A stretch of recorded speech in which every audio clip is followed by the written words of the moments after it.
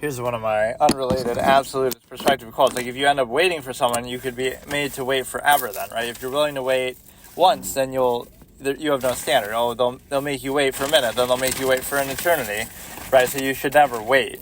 Maybe when it comes to voting for an independent, you shouldn't rely on some sort of, what better reason could you have, right? When most of the people voting in an election are not concerned with policy, and they're only concerned with the big bad one guy on the other side, and their premise that they'll even admit a lot of the time, sadly, is they'll admit that, oh, we're not voting for someone we believe in and have conviction, and we're just voting against somebody we don't like. That's fine. It's not fine. Actually, it's a total fallacy and stupid, but if you are behaving in that manner, then what it shows you is that you could basically be in a position to,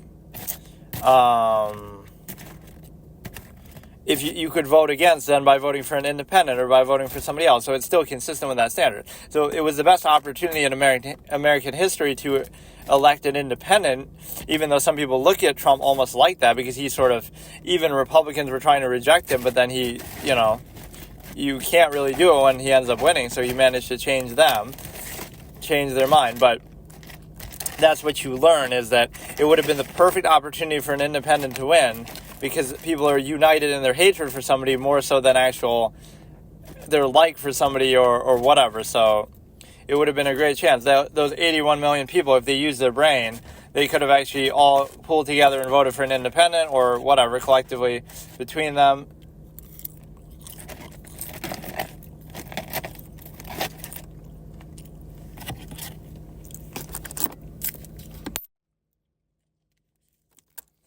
Look at sort of the low standard and this delusional thing that you keep hopping from one person to another that you don't have conviction in just because you're brainwashed, and this works so well on people. Let me maybe read through like some YouTube comments or something to give me ideas. Like, I was kind of thinking about this before, but I don't really like to write stuff down, so let me see what we have here. I can just read through some of my quotes in general too. Those who have potential, I should totally do this. I'll just read through like all my random things that I do sometimes, right, when I have a thought, or things that I've said in the past. Those who believe in the potential of others have no sympathy for them either, right? Because they're capable. So like, I don't feel bad for people who voted for Biden. Well, at least what I would ask is, at least admit you were wrong, right? Don't be delusional. Don't try to double down. Don't turn it into a sunk cost fallacy. Realize you were wrong in 2020. You should not have voted for Biden. It was a bad choice. That doesn't mean you should have voted for Trump. That doesn't mean false duality. You could have had a higher standard. You could have chosen somebody better. You could have just not voted at all. But, you're brainwashed. You're stupid. Yeah, the argument would have to be that the half of the adult population are bad. They're just bad people. They're racist. They're bigots. Not even that they're making a bad choice, that they themselves are bad people. So if that's what your argument requires, maybe the premise of what you're trying to argue for is unsound. Because again, I can disagree with people, but that's like a juvenile way to look at it. Half the adult voting population almost of the country are just bad people because they disagree with me and vote for somebody different. Like, what kind of a perspective is that to have? How is that useful? How is that productive? Just because a few corporate-owned media talking heads tell you that, but it gives you the impression in two senses. The media doesn't speak for reality or for the country or for anything because they misrepresent it. Like I said, they told me in 2016 as an objective viewer, objective observer with no horse in the race, who looks at Hillary and Trump at that time basically the same way, that, they're just both, they're more similar than you think. It's not going to be that big of a difference, right? I was kind of jaded and cynical to it, so I didn't really care. But they convinced me and told me, Trump can't possibly win. He's going to get blown out. And then not only does that not happen, but he actually does win. So how is it that they're, it's like manifesting expectation into reality. Because you convince people he can't win, right, then they'll kind of not even try or whatever, right? So they misrepresented it then. They misrepresented his support throughout his presidency and after.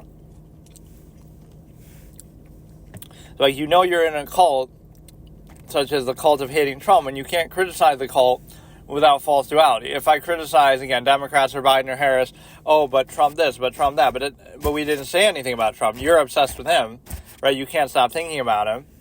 Not everything has to be like that. Yeah, I'm surprised people don't see the incentive in everything when it comes to, like, the media couldn't have incentives because it's owned by human beings with flaws and idiosyncrasies.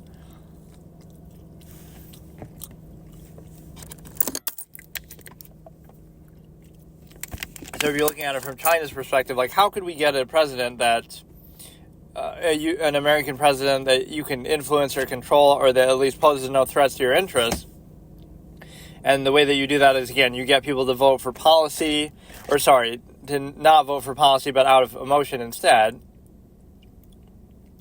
So you start here, he's done this bad, like, to do with Russia, etc. So therefore, people blindly, mindlessly vote for anybody that you tell them to, even in the major other political party, which is ironic because, again, at least if you voted for an independent, I could respect it. And again, whether it's China who's doing it or just the corporate-owned media itself, they would make you hate your own neighbors, your own ordinary countrymen, just because of a voting choice.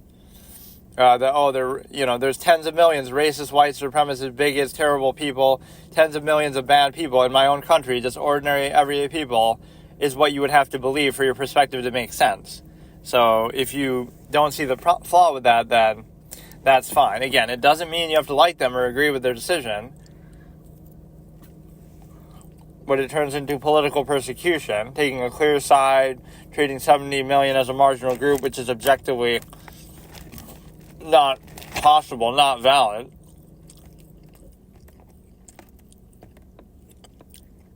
It's the same fallacy, like, you see these little podcast clips, oh, men are such, insert label here. I guess all 4 billion of them, huh? Trump supporters are blank, all 74 million, what a marginal group, right? I don't think you realize what that number shows.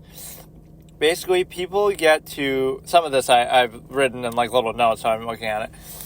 People vote for reasons other than basically policy or interest, pure emotion, voting against because of propaganda framing.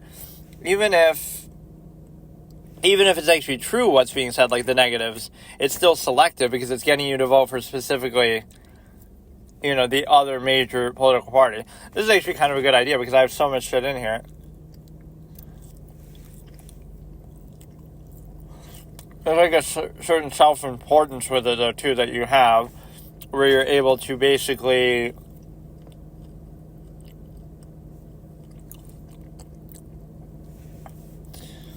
some of this is all this other random stuff. This is like a cool sort of fictional technique to play on. Two people are like going in the same direction, right? Like when you're just walking down the street. And so it makes it seem like one is following the other. Like, oh no, this guy's talking to me, but he's just walking behind you. Like, and you could be walking somebody else. So you could show like a chain of people. Somebody's walking and somebody's behind them, and then somebody's behind them too. So they each think they're following each other when really they're all just going to the same place.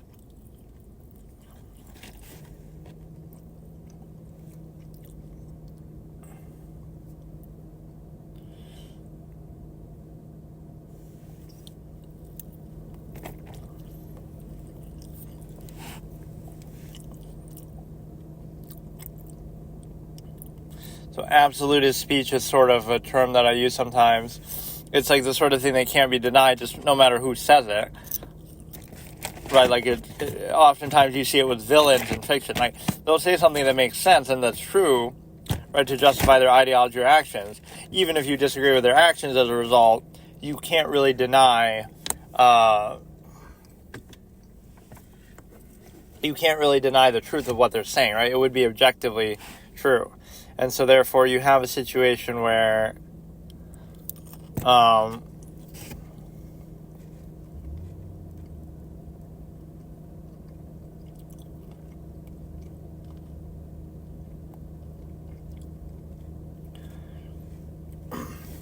this app is a little bit annoying, honestly.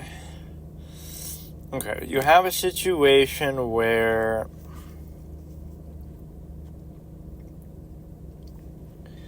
no, but like I was looking at some YouTube comments and getting almost triggered by them.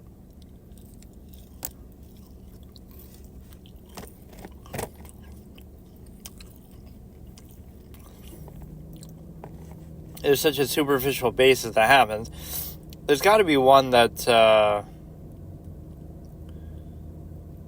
when opposition is more focused on your candidate than theirs, than you are on yours. So, for example, people say, oh, you know, Trumpers and people are obsessed with Trump. Like, where did that come from, though? He entered the political scene in 2016. So, on one hand, you're giving him too much credit, right? Like, that's very impressive that he gained such a cult-like following in a matter of, really, if you're saying it started in 2016, in a matter of, you know, just 1 year, 2016, and running because he had celebrity clout from The Apprentice or whatever. But all that's fine. Like, it's very impressive then that he was able to build up a cult-like following, and it's sort of an indictment against, you know, other political elements that, like, you could only explain it as a cult, but isn't that impressive? Like, how was he able to do it that quickly? He came out of nowhere on the political scene, so that's, like, you know, very, very quick. So you're giving him almost too much credit by trying to discredit people that way, and then you're also saying it's like this, he's an evil genius, or Ben Shapiro said this, but I technically said it first in a sort of a similar way. Like, either you're saying he's, you know, you say that he's an idiot and a moron, but then how come he's been so successful at so many things? Or you're saying he's an evil genius mastermind, right? So he's either not as stupid as you say, he must be really smart to be able to get away with all the crimes that he's committed, or maybe he hasn't committed all those crimes, because if he's as dumb as you say, it should have been easy to catch him. And if has committed all those crimes, then he's a genius to get away with them. So which one is it then? He's done every crime under the sun, but only now he's been convicted for one that still didn't impede him from running or anything like that. So, but yeah, so you focus more on the other candidate than your own, or you focus on the other candidate more than even the supporters of the candidate do, because even if you say, oh, you know, Trump called blah, blah, blah, it's also a case where you hear really so much about it from the other side. And this goes back to my expression, like, when you stand against something, you stand for nothing, especially once it's gone, because then, oh, you know, we're rebelling against something, but then once you successfully rebel, you never stand for anything, right? All your passion and energy and effort and ideas went into opposing that. Now, once you succeed, there's nothing left, so you don't stand for anything, and you're kind of lost and aimless. So you should stand for something, not against something. And same thing with, like, voting. You should vote for, not against. 81 million people made a terrible mistake. So the big thing to do is just admit you were wrong.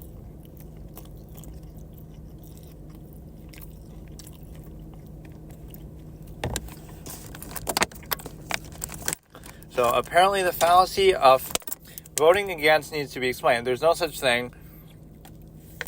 You have to have actual conviction in what you're doing. Vote for an independent if you want. These were people who were unpopular in their own party, Harris and Biden. So that shows you that there's be something unnatural about now their sudden rise in popularity. False duality, where, again, not everything has to come back to, well, let's focus on the other side. Focus on what you're doing. And again, I like that the assumption is that he would win, right? So we have to spite unnaturally the process. So we don't have conviction who we're voting for, but we assume that the guy we don't like is so popular that he's going to be guaranteed to win unless we do just vote against him. So that's the best argument you have. On the other side is, like, you actually have conviction in what you're doing, even if people want to label you, call you stupid or a cult or whatever. But you at least have conviction in what you're doing, whereas the other side doesn't. They only have conviction in opposing what you're doing, not in what, their own party, their own candidate. So there's definitely more genuine support, but it's genuine support for someone that the corporate-owned power structure doesn't approve of. So, I guess it means it's not allowed. So, one side stands for something, one side stands against it and seeks to destroy it.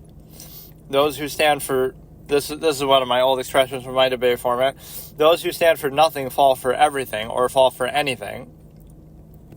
So, you'll fall for any sort of tricks and, any candidate that they put in front of you, stuff like that.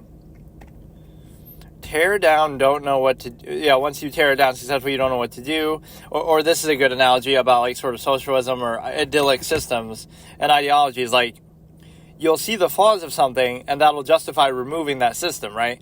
Like, a certain capitalism or whatever. You'll get rid of a system that's in place because, you see its flaws, and you're not wrong. Those flaws are there, and so you use that to justify its removal altogether, to tear the system down. But then you realize afterwards that the alternative you come up with is worse, or that you had no alternative and no plan. So you weren't wrong for saying those flaws existed, but then you tear it down expecting something perfect in return with no flaws, but then either that's an illusion that there is no such system, it is going to have flaws too, or you didn't have a plan at all, and so then your alternative ends up being nothing, or it ends up being worse.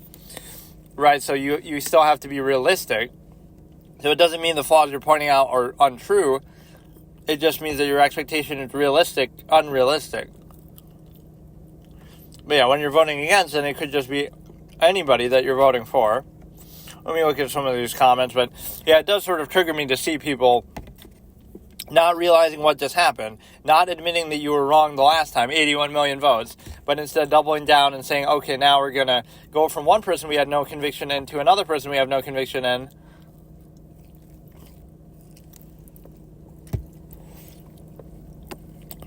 Just because we were brainwashed in the same way, so I guess it really just does work. And keep doing and saying the same thing over and over, obsessing over Trump. That's why actually I didn't like that some people were, like Ben Shapiro or somebody, were backing off of, saying that you shouldn't vote for Trump on that side at least, because that shouldn't be the reason why. If you don't like him for other reasons, whatever, you don't like his policy, personality, etc., that's fine. But don't back off just because the media tells you to, just because they keep putting pressure, like, there's all this negative hysteria to do with Trump. But that's their fault. Like, you can't vote for somebody because they have all this sort of baggage. But the reason why they have that baggage is because those people are putting it on them. Like, they're the ones who are overreacting and having this crazy thing. Again, even if you don't like him, whatever, that's besides the point.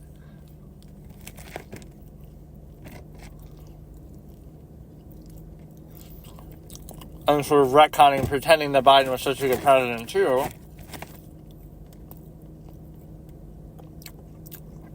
Okay, let's look at some of these comments here. Sort of, the right is pretty lucky that their base... This is almost something I should do here. React and break down some of their comments. The right is lucky that their base has the memory of a bunch of goldfish with all the conspiracies they promote and almost instantly have proven wrong. Okay. There have been conspiracies on that side, no question about it, to do with, the 2020 election, etc. So that's fair, right? Part of that claim actually is fair. But now let's look at it on the other side, because he's specifying it to the right. The left has also done that, where there's conspiracies to do with Russia that people still believe and believed at the time, and that was never substantiated. That would be called a conspiracy theory. Again, just because it wasn't proven, it doesn't mean it's not true, just like all these other things that you would accuse of being conspiracy theories on the other side. It doesn't mean they're not true, it just means they aren't proven substantially. The insurrection conspiracy theory that he was acquitted, but people still believe it or say that's what it was, on his part anyway.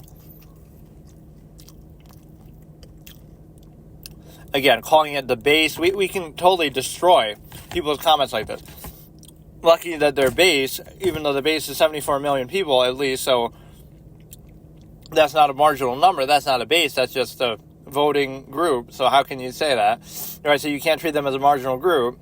And with all the conspiracies, that's fair, but again, it might seem like a whataboutism, but it's not, because I don't have a horse in the race, but you would promote some on your own, but you don't consider them to be that. It's like when things don't go your way, right? When things go your way, any dubious questions about it, that's a conspiracy theory, but when they don't go your way, now the system is rigged, the system is broken.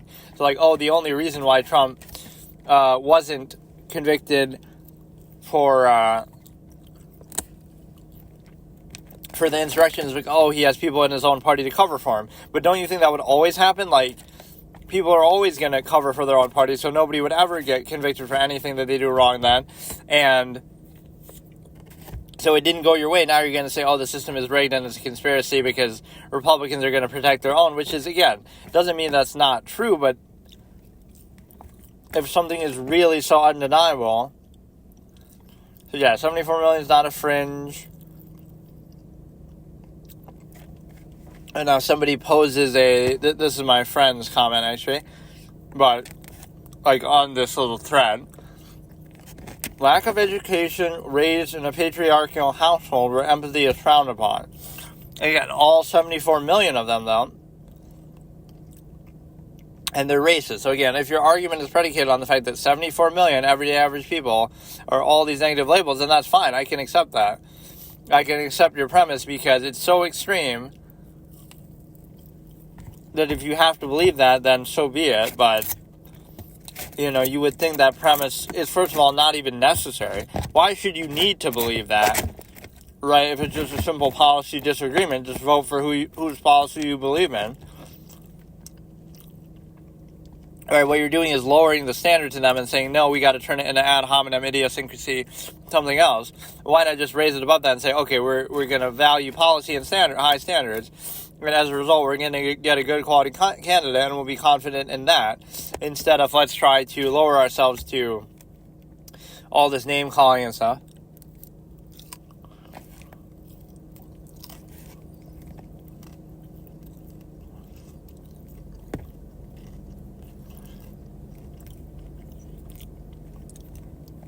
There's a lot of these things that are said in one direction, but there's no self-awareness that, that applies to the other side too. Like, people are obsessed with Trump. All these Trump fans, cult-like following. Also, people on the other side are obsessed with him too. And right, so that's not exactly making the best case. Let's see, I'm letting my friend's sort of history curate some of my shit. We have that unholy trinity where I'll often say things, and he'll often comment them, and then my other friend will often upload them.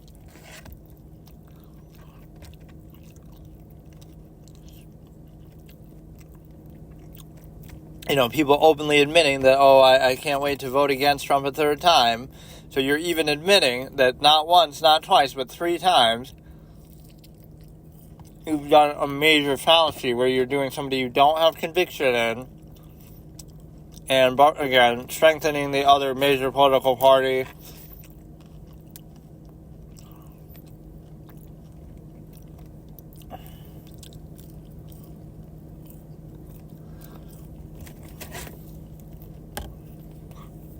It's all this false duality. It always comes back to the same thing, like,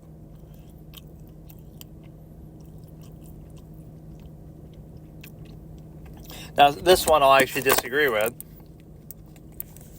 Nothing says save democracy like not letting people pick their nominee, meaning Kamala Harris. Technically, that's true that they did pick it, though, because when 81 million people vote for someone, right, that's pretty much what he says.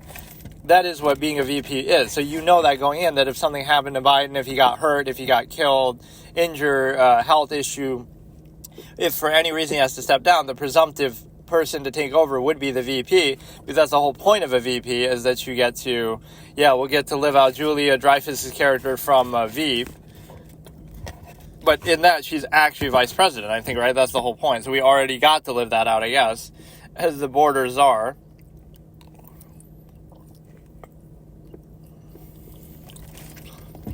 But yeah, you basically did choose her by doing that.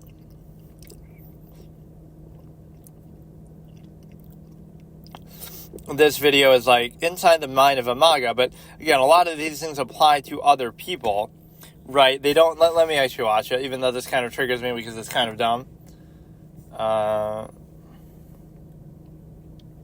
All these things are going to apply to the other side too, or to various sides overall, right? Where it's just normal human things, like, they say things that make me feel good, like I'm part of something. Oh yeah, because totally that's not just normal rhetoric that any person making a speech would do, right? Like, we identify all these speech patterns, but, like propaganda, whatever, but You don't think everybody does that?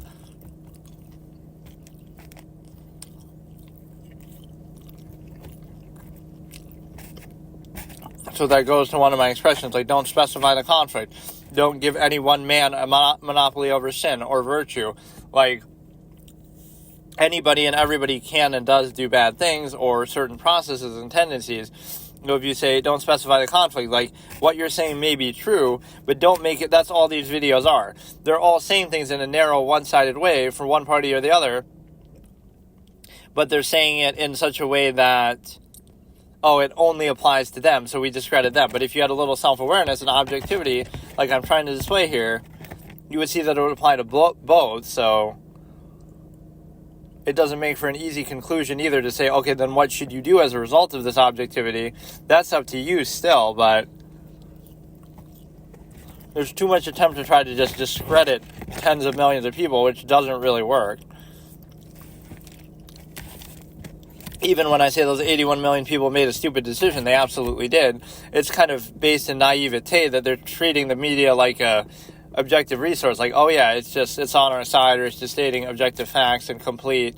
Because see, even if everything the media said was absolutely true, which it even isn't, but even if it was, they could select things out. Like, they'll report on one thing and just omit another, or they'll emphasize. Well, those are the two ways they could control what you think, even without lying.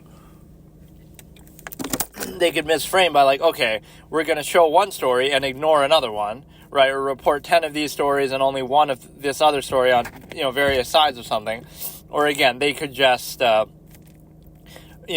one story all day and then run the other story for 10 minutes. So they can select out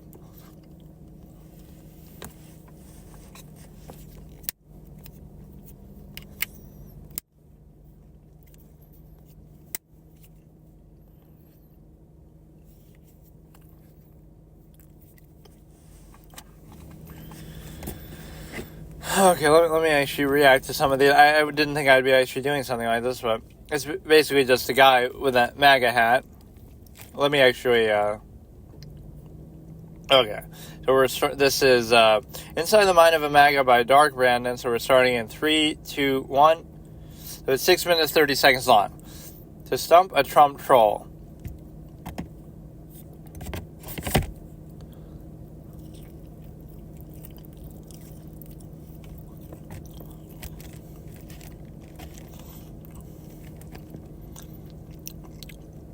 Living a normal human life.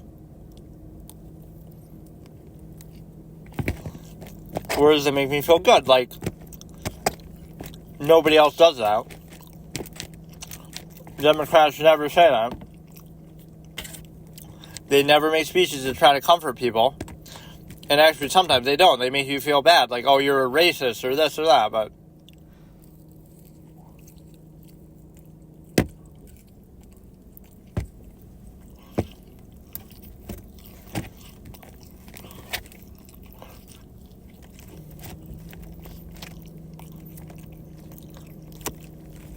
he even says, like all humans,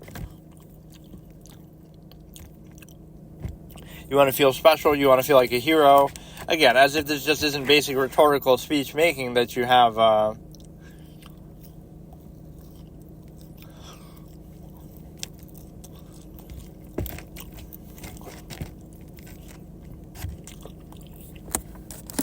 you want to be rich, famous, popular, because nobody does that.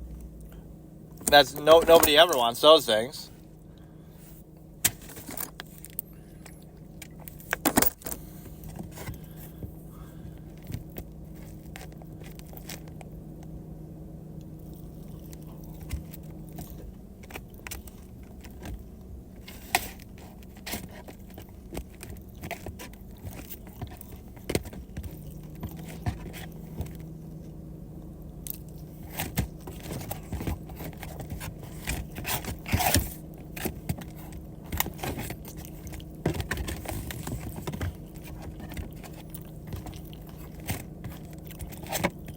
None of this has to do with, like, a specific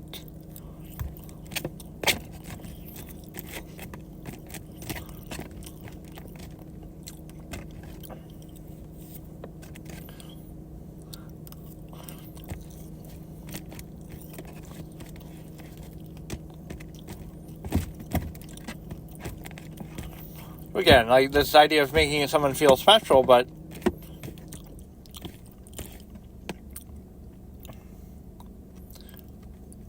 I guess I thought the whole idea of making speeches was to make people feel bad about themselves.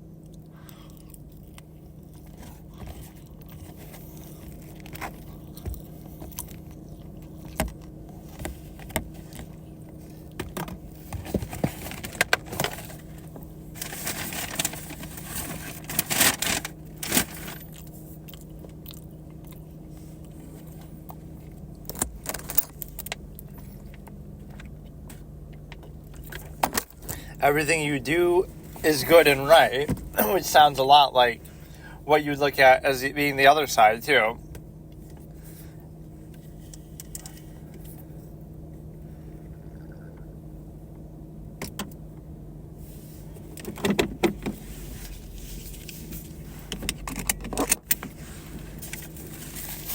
That is fair. He does say that, like, no one does that better than me. But one of the things he said,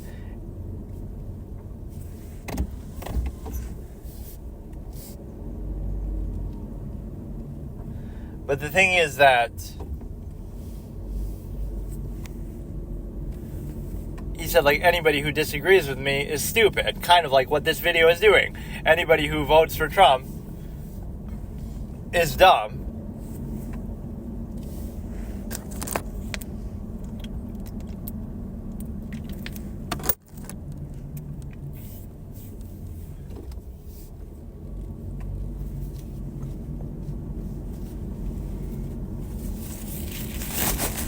Yeah, so this totally isn't exactly the same thing. Negative labels to rivals, kind of like calling them MAGA or, like, you know, all this kind of stuff.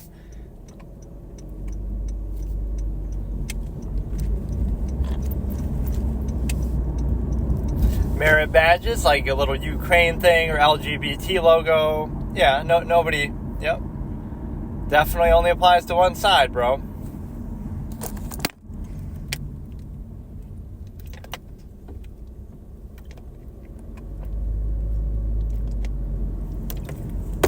Don't you feel heroic for opposing Trump, who's a threat to democracy, destroying democracy, and you have to save it?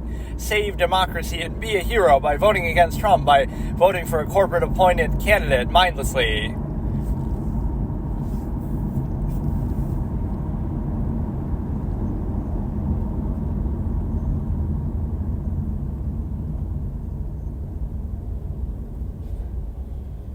Just look at their virtue signaling on the left, like...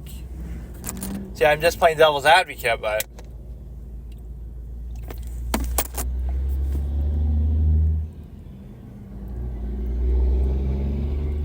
Like, what is more of a cult? The hate towards Trump or the support towards him? But the hate is less tied to an actual action, which is, again, at least if you like him, you vote for him, fine. Like you would... normally support a candidate, but if you don't like him, it doesn't matter. Ignore him and just do what you want to do instead of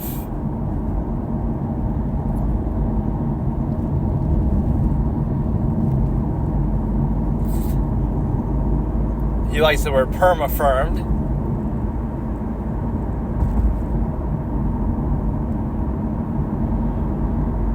A doubt or anxiety about whether I'm an okay person.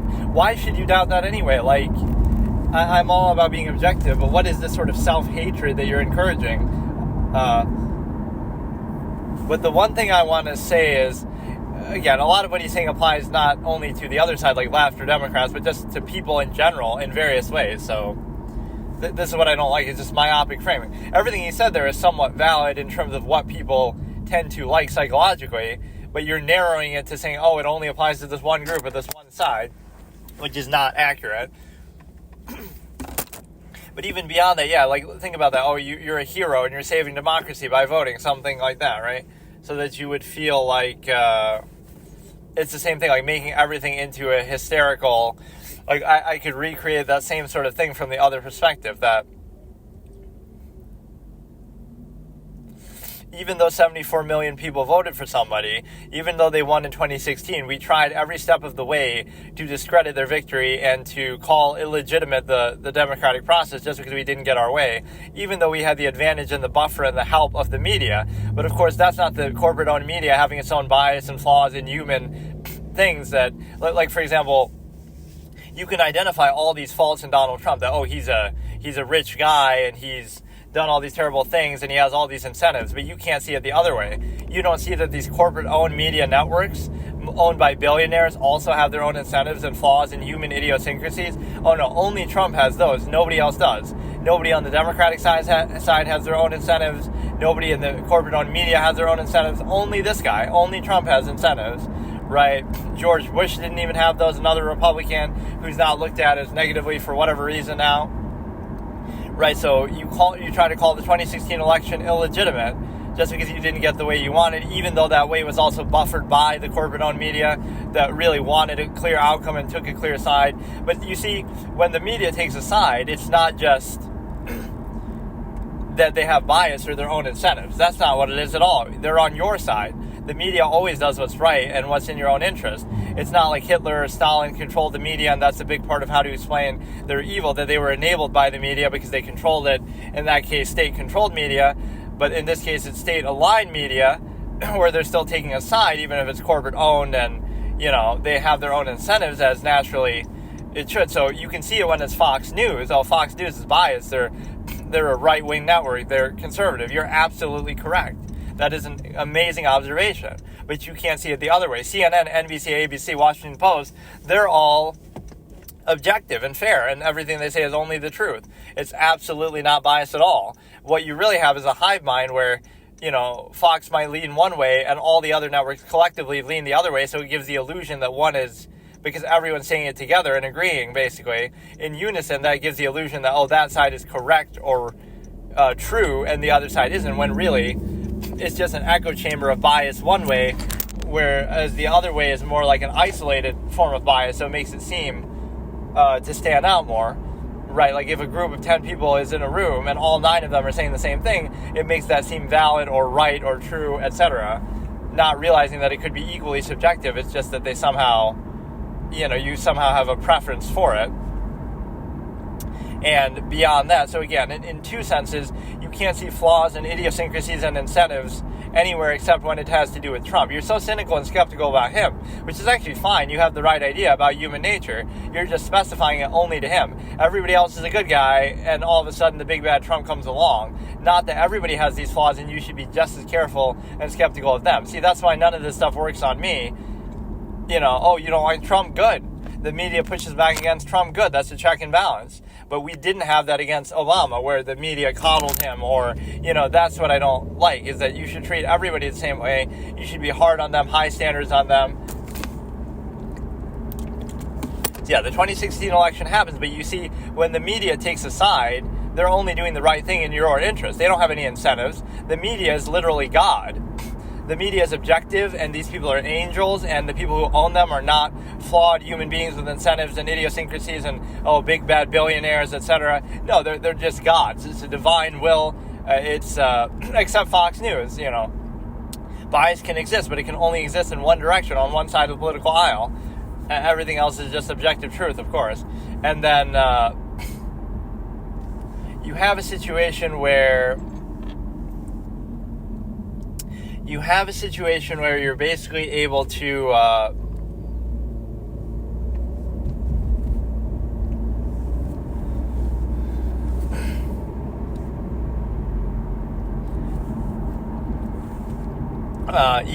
the reason why the media takes a side is only because it's the right side, you see.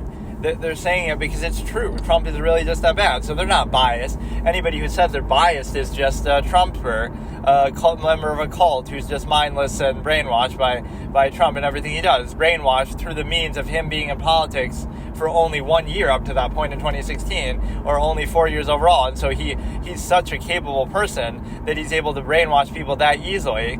So it's, we haven't given him enough credit that way, even though it's in a negative way. It's like, wow, that's impressive.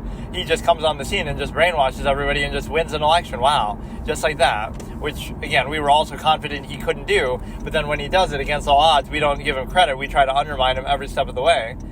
And then I always have that expression, I like people who prove me wrong, too. Like, I didn't think he was going to win, so I earned at least a certain amount of respect for him in that way. But no, even despite that, we're going to come on the scene and we're going to basically say that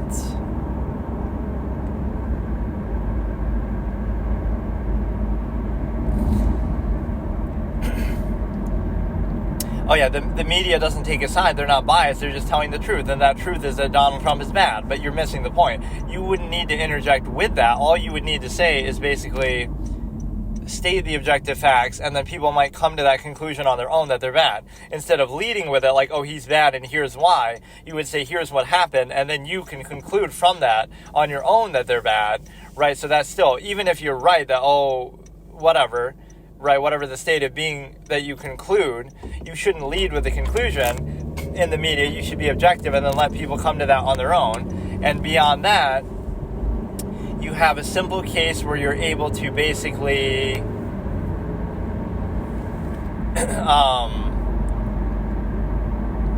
have a simple case where you're basically able to do it along the lines of,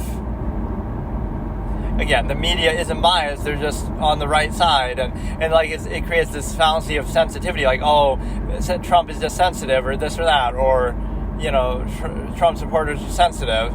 But it doesn't even have to be that. It could just be a case where there could be an incentive that you're pointing out, right? Like, you are flawed, you are idiosyncratic, but why focus on it here but ignore it somewhere else, right? Something like that. And then beyond that, you have, this is pretty good. I wasn't even in the mood to do this, but I kind of felt encouraged as I'm doing it now. I was sort of inspired by that video to do a riff by doing it the other way. So in 2016, we were convinced that Trump couldn't possibly win. Why would anybody vote for such a crazy guy? But the fact that he won isn't an indictment on our candidate, Hillary, who was going to be the first female president. Meanwhile, we ignore that when it's Tulsi Gabbard or Joe Jorgensen. Then it doesn't matter that they're the first female president, only when it's somebody in our party do identity politics come into play, when it's somebody that we like. But also, it's not an indictment on our candidate, it's just an indictment on them again. The reason, if Trump had lost, that proves he's such a bad guy. But if Trump wins, that also proves he's a bad guy. So in other words, he's bad no matter what, right? The fact that he won or got votes doesn't validate him at all, right? Forget what the American people think. I only care what CNN thinks. But also it's like, you're convinced he can't win, but then he wins. But that doesn't change your mind about him. That only reinforces it, apparently. And again, it's not an indictment that, oh, maybe Obama wasn't as good as we think that it led to this. Or maybe Hillary wasn't as good as you think that she ends up losing. But you never question that. You never are introspective and say, okay, maybe we need to come up with a better candidate, because you go from Hillary and you take a step down even worse, right? She's at least much more coherent, even if people don't like what she says. He's much more coherent than Biden, but why do standards matter? We don't care about standards. We just have the media on our side, but not on our side, on the right side, because we're on the right side of history. So we don't have to worry or second guess ourselves to think that everybody, evil in history could have been that way or whatever. But of course, we're not evil. We're stopping the big bad evil guy. And of course, let's give everybody a monopoly on sin. Like, it couldn't be that both sides have an incentive and flaws. Like, Republicans do have flaws. Trump does have flaws, but that doesn't mean that our side is immune from them, but actually it does. So the 2016 election happens, and again, it's no indictment on us. It's just to prove that he's a bad guy, and everybody who voted for him is bad too, because that's how we should look at elections, right? We can't just acknowledge it. It's a difference of opinion. It's ordinary people who are voting for him, tens of millions of our neighbors and countrymen. No, they're just bad people, right? Because you see, my opinion and the opinion of the corporate media is absolute. It's just objective fact, right? It's not an opinion at all. So if I think he's bad, then not only is he still bad, even if he wins, and again, that doesn't mean you have to like him or think he's good, but not only is he still bad, but everybody who likes him is bad too, right? So it's not even simply I disagree with them voting for them. Oh no, it means that you're a bad person for daring to disagree with what I'm so confident in, right? You're bad for just simply holding a different opinion than me. You're a racist, you're a bigot, you're all these things, which of course Trump is too. Right, so again, if you simply disagree with me, I'll call you names and I'll label you and I will consider you a bad person to try to discredit you, rather than, again, simply just disagreeing on policy or something of that nature, where we can still come to a different conclusion, like certain objective independents, etc. may well do. But, oh no, that's too much work. We can just play the false duality, identity politics game the whole way. And so it's easy to be right in an argument when you ignore half of it, because you only apply it to others and you never apply it to yourself. And someone objective would say exactly that the other side does that too. Everybody, to some extent, does that, but it's just disappointing that you can be... Fox News is the best example of that. We see that Fox News is biased, but only Fox News is biased. Every other network is objective and true, right? So whatever it is that makes Fox News biased is specific. Oh, Tucker Carlson is a bad guy. It's not just human nature and idiosyncrasy and tendency and incentives and bias and corporate interests. None of those things apply to anybody besides Fox. These are not universal tendencies or a larger process. No, it's just Fox. Everybody else is just an angel, an objective truth teller, and that's it. Right, rather than realizing the larger process that, oh, maybe those things are present elsewhere, and you should always be vigilant. Just the same thing with candidates in general. Like, all the things you identify in Trump may indeed be true or have some merit, but they apply to other people too, so why not be that careful of them too? And I actually celebrated how much they pushed back on him, the media, to an extent, because I wish they would do that with everybody, but they gave the kid glove treatment to Biden. But they just did that because Biden's better, of course. I'm trying to play this devil's advocate thing. Biden's actually a better guy, so of course the media treatment would be softer, but that shouldn't be necessary one way or the other, right? You're clearly taking a side, taking a stand. So the other point is, okay, so it's 2016, they lose, and so now we immediately try to discredit. We were saying the whole time when he was running, he couldn't win and he's a bad guy. So now once he wins, we have to fill in the blank. We know he's a bad guy, right? We already have decided that, and that's just objective fact, of course. And anybody who disagrees is just a member of a cult, and they're just bad too, right? So we're blocking out opposing views, which is definitely not cult-like behavior. If you accuse us of that, then you're in the cult for Donald Trump. And again, it's not at all impressive that he would just be able to create a cult just like that, out of the blue, when he's not even a career politician or anything, right? He was just a public figure, a celebrity. It was very interesting that he was able to just do that with such relative ease. That's actually kind of impressive. But, praise thy enemy. But no, you have a situation where we tried to discredit him immediately because we've already decided he's bad, so now he just has to fill in the holes. And it's totally not a witch hunt, it's not the boy who cried wolf, because it's one of two things. Our Democrat colleagues and friends are highly capable. Also, they had the chance to nail him on a number of things. They're on the other side, they're trying to litigate the issues of Russia and collusion and the insurrection, etc. So it's one of two things. Either those same Democrats in government who are accusing him of all these terrible things are one of two things. Either they're wrong and he didn't do those things, in which case they're, again, just the boy who cried wolf, or he did do those things, but they're not the ones to save you from a big bad guy like that you shouldn't vote for them anyway, because they weren't able to catch him. Donald Trump is a moron, but also he's impossible to catch because, his Republican buddies are covering for him and helping him, which you would assume would happen with anybody then, so, their party is always going to protect them, but yeah, that's what it would be, that Democrats would be so incompetent that they can't even catch a stupid moron like Trump for his obvious crimes that he clearly must have committed. So it's one of two things. Either Democrats are just incompetent and they failed to catch him, or, which means you shouldn't vote for them or support them either, or he didn't actually do the crimes, in which case they're just embellishing or making them up. And who cares, even if it takes 8 years to get to the point where we actually nail him on something. If you look that deeply, my old expression, if you follow somebody for 100 miles on the highway, you'll catch them speeding, you'll catch them committing a crime, breaking a stop sign, stoplight. If you really want to catch somebody, you will, right? If you're really looking that deeply, that hard, it's the same thing. If you look, I'm not even saying he didn't commit a crime, but it's if you look that deeply into everybody, especially other people in position of power, right, and you go in with that preconceived notion, that's inherently not objective, right? You're not going in with probable cause. You're just going in like Trump's a bad guy, so let's just find what bad thing he did next. And if we couldn't prove it with collusion, we couldn't prove it with insurrection, we couldn't prove it with something else, right? So we'll just keep trying until we find it. Right, so even if that's a true accusation, there's a selective element that's present there. The standard should be that everybody has looked into that deeply, but clearly they're not. But yeah, the election happens. I could do this for a very long period of time, but I'm not going to. But like, I could go through every single step and see all the delusions and the bias. But basically, Donald Trump said the 2016 election was rigged.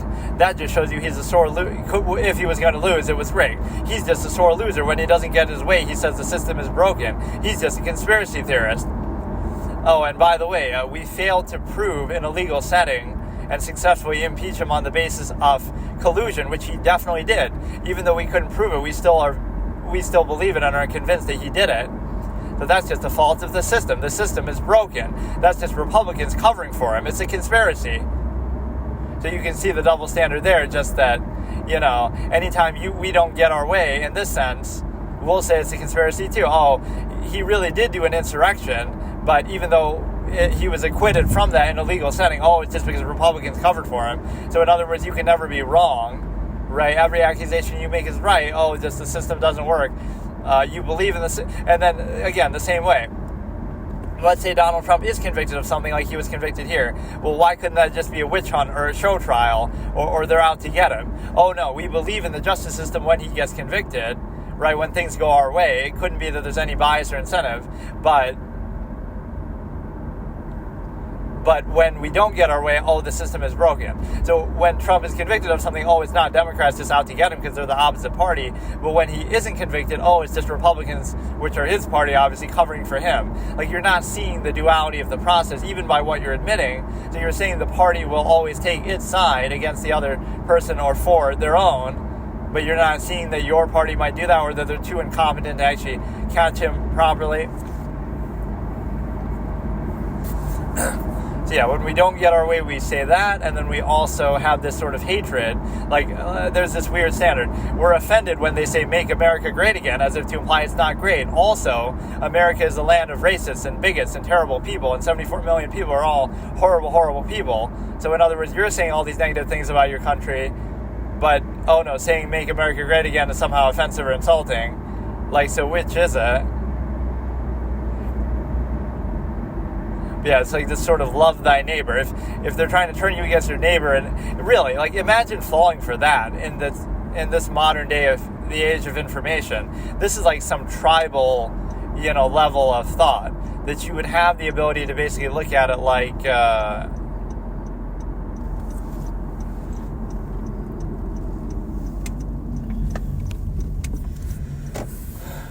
you'd look at it from a tribal perspective, that you'd basically be able to, you could turn somebody against. Like, just think about that for a second. All it took to turn you, an ordinary, everyday person, against 74 million other ordinary, everyday people, was for some negative media coverage and for this one candidate to emerge, right? That's all it took to turn you against 74 million of your ordinary, everyday citizens and neighbors. Right, that's the standard that I will never adopt. Right, it's a form of social Darwinism.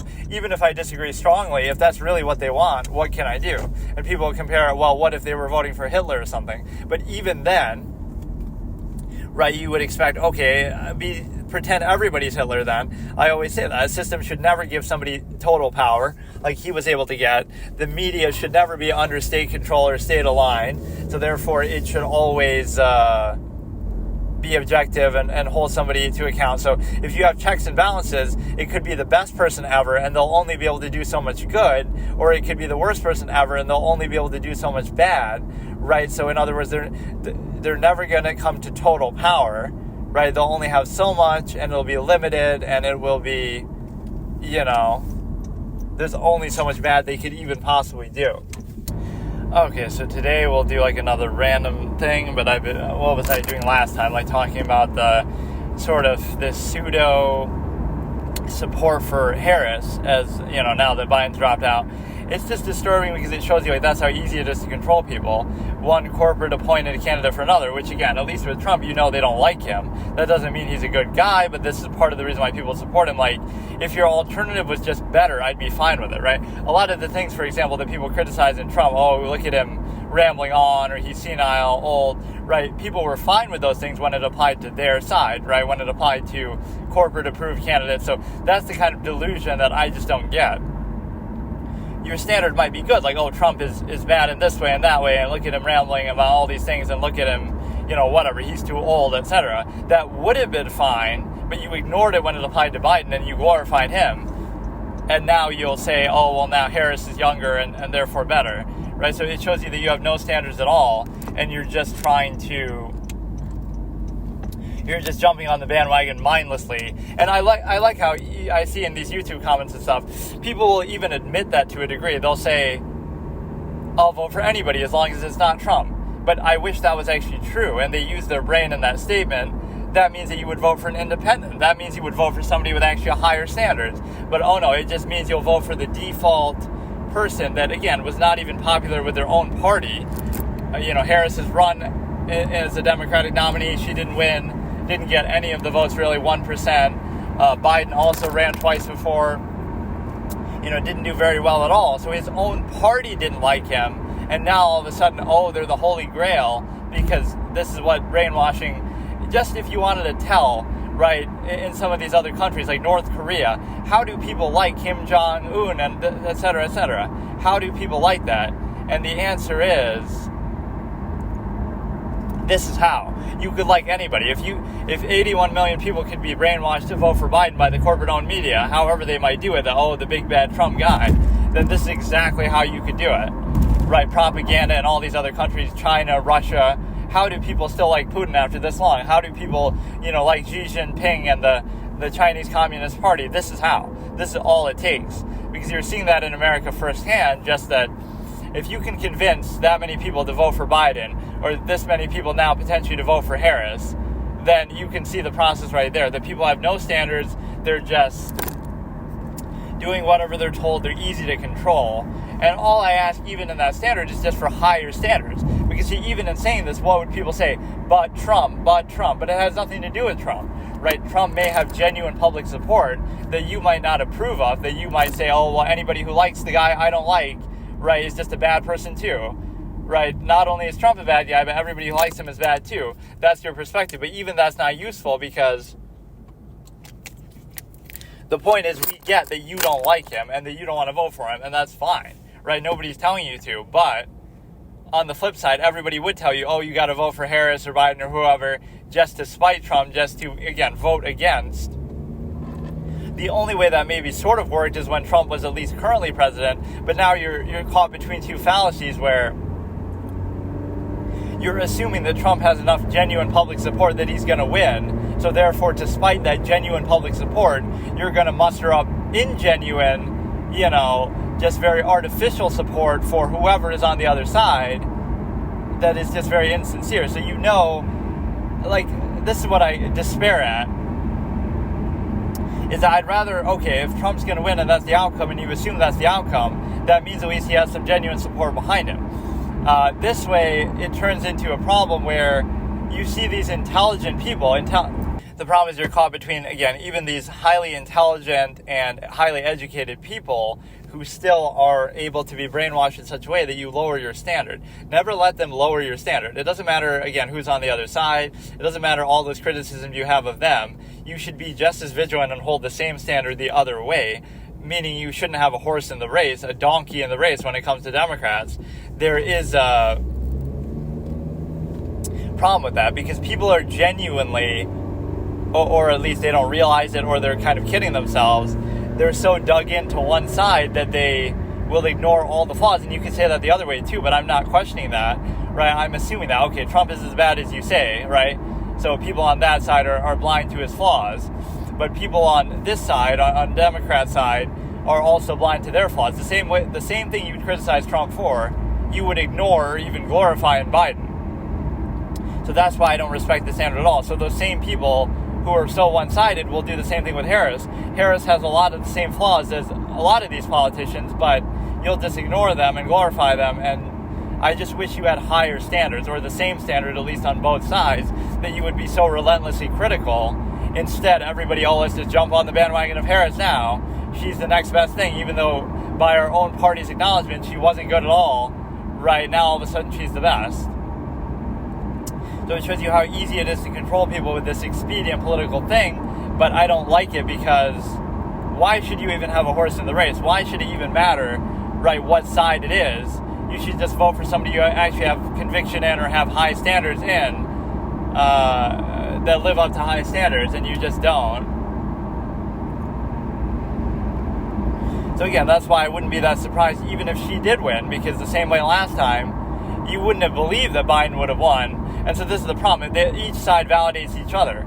Even if you have reservations about Trump, people would say, well, at least he's better than Biden. At least he's better than Harris, right? Because they're so flawed too. At least he's better than Hillary, right? So this is what one side is just so delusional. The other side is maybe even realistic. Because, like, why did Trump win in 2016 with no political experience? Oh, because at least he's an outsider, and at least he's maybe better than the alternative. He's sort of blunt and to the point and talks like the, average person kind of unscripted style. Even with the flaws that come with that. So that is, again, the outsider argument. So you're not saying that, he's perfect, right? You could just be saying, okay, the other political establishment is so flawed that we want to try something different. What do you have to lose, kind of thing. Then in 2020, it's kind of the same thing, that he actually didn't do that bad of a job objectively on major policy positions, in terms of wars, in terms of economy. He generally did pretty good. In fact, if COVID didn't happen, these arguments would be even harder to make, but people still made them before that even happened. Like, I don't know, it's just very emotional. And then you have, again, even this time around, if your alternative to this big bad guy is Biden or Harris, now you have a problem. Because what you're telling me is you don't have high standards. You're just telling me you're dug in on one side and you're willing to ignore their flaws while emphasizing the flaws of the other side. So I don't respect that criteria. Whereas at least with people who support Trump, there is this semblance of genuine support. Like, why would 74 million people have voted for him? You must have liked his performance as president. You must have liked, you must genuinely just have favorable views of him as a candidate. For, people will try to discredit it. Oh, it's a cult. But how do you just come on the scene, right, when you've never been in politics before and just, you just formed a cult within 4 years or less? Like, how do you just magically do that? If you are able to do that, that's actually kind of impressive. But, like, what is the standard? How are you able to, just magically do that? And the answer is, that's just a way to try to discredit them. So it's not a cult when you have all these interchangeable career politicians that you would just jump from one to the next without thinking, right? The Democratic Party isn't a cult. Also, 81 million votes for a geriatric candidate that was never even liked by their own party their whole career. All of a sudden, 81 million people vote for them, or now you mindlessly just switch and don't second guess that, maybe we made a mistake last time that he had to drop out. Not only is that not a mistake, now let's somehow act enthusiastic about the VP pick, who, again, got less than 1% of the vote in their own primary, right? It's not even a party false duality issue. Look at these Republican Trump trolls. Your own party didn't like them, but now they suddenly pretend like they do. So that's the problem, that you're not holding a consistent standard. In fact, you don't have any standards at all. So you don't see the cult-like behavior there, that everybody who questions you, you must just be on the other side, you must just be a Republican, you must just be a Trump supporter. That's number one. But that shows your sort of a cult-like obsession with Trump, even though in a negative way. And then also, right, like cult of personality can have negative and positive applications. It doesn't mean you just like somebody. It means you dislike somebody, and everything that's said and everything you think is just based on that, right? Which isn't a logical way to think about it. You should have your own standards separate from them. Like, if you don't like them, that's fine, but your whole personality shouldn't be based around, how bad they are. Or, again, you shouldn't obsess over them that much in a positive way either, but so that is cult-like behavior. Anything negative you say about Democrats or their candidates or their ideas, you're just a Trumpster, Trump troll, this and that. You could be an independent, you could be an independent thinker, you could have all sorts of other ideas, you could be even a Democrat who just doesn't like that particular candidate, but it's all, again, cultishly put in the same perspective. So, again, this willingness to just switch your supposed enthusiasm from one dislike candidate to another, objectively by your own party standards, is very disturbing, because you have a situation where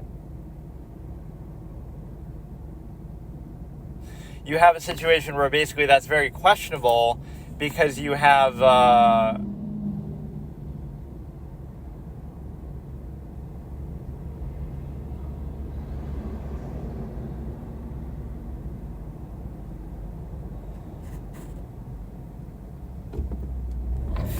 situation where that's very questionable, because they're not liked in the first place, and so it almost is a cult-like mentality that you'll mindlessly vote for whoever without thinking, based on pure emotion, just because, big bad Trump. But that's not a very good argument. And again, what you're doing is you're dismissing the genuine public support. Well, even though he would win, which means I have to have a certain amount of faith in my, countrymen and ordinary American people, if he's going to win, that must mean he's doing something good, or there must be something good about him. But instead, you discredit everybody who votes for him, too. 74 million people are just bad people. So, whatever, it's a threat to democracy. All this kind of fallacies. And it's again, not that you have to like them, or like him, or agree with them for voting that way, but it's the responsible thing to do would be only vote for somebody you actually have conviction in, and don't just mindlessly jump on this bandwagon after another, because what you have is a simple case of that's how you got Biden in the first place. So it's this sunk cost fallacy of extreme proportions, that you not only can you not admit that you were wrong for doing it then, but now you have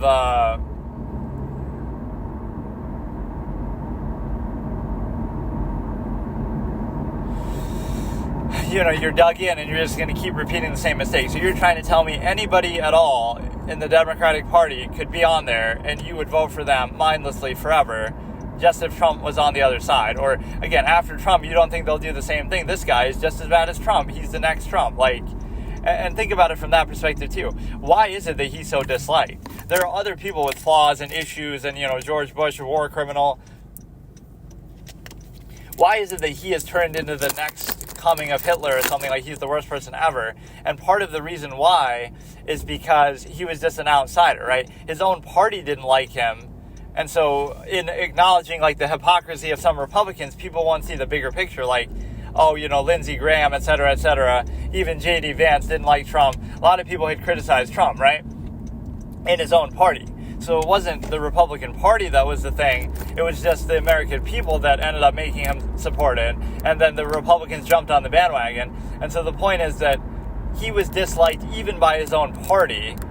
So why is that? And a lot of it has to do with him being an outsider to politics. Again, that doesn't make him a good guy, but it's kind of for the wrong reasons that Republicans and Democrats both disliked him. So what does that tell you? Either he's just genuinely a bad guy who's not looking out for your interests, or it could be that they have their own interests and incentives in mind that align at least well enough to oppose an outsider potentially winning, because it's a threat to their own, bureaucratic party power.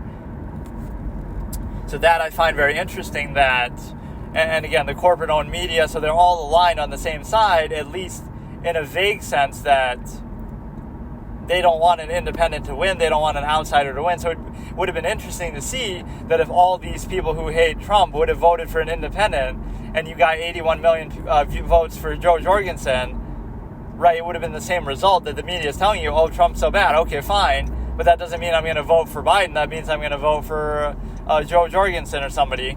And so what that tells you is that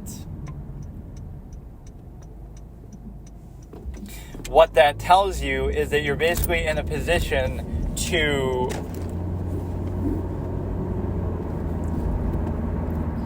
now, how would the power structure react to that? I guarantee you they would be just as against her, right? Sort of the let her speak campaign, that she wasn't even given any media coverage at all. So that shows you the media's incentive right there, that they're aligned with the Democratic Party specifically, because they're not actually they're not actually being objective. If the standard was only that, oh, Trump is bad, then you could make your own decision of who to vote for after that.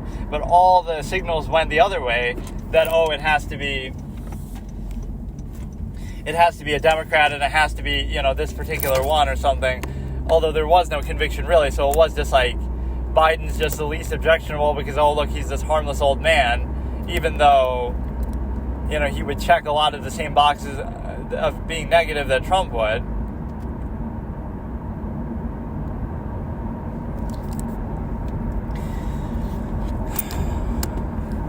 So what I don't really appreciate is this sort of delusional mentality that you would just jump from one bandwagon to the other. And it shows you that same psychological process.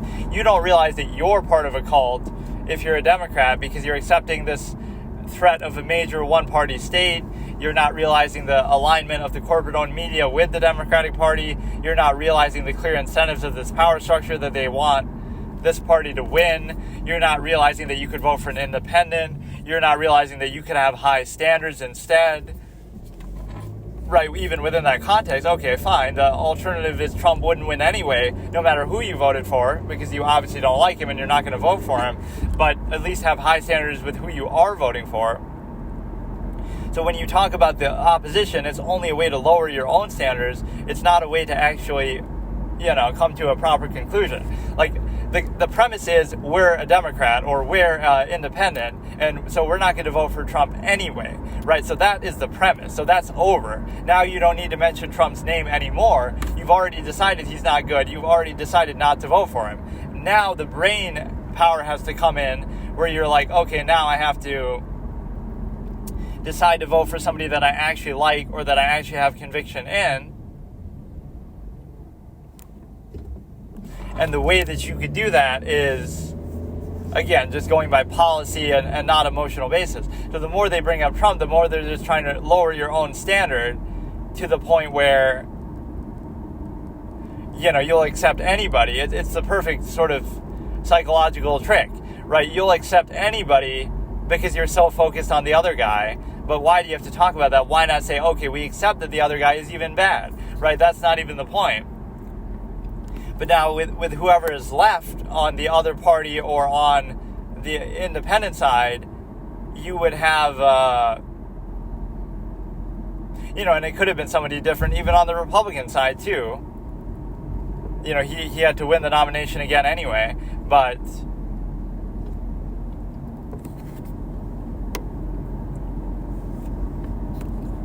the problem is that you're dismissing anybody who supports the other side, first of all, that, oh, it's illegitimate, nobody can actually genuinely like this guy, or they're just bad people for doing it, right? So you're dismissing that part, which I don't really dismiss tens of millions of Americans. Like, if that's really what they want, who am I to question it? But you're also just defaulting to the other side, and you're saying that basically your standard is very low, and also that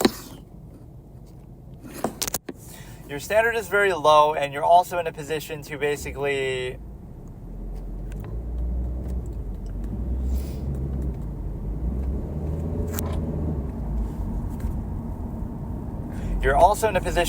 have a level of self-awareness that you could say,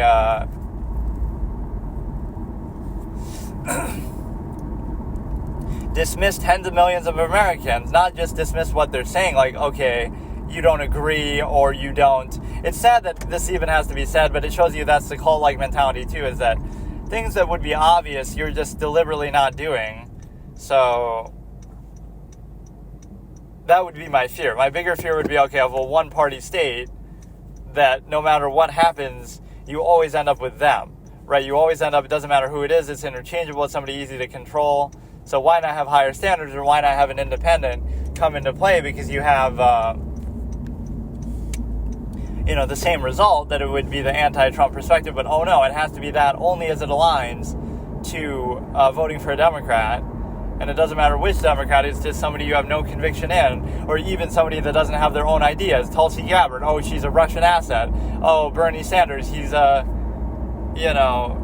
would have even rather seen that, because at least he's an independent thinker. Even if I disagree a lot with what he says, unlike Biden and unlike Harris, they're not just these talking head career politicians.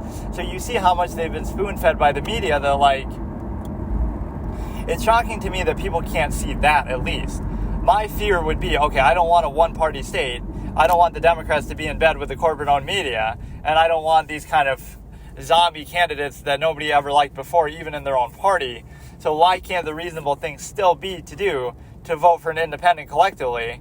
But that's not what the media is pushing for, so people won't, like the mindless sheep they are, they won't just jump on that the independent bandwagon unless the media was to do it. So why don't we hear that, for example? Why don't we hear that Jo Jorgensen is going to be the first female president, and that, we should vote for an independent because Trump is so bad? Why don't we hear that? Why is it only that, we have to vote for Harris, we have to vote for Biden, we have to work overtime to push propaganda for the other major political party, right, all on the basis that Trump is bad, right? All those same things would apply. That's how you know it's selective, right? Why not just leave it open and let people decide for themselves? Or why don't we push as much propaganda for, George Jorgensen, this and that, whether it be identity politics, whether it be that, Trump is so bad, so somebody besides Trump is going to win. So that in itself is selective. So it's just disappointing because it's so obvious. But this is maybe all the things that I've said over the years that I maybe should have recorded or saved, that I just assumed they were obvious, so why even bother? But I guess people are much dumber than I give them credit for. So, Harris has that clip now going around that people are posting from many years ago that was calling like 18 to 24-year-olds stupid and laughing. She has a lot of comments actually just saying stupid things and laughing after them, right? Cackling Kamala that everybody says. But look, it's just sad because you see the nature of the process and it's so obvious. And that's the one thing you at least have to give Trump credit for, is that he exposed those sort of media incentives. So even if you want to say, it's by being so bad himself or by being out for his own interest, it still exposes the other interests of a power structure like, you would not allow an outsider to win. So by jumping on the bandwagon of the other major party, you're completely missing the point. Because whether Trump wins or whether an independent wins, that's still an outsider effectively, clearly, because this power structure doesn't like him. So just the fact that he happens to be a Republican, I like how people can just never see the bigger picture or larger process with that.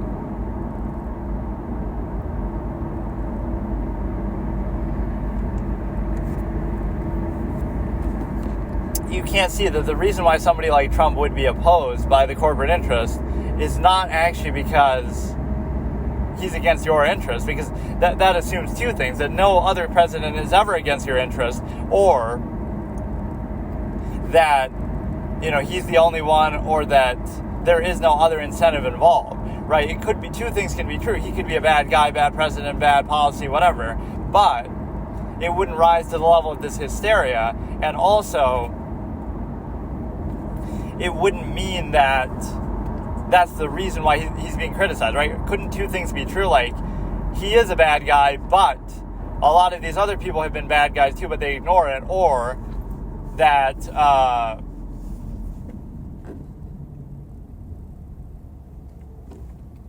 that you have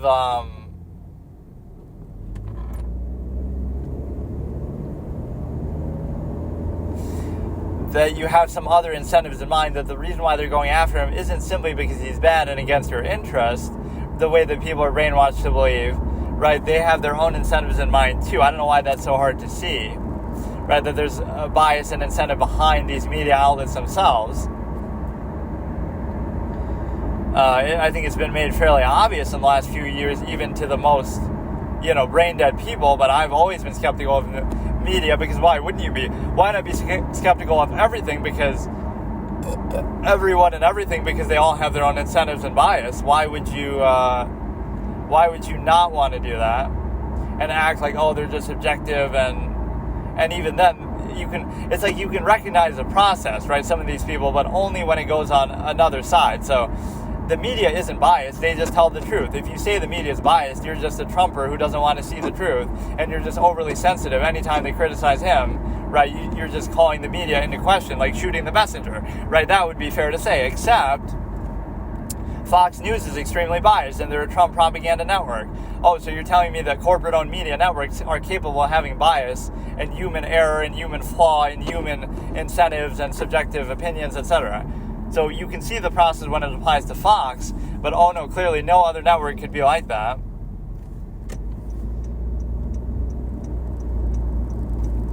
And then on the other side, you have a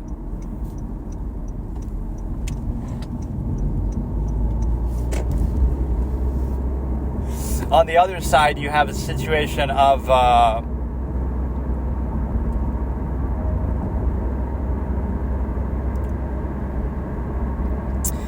the same thing with certain incentives, like, oh, Trump is out for his own power. Oh yeah, you're right. No politician has ever been out for power. They're all just selfless angels, right, descended from the heavens, and now this big bad Trump has his own incentives. Like, that's the whole irony, is that it's not even saying that you're wrong, it's that you're saying you're only seeing it selectively on one side or in one person, right? That's why I say, don't give any man a monopoly over sin. Why aren't you that skeptical of Biden? Like, oh, he's only in it for this reason or that reason, or, Harris is only in it for power. Other people have the same incentive in mind. Like, so you can see the Fox News is biased, but not the other networks. You can see that Trump has flaws and idiosyncrasies and incentives, and the Republican Party, but you can't see the Democrats do. That's my issue, is that why not see it along both sides instead of, oh, one side is right and one side is wrong, instead of they both have flaws and gray areas and everything like that. So again, anybody who disagrees with you, you would discredit as being on the other side, and then you would discredit the other side completely, right? Tens of millions of Americans, 74 million, are just discredited. Like, if that's really the premise of your argument, maybe your argument's not very sound. And then beyond that, you have this one-party state, major political party, corporate-owned media alliance. Like, how would you explain that then? Forget about the disliking Trump. Oh, they dislike him because he's just so bad. But, which even that's injecting themselves into it too much and taking a side. But why do they like Democrats so much? That's the other question, right? Why have they been so nice to Biden and glowing treatment and coverage? Why is that the case? That's what you would have to question, right? So don't ask even, okay, why does the media hate Trump? Okay, he's just a bad guy, so of course everybody hates him. Even the supposedly objective media that doesn't have to take a side like that. But, right, all the evils in modern history have been not when the media doesn't take like a side. If only the media had criticized Hitler, the Holocaust would have never happened. But that's not the issue. It's not that the media wasn't on the other side, right, against him. It's that it was on his side, right, that he controlled it, and it was state-controlled media in Germany. So that's the real evil. Those evils happen when the media takes a side, not when it doesn't take a side against the bad guy, but when it takes the bad guy's side. Like, North Korea is controlled by the government, China, Russia. So in the United States, I guess it's a little more subtle of a process, but it's not that hard to understand or see that they have their own incentives. So you see how they went off the deep end, right? Like shooting the messenger and Trump himself. Trump comes along and starts criticizing the media that always had certain incentives, but now they attack him and act like, oh, he's the one, because it exposes the fallacy. Like, why can't you just see that anyway? You don't have to like Trump. Okay, Trump's a bad guy, but you maybe like the fact that he exposes the media's own incentives. Like, it takes one to know one. So those are two good things. Like, don't vote for Trump then, but don't support the corporate-owned media appointed candidate, and vote for an independent and realize the bias of the media. Like, their reaction wasn't simply, oh, that silly Trump, what a guy, what a silly, funny guy, and just dismiss it. And no, it was to attack him so badly that you want to destroy him, to try to remove the objective observation that you have your own incentives and bias as well. So I like the fact that even ordinary stupid people have maybe realized that, there are those incentives that you should have always known, but it's sort of, they've been more obvious about them in the last several years.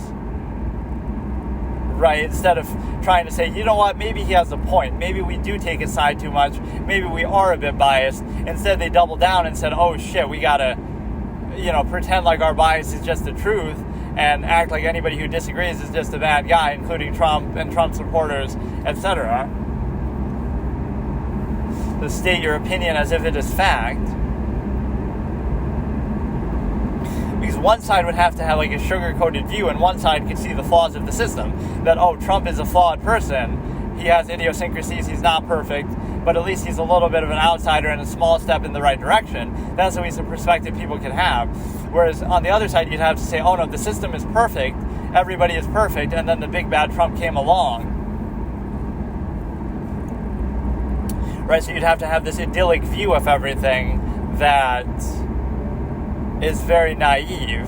So mine is much more objective and maybe even cynical, that I don't look at any of these people in a positive light. None of them are perfect. And so try to hold a little bit higher standard, which of course nobody has or nobody's even interested in doing. So now you have a situation where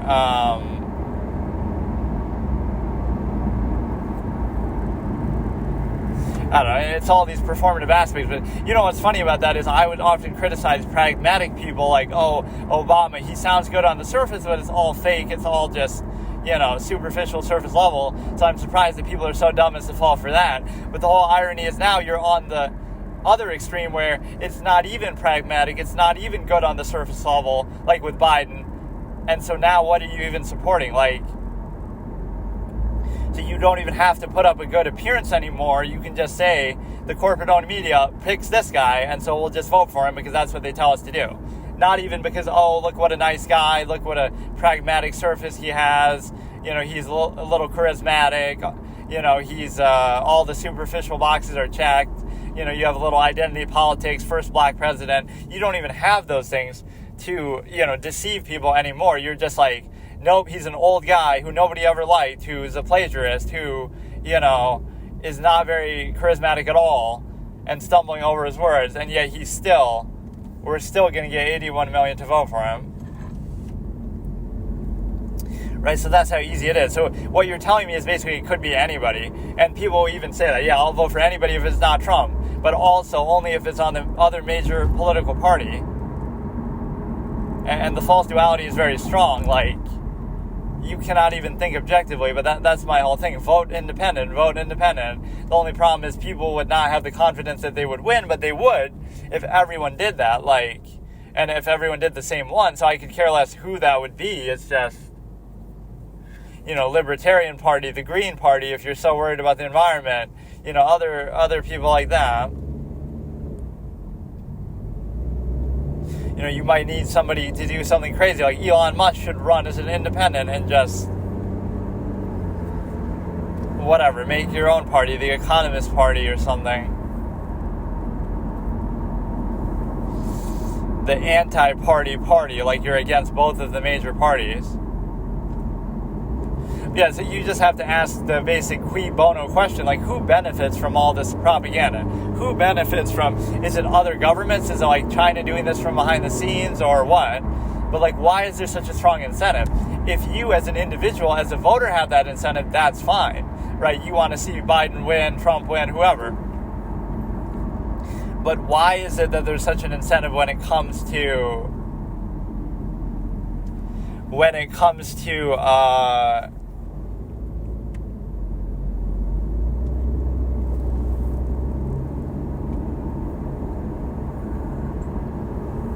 basically the fact of being able to,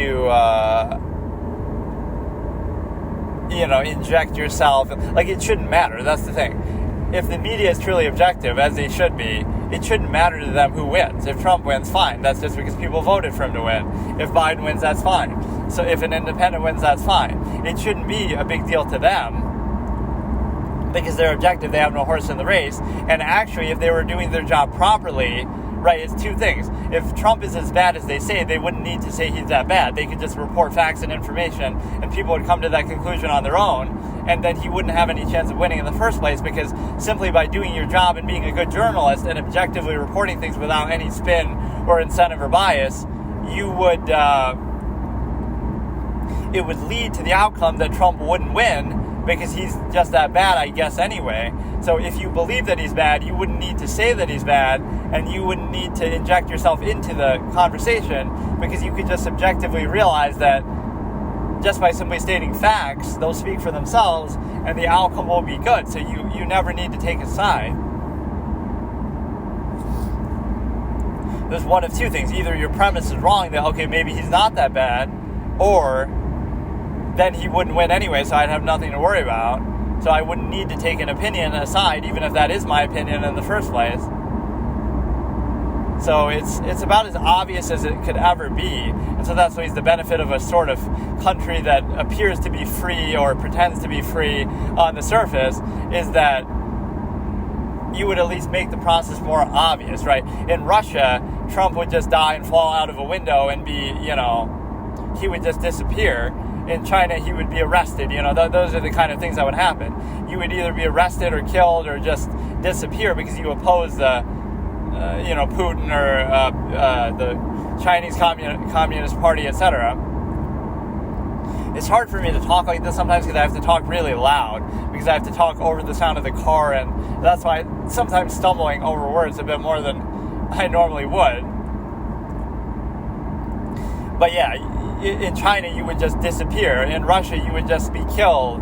You would be arrested, whatever, right, just to stop you from running against the guy. But they had like the internet blackout in I can't remember which country it was. It was in Africa. Like just after the election, there was like an internet blackout to make sure that people wouldn't find out what actually happened. Right, just like how, whatever, you would have a lot of that stuff happening in America now, where a lot of dubious things, like there was a water leak, there was this, there was that. So people say, oh, conspiracy this, conspiracy that. But if you just report the accurate, objective information, then there's no reason why people would believe that. But when you try to keep things covered up or come up with all these little weird explanations, now people will start to doubt that. Right? So it's not the fault of somebody who believes something like that. It's the fault of, again, the media, the government, for not giving them all the answers and all the information, or for not being convincing enough. So don't blame the average person, blame yourself for being so one-sided and having incentives, or for being so unclear.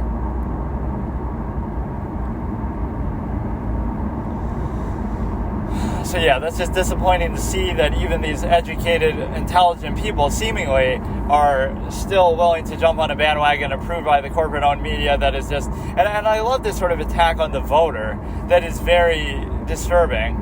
Right, it's not that, again, we just disagree with them. It's that we have to attack them and say, oh, they're all bad people. Right, everybody who would vote for Trump is just a bad person. Like, you realize how many people that is, right? 74 million is suddenly a marginal number. That's the thing that bothers me the most. Like, I would never do that. Right, I don't like him myself. Let's say I'm not going to vote for him myself, but I would not discredit tens of millions of people and say, oh, 74 million people are just crazy.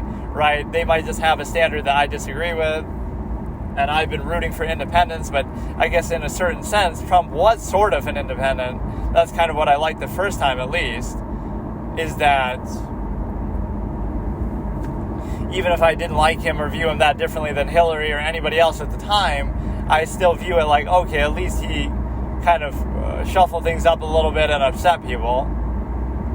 You're not doing yourself any favors by continually attacking him. You should instead prop up your own candidate and just say, like, okay, here's where we stand on policy and stuff like that.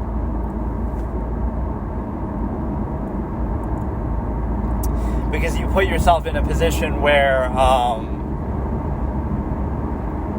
it's like this sort of willful ignorance that people will even admit. Imagine admitting that, like, I'm going to vote for anybody as long as it's not Trump. Like, why would you ever say that? Why would you be so brainwashed? Like, I'm in a cult, this sort of cult of anti-Trump, where I'll just do whatever without thinking. Right, that's more of a cult than even people who support Trump, because at least that you can say, like, where did that support come from? How do you suddenly have 74 million people vote for somebody who was never in politics before? Right, that just means he was genuinely that impressive, apparently, that people liked him or whatever in terms of policy, etc. Whereas the cult would be this, against the media, against all of this stuff. You just can't acknowledge that they genuinely support him. Whereas here, you have all this sort of artifice where, oh no, we're just going to blindly, mindlessly vote for whoever the media tells us to, and whoever's in this major political party, just because we don't like the other guy. So you're more brainwashed to hate the guy than people are brainwashed to like the guy. Because again, brainwashed by who? That's where it doesn't make sense.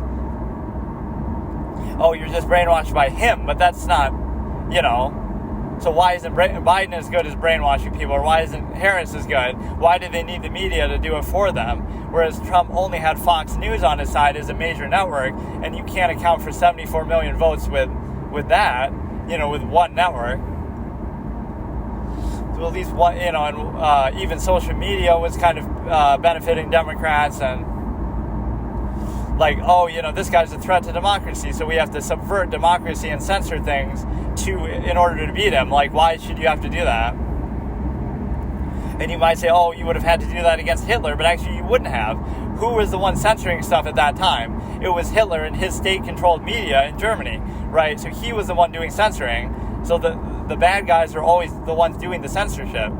You don't need to do censorship to beat the bad guy, because the bad guy is typically the one who...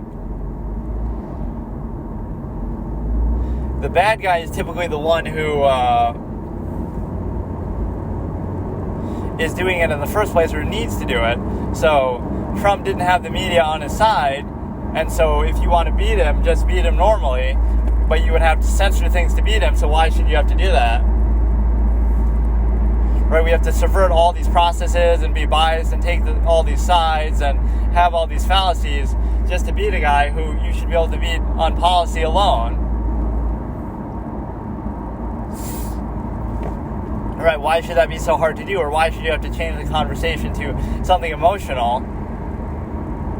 So you can blame Trump for that a little bit, but you really don't, because if you had high standards in the first place, you wouldn't need to bring it down at this point, and you would just have high standard candidates, which you clearly don't.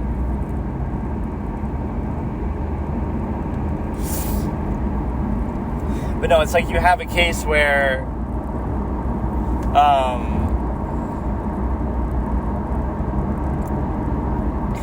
censorship, censorship is always on the wrong side. So, Stalin had to censor things. China now has to censor things.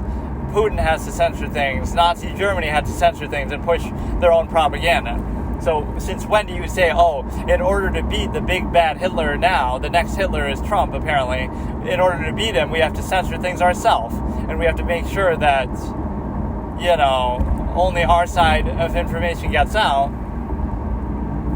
But you shouldn't have to do that. You should let social Darwinism decide and let both sides get out, and then decide that, okay, you have,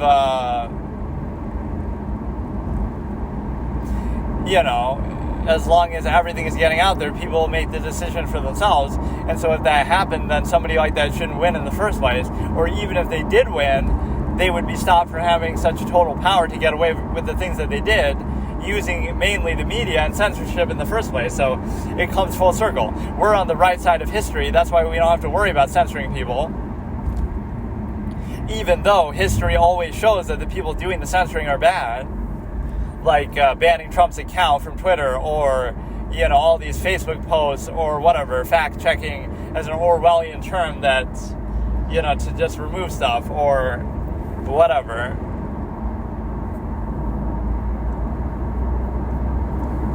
So you have, the New York Post, I think it was, Washington Post or New York Post story, I think it was New York Post, where it was a story about Hunter Biden that you had to censor,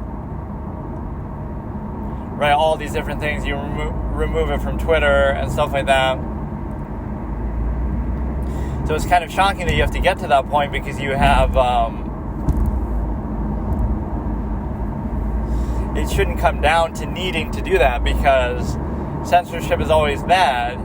And so even in the case where I'm criticizing the media, I'm not saying the media outlet should be censored. I'm saying that they should be objective and unbiased, or if they are biased, then at least look at it like that, and you can criticize them. right? Fox is biased in one way, and a lot of these other networks are biased in the other way, so what's the problem?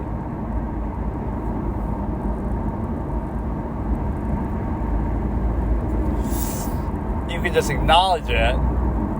So you're not asking for it to be censored, you're just asking for it to be seen for what it is.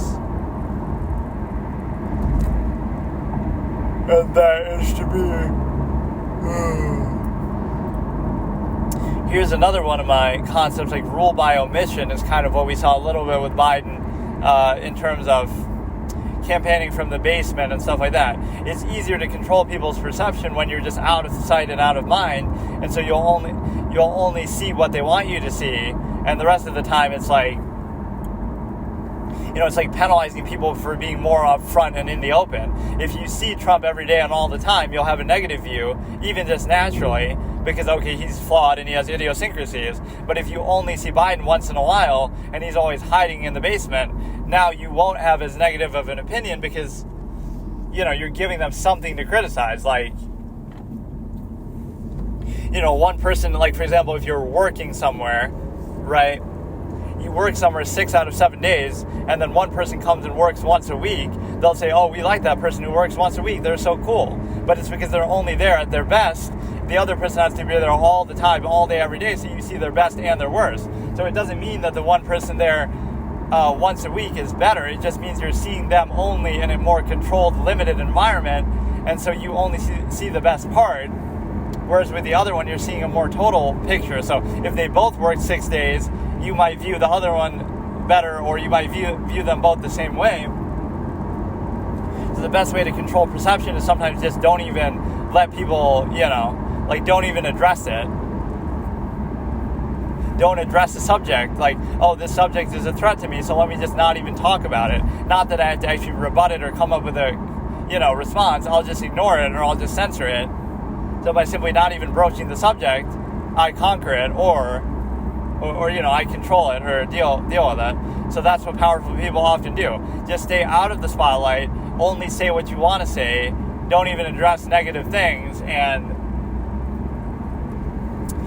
just put yourself in a position where you're out of sight and out of mind, so it's easier to control people that way. They only hear what you want them to hear about you, whereas somebody else might be more conspicuous and appear all the time, like, okay, now we see, like, corporations do this all the time, right? So if you get mad, oh, don't take it out on the poor cashier, but you should, because it's like, you're never going to see the owner there at a Walmart, at a Target, at a big, at a big store, big company.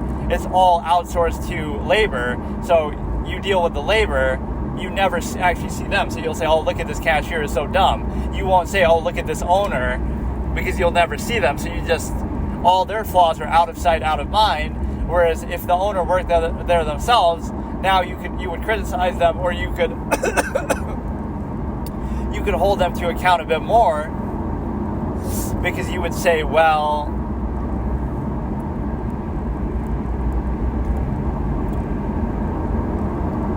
you would say that basically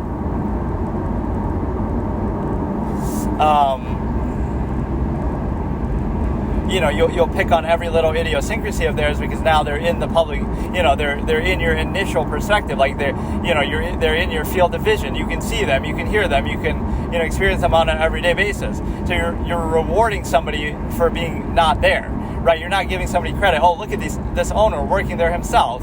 Instead, you'll say, oh, look at his flaws, this and that, because you can see them and they're in your clear view, right? Whereas somebody else, like, oh, look at this employee, right, and we feel bad for them almost, but then you're not holding it accountable for the owner because you never see them. So it's this initial basis where you only think about what's in front of you. You don't appreciate the person sacrificing and working themselves, but you do appreciate or reward the people who are ruling from afar, getting all the money and, possibly terrible, but just because you don't see them there, now you won't pick on their idiosyncrasies and you kind of assume the best or give them benefit of the doubt, or, you don't realize the nature of the process. So you even blame the employee and take it out on them, or so you redirect your outrage about the structure of what they're doing, the business, whatever, you redirect it to the employee, or you actually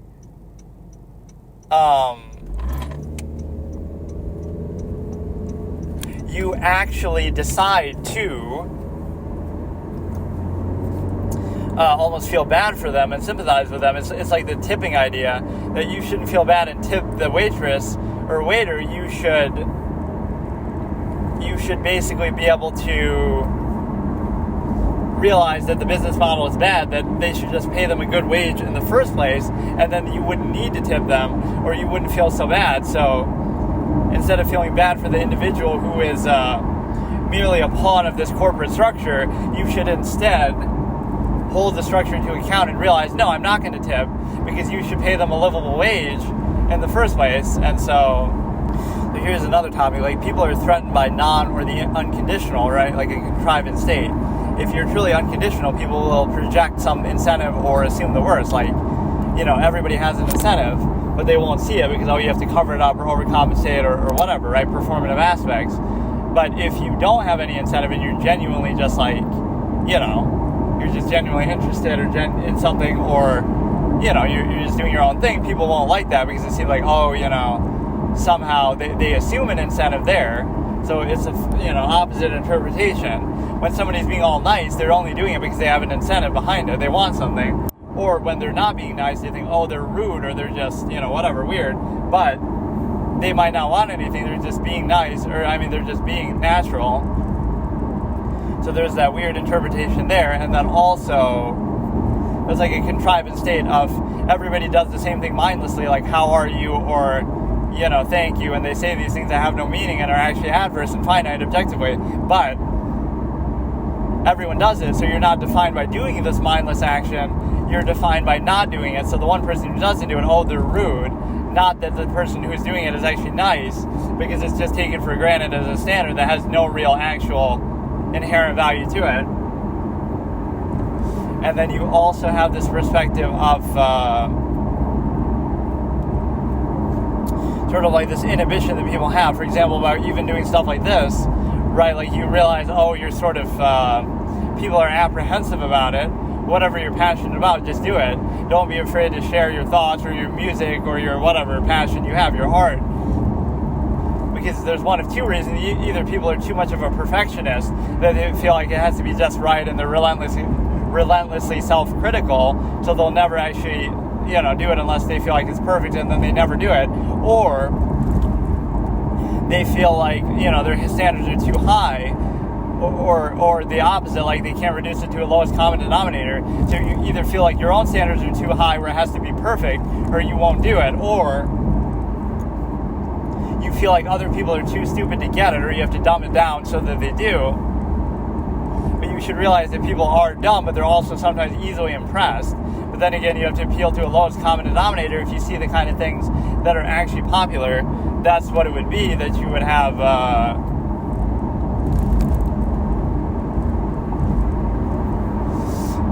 a case of basically being able to appeal to a lowest common denominator, some sort of inherent base reactionary standard. So that's often what things that are in the common public eye are defined by. Anything that's mainstream or the most popular is always going to be this sort of, when you're in this pretense inherent state all day, every day, where you're made and trained and indoctrinated to counteract all your inherent tendencies. Now, the thing that'll be most popular is actually something that appeals to them, right? Like something sexual or something just very basic. And the reason why that happens is because you have a situation where, you're acting like you're not controlled and defined by those things because you're countering them all day. But then when it comes to folly, favoritism, entertainment, etc., now you're controlled by them all the more because you try to counteract them all the time, and now that's a release, so it's no surprise that those base inherent things still define you. The most notable of which is like stimuli, acme, sexual things in nature like that, that would be a primary defining process that you have. What else? I always set this up as if I'm going to watch something on YouTube, but then I didn't watch anything at all. You might think, I'm reacting to something that's, this is coming to mind, but it's really not.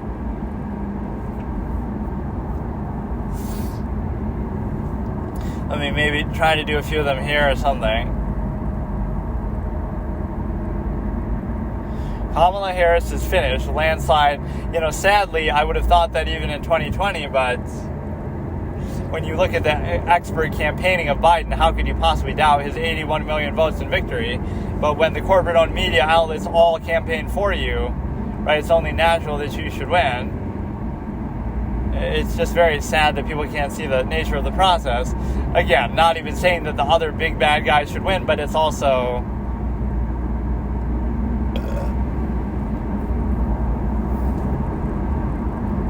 It's also just sad because you have...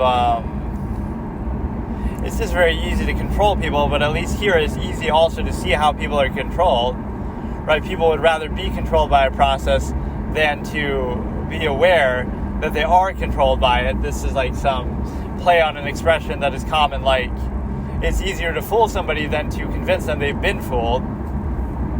Which you might say, a lot of things like this are set up about Trump and Trump supporters too, but you don't realize, where is that coming from? That's the thing.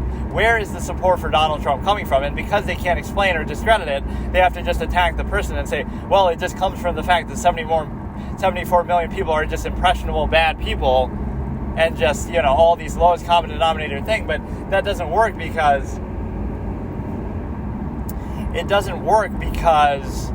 those people are always around. So you could always just discredit that then, every marginal basis is 70 plus million people, which is more than who voted for Obama, etc. How can you just discredit that many people? So by that logic, you could just discredit 81 million people too, apparently. So the thing is that you can't actually discredit where is he getting his support from if it's not genuine. It's just the fact that the people who are genuinely supporting him are just bad people, and so we'll discredit 74 million people, which is not a very good argument, right? I don't agree with you, so therefore I just discredit you. So you could do that with anybody, especially with such a large number of people. It would apply to everybody. But what you have is a simple realization and ability to do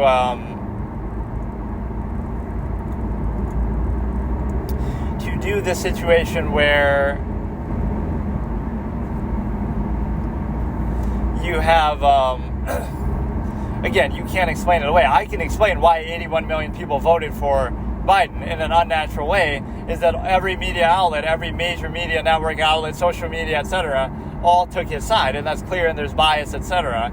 Even people who like that or agree with it, like the Time magazine article, would acknowledge we took a clear side. We just did it because Trump's so bad, so we had to. So you're basically justifying your bias by saying how biased you are. It was okay that we're biased because we're right. But that's the whole point, is that there's no right or wrong. It's just subjective, like, especially when it comes from the media that's supposed to be objective. But what you have here is the simple ability to recognize that you have this bias because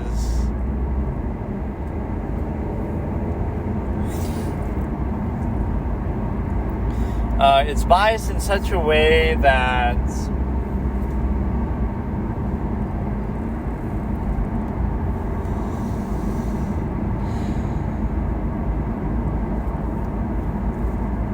you could explain that extreme, number of votes that way. So that's what I don't like, is the other way that you, again, you're trying to discredit it, like, it's just Fox News or something, but that's not adequate because, again, how many votes can Fox News really account for? It's not like 74 million unique people are watching it and all voting just based on what they hear from it. That's impossible to say, right? So it's more like, okay, let's discredit 10 million people are brainwashed by Fox, so they vote based on that. Okay, that's fine. But then where did the other 64 million come from? And the answer isn't some actual explanation, so you can't acknowledge, it's just genuine public support. It actually comes from the fact that they're just bad people. So suddenly, magically, there's just 70 plus million bad people, and they can just, they can just be discredited that easily and given some sort of ad hominem label, like, they're racist or this or that too. They're just white supremacists. So it's kind of sad to see that is what happens, that you're trying to discredit a number of people that is too large to discredit. And so even when I'm saying that, it's the media, 81 million people, I'm not actually discrediting them. I'm just acknowledging where that support came from, because it's unnatural. Like, they're brainwashed by the media, but I'm not saying they're bad people. I'm just saying they should acknowledge that they are and just try to think for themselves and not do that. Whereas with the 74 million, you might say, they're brainwashed by Trump himself, but then that's making him out to be too impressive. Like, how can he just do that? Again, like, how can one individual just do that? And if the answer is, okay, so then 81 million people were just brainwashed by Biden then, right? Like, what does that mean? It's one thing if you're using some external resource that would help, like CNN and NBC and ABC and Washington Post and Facebook and Twitter all teamed up to try to brainwash people. That's at least impressive and true. Right, but it's a little harder to say that, the guy who's running for president brainwashed people to vote for him for president. But isn't that what they're all trying to do? They're trying to convince you to vote. So if he succeeds, now you can't explain it. Like, it's very hard to discredit and dismiss that. And yet that's the only way people are trying to engage the topic, that they want to do it.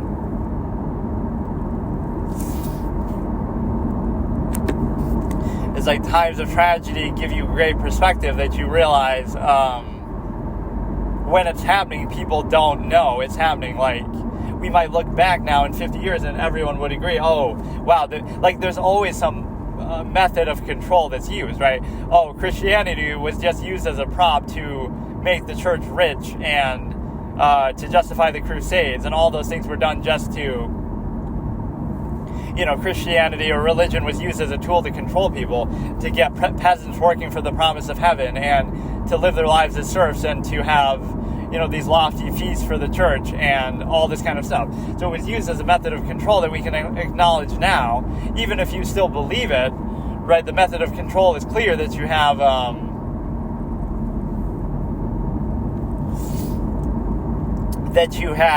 that's how it was used, at least. And so all these different things, like the media was used to control Nazi Germany because it was propaganda and censorship and this and that. But you can't see it now as it's happening, but you'll only see it after the fact, right? So in the past, again, religion was used. Also, other things are used, like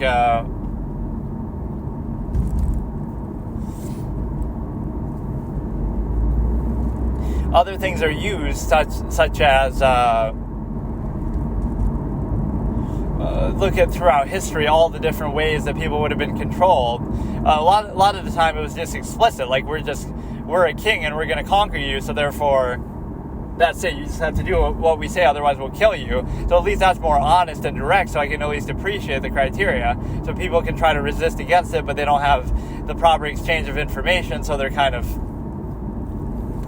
Before the media was used to control people, it was a lot of the time it did come to religion, like, this is a divine emperor, a divine king, so you can't question them because they're just, they're blessed by God to be in this position. So, right, there's a certain term for it, like absolutist kings or something, right, that are chosen by God, appointed by God to be kings, right? So that's one way to look at it. Then the other way to look at it is,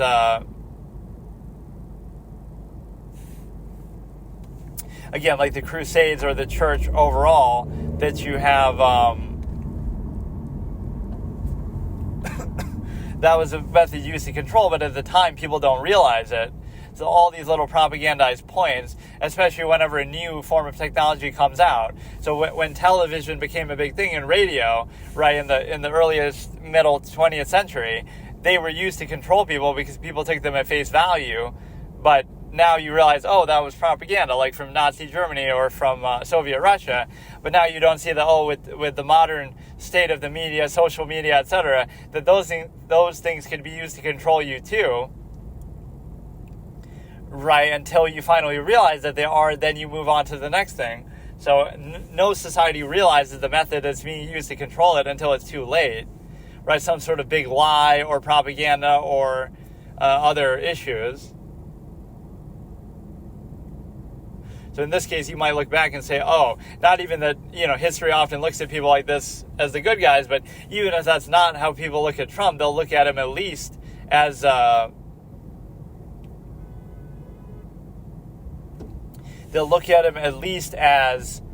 exposing some of the media evils, and that this media was being used to control people, right? Even if he's imperfect and flawed too, it's just the bigger picture that the real evil is always like an infrastructure. It's not just an individual, like, oh, the big bad Hitler. It was the Nazi party. It was the fact that they controlled the media. It was the whole government. So even if he was the individual that is given that credit as being the big bad evil person, which he was, it takes more than that to, he could just be some evil person then walking down the street.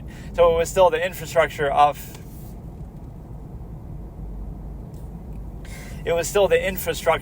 society that allowed that. It's always a failure of society to allow any one person or any one party to come to that much power to be able to do that, especially when it's controlling the media.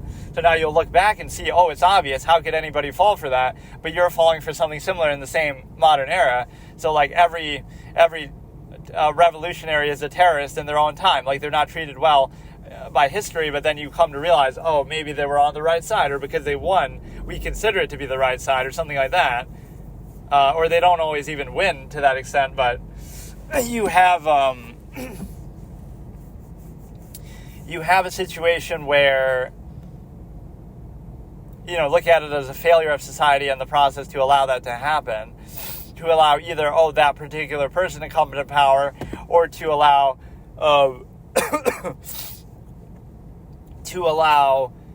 anybody to come to absolute power, whether it be a party, whether it be an individual. There always is like more to it than just that, right? There's always some infrastructure behind it. And so you don't realize you're being fooled at the time. You think, oh, that could never happen to us.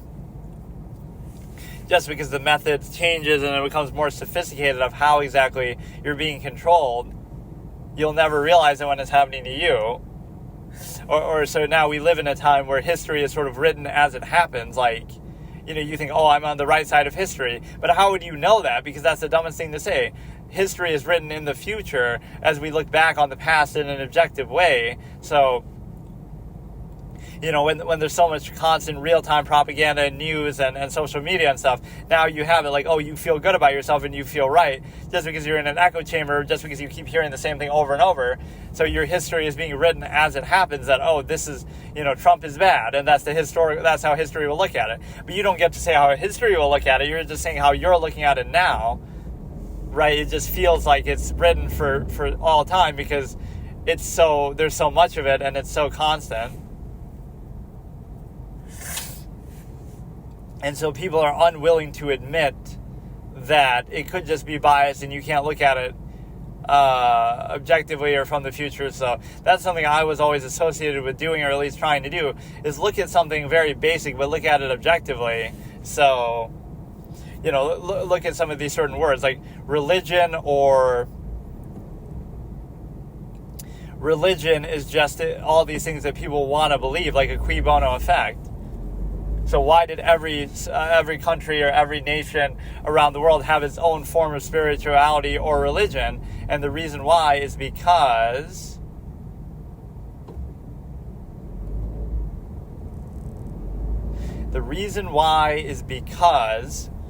it's some sort of inherent psychological need that people have. Like, they want some comfort, they want some peace of mind. They want to know that when they die, they get some sort of closure in afterlife. They want to know that their loved ones go to heaven, that the people that wrong them go to hell. Like, it's all stuff that's sort of self-serving that has human interest and incentive in there. So it's the same thing with respect to some other process I was talking about, like, for example, love. Okay, you can look at it, when animals do it, it's just animals humping because they're horny and because, they're just reproducing. It's just animal behavior and nature's way of inspiring reproduction. So when animals do it, it's just a natural process. When people do it, it's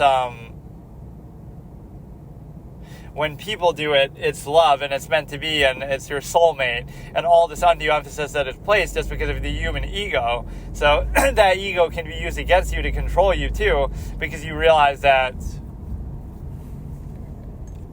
it is used to control you because of the simple fact that, because now it's meant to be in your soulmate, it's a way to control, you have to be with one person only. That's society's incentive to try to create a family system, and it's easier for society to control it when you are with one person only. But that incentive is stronger to say, like, okay, we're not going to just tell you we want you to be controlled, and it's easier to control you that way, and it's easier to make a family system. Instead, even if you want to say, okay, I'm going to sacrifice what I want to do just for what's more useful and kind of better for that element, functional basis, instead of admitting that, you're actually saying that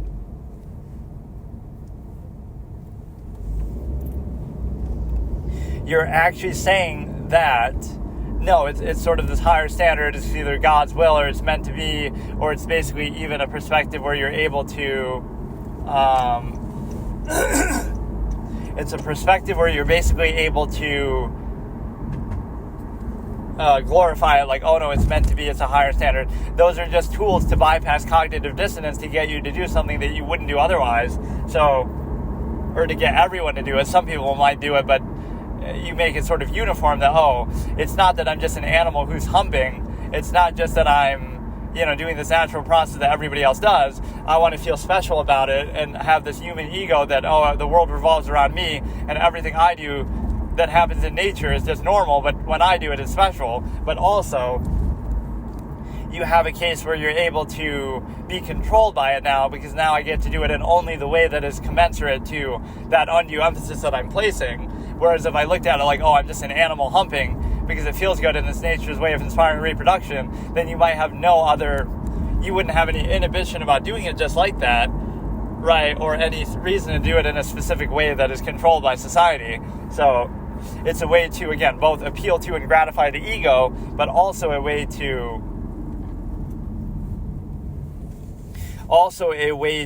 control you, right? So the two kind of serve each other, because you can't look at it objectively inherently, or at least you don't want to, because you think, again, everything revolves around you. Like, people once thought the planets revolved around the Earth and the sun revolved around the Earth, right? The same way that you think, okay, sex is not just sex, and it's just a basic part of nature.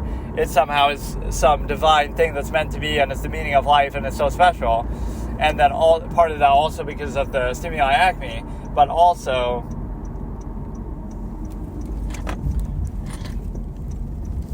you are able to look at religion like that and other standards too, like it's a higher standard. So you have to bypass the natural objective state that you would realize. Okay, so the last couple sessions I have talked about sort of stuff to do with politics. Maybe I'll do something more lighthearted this time and just watch random videos, but I keep setting up as if I'm going to do that, like watch random videos on YouTube and sort of react to them, but whatever. It's just been sort of triggering me. One of the videos I watched was that stupid dark Brandon thing, the Inside the Mind of a MAGA, and to the guy's credit, I posted that video like the same day or whatever that I did the reaction, and which I normally don't do, but it still only has like 9 or 10 views, so I'm a small channel, I only have 1 subscriber on this one, so I'm kind of like an unknown nobody. But to his credit, he actually commented and said on that video, I don't know how he even found it, just the fact that it mentions him, but I doubt he would have suggested it because it's so obscure and nobody's, I'm not like an established person, but so you could easily dismiss somebody who only has 1 subscriber and 10 views. But he commented like, do you want to debate on Zoom or something? And so maybe I'll try to set that up, and I've just sort of fallen out of doing this sort of thing, but it would be the sort of thing I would have done in the past. So we could do a debate and I can upload that too and just kind of see. But see, my whole objection is, I've said the same thing like a million times, but I guess people just don't get it or whatever. Like, don't tell me that, you want someone else other than Trump. Tell me that you want someone better. Because if you tell me you want someone better, you wouldn't have ended up with Biden, or you wouldn't end up with Harris now. Right? You would have ended up with a higher standard. That's why I say, like with Obama, at least Obama was pragmatic. At least Obama on the surface was superficially convincing enough to fool tens of millions of people that he's at least decent and on your side, even though he's flawed and I have a lot of issues with him too. At least on the surface I can accept it because it's not as insulting to your intelligence. Like, at least he sounds good, he's pragmatic, he can talk well, right? So all of that makes him at least, okay, I can see how people fell for that one. With Biden or somebody, now you're saying, like, you're not even falling for it anymore. You're just completely beholden to a corporate appointed structure, power structure, like, you know, Biden isn't even good on the surface, let alone elsewhere. So how can you possibly defend this? Or Harris also. They're not even doing that superficial level that I at least gave someone like Obama credit for doing. So don't give me the standard that, oh, you want someone else other than Trump, because that could just be anybody. So then why are you still beholden to the other major political party? Right? This is how you get a one-party state, where even when you have no conviction or passion for them, you still vote for them as sort of a default option that, oh, Trump's bad, Trump's bad, Trump's bad. But then it doesn't lead to you voting for an independent. It doesn't lead to you somehow getting another Republican in there. It doesn't lead to you voting for an independent thinker like Tulsi Gabbard or Bernie Sanders.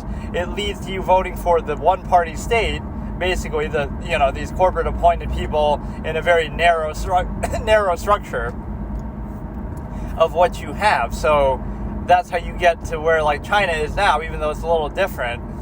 It's the same process that the end result is you're mindlessly voting for the same party and the same general people over and over again, career politicians entrenched in the structure, right, in the swamp, if you will.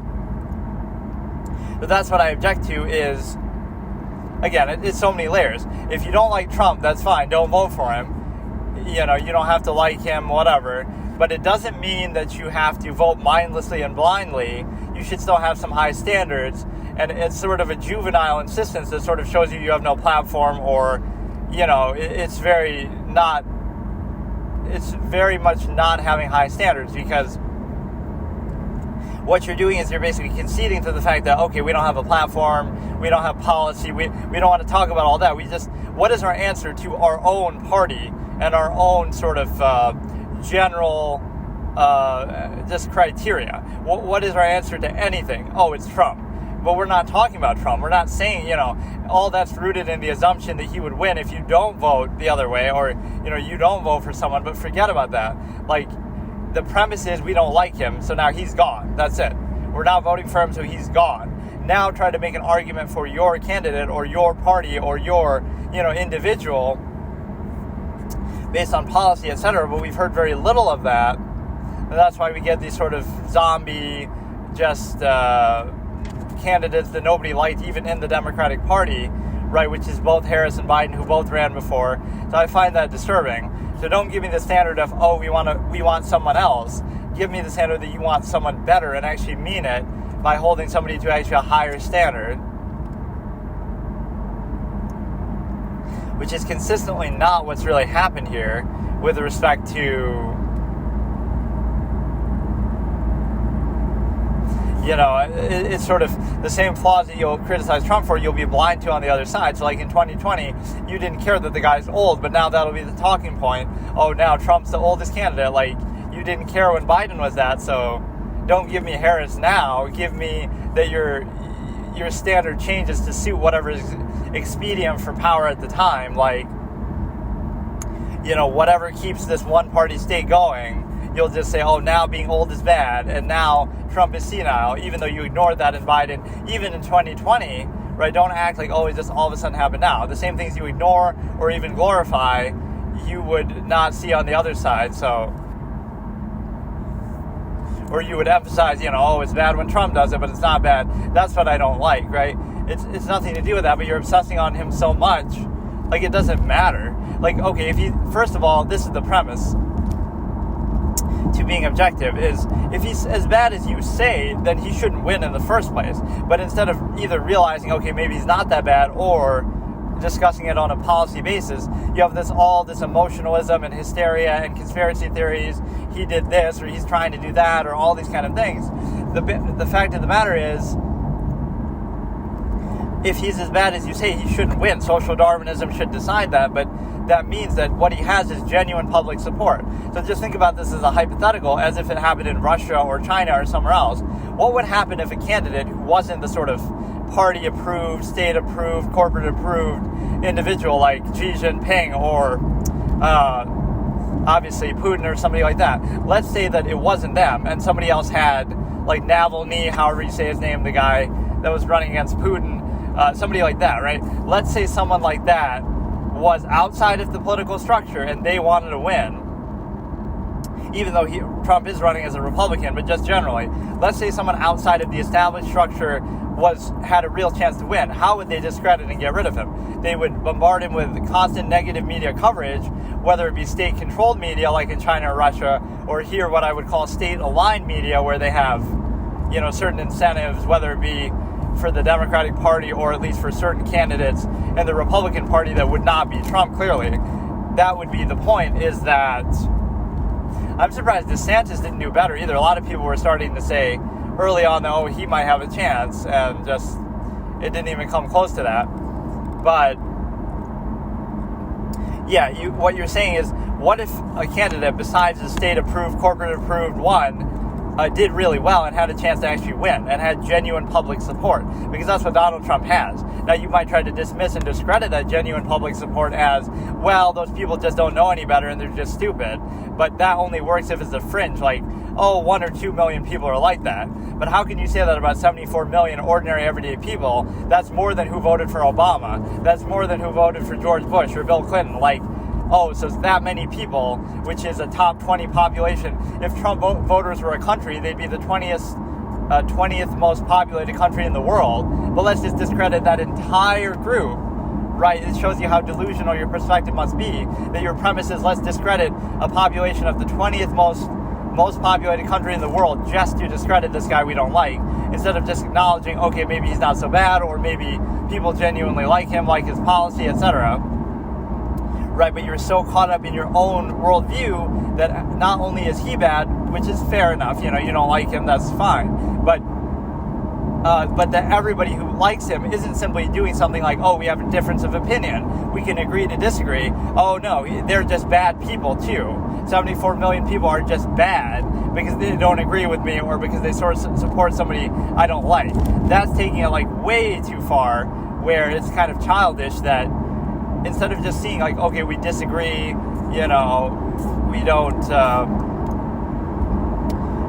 we can have that sort of discourse. This is what I don't like about him. This is why I'm not voting for him. This is what I like about somebody else. Instead of it being like that, so even when he won in 2016, the conversation was, everybody's scared and worried, but they're not, because obviously he won. You see how the lens was already skewed from there. They first said he had no chance of winning. Then they said, when he won, it's a bad thing and we're all worried. But if you were all worried, then he wouldn't have won. So you're completely omitting and minimizing the people who supported him, right? Wouldn't the normal talk be let's look forward to what we have under this administration, right? We just look at it normally, let's see what's going to happen, instead of, no, there's a negative tone, negative attitude, people are scared, people are worried. But why? Obviously, people are happy about it too. So I'm not saying you have to only take their side, but usually that's what the media will do, is they'll jump on the bandwagon of something, right? As soon as he wins, now we're going to start to suck up to him and he's not the guy to suck up to because he, told it like it is about the media. So I find it disturbing, because that's the point we keep getting back to, is if your premise is that 74 million people are just bad people, first of all, that doesn't even do anything, because that's just their decision. You're not going to change their mind, and so what are you hoping to accomplish? You're just using it to justify your own cultish mentality that, we're going to just be anti-Trump, we're just going to be completely, and I like how he bucked the system that way too, that, a lot of people, even who are Republicans, conservatives, said, never Trump, this and that, but he was so sure of himself, or so determined, that it's not that he had to change, it's that they had to change and realize, he's kind of an independent, he's sort of outside the system, that's why he's being hated, not because of policy or something else, right? There's some other threat that it poses, if we let Trump be a successful president from the outside, right, that he may have won as a Republican, but he effectively had no political experience. If we let him win, now it shows why not vote for Elon Musk next time, or why not vote for somebody else, just an outsider. So it's sort of trivial. That's part of the reason why they hate him. At least the political parties, he makes us all look stupid that he just comes on the scene and just beats us at our own game. So we can't admit that. We just have to say, oh, the reason why he won is because he's bad. He's a bad guy. That's why he won. And you have to question that, like, wait a second. Well, why would he win then? Oh, because people are bad too. Half the adult voting population of the country are just bad people all of a sudden, right? Even though these are the same ordinary people who have been here, through all these other administrations. Like, where did these people suddenly come from? How did they suddenly become so bad? Why did you never realize or say this before? And it's just propaganda. Like, they're just doing something that is not approved by the state-controlled, power structure, apparatus, media, etc. They don't approve, so therefore, this is the talk, right? It's that he's an unacceptable candidate according to the corporate-owned media, which represents the power structure in the country. And so therefore, how do we sling some sort of dung on this guy? And we do it in a number of ways. See, in China or Russia, how would they get rid of this sort of outsider candidate that is not approved by the state system, whether it be the party, whether it be the media, etc., right? How do we get rid of them? We could accuse them of a crime, maybe a crime they actually committed, but the timing is very convenient to get rid of them, or we could frame them for something, arrest them. We could just arrest them outright for political reasons, just say, oh, they're a threat somehow, right? Even though they're a threat to win would be the real reason, but they'll mask it behind something else, and that kind of like what they were trying to do with Trump, find classified documents, etc., right? It doesn't mean that they didn't do something wrong. It means that they're unusually eager to find something that they did wrong just to try to get rid of the competition for, again, the state-approved, corporate-approved candidate. And then once you have that situation, you put yourself in a way that again, you would either arrest them, either frame them, or arrest them for something genuinely that they did, or again, make running against Putin or, the Communist Party, make that itself a crime in some, vague way that you could justify. Like, oh, he's a threat, he's causing public disorder, etc. And all your little media talking heads, state-controlled there, will go along with it, so I guess they're right. And so you make an exception, basically. Or he would just end up dead, jumped out a window, etc. Right? So those are the ways they would get rid of them there. But in the United States, it's not quite that easy. So now you have all this propaganda. So you see that, oh, Trump's so bad, Trump can't win. We hear that in 2016. But he had genuine public support despite that, and so he won despite that. So now what do? They come up with one conspiracy after another to do with Russia, to do with the insurrection, to do with other things, right? So they're trying to constantly disqualify him from the very beginning, even before he won. But that's how you know they're not objective. Because even when he won, and before anything even happened, right, they were already all over him. So it's almost like, we don't like the guy, so we're looking for any excuse to get him. That doesn't mean that he didn't do anything wrong, even, but it means that they're so, when you're really looking for something, you're going to find it sometimes. So it's a little different treatment that you're going in with a negative attitude from day one. And again, the media, supposed journalists in the news should not be doing that. Right? I can understand if you, as somebody who doesn't like him, but that's what happens. It becomes co-opted by the media. Like, normally, okay, you have two candidates that are running, for the major parties. Some people are going to like them, some people aren't. There's two sides of the aisle. There's people in the middle like me, independent, objective, whatever.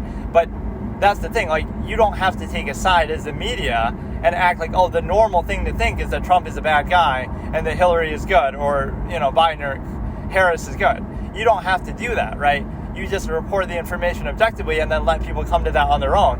But what you've done is, the whole framing is always that, oh, it's an invalid opinion. You're not allowed to vote for Trump because the media says he's bad because they don't like him. But what about the tens of millions of Americans who do like him? And there's this sort of fallacy that, oh, they just don't know any better, they're just dumb, uneducated, etc. Which, that's not a very good argument, because even if that was the case, I mean, they live here, so what do you want to do? Like, their opinion still matters, no matter how stupid you think they are. I don't exactly think the 81 million people who voted for Biden are geniuses either, but, I don't understand where that comes from, because it's too large of a group.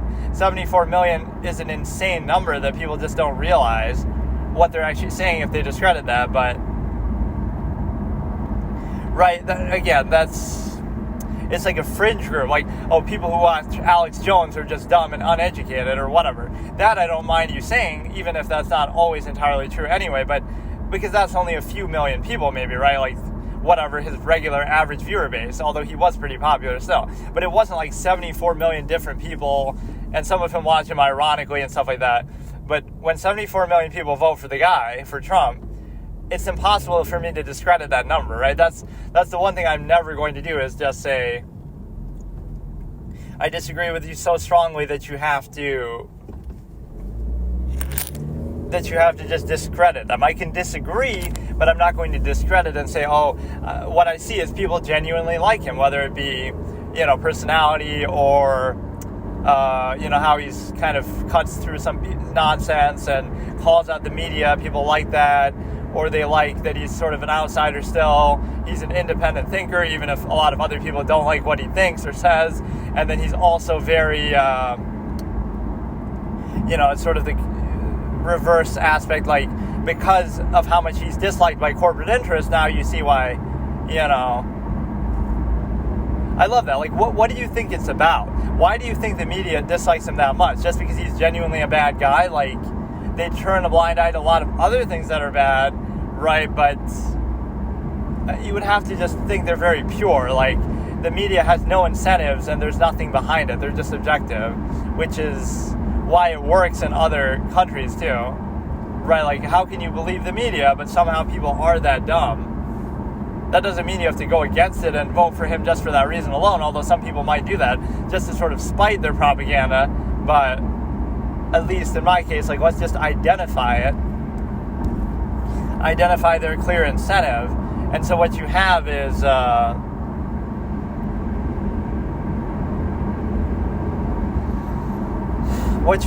this idea that, again, it leads to the other major political party winning every time by default. That's how you get a one-party state. They'll keep saying Trump this, Trump that, so now you would have won 2 elections in a row, right, if Harris wins, and then after that, Trump will be gone, but then it'll be somebody else, and he's the next Trump. Don't embolden the, you see how the propaganda works. So it's to get you to mindlessly vote for somebody just for contrarian purposes, because, you're voting against someone, but you're not thinking about who you're actually voting for. And so if you fall for that, you get a one-party state. And again, like, that's how you get a corporate-approved candidate, sort of, everybody else gets discredited. It's, in other words, you have this vote or you have this choice, but now your choice is invalid, right? You're only allowed to vote one way because the media doesn't approve of it. So now your opinion is sort of marginalized, like, even though 74 million is not a marginal group, they treat it like one. And so now you can't just acknowledge what that means. He has genuine public support. So even no matter what you do, right, that's just a question you have to ask yourself. Why would he win? And he would win because tens of millions of people genuinely like him, his policies, etc. That's the only way I can explain it. Even if people want to then diminish and say, those people are dumb. But when you realize it's a 74 million number you're talking about, it's impossible to, that was obviously the 2020 election. It's impossible for me to discredit or marginalize that number. If you want to, then I guess you're just not very good at math. So you're not educated in that way, because it's not, it would be the 20th most populated country in the world. And those would just be adults of voting age, right, alone. So 74 million people are there. So again, it doesn't mean you have to agree with them, but it means that discrediting them is virtually impossible to do.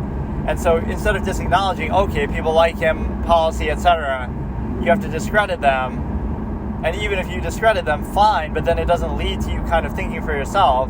It leads to the same vacuum of, corporate appointed candidates over and over, because that's really what it is. Like, nobody liked Biden in his own party. Nobody voted for him when he ran for president twice, right? Nobody voted for Harris when she just ran, right, in her own party. Not even, big bad Republicans. We're talking about Democrat voters. They didn't like them, but now the bandwagon is, look, now they're the next best thing. So when you see that, that's what I mean by, this is the power that the media has. They can just turn a nobody into a winner just because of that. That's how easy it is, and I wish people were a little more skeptical, because, or it's funny, I saw an ad too, like, despite the media saying negative things about Biden, I saw like a Lincoln Project ad that said that. So what are you saying? Are you agreeing with Trump that there's fake news, but now the fake news is not benefiting you fully the way you want it to, as the party that's clearly aligned with it? Like, when they're a little bit objective, you get mad about it. So that's the one thing you'd never catch me dead doing, because my greater fear is of the one-party state, where these candidates are interchangeable, right? Harris and Biden, both kind of zombie, blank slate, nothing notable they've really done in the past. They're just there's nothing to them. Nobody's passionate about them. At least with Trump, it's passionate one way or the other. Either you passionately like him or you passionately hate him, or at least I respect certain aspects of what he at least did and broke through. And, winning in 2016 was very impressive. Regardless of how you want to discredit it, that was a hard thing to do. So I think that people should really wisen up to that element, because you never catch me voting. Again, what is the bigger threat? Donald Trump is the individual who's constantly getting criticized and pushed back and under a microscope with everything he does. In other words, checks and balances worked his first presidency because he didn't do all the crazy things people were saying he wanted to supposedly do. And then this time around, he'll be under the same microscope. So actually, that's the whole irony. I would vote for Trump if I did, right? Only because, I like the fact that finally we're holding a candidate to a high standard. Finally, we're putting him under a microscope. Finally, we're actually holding him accountable, because we didn't do that with Obama. We didn't do that with George Bush, even with the Iraq War, even though he was criticized a bit. The Iraq War was actually glorified in the media, mostly. So what you have is that whole irony that, finally, we're actually doing what we should do and hold everybody to a high standard, except we only do that with Trump. Then we give Biden the kid gloves treatment, we'll give Harris, same thing. So that's what I've always wanted, for the media to be objective, or not even objective, but in this case they're taking a clear side, but it's actually something good. If only they did this for both sides, then I'd definitely appreciate it more. So I'd vote for him because, he's not getting criticized so badly because he's so bad, because it's not up to the media to decide whether he's bad or not. That's up to you to decide as the, American people. But, just the fact that they're so harsh on him is a good thing. So I want to see somebody like that who's held in check, not somebody who's coddled. So by that basis, I would be more afraid of a one-party state in the Democratic Party, where the candidates are interchangeable, than I would be in Donald Trump, the individual, right, who's supposedly, he's this cult leader and MAGA and all this kind of stuff. But you're not realizing what you're actually saying. First of all, that's super impressive. He came out of nowhere in 2016 like he's a celebrity, he's rich, but, he's not really, had any experience in this field. And he's so successful despite all the attempts to stop him, corporate-owned media, etc. Now you want to call it a cult, just because people believe something that you don't want them to believe, or something like that he has genuine public support, now it's a cult. How? How is it a cult? Just because you don't listen to what the media says, or you're just in the cult of the media? You just do whatever it tells you. You jump from Biden to Harris, two candidates you have no passion for, objectively, because, again, Democrats themselves didn't like them. So how do you explain it now that, they're the next best thing? So you're in this brainwashed cult that'll vote for anybody that they tell you to.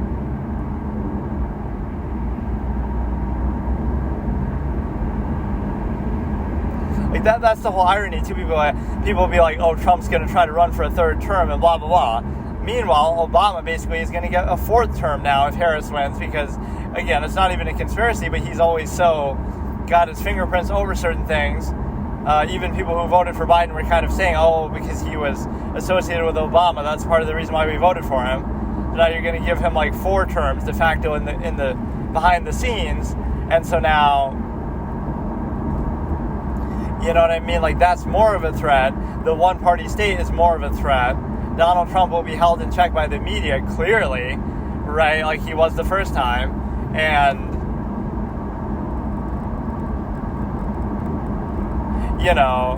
just there's so much pushback from the public. So I love that, actually. That's what a presidency should look like. Because even though in terms of policy, he really objectively wasn't that bad, the reality is that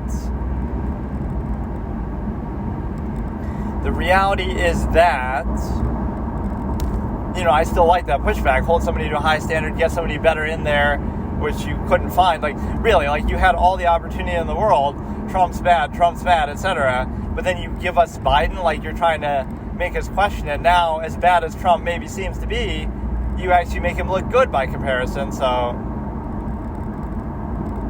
Yeah, I like that attempt to try to discredit genuine public support and just, he's an unacceptable candidate, and if you vote for him, you're just a bad person too. Like, that is probably the worst argument possible. Again, attack the voter. That's like attack somebody who holds a position, not the position itself, right? If you attack the position and they don't listen or they disagree with you, right? Because you assert it like, here's why Donald Trump is objectively a bad guy and a bad president, right? You'll say it like that, even though it's still your opinion and your interpretation, but you'll state it like it's fact, and the media will sort of do that too. So in their view, he's objectively just bad, and so if you don't listen to that, you're brainwashed in a cult. It's not that you could just disagree. Like, okay, you heard what they said. This is the whole point, right? To explain how they would win. You've certainly heard negative things about Trump because that's all you hear from every major network. Even if all you do is watch Fox, you're still going to hear negative stuff in sort of, them sort of addressing it and maybe trying to tear it down, but you'll still hear it. So everybody's heard negative things about Trump. So after all that collective negative media coverage, 70 plus million people, I'm talking about even for the 2016 to 2020 presidency, but even now, like 74 million people still supported him after all the negative things they heard about him, so they just simply disagree, or it's not as big of a deal, etc. Right? So that's genuine public support. It's not that, they haven't heard this objective truth that you're saying. It's that it's actually an opinion and they just disagree, right? Or they don't weigh it as heavily as you, etc. Right? So everybody's heard the negative stuff and they don't agree and they still have their opinion and their decision to make. Whereas the other side, it would be very easy to explain that, like, how come 81 million people voted for Biden, right? Or now Harris is going to have a certain amount of support, because that's what the media keeps telling you to do, right? That every network is saying that, so you don't realize what's going on. Donald Trump has tremendous public support despite all the constant collective negative media coverage. Joe Biden has support based solely on that, and it would be hard to say that if it was just like one or two networks, but you can see it collectively, right? Virtually every major network besides Fox, right, is going to get on that side of the aisle, and so it becomes very, very questionable.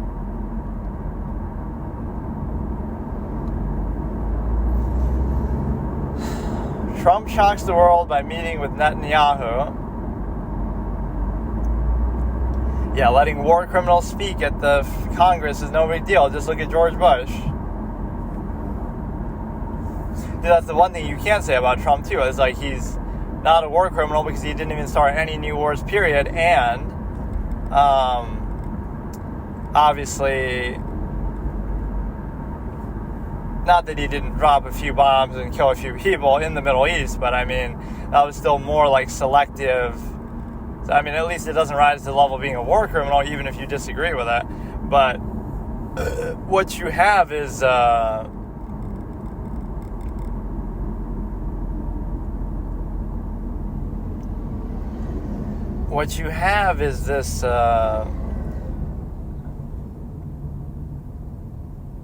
like between the economy and that, right? And so you see this sort of negativity that at some point people would bring up, like COVID, for example. And I would find that interesting because,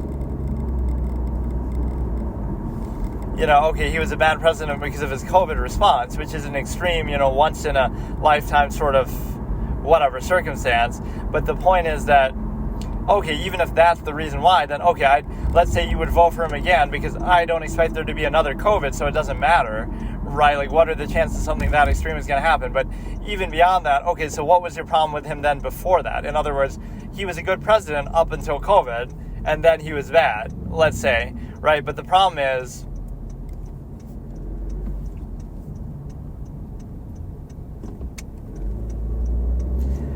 he was so hated before that, so now we have to wonder, okay, he's getting a lot of negative coverage during COVID, so why was he getting negative coverage before that? Oh, because of supposedly Russian collusion? Okay, what else? Like, in other words, there was always some reason why the media was treating him negatively, and so it becomes disturbing because now you realize what that means. Is they always had a horse in the race, they always had a standard. Like, let's say COVID didn't happen, then I guess he's a good president, but somehow, people always just have some issue, and it's often not based in policy. It's like, oh, he did some other, like, let's say even if he did commit like a crime that has nothing to do with his presidency, like, Bill Clinton cheating on his wife or something, right? That doesn't really have to do with being president. That's more like a character issue where, you're cheating because it's not really affecting your presidency per se, right? You're just having a relationship issue. People get divorced all the time. People have those kind of flings and cheat all the time. It's just a normal human thing. I'm not saying it's a good thing or defending it, but I'm saying, what does that have to do with being president? So it's like, technically, I don't know whether you should be impeached for a thing like that. And so certain things, like obviously the Russia thing, if it had panned out, this is where like I look at it from from like an outside perspective. When the impeachment was happening, like I respected it. Okay, let's see where it goes, and if it succeeds, then so be it. But because it failed, now you want to come up with your own conspiracy theory to say, well, he only got away with it because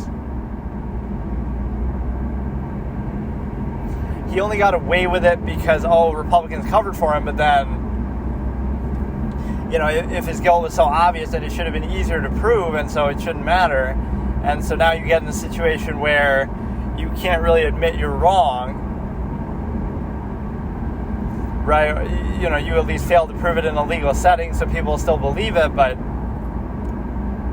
that's where people don't understand. There are more conspiracy theories on that side than anything else. Like, it's, people will just assert it like it's true. Oh, Trump colluded with Russia. Trump is Putin's puppet. Trump created an insurrection. All three of those things were never proven in a legal setting, and they all had the chance to be proven, right? And even with Democrats, these God-loving, that people love so much, apparently on this side, even these Democrats who are so wise and capable and careful, etc., were not able to pin him on any of those things. And so now you're left with the question: either those Democrats are just incompetent, or they're on a witch hunt, or Donald Trump must be a criminal mastermind. Ben Shapiro sort of stole my line to do with that. I totally said that same thing. He said, like, oh, is he a criminal mastermind, or is he an idiot? I said something very similar to that. But it's like, yeah, either he's a moron, but he's innocent, because if he's so dumb, then he shouldn't be able to get away with all these obvious, conspicuous crimes that he's doing. Or, in which case you have to question, like, he's a moron, but you're even bigger morons because you can't catch him for his obvious criminal activity that you're claiming is so clear. Or he's a genius because he's committed every crime under the sun and gotten away with them. So, like, which is it? Right, so overall, when it comes to his presidency and everything, even the hush money thing is a little bit, sort of unrelated, but whatever. The point is that it would make you feel like, I don't know how to explain it. Like, idiosyncrasy is always going to creep in with any leader. Oh, they had this weird habit, or they're, something superficial. But that doesn't mean they can't still be an effective leader, have good policy, right? Things like that. So it doesn't have to become so singular, right? At one point, Gandhi beat his wife, or at one point, whatever. You can tear down anybody with idiosyncrasy if you really want to look at it like that.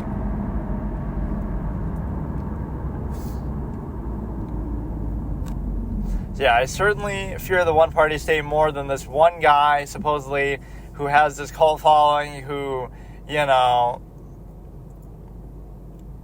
only been in politics for the 4 years, basically, who didn't do a lot of the things people said he was going to do, who also, just was held in check by the media, who's constantly criticized under a microscope, which, again, all presidents should be, but instead they kind of either just don't pay attention, or they even coddle them in such a way that you get,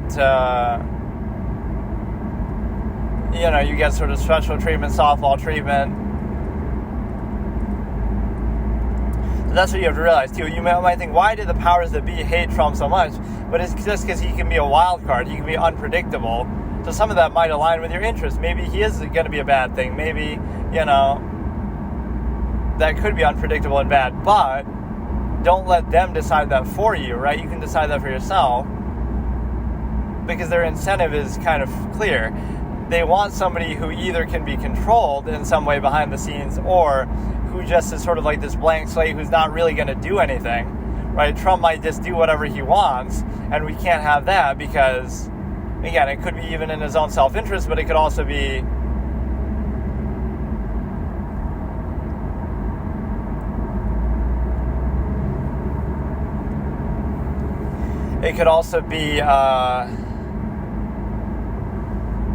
two things can be true. He might do things in his own self-interest instead of the corporate power structure's interest, so then their two interests clash, and that's why they don't like him. So in other words, it's not really with a pure incentive. That's what I dislike about this whole thing. He might be imperfect and, be doing things for his own selfish gain, at times at least, but that's not the reason why they dislike him, because we've had other people do that. But what we have is, their incentive is not being met, even if his incentive is being met, etc. So a bad person could come on the scene, and a lot of other bad people behind the scenes don't like it, because now those two interests are at odds with each other. And so the public's interest is not even a concern, but they'll mask it behind that and say, oh, look, he's against your interests, but they didn't care when Obama was or when Bush was, but now they care when Trump is, because, it doesn't align with their warmongering or other things that they have in mind. I don't know why it's so hard for people to see, just basic incentives. People have, certain priorities and certain things that they want to do. Certain things to gain. War industrial complex is a big thing, where, there's always an incentive for more war. Unironically, that's very clear. Whether for actual conquering purposes, getting resources or having certain interests there, or just in a literal sense, we want to sell more weapons, and it's a multi-billion-dollar industry, so there's an incentive there for sure. So, maybe that's part of the reason that he didn't start any new wars, and they wanted more, and then as soon as he's out, some more wars actually do start, and people somehow blame him for that. I love it. You'll see, the Ukraine, Trump handed the keys to Ukraine to Putin, so he waited until Trump wasn't president, even though he had 4 years to do it while he was president. As soon as he stopped being president, now Putin attacks Ukraine. Right, so I'm not even giving him credit, he stopped Putin for those 4 years, but how can you blame him for something that happened after the fact? He somehow paved the way, he somehow gave permission. It happened under your president now, so I love it. For 4 years, people said, Trump's bad, Trump's bad, Trump's bad. Then when you beat him and win, now you still say, Trump's bad, Trump's bad. You already beat him, but you're still blaming him for stuff, so then what was the point in beating him? If you were going to complain about him the whole time, you may as well just let him win then, too, and then complain. You don't get to say, you should vote for me instead of him because he's a bad guy and this and that, and then as soon as he wins, you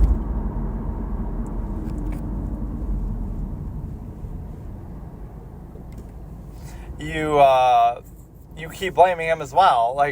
How can you blame him when he's no longer even president, right? That was the whole point of why you are. And that's the same thing, he was blamed for, he blamed Obama for this and that. So you don't realize the double standard. It's bad when he does it, but it's not bad when you do it.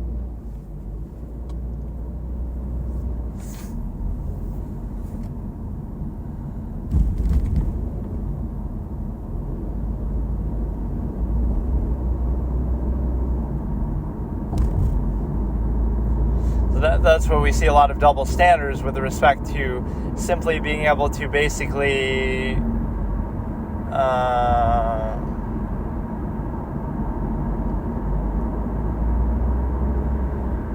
you'd basically be able to do it in such a way that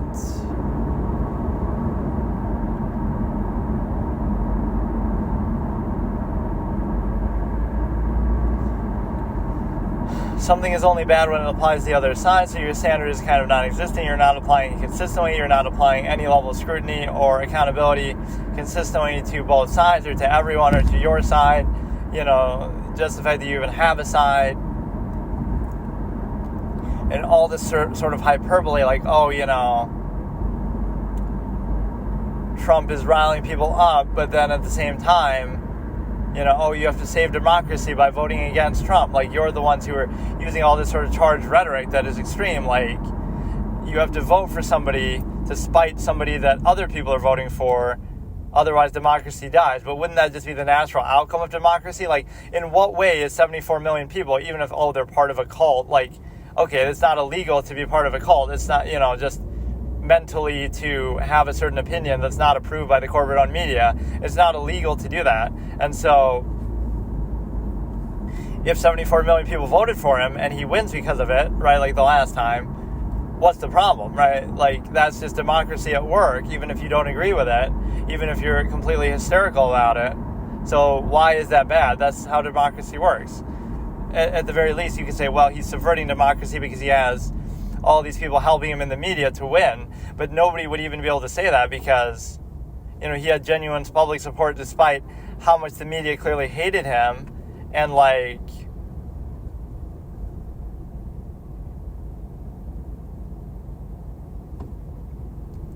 how much the media clearly hated him and how much they were able to basically have nonstop negative coverage. Again, you could attribute it to Fox News, but I highly doubt anybody would be that stupid, although people seem to struggle with numbers here. I doubt anybody would be that stupid to say that 74 million votes could have been accounted for just from Fox, because that makes it quite the superpower. But we can still criticize it that way. It's just you're not seeing the other way, that there's a clear bias. But thankfully, at least some people do, and that's part of the reason why I guess he was so popular, or why he, gained votes from first term to second term. There's a lot of anomalies and unnatural things that happen. Candidates that were super unpopular with their own party started to do well. Harris and Biden. So you can clearly see the media influence there. Otherwise, how else would you explain it? And then number two is, even if you want to say, because they're voting against Trump, but that's the point. They're being brainwashed so heavily, not even that, Trump is bad, don't vote for him. That would be good enough. But, no, you have to actively vote against him, which is not a real thing. You're not actually doing that because, especially when he's not even president. I understand when he was at least currently the incumbent president. Now you're like, we're voting against this current administration. Now you're just voting against your imagination, right? Why wouldn't you just believe, he's not going to win because he's just such a bad guy? But you acknowledge the genuine public support he has, but then you want to say, well, we have to vote against him because he's so bad. He's so bad, but people still like him, but he's so bad that he's still going to win, so you have to vote against him. But if he was so bad, then he wouldn't get that many votes in the first place. Like, people could decide that for themselves. So, again, they're coming to an unapproved conclusion that you just can't live with or you just can't accept. And when you do that, then you realize that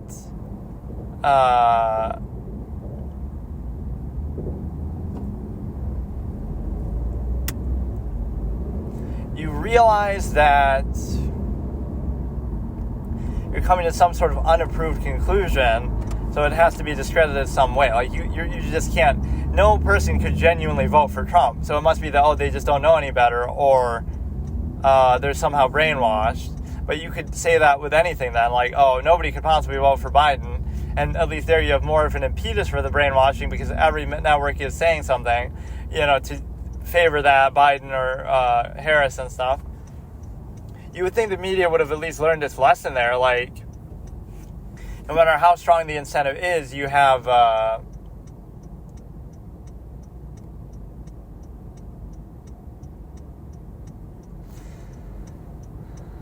you would think you should back off. And that's the whole irony, is that you might end up winning better because of that. Like, maybe you would have won or maybe Trump would have done worse if there wasn't so much negative media coverage and if they were just objective. And then people would come to their own conclusion that, he's not good anyway.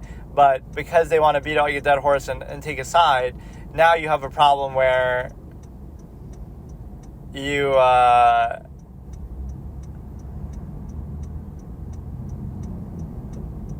now you have a problem where you're basically able to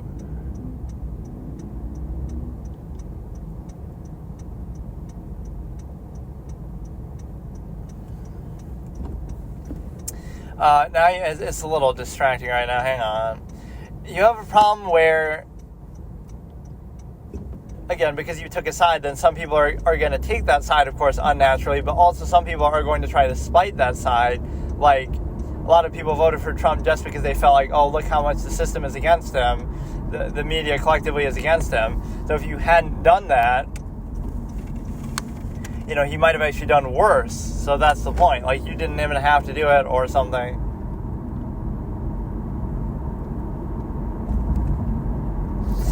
So I was saying I was going to watch something, but I ended up just talking about this the whole time. It just triggers me because it's so obvious what's happening here, but people are so dumb that...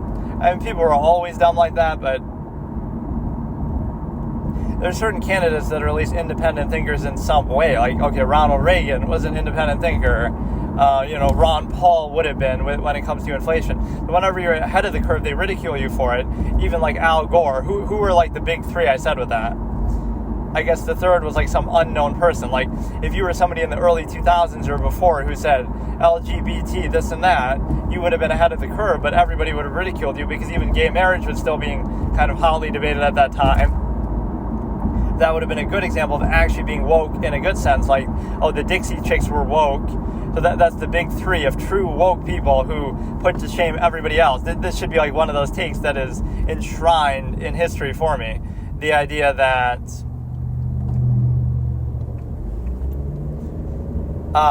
the Dixie Chicks were woke to the Iraq War. They realized how bad it was at the time when nobody else did. Right? So they were awoke, everyone else was asleep, and now 10 years later, we realized, oh, it is that bad. They were right.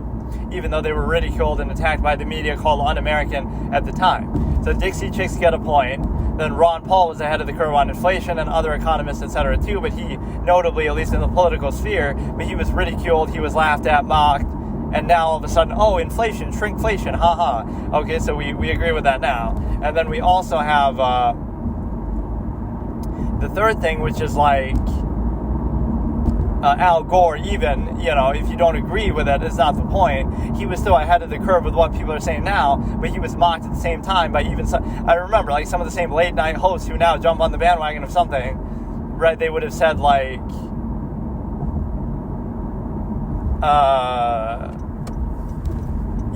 they would have ridiculed him, oh, ha, ha, him and the polar bear, some jokes they would have made about global warming, right? But whether he was right or not is not even the point, but they've co-opted and agreed to those things now. So he was still ahead of the curve and woke to global warming before it was a buzzword. So you realize there's always people who are ahead of the curve. I was ahead of the curve on Jaylen Brown. I said that he was better than Jason Tatum for years. And I guess I don't have much proof. I have a couple videos, but it's only from like 1 year ago, maybe. But I said that like literally from 5 years ago, where, I always said he was better. If they're going to win, he'll be the MVP.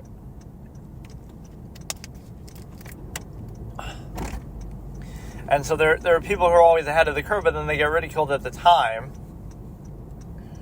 which is disappointing because of the simple fact that you realize...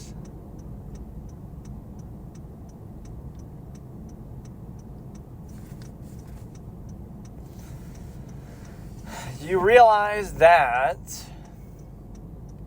everything is sort of manufactured because it wasn't the inherent claim or the validity, etc. It's like you'll wait till it gets to a breaking point and then you have no choice but to acknowledge it, right? So you wait till, like, somebody could say, oh, this house is not sound structure, it's going to fall down, but you'll ignore it until it actually does fall down on your head and you die or something, then you have no choice but to do it. I should almost look through like some of these comments or something from my friend or just like what other people do. And the reason why is because some of them are just so obviously debunkable, but I should do it maybe on a video sort of session, which I don't often have time to do. I like this because it's like net positive. I'm not costing myself any time by doing this in life because it's like I'm driving anyway. So what would I be doing? I'd be listening to music or watching something, which a lot of the time with doing this I'm doing anyway. Or mainly not really music, but I was watching stuff. So I'm just watching and reacting instead of just watching. So it's a net positive because, I'm not doing anything in this time anyway. Okay, and I even titled that video that I had reacted to, as mukbang, because I was actually eating food while at least reacting to the first part of it. So either you have the sound of the car to deal with, which sometimes isn't too bad, right? You might not even fully notice it all the time, or you have this, obviously, which is a little bit worse. So let's try to actually watch something here, or, like I said, maybe react to some comments or something. It's just too hard. I have to kind of go out of my way to find them or something. Over 1 million people follow this page for daily oh, that's like an ad? Or no, maybe it's not. Here are a few, or you know what was kind of fun? Is like this 2-sentence horror. People love that one. I heard it too. Like you hear your mom's thing, voice from downstairs or something. There's another one like Andrew, like a short. You hear it, and then somebody said, I heard it too. Which means it's obviously not them. So let's watch some of these like 2-sentence horror, like animated. I watched a couple of these the other day, maybe not on a session like this. 5 2-sentence horror stories animated, so they're not animated in the best quality or anything, but it's still fun. Right, that one people were having a real field day with. I heard it too. It was just like so over the top, and the way everybody gets killed sort of gruesomely and screaming and stuff. That one has like a very unhappy ending. Like it's not that the mom gets killed and then the daughter gets away. The daughter gets killed too. Like,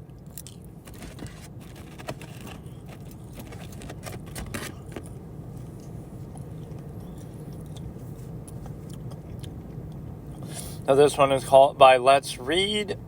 5 2-sentence horror stories animated volume 2. So we're starting in 3, 2, 1.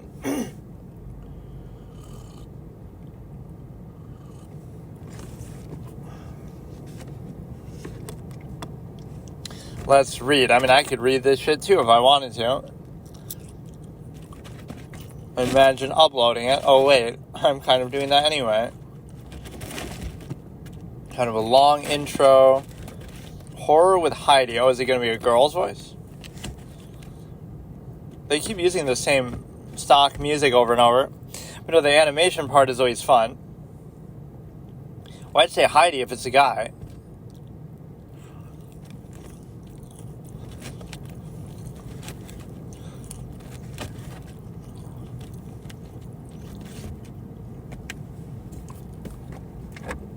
Starting off with like a naked guy already.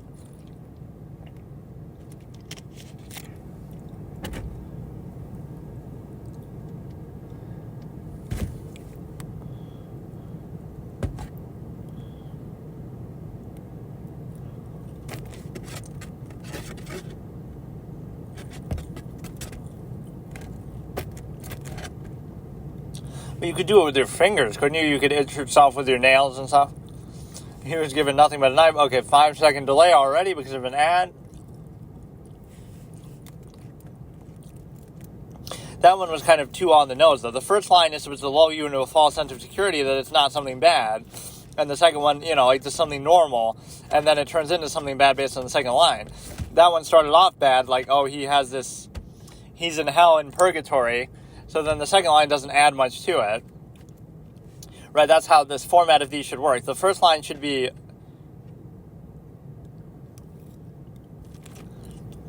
See how many times I have to tell you it's not my name.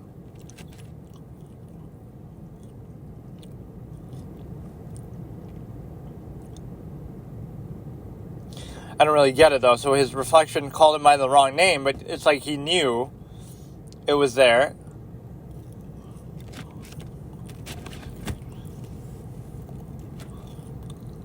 Some of these, they extrapolate a bit.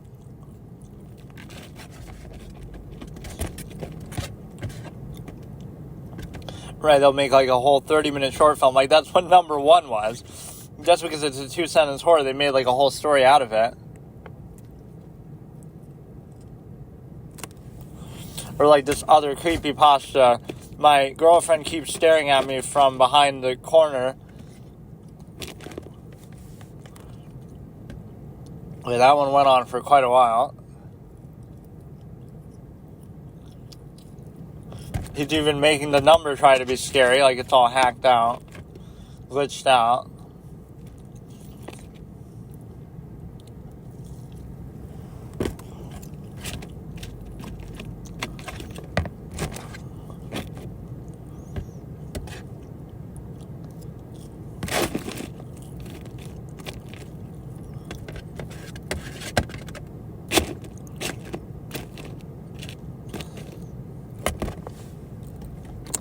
They do put a lot of work into the animations, clearly.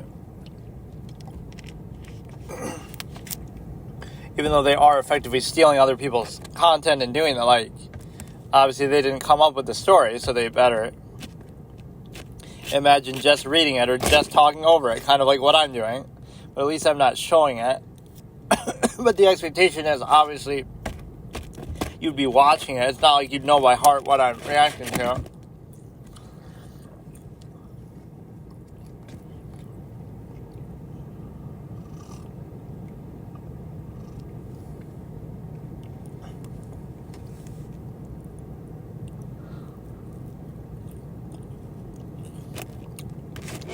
So does that mean the dad put them in the box, or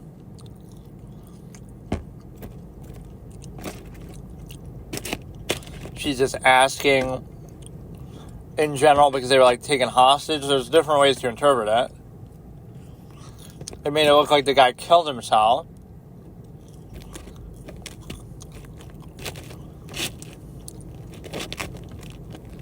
No, I'd almost like to turn that into a channel, though. If I became a big channel, I'd want to, like, have somebody else, either, like, just a normal person or another small content creator that I could help out. Like, we could, like, collab and, like, watch their first reaction to something, even if I've already seen it. So I could live vicariously through them.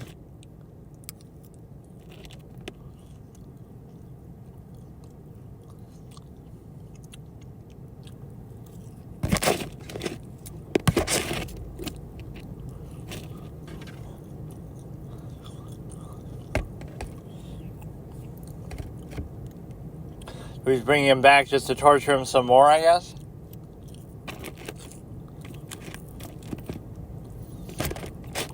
He goes through all the trouble of bringing you back just to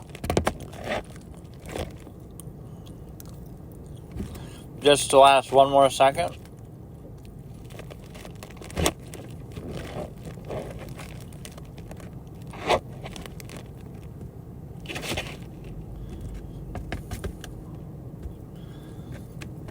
They create like a whole fucking movie storyline out of this. Maybe that's supposed to look like the guy from Split. Okay, another 5-second delay.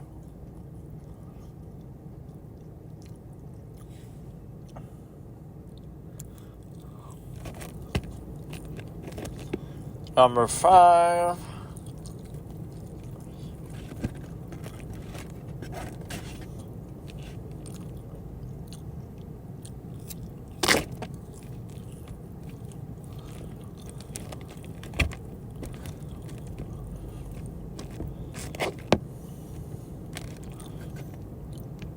Sometimes there's not really a lot to react to in these, though, even though it is good.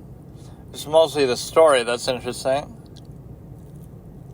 I mean, even though I do like the animation. Some of them I feel like they're trying a bit too hard with them, though.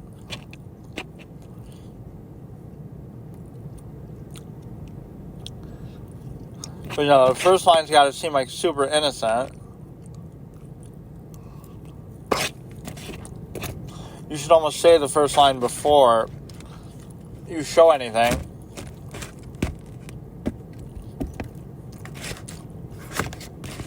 Then show all this, and then show the second line.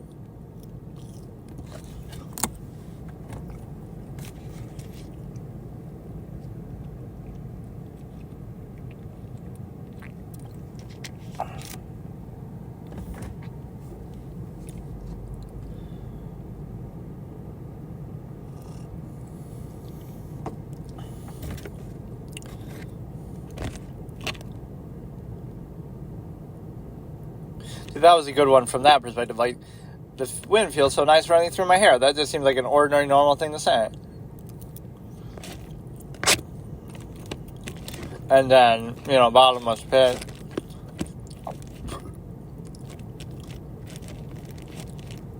But you should know, like, how did you even get down there?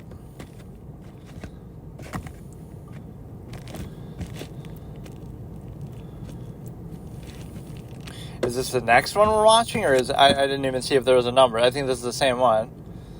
Maybe it's showing how she got down to the bottom of the pit. Some of this is just like really hard to even make out.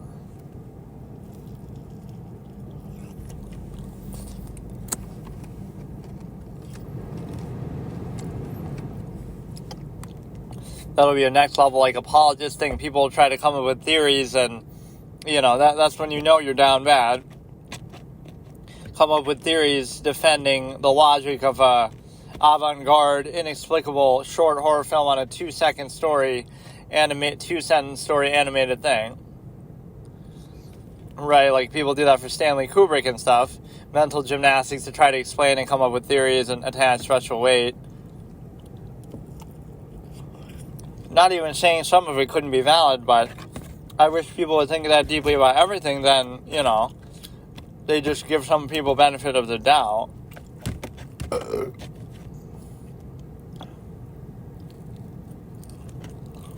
Is this still the same one?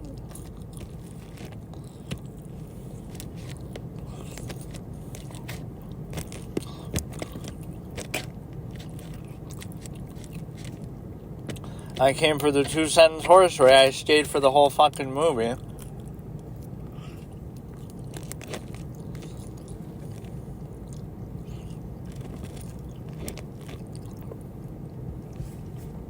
Holy shit.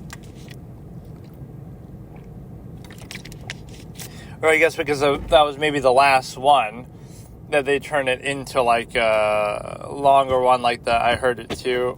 So they choose like whatever maybe they feel is the best one. 10 2-sentence horror stories animated. Okay, this is another one. I don't know if it's by the same people. That one wasn't really too good. The first one was like 10. Wait, but this is like super short. It's 1:55. How would they be able to do it this quickly? So it's by Spuds, I think. I can't read the first letter. So 10 2-sentence horror stories animated starting in 3, 2, 1.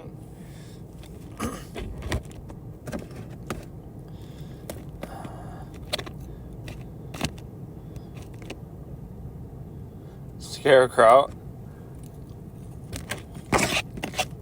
That one's pretty good.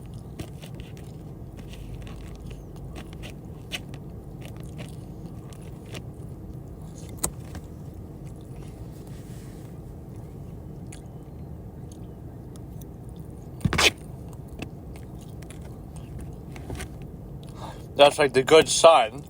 It was mine before it was his. So you confirm your guilt by Freudian slipping that it was candy.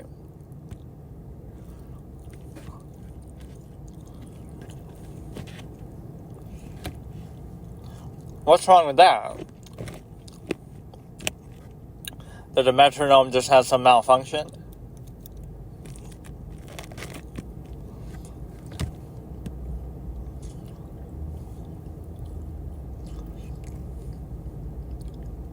These ones are so fast-paced.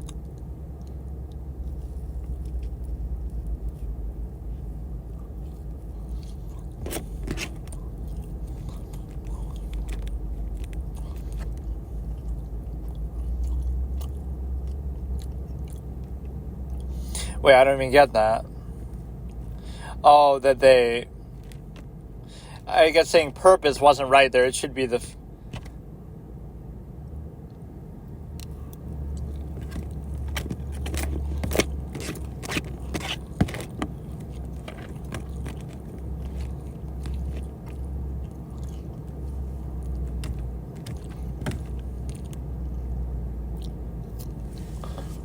That one was almost hard to, react to because there's too much talking in there. But it was good. It was very fast. 10 2-sentences. Yeah, it's got to be a little bit longer then, even though I was maybe complaining about how long and elaborate those ones were. Or, it could be a whole 2-3 minute video just based on one, like this particular 2-sentence horror story animated. You have to realize fear is the unknown, so it's like anything you don't understand or can't explain or aren't used to or familiar with, right, you'll be scared of potentially. It doesn't mean it's even bad at all.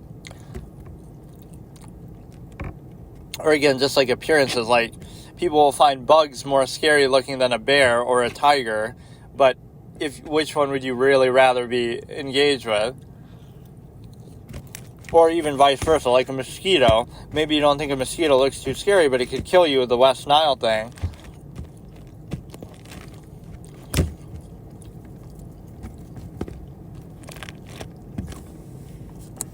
Whereas something a lot bigger and scarier looking might be harmless.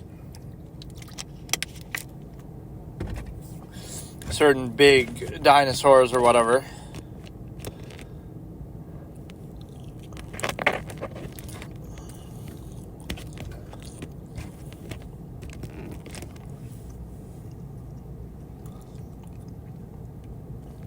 I always think I'm going to react to something, but then I can never find out even what I want to watch. Please stop crying. 32 Cents Horror, but I don't really care about just watching them, period. I want to see them. Let's look at this. Creepy facts from Reddit. I don't like this AI voice shit.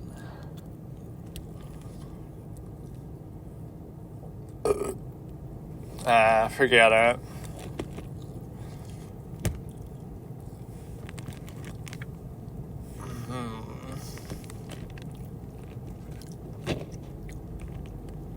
Black Sheep animated horror story. The real horror of Black Sheep is that it was a comedy movie starring Chris Farley that Ebert and Siskel hated the shit out of. Where Siskel really goes into Chris Farley. Yeah, we got to find some of this comment, debate point stuff I could do.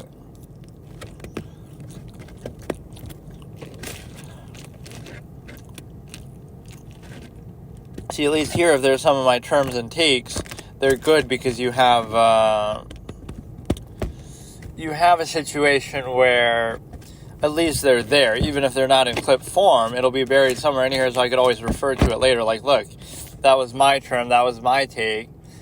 Right? Although somebody will just steal it right from under me and fucking take credit, I bet. And Gina Carano gets a lawsuit. Who was like some Disney actor at Star Wars. And,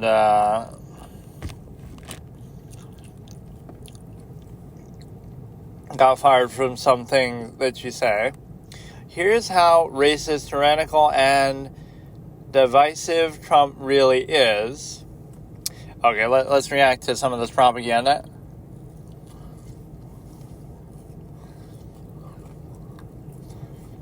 Yeah, let's give it a shot. So we're starting in 3, 2, 1. Vine matters.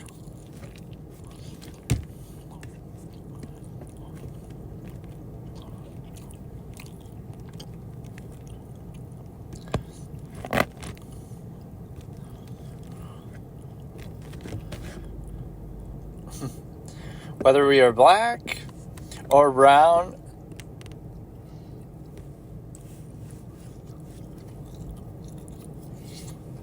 okay, that was kind of a good unifying statement. Now, that's a divisive claim to say that you're a theocratic leader, say that you have to believe in God.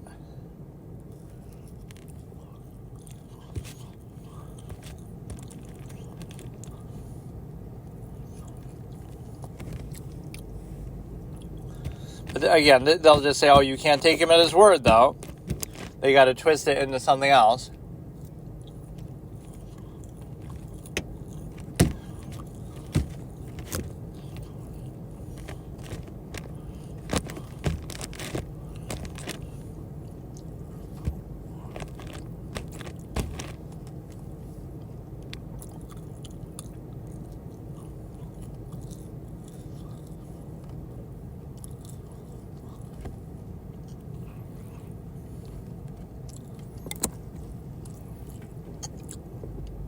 So he plagiarized Nelson Mandela.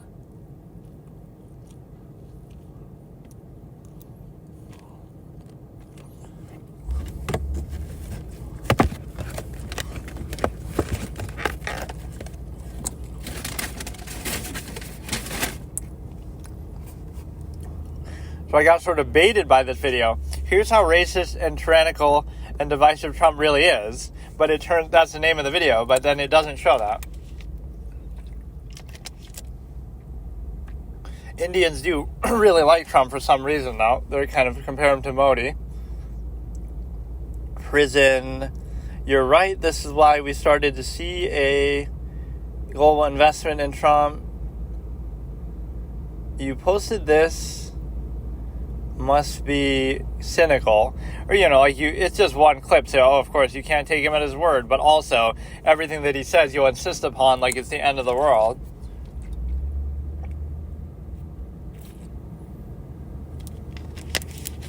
It's too much like obsessing over everything somebody does, right? Like,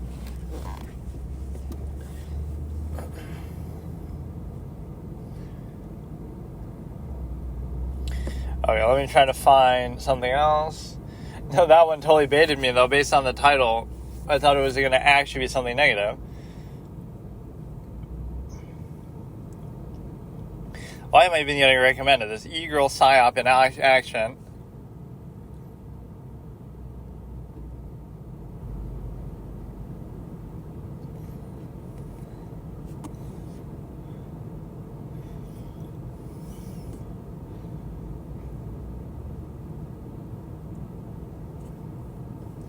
I don't know what the hell all this is. Easy part is breaking in, the hard part is breaking out.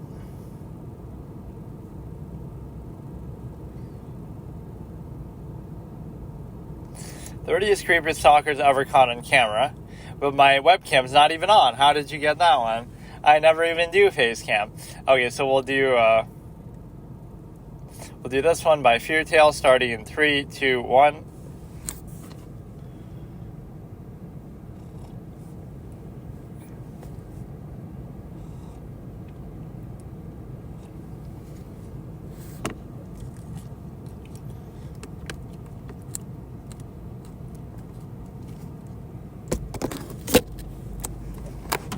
Let's see how much he actually reaches, though sometimes they'll pretend like it.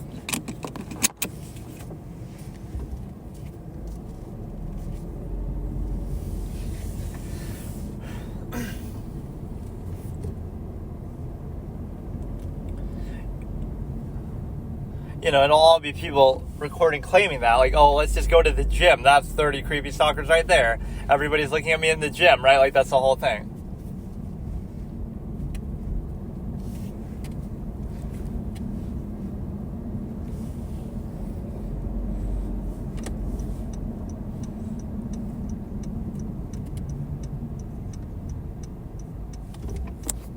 What do they do? You didn't even explain it. Invisaware.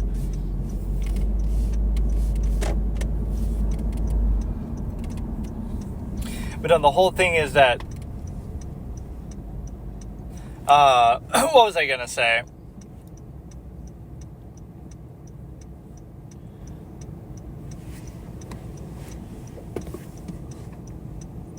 The smart way to get away with stuff, like just...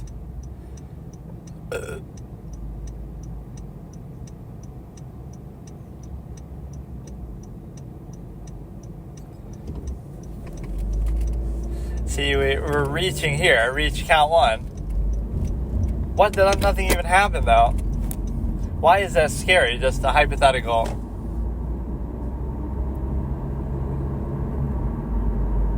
Oh, yeah, like, people go to events and even say, like, oh, I go to the fair to do people watching. Like, why would you do that? Like... that's creepy, people watching, but because you're not watching one person in specific for too long, then it becomes creepy, like, stalk the stalker. I decided to follow them. I'm the one being stalked, by the way.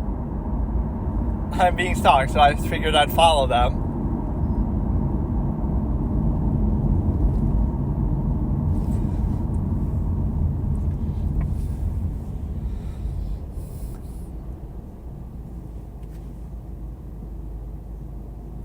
Would you really do this if you were worried? Wouldn't you just call the cops?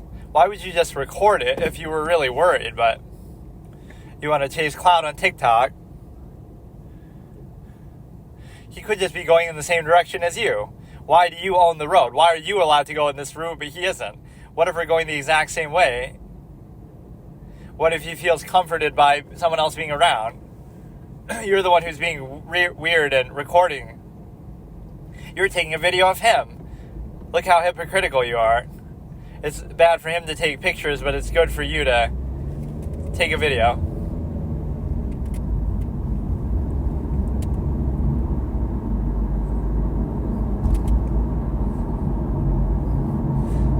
I like his response sounds so.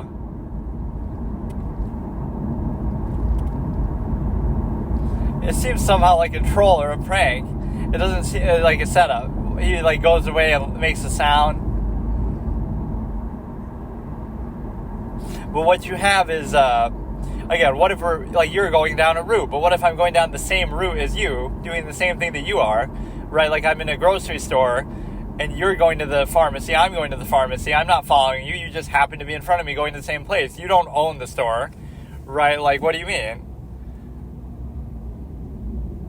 We're walking down the street, you're walking 10 blocks in that direction, I'm walking 8 blocks, so you would think, oh, I'm following you, but I'm not.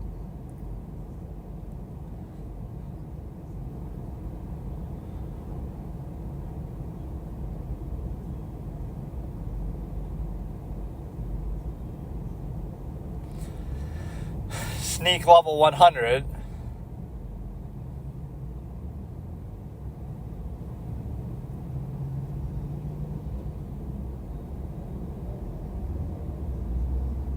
Wow, this guy sounds like me. Don't let familiarity breed complacency.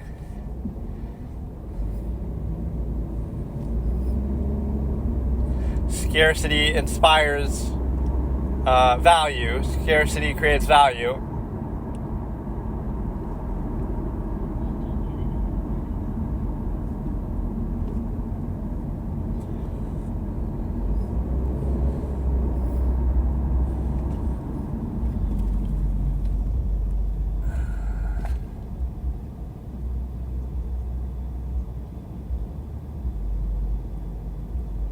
I can't really see because I have glare, but... Or like you would trust somebody just because.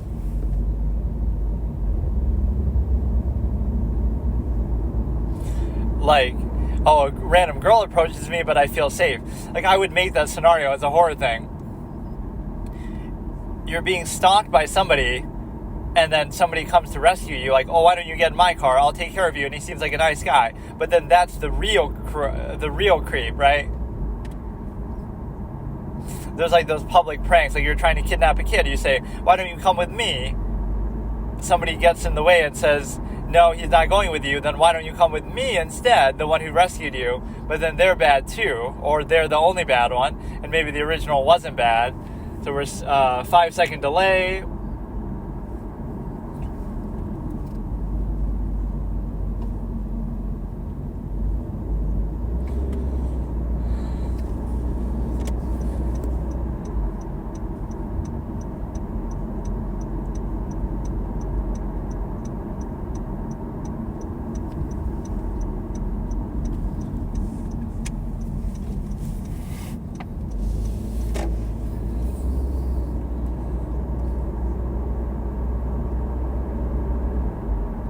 Or, you know, there was this one video I saw from years ago where this guy kept criticizing the police department in his town, and then he ended up getting killed in his house by, like, his supposed gang member. I forget what that is. So you keep seeing the videos of the car outside his house. So it was the police who did it, or enabled it. Because he was revealing stuff.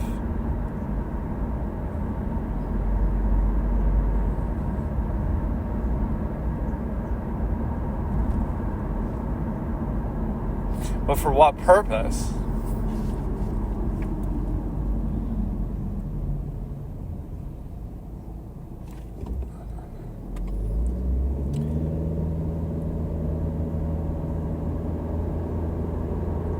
What does it have to do with shopping, though? They just followed you from there, I guess? But I thought it would be like somebody snuck some tracker into what you bought, and then it watched you, like how people will, you know, steal your credit card information from an ATM because they have like a little whatever.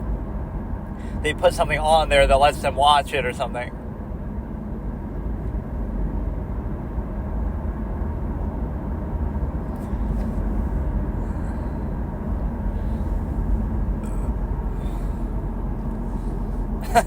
That's not really stalking, though, if you're just going to run up to them.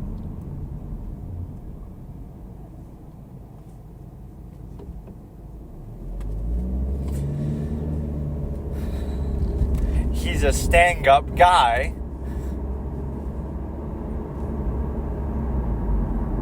Inside Edition. Is this really who we need reporting on this?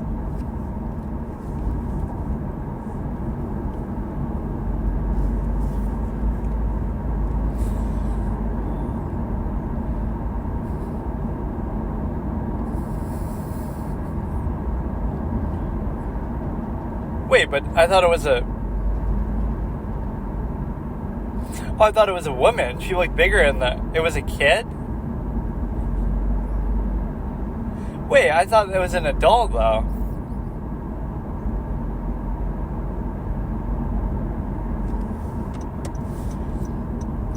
North Korea or South Korea? Probably North Korea wouldn't let this shit get out. Like, nothing bad ever happens in China, but they just won't let you hear about it if it does. But it's kind of hard to control 1 billion plus people.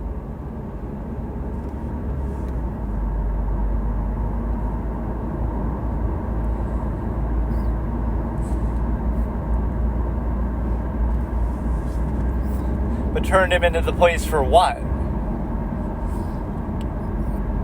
It's hard to really litigate that. Like, what is the crime in stalking? You're just following somebody? Like, unless you actually break in or do something.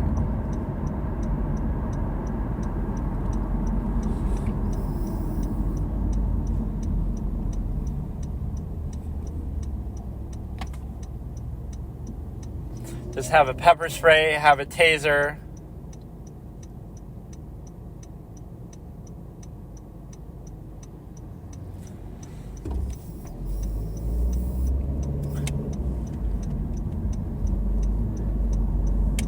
Maybe he's just wearing that because it's cold.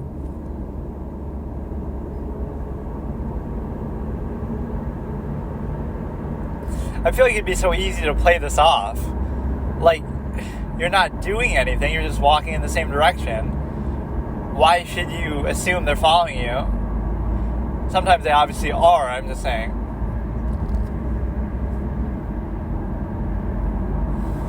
I like these news clips, at least that's more authentic.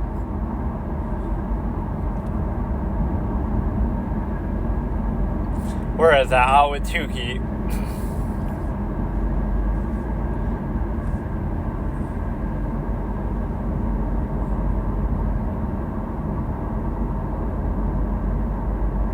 This is a Ring doorbell crossover because so many videos that we watch are like that too.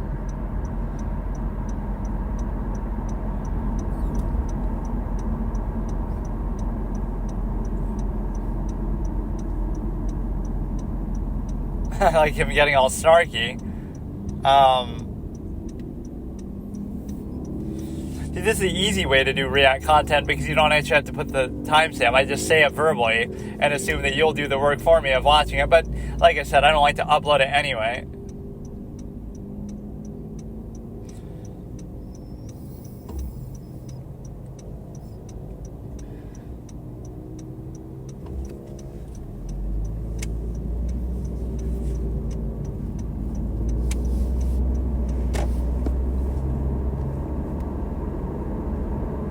Maybe he just needed help, but obviously I'm not playing devil's advocate for these people.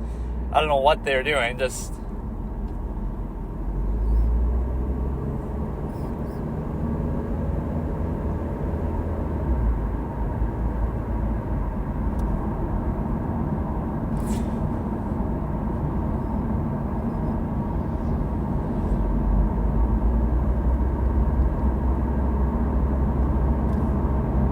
He tries to open the door so casually, though. He runs up serious, but...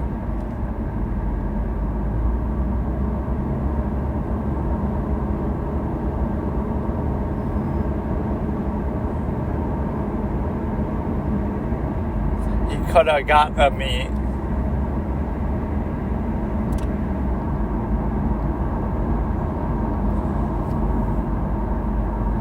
I always have that expression, like, if somebody really wanted to kill me, go ahead and do it. Right, I couldn't stop you. I'm just walking down the street and somebody randomly shoots me or hits me in the head. Like, you you couldn't predict that or stop it, right? You wouldn't know, but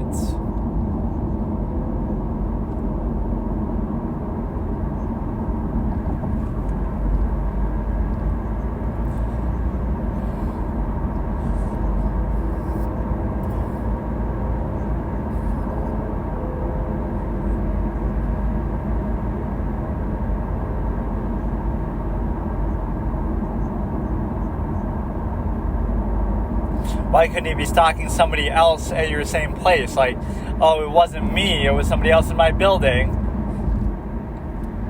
I'm waiting for your roommate.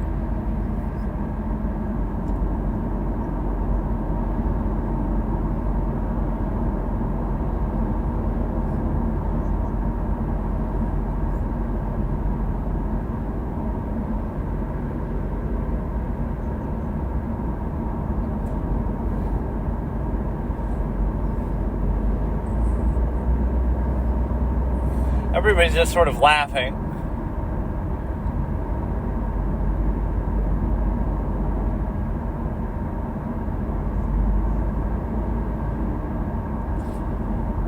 Okay, another 5-second delay, for fuck's sake.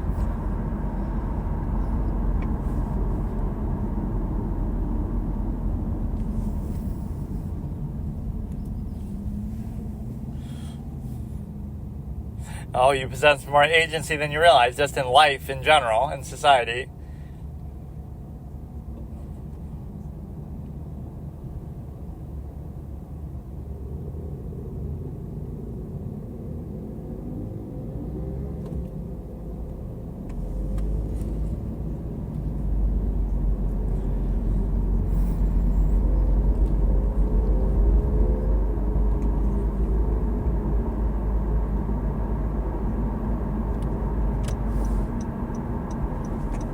Will you be my next dog? He's looking for a new dog. Do a little role play. 40s Hispanic male.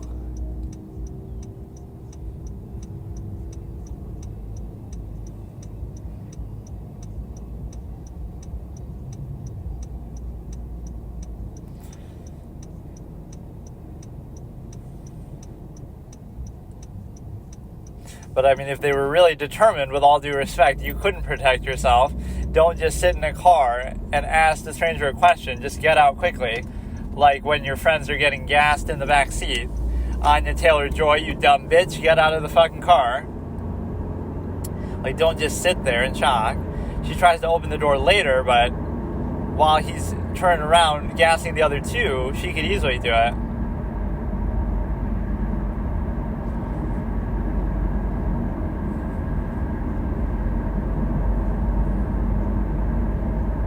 I'm just making fun sometimes. Like, some of this would be taken out of context or taken the wrong way. I'm not really calling Anya Taylor-Joy a dumb bitch. I'm not really saying, oh, haha, wouldn't it be funny if this guy kidnapped the girl and made him, dog role play? Like, I'm saying it in a funny way. Like, people do that kind of thing consensually, normally. Like, oh, I want you to put a leash on me and treat me like your dog. It's a role play. I heard from a friend. Obviously, I'm a fetish expert who gave a seminar on it before in real life, obviously, but in person, I mean.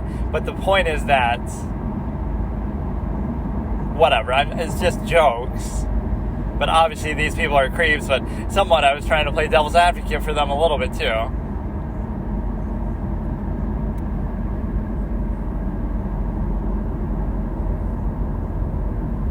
So don't call the cops, just make a little fucking TikTok video out of it.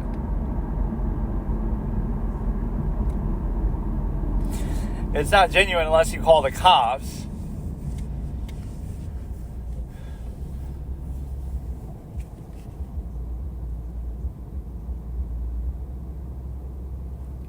You gotta at least see the person, or you gotta...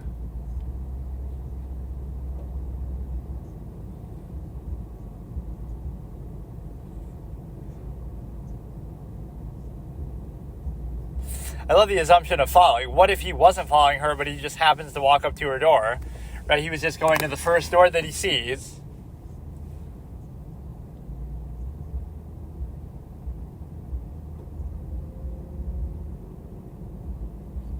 1.1K. What does that mean? It's like a live stream with 1K viewers?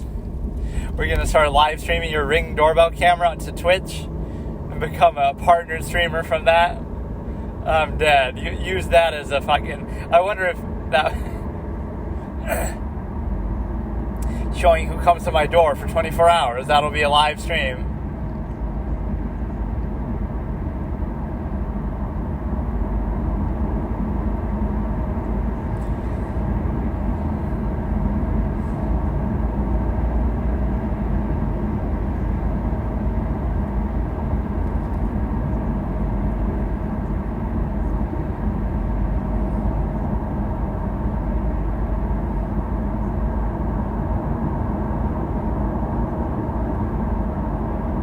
Somebody's talking to me. This man has been talking to me.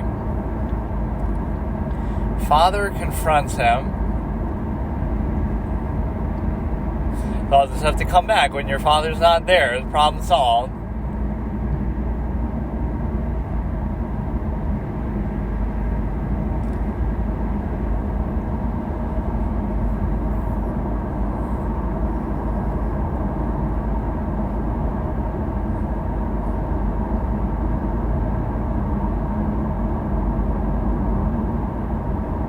They sound just so confused and like tired.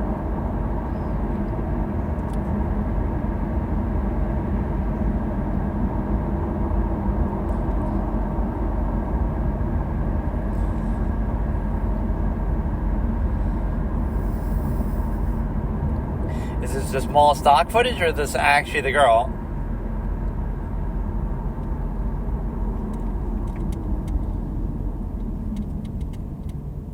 Okay, a group. There's a mall around where I live where a lot of shit happens, too. People get beat up and apparently raped and stuff. Like, how are you going to let that happen in a mall? But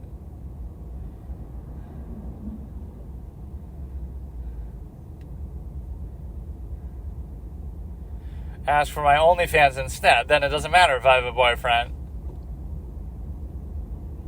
But do we actually get the video off that, or...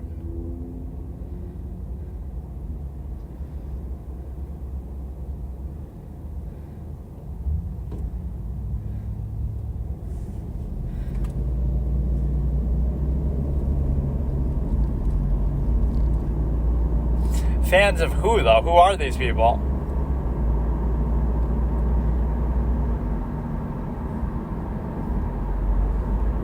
Nothing crazy happened, but I consider it scary. Top 30 scary videos.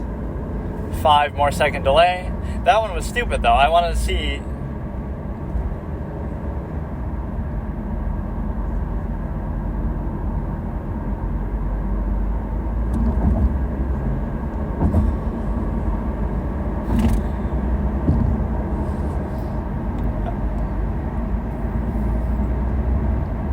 That was your mistake, that you were outside, but...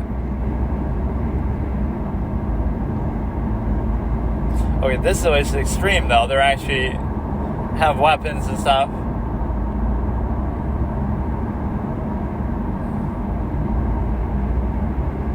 I love when they have footage like this, but then they still can't find. The culprits have yet to be found.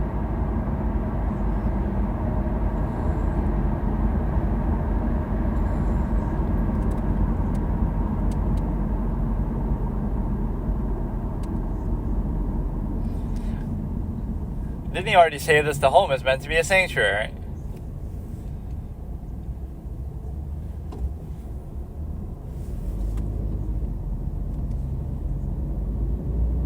So what are you supposed to do, though? Like, have a gun or always be watching your back that somebody might be following you? Go home before it's, like, really dark. Like a walk in the park.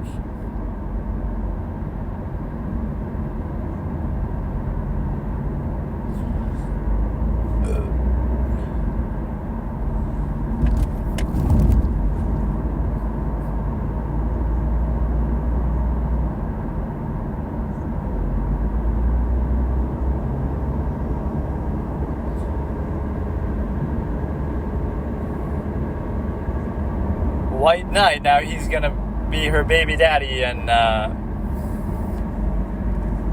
you know, she's a single mom, clearly, so he'll be the protector.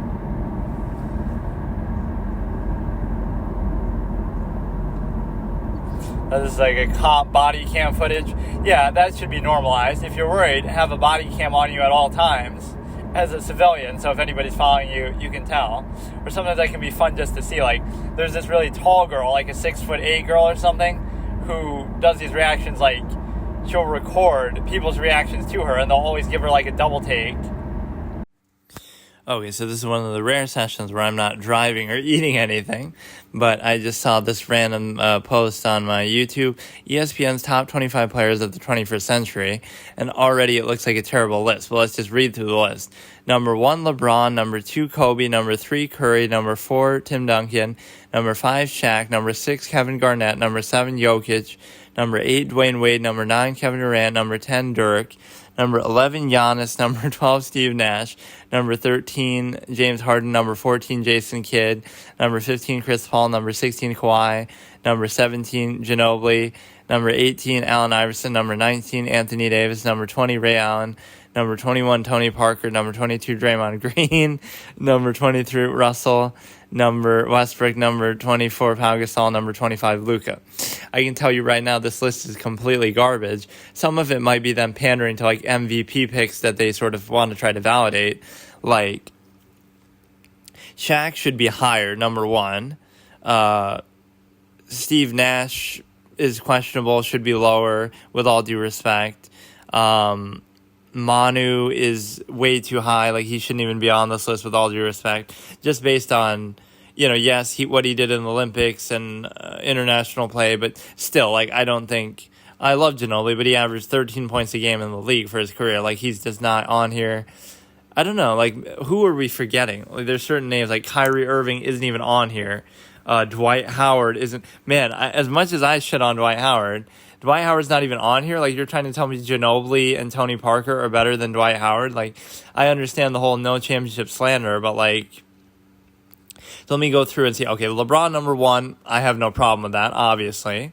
I think Shaq is number 2. I mean, he won 3 straight finals MVPs, all in the 21st century, even though they were at the beginning of it. Like, who else has won 3 straight finals MVPs ever in the history of the league, besides Bill Russell, if the award existed, and Michael Jordan? Like, Shaq, to me, is basically number 2, because who else on this list is better than Shaq?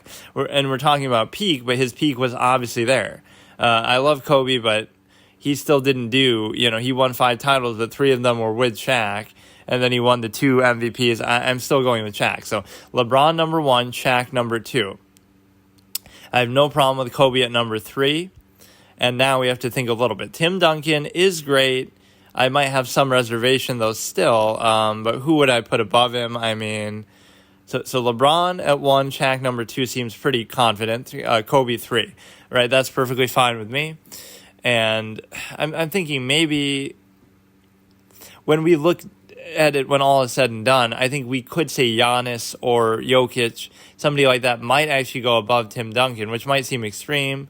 But I get it, you know, Tim Duncan's legacy is set. But when you actually look at it, like, Giannis is a better player. Like, he's done things offensively that Tim Duncan, even at his best, couldn't do. I mean, look, we all love Duncan, but he would only average like 20 points a game. And in a series, and you might be like, oh, but he's going against the Pistons and defensive teams. But Shaq would average close to 40 against those teams, 38, 36, you know, in the finals. So even 26 against the Pistons when they lost in 2004. So there are just certain limits to Tim Duncan that sometimes people don't acknowledge, but I'll go with it then. So we have LeBron, but no, I mean, really, like, all time, I'm thinking about the end of their careers or peak for peak. Luka Doncic would all time. You're going to take him over Tim Duncan, probably, right? When all is said and done, when you look at the God level playoffs he just had, he's doing things that are like impossible. So yes, defensively, Duncan is great. We'll do it as of now, but I even take issue with that. There's a number of players at the end of their career, right? At the end of his career, I'm taking Jokic, Giannis, and Luka probably over Duncan, all 3 of them, right? As much as people glorify Duncan. Yes, he won the 5 titles. Yes, he was great. Yes, he was a great defender. But all 3 of those guys, honestly, I think probably I'd take over him. Maybe I'm wrong, but... Anyway, the list is bad, so I shouldn't get so caught up on this. Like LeBron 1, Shaq 2, Kobe 3, Duncan 4, right? Now we have to think Kevin Garnett, love and respect him, but he should be a little bit lower, right? So drop him maybe a few spots down, make way for Jokic, who's already won 3 MVPs, so he's fine. Giannis should be up there as well. Dirk Nowitzki needs to be a little bit lower with all due respect.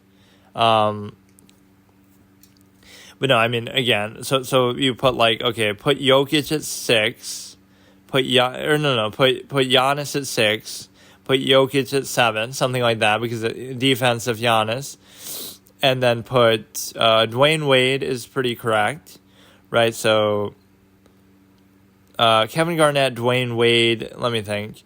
Dwight Howard's got to be on here too.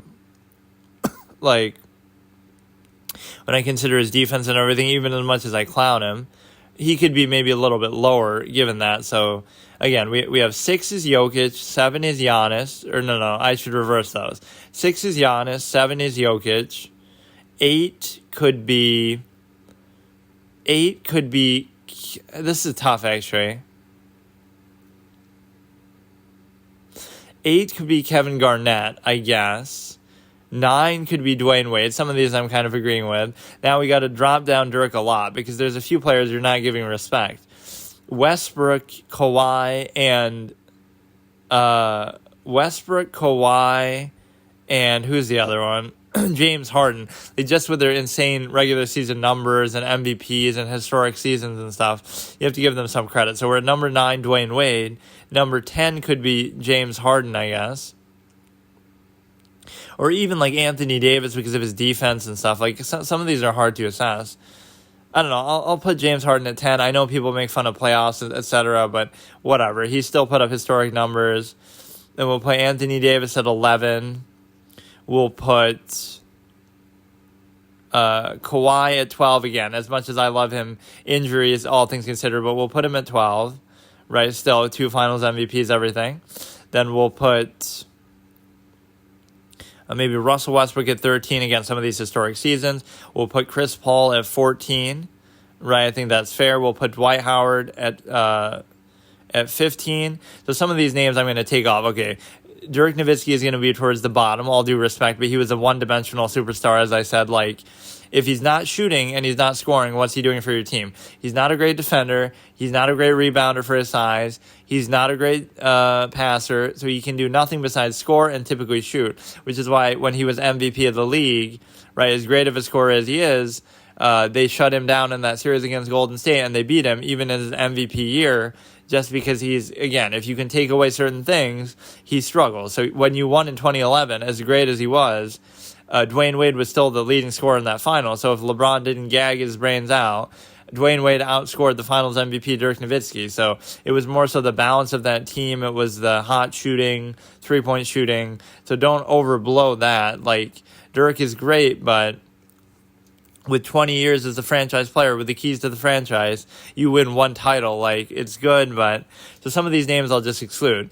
Manu Ginobili shouldn't be on this list. Jason Kidd's not on this list for me. I've always said he's overrated. He was an anemic, pathetic scorer. He shot 40% for his career. I don't even want him on this list. So we're at 15.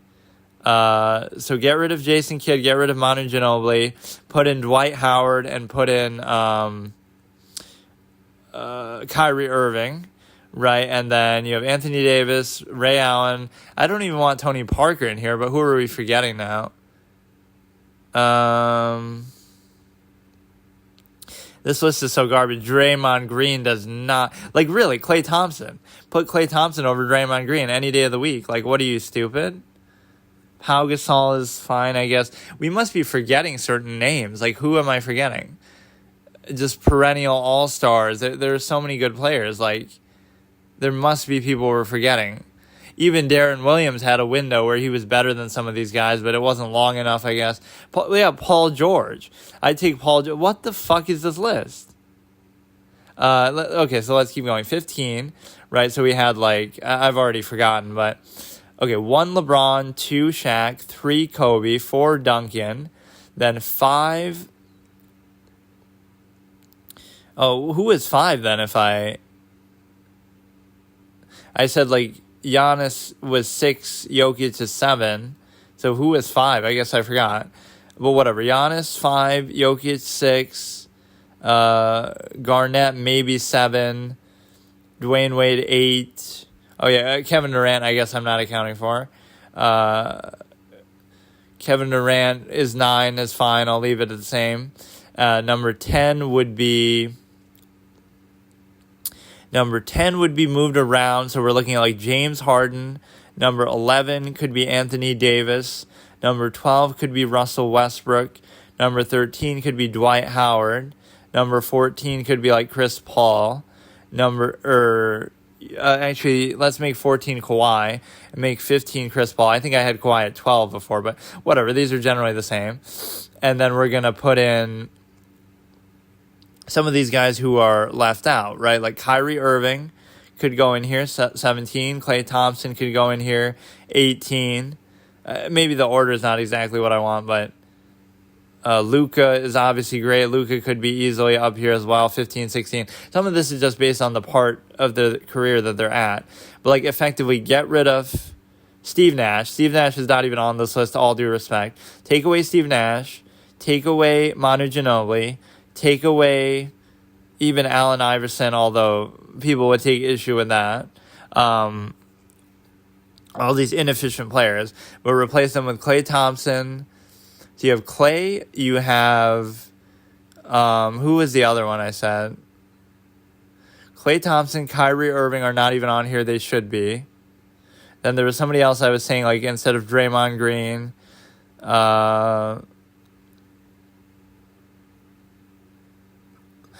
Paul George and Carmelo Anthony. Like, what do you mean, dude? They're just better individual players than a lot of these guys. So, okay, let's say 25 is Carmelo, 24 is, or no, let's do it this way. 25 is Pau Gasol, but then maybe Steve Nash should creep in there if you're going to put him on there. So let's kick off Pau Gasol then. So Steve Nash is 25. It's very hard for me to actually do this unless I was writing it down myself. Let me see. This is so bad though. The point is, let me see, actually. I'll get a piece of paper and do it, maybe. The point is, it's a terrible list, so mine might not be perfect, but at least some of these names are missing. So let me go from the top here. I'll try to write it down. So number one is LeBron. Number 2 is Shaq. Number 3 is Kobe. Right, number 4 is Tim Duncan. Number 5 is going to be Giannis, let's say. Number 6 is going to be Jokic, is fine. Number 7 is going to be, Kevin Durant, let's say she put KD, as much as people hate on him for the Warriors and stuff, he's still, the numbers he's put up consistently, people are always saying he's the second best player behind LeBron for many years, so that's fine. We'll put KD at 8. We'll put Dwayne Wade at 9. There's a certain part of me that considers Dwayne Wade better than KD, but not really. Just maybe a game for my life he is, but... Now, let's leave off some names. Okay, Dirk is going to go down. So we're going to keep Dirk in mind, but he goes down, right? Then we're kind of just looking at the order they're doing. Steve Nash goes way down, as much as, again, we respect him, but if you look at his numbers, it was situational. It was Mike D'Antoni. We get it. So what we're looking at now is number 9 is James Harden, which seems high, but again, he put up insane numbers, regular season, whatever. I have to give him credit. Number 10 is going to be, I think AD is actually fine, and Dwight's going to sneak in here as well. Anthony Davis, number 10. We'll put up Kawhi, 11, actually. Okay, 12 is going to be Russell Westbrook. Even, again, I clown some of these people, but they put up certain numbers and had certain performances that I can't deny, right, that are great. So if we look at the list here now, Jason Kidd is not on the list. Jason Kidd is off the list again.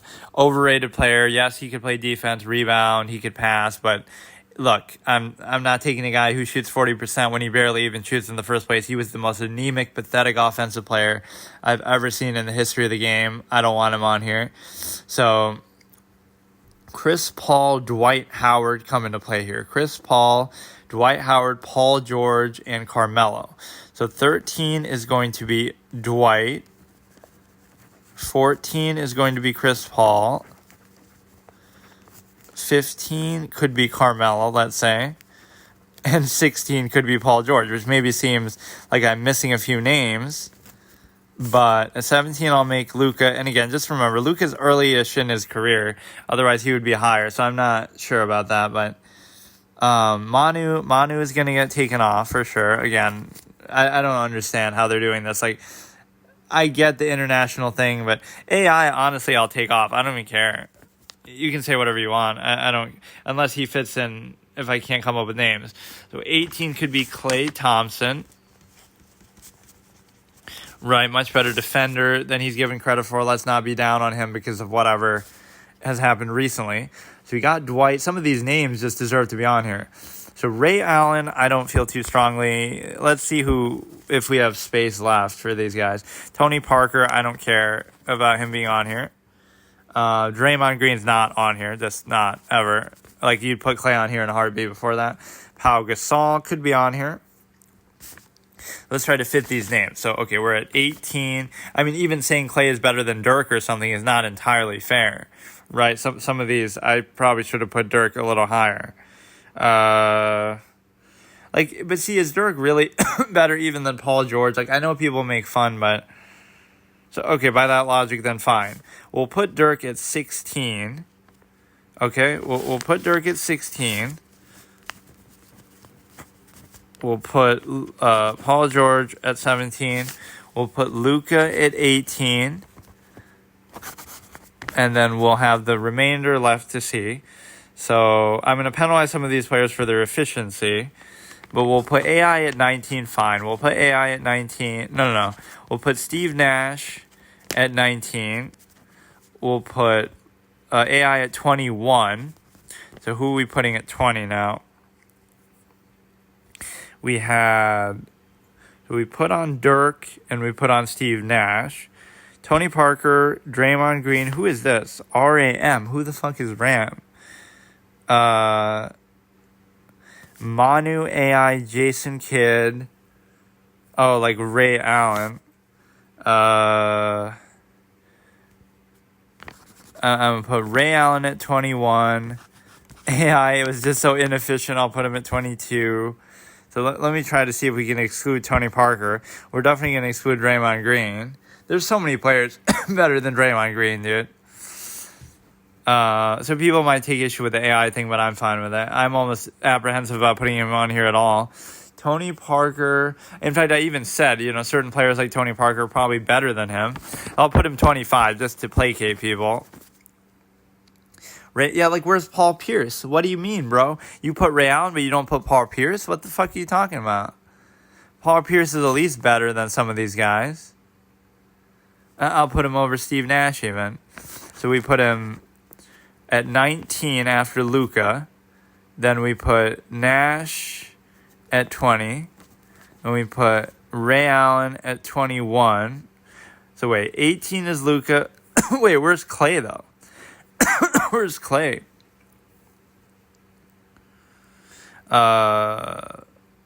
Nash. So I'll put him. Okay, 21 is Klay. 22 is Ray. Right, maybe. So now what are we at? 18's Luka. 19's Paul. Not Paul George. Fucking Paul Pierce. And then 20 is Steve Nash. 21 is Ray. No, 21 is Klay. 22 is Ray. So you have 23 and 24. Again, this isn't perfect, but do I want Tony Parker and do I want Tony Parker, Jason Kidd? Fuck me, dude. I will not put Jason Kidd on this list. It's enough of a concession to put AI. Jason Kidd is banned from this list, dude. There's probably other players we're forgetting about who just... Let me look up something. There must be something I'm missing. Like how are you not going to have Carmelo Anthony? I understand that you're... Bro. Carmelo is just all-stars. Let me look something up. Or like even all the MVPs are obviously going to be on here. I don't know. There's some players who are just probably missing that I would even... Like Rajon Rondo is better than Draymond Donkey Clown Green. Like, what the fuck, dude? Let me look. There's going to be somebody missing. So from the 2000 on... Kevin Garnett, obviously, we have Derrick Rose is fair to leave off because of the injury situation, but James Harden, Jokic, Giannis, Embiid. Yeah, even Embiid, sort of with the short window and injuries and stuff. I mean, I'd put Embiid on here over fucking a lot of these guys, though. Let's look up All-Stars. All-Star. It's going to be too hard to figure this out, though.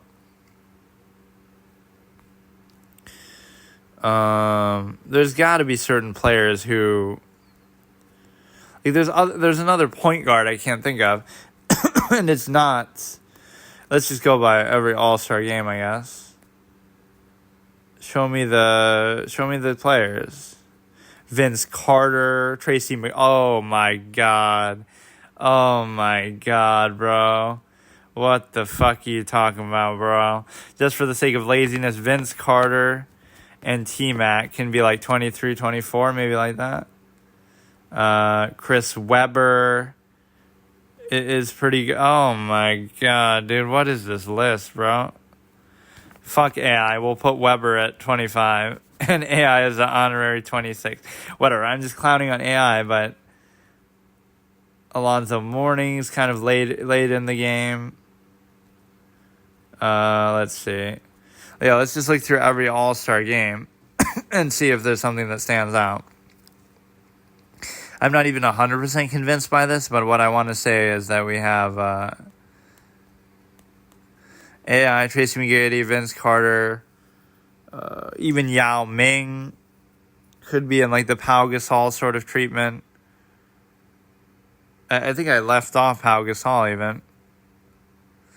Yao Ming and Pau would be sort of honorable mentions.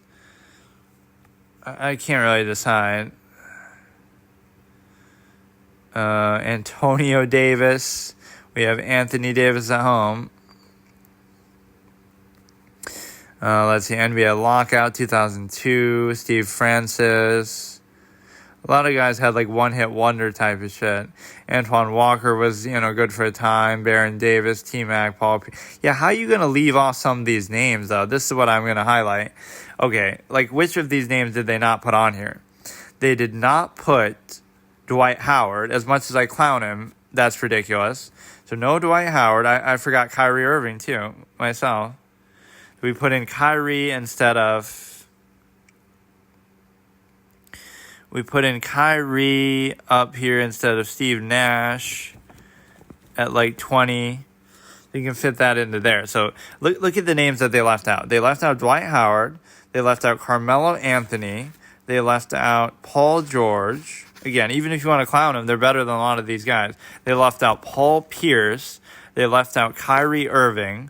They left out Klay Thompson. They left out Vince Carter, Tracy McGrady, and maybe I'm just buying Chris Webber. Like, what the fuck are you doing, bro? What the fuck are you doing? I guess I'm satisfied with that, whatever. So here's my final list. Again, I'm not saying it's perfect. I know I'm clowning on AI a bit unfairly, but he's so inefficient. I don't like his style of play. He's not a winner. Larry Brown's the GOAT coach, and he made the Pistons win and make it to the finals. None of those players made it there without him. Chauncey Billups, a good player, but he made them better than some of their parts. Allen Iverson was selfish. He was bad for the game, 42% for his career. He's a shot jacker. Gets too much credit because he's a small guard, a lot of heart, but he's just overrated. Number 1, LeBron. Number 2, Shaq. Number 3, Kobe. Number 4, Tim Duncan. Number 5, Giannis. Number 6, Jokic. Number 7, KD. Number 8, Dwayne Wade. Number 9, James Harden. Number 10, Anthony Davis. Number 11, Kawhi. Number 12, Russell Westbrook. Number 13, Dwight Howard. Number 14, Chris Paul. Number 15, Carmelo Anthony. Number 16, Dirk Nowitzki. Number 17, Paul George. Number 18, Luka. Number 19, Paul Pierce. Number 20, Kyrie Irving. Number 21, Steve Nash. Number 22, Klay Thompson. Number 23, Ray Allen.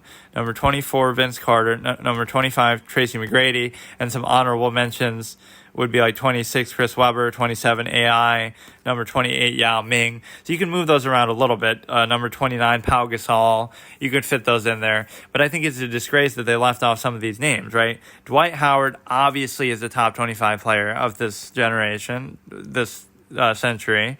Carmelo would have to be. Like, how is Carmelo not better than Draymond Green? Like, I understand you might not be the biggest fan. Oh, he didn't win titles and he was selfish a little bit, like how I was clowning AI, but he's not better than Draymond Green. Like, am I blind? Am I looking at this right? Carmelo Anthony is not better than Draymond Green or Pau Gasol or Tony Parker. Like, look, bro. What are you better than Manu Ginobili? Look, I like Manu, but he didn't put up those kind of numbers, and you could say, oh, sacrifice for winning, but Carmelo is very talented, is all I'm going to say, and he put up very big numbers, so I'm not going to say anything. So you have, okay, so my point is that the big omissions that they put are Dwight Howard, Carmelo Anthony, Paul George deserves to be on there, Paul Pierce, Kyrie Irving, Klay Thompson, Vince Carter, Tracy McGrady, Chris Webber, Yao Ming, even though some of these are in my honorable mentions. So I bumped down Dirk, I bumped down Steve Nash, Tony Parker, I don't care enough to put him on here.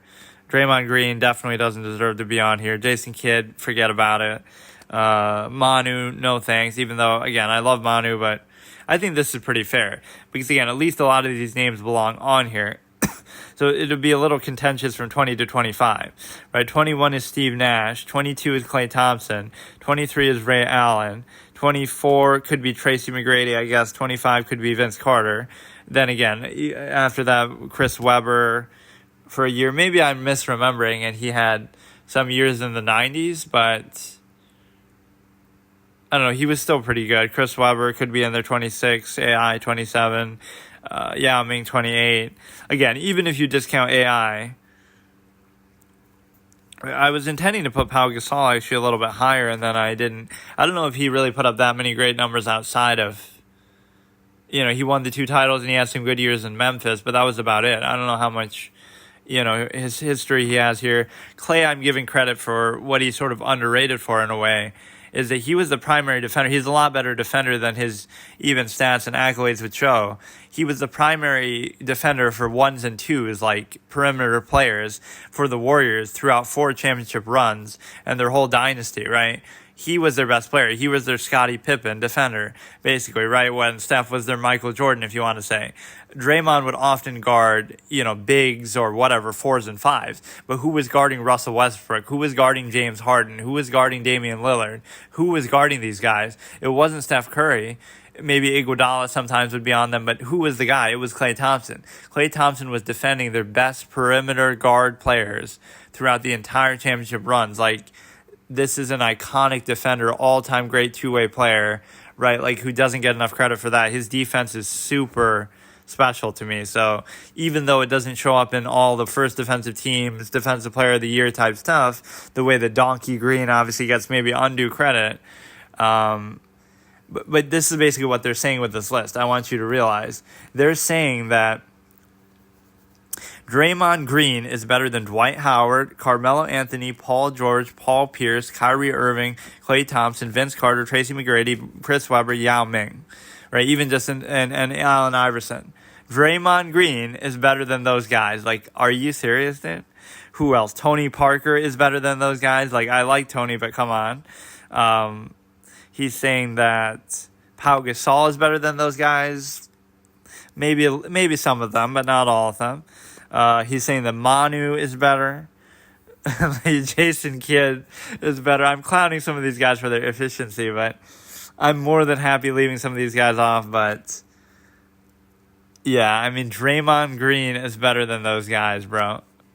And honestly, Embiid is better than a lot of those people. We're probably forgetting other names, but it's a disgrace that like Draymond and people like that would be on there. Again, I like Tony, but some of these players are getting credit too much for achievement and accolade. And so my measure of a player is always, see, like it's a little different. Kawhi, at his peak, obviously, is better than a lot of these guys. You could say he's a top 10 two-way player all time at his peak if he's healthy, whatever, right? But what I would say is my measure overall when I'm like ranking players all time would be this following formula. I judge them by 50% of what they were at their peak. How good were you at your best?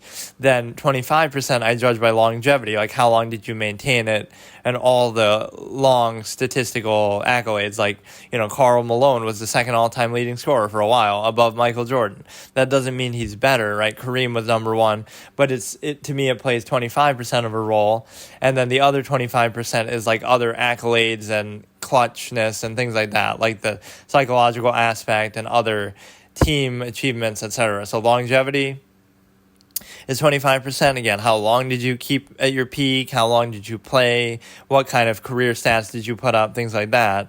Then the other 25% is, again, accolades, leadership, psychology, clutchness, team play, all those kind of things that do people want to play with you? Are you selfish? Do coaches like you? Are you a good leader on and off the floor? Things like that. So to me, this is why like Wilt Chamberlain, for example, is my GOAT. Oftentimes I bring up because, again, 50% is your peak. So his peak was clearly the best of anybody, 50 points a game, 20 plus rebounds. So I'm not going to question that when it comes to, that peak is clearly the best.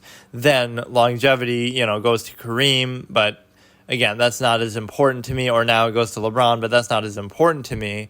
And then obviously accolades and achievements. I mean, some form of accolade is the fact that he broke so many records and made the record books and did crazy things. Wilt did. So, averaging 50 points, that in itself is an achievement. But, Bill Russell winning 11 titles or, whatever. So part of the reason why Michael Jordan was considered the GOAT is exactly, a balance between these. His peak performance is a big part of it. So he would be up there for me as well, right? Like number 2. Because his peak performance is amazing. His longevity wasn't the greatest because he retired twice in the prime of his career. So that gets a minor knock against him. And then his accolades and achievements are obviously great. 6-time finals MVP, etc. Defensive player of the year. So his career achievements are good. So that just shows you the criteria. Like, if longevity mattered more to you, then obviously Kareem would have been it. So one thing I find is like a very disingenuous argument that people sometimes make is, well, now that LeBron is the all-time leading scorer, now he has to be the GOAT.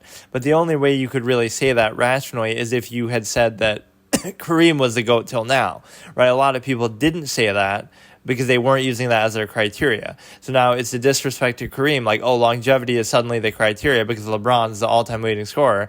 But the majority of people were not saying that Kareem was the GOAT up until then, right? So that's not really fair.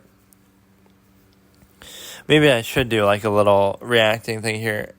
I'll react to stuff till I fall asleep, maybe. He shouldn't have missed. It's a shame that person missed. Trump assassination has broken people. And then President Ford predicts a future female president. Let's see what he says. He must have watched The Simpsons. Did he predict we can't go on the moon anymore because we lost the technology?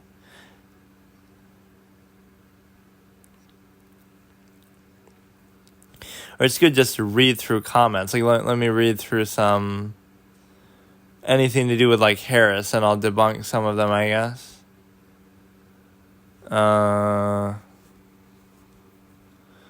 Let's just look up Kamala Harris, period. But again, what I don't like is that she's somebody that nobody liked even in her own party. Harris drops Trump truth bombs. Oh, my God. Yeah, let's look at this NBC video. The coalition that took Obama to power needs to rally around Kamala. This is the most important election in history. You don't see that, like, it could be a fourth term for Obama, effectively behind the scenes or something. Gaslighters working overtime, is known for dealing blows. Nothing is certain until after the Democratic convention. Trump let Biden call the first debate, set the tone. I don't know about all this, dude. He did not vet either. I'm 100% sure he didn't know that the VP pick's wife was Indian. Believe me. I don't know about all that. If he didn't know, I don't think he cares about that. Politics aside, I want to see them debate. Go vote. I want to see a Trump-Harris debate. I mean, she got destroyed by, again, somebody in her own party, Tulsi Gabbard. The first match is going to be funny.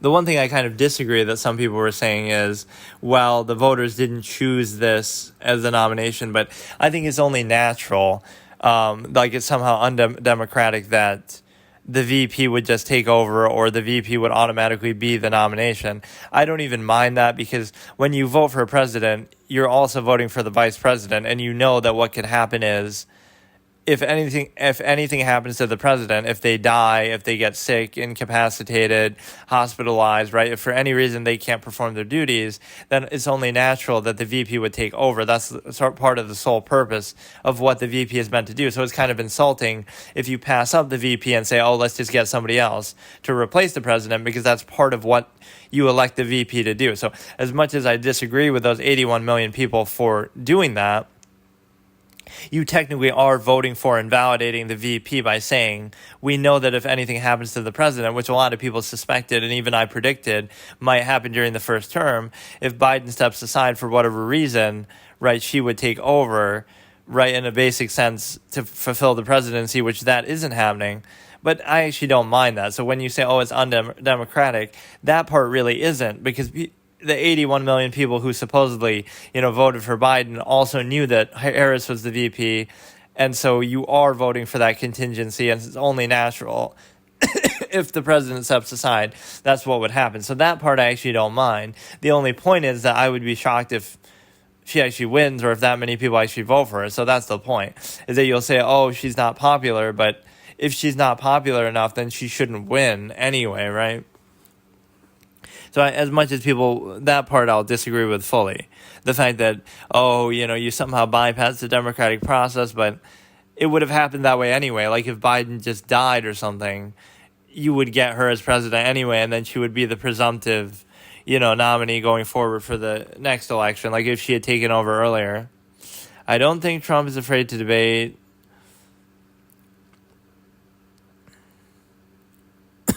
That was a pretty good delivery. I know Donald Trump's type. I kind of like that, but yeah, nobody really liked her anyway. In her own party, even. This is another thing I could debunk with basketball. Like, people always bring up Kobe's name. With all due respect, I don't think Kobe is even a top 5 player or anything of all time. So you only bring him up for the same reason that some of these players get hyped up so much. The media and fans love ball handlers. They love scorers. They love, 2s and 3s. So they get all the attention. So you get Michael, you get LeBron, you get Kobe. But at least Michael and LeBron are more historic and more likely to be considered top 3, top 5 players. Kobe is great, but he's more like a top 10 player, right? He's not better than Kareem. He's not better than Shaq. He's not better than Hakeem Olajuwon. He's not better than Wilt. He's not better than Michael. He's not better than LeBron. He's not better than Oscar, even according to a lot of people. So at least 5 players are definitely better, right? Michael, LeBron, Kareem, Hakeem, and Shaq. Those 5 are definitely better to me, right? And then you can put Kobe maybe somewhere after that. So it's no disrespect. I just think those names are brought up singularly, like, oh, Kobe, Michael, and LeBron. But that shows you the media hype more than anything. Nobody in the right mind would say that Kobe's better than Kareem, right? Nobody would say that he's better than Wilt, even LeBron, Sometimes that's all it shows, right? The discussion gets reduced to who gets hyped up the most, who's the, most fun to watch, who is sort of a ball handler at 2 or 3. We find centers boring. We find, certain positions or people, certain eras get disrespected historically and stuff like that. So I completely disagree with that, how much Kobe's name is brought up, with all due respect. Okay, so today let's try to do another one of those video react sessions, I guess. And by another, I mean I haven't done too many because often I just don't watch anything. I set up like I'm going to, but then I get distracted by something else. So, I mean, I should actually watch something properly, but I keep subscribing to these services and then they end up not really being very good because, you know, it's like the service is like, what do you call it? You know, there's some things you want to watch on there, but then there's something you want to watch somewhere else, and you know, I was going to watch The Fire Within, but I guess I don't have to right now, or the whole subtitle thing is dumb to have to deal with that, or there should be a dubbed over version, which that's pretty common in these days, like, or at least with major movies. I know there's a lot of Hindi movies like that, for example, that are dubbed over in English, or Hollywood movies that are dubbed over in Hindi, right, whatever. It's not that hard to dub something compared to, you know, that's what people always make fun of with anime or something. It's like, you didn't make the anime or you didn't do anything. All you did is just take what already is done and just localize it and voice it and maybe put music over it, which in Bruce Falconer's case for Dragon Ball Z was very impressive. But I wonder if he did the one for Dragon Ball too. Probably not. But the point is that I'm pretty sure he did it for GT though. But the point is that like, how can you do it from a perspective that, you know, you take so much credit and make so much money? Like, there's a certain irony to it.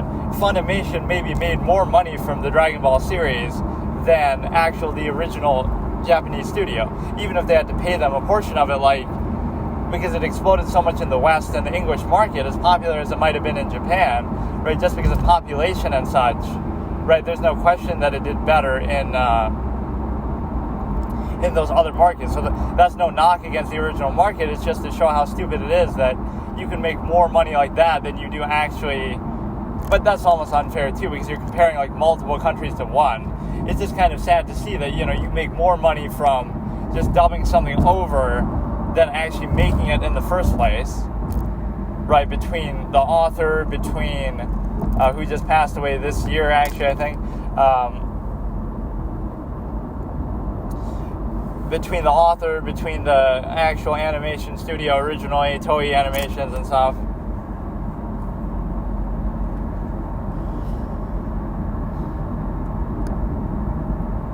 So yeah, maybe we could watch an anime. You know what I want to almost watch is one of these weird animes that you always see clips of on YouTube, like some kind of cutesy, typical cliche,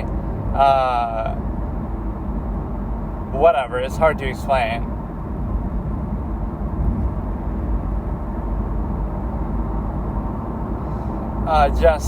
They seem like weird, but maybe they could be good, or there's so many ones that are considered good that I haven't seen, or some of them have like really stupid names, like One Punch Man or something. It makes it sound like something dumb, right? This is going to be like a mindless action series, which I'm sure it's not, but I think that's a certain negative stereotype.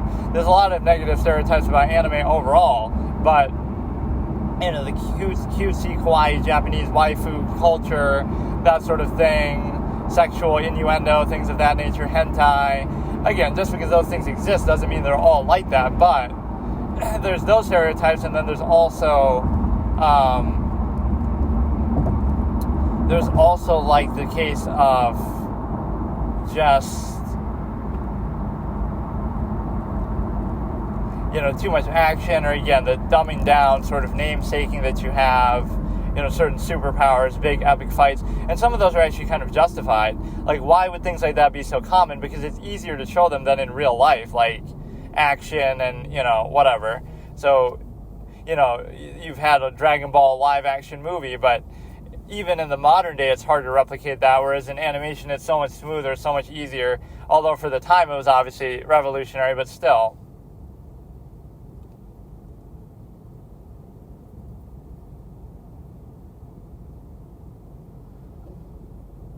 Or yeah, that's also the irony. Like, Funimation's dubbing budget might have been as big as the original animation budget somehow. Like, they did a lot less with more. I'm not trying to bash it either. I think it's very good dub for the most part. and it gets confused between Ocean, like people try to pit them against each other, but I'm pretty sure Ocean is the one who hired Funimation in the first place, and then they sort of exploded. So I don't know how that works in retrospect. Like, Funimation gets all the credit, but Ocean was sort of owned them or in line with them or hired them, so do they still get credit, like, in retrospect, or what happened?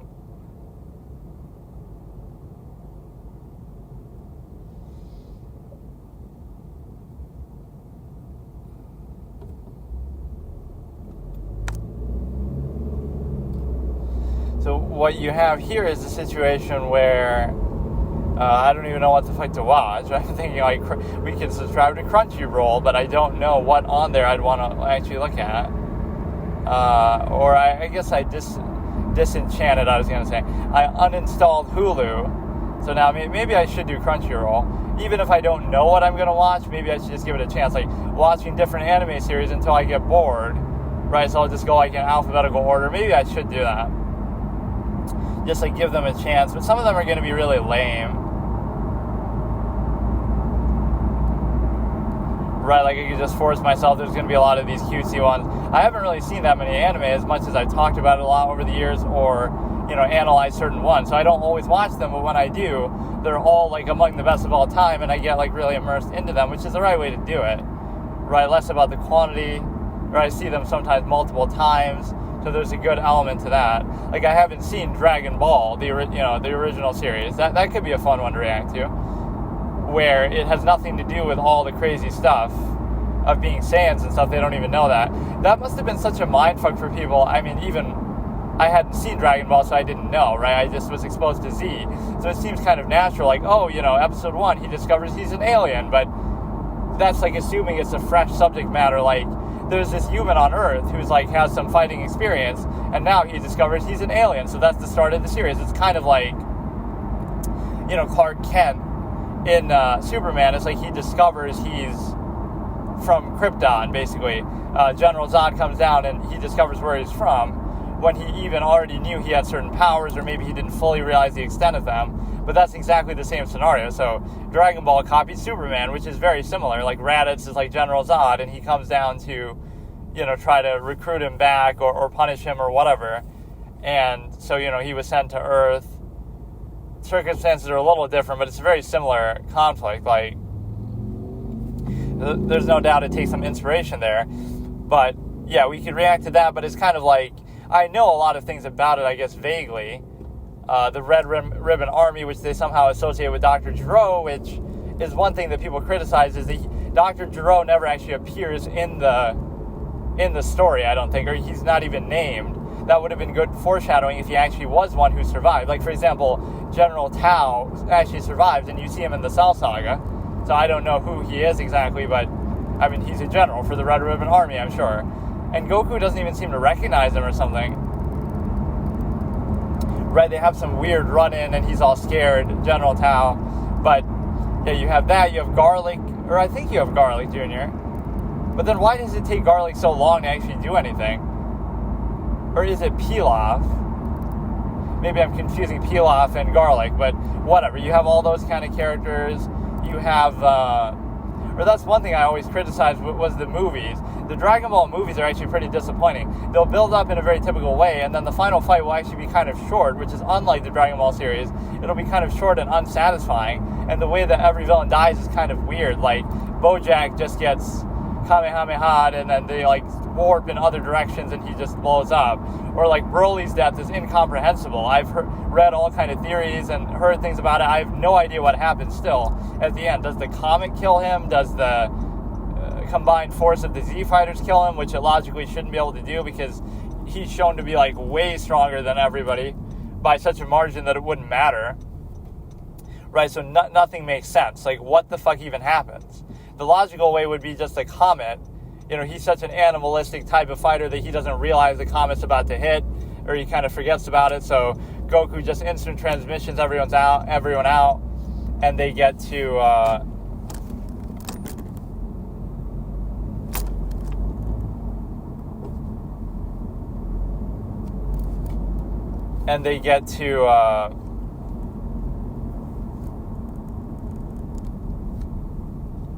and they get to basically let him die to the comet.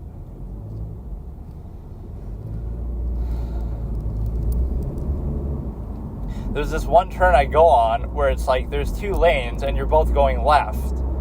And every time I've almost gotten hit there multiple times because I'm in the left lane and I'm just driving straight, but then the people from the right lane always try to change lanes right on that turn, and they apparently don't see you there. So like I almost just got hit there. She just almost turned. Like, how are you that stupid? Somebody's in the left lane, you should look. You just almost ram into me.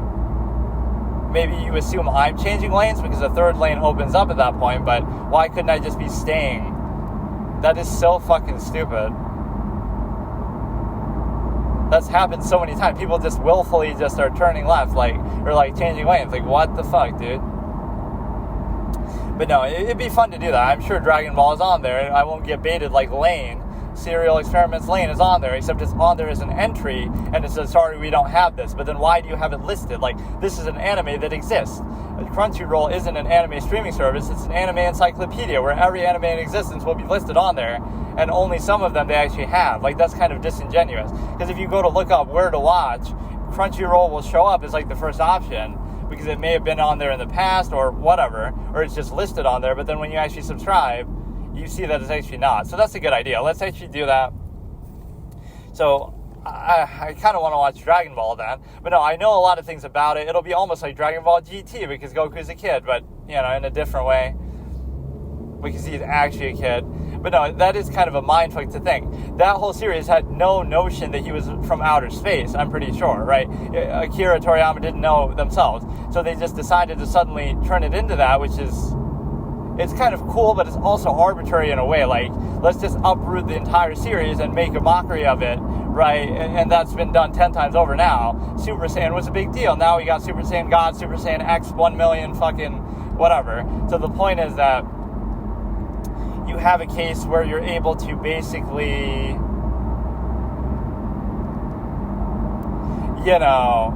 it makes a mockery of all the material in Dragon Ball. Piccolo being from Namek is kind of, maybe that makes sense because he's a green demon, whatever, right? Demon King Piccolo. But even that could just be that this is a world in which there's flying cars and there's monsters and there's dinosaurs. So why couldn't there be some Demon King, who just exists for various reasons on Earth, right? That could happen on its own. He could just be part of the universe, just like there's all kinds of weird stuff. Goku becoming a monkey is in there, obviously. At least I think, like the big giant ape, when the moon comes out, the Dragon Ball search is in there. Like, so a lot of those things are there. But it would be kind of a more low-key series where it would still have action, but it wouldn't be as over the top. Or I guess, I don't know. Maybe they show how he's found. I don't know, actually. If they show that he's from a space pod, I feel like that's a retcon that they just talk about in Dragon Ball Z. Right, Roshi says, I found you in like a space pod or capsule or something. But in the original series, he's probably just wandering around and runs into Bulma. So in that case, how do they really explain why is he so powerful and special? Like, Bulma tries to shoot him. I've seen like maybe a little clip here and there. He tries to like feel Bulma's genitalia because he's like, it's the first girl that you found. So he's just like this Monkey King inspired, Wukong inspired thing, right? Who's like out in the wild and just fending for himself. And his grandpa Gohan or whatever is where he gets the name for Gohan. Which I don't know how much the guy appears probably in the series. But no, you see a lot of Roshi. You might say, how do I even know this? But I'm assuming this is what it has to do with, all this stuff. And then it culminates in the fight between Goku and Piccolo. So, I mean, I've been spoiled on stuff just from references or videos or whatever. Because I'll be watching like a Dragon Ball Z related video and then you'll see it in the suggestions. And I've certainly watched maybe certain parts of it. So yeah, that would be very fun to look at. I honestly don't mind. I could just do that. I'll start watching Dragon Ball. And I could just watch the whole thing over the course of fucking years of my life. Because obviously it's a long series, I'm pretty sure. I don't know how long it is compared to Dragon Ball Z. And of course, even if I wanted to watch in Japanese, I couldn't under this circumstance. But I typically like to watch in English the first time. And the reason why is because then you don't get distracted by the subtitles anyway, and you can just appreciate more so what's happening. And only after you watch it once, then you can kind of try to appreciate that side. But this would be fun because it's from the perspective of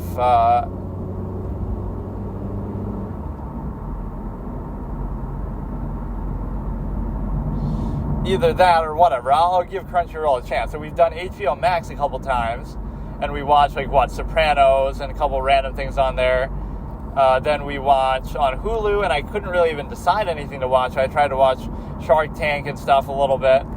And so we tried to do Crunchyroll for Lane, but I actually got baited. They might have refunded me, though, because I unsubscribed like the same day or something. But now I'll either go in order. This is what I was trying to do with some other service, like Netflix or something. Or maybe it was HBO Max. Like, I went in order of alphabetical, and I didn't get too far, but I went in, like, alphabetical order. Like, let's start with the first movie and just watch it until... Not even until I get bored. Just watch it, period. Watch every movie in order, just to give, like, a random, variety to it. So I started with, like, 500 Days of Summer, because obviously numbers come before letters. So you would think, oh, it starts with the letter A, but no, actually it's 500 Days of Summer was the first thing on there. And then I was going to watch them all, like, in order like that. Not that I would really get through all of them, but that's kind of a fun format to do. So I could do either Netflix or Crunchyroll, or I could do Netflix for some kind of a same sort of gauntlet. Let's do Crunchyroll this month, and maybe I could do Netflix next month. Now it's going to turn out, without me even looking it up, that Crunchyroll doesn't have Dragon Ball, but Netflix actually will, so I'll get screwed over on that. There's just certain assumptions that you make that are like, you would expect, surely this series is going to be on here, but then they all get moved around or something. Like, either you'll subscribe for something and then it'll be gone, right? Like,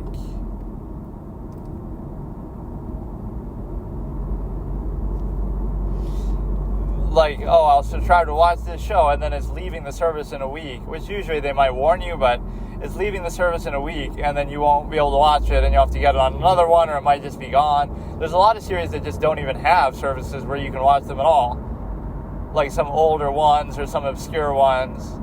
Like Lane might have been like that, where I had to like dig and search to try to find it. But no, this is so much more convenient than anything you could have done in the past, though, just because I am a fan of these streaming services, despite their limits and competition and all the issues with them. Like, for example, I was watching Interiors on YouTube, and I had to pay like $3 for it or something. Or Also August 31st, I also paid for. Like, for 2 individual movies, I had to pay like $5, $6 total, right? Just to rent them for like a day each, just to watch them like that. Whereas here, you subscribe for a month for like $20, but you can watch literally hundreds of things, even if you don't really use it. That's the thing. It's one of those, insidious business practices, like, with WoW or something. Like, you're subscribed to WoW, like an MMO. So now I can play WoW for the whole month, right? But you might only play it once and then forget about it, or, you wanted to do one thing. I just feel like playing it today, but then you either feel pressured to play it just because you're subscribed, or you feel like, it'll make you feel like, oh, since I spent the money, I may as well play it. Or number 2, you feel like,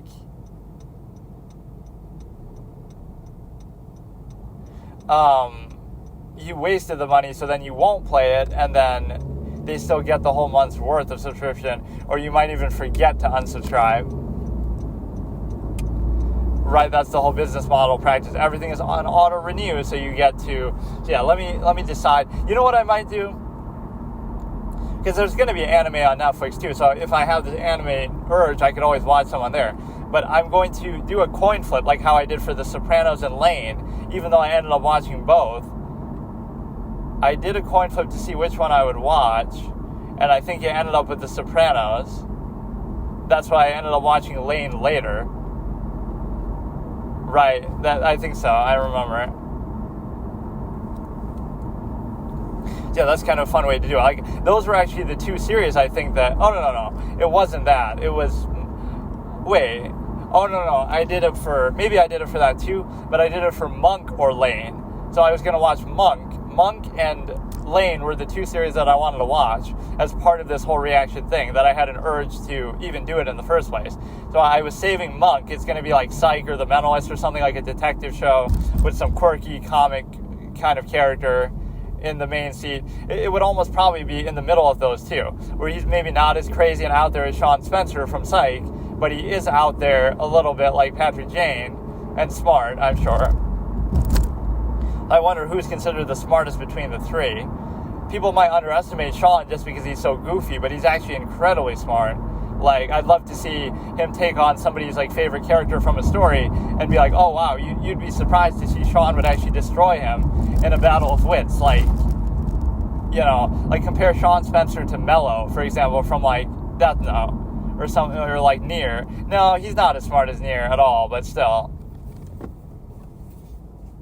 You might be surprised still in, like, a real-world setting, although I guess that doesn't advantage them too much because... just because it has to do with the supernatural is neither here nor there. That's just the equalizing factor. Because other people use the notebook like that, like Higuchi and stuff, and they get caught a lot easier. So I like the interpretation that it doesn't make you harder to catch. It just makes you able to commit a crime on a scale that you wouldn't be able to do otherwise. Right? So if Higuchi tried to just go out and kill people with his bare hands, he might get through only 2 or 3 of them before they finally catch him. Whereas with the notebook, he could do a lot more damage. And in terms of light,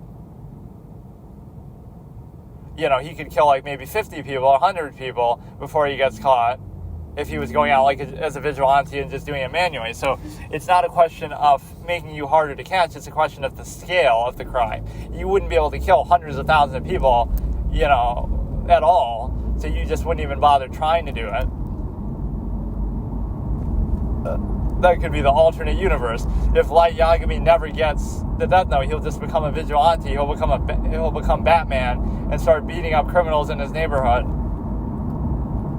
Right, and that's actually the best that he could do. But he was like so unmotivated up to that point.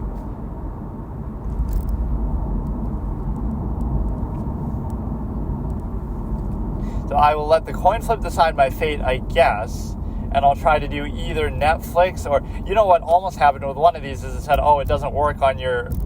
it was saying that with Hulu, but then it ended up working. It doesn't work on your phone. Like, my phone's not good enough to watch it, which is dumb. Like, you should have a downscaled version, even if the quality's worse or something, right? And it's not as well optimized. You should have the option to do that nonetheless with respect to...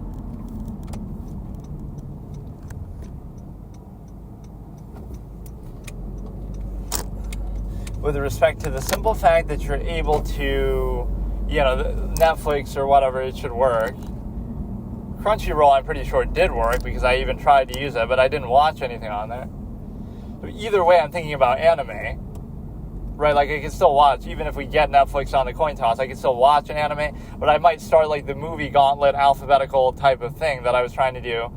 So I haven't used Netflix in a super long time, and I would always play, like, this little mini game.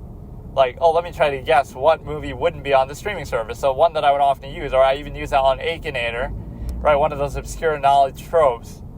I would use OSL August 31st to try to verify, like,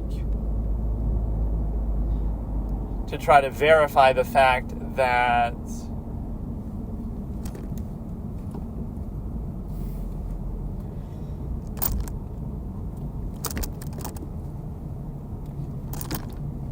or, you know, to try to show, like, oh, you know, Netflix doesn't have everything. I can just type in that and it won't have it. Or the other, like, Akinator won't be able to guess it because it wouldn't be in its database. Not that it was that obscure, but okay, so let me try to... we'll do the fateful coin toss to see which one we're going to get. So it'll be heads for... I mean, I obviously can't show it. It'll be heads for Netflix, tails for Crunchyroll. So let me do virtual... coin flip. So we only get one shot. So heads is going to be heads is Netflix, tails is Crunchyroll. So we're flipping in 3, 2, 1. Tails, we get Crunchyroll. That's kind of what I wanted anyway, so that's good.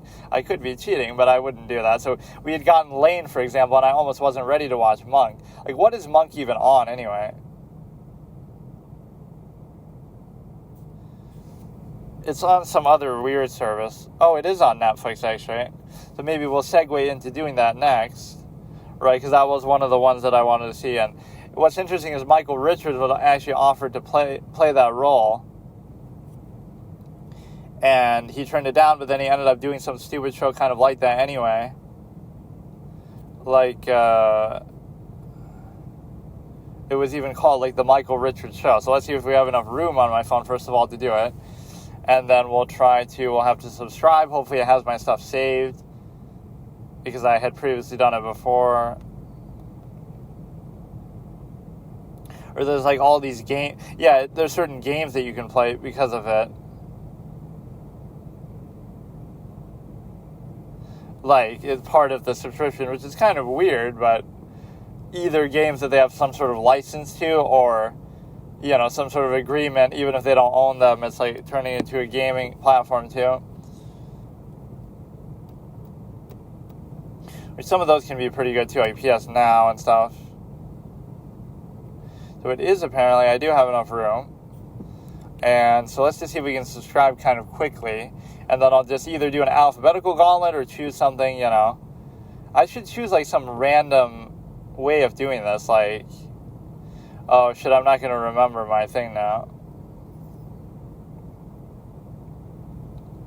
I have to log in and everything. So it's Crunchyroll X Funimation. And the reason why that's relevant is because... oh, God. I forgot to put .com at the end of my email.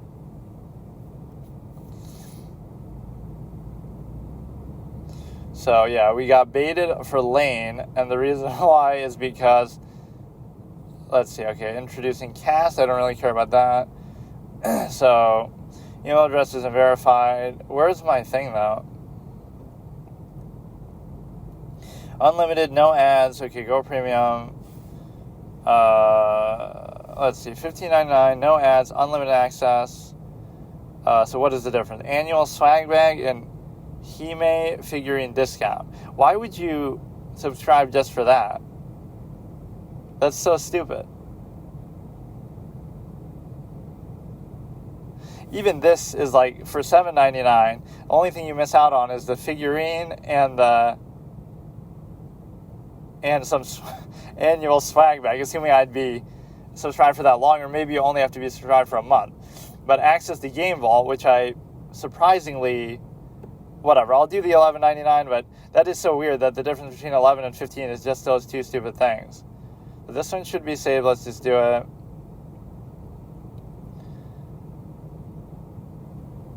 So I'm pretty sure maybe it did give me a refund the last time because of how quickly I unsubscribed. But you could almost cheese it and, like, watch something and then... So $11.99, I probably could have done the 7 one, but maybe we'll try some of the games.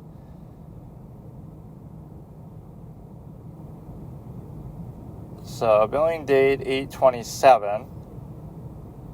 Okay, so what we have now is you got to put your password to enable viewing mature stuff. So yeah, let's try to see what happens. Closed captioning, show closed captions. I guess sometimes that can be good, but sometimes it can spoil and give stuff away. Oh yeah, Ace Attorney, I could do. Maybe I was watching that before on here. Like, the problem with that is I really didn't like it from the perspective of... it just, I don't know, I could maybe do a sort of a review of it. I didn't watch, like, the whole thing, but it felt like it was trying too hard to imitate the games, but it wasn't taking advantage of this medium.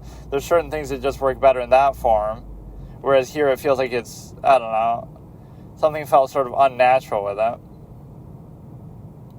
The problem is they sometimes don't give you, like, a proper alphabetical list or something. Let's try to do mainly series. It won't, oh yeah, here we go, alphabetical, it does actually have it. This should be like every single thing on here.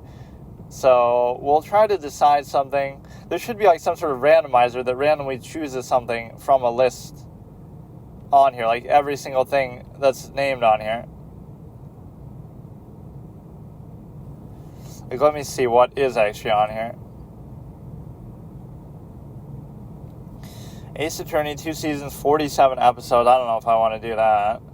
But no, I saw some of it and I really didn't like it. Because it was trying, even as a fan, obviously, of the series. So this one is going to be, do they have Dragon Ball? And they have Super, and they have the original series. So Super is 131 episodes, and Dragon Ball is 153. I like how Z says it's one season. How are these one season when they're that long? They're obviously not. Like, there's different sagas that would count as a season if nothing else. So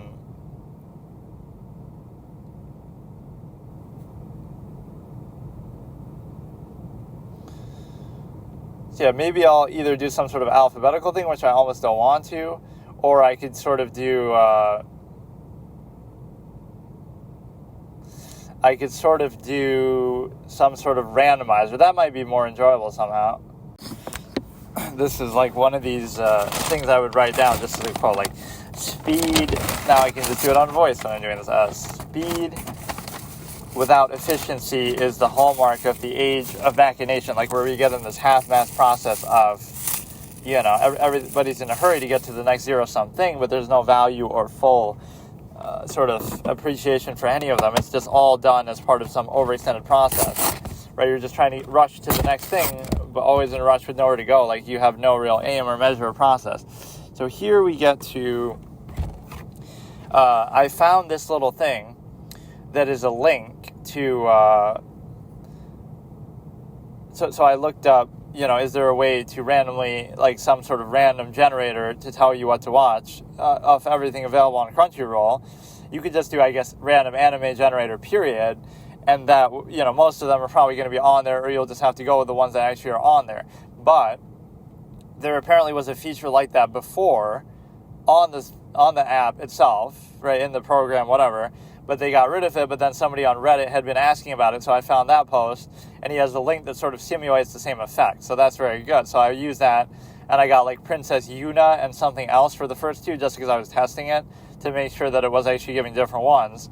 So we'll go off that, I guess, and so we'll do the Princess Yuna thing. So I'll be very harsh on these, that if they're not super, if they don't get like an A grade episode, like really, really great, if they aren't an amazing episode, and they have any issues like plot armor, or they have like any minor gripe, then I'll stop watching them, because of course I'm not going to just watch like every single one all the time. So we'll keep it to a very high standard. Let me try to see if I can see what the other one I just chose was. The first one was like Princess Yuna. I don't know whether that was the name of the series or the episode, and then I saw one other one. Hopefully it'll be like in my history so I know. But no, that's a very fun feature. So rather than going in alphabetical order, I think doing randomly could be fun too. And the reason why is because it's like No Man's Land, The Running Man. I don't care so much about... Wait, what? If it gives me like a random episode, I don't care so much about that. But I care about... Oh, man. It won't show it in my history because I didn't watch enough of them. So what was the first thing? Like Princess Yuna?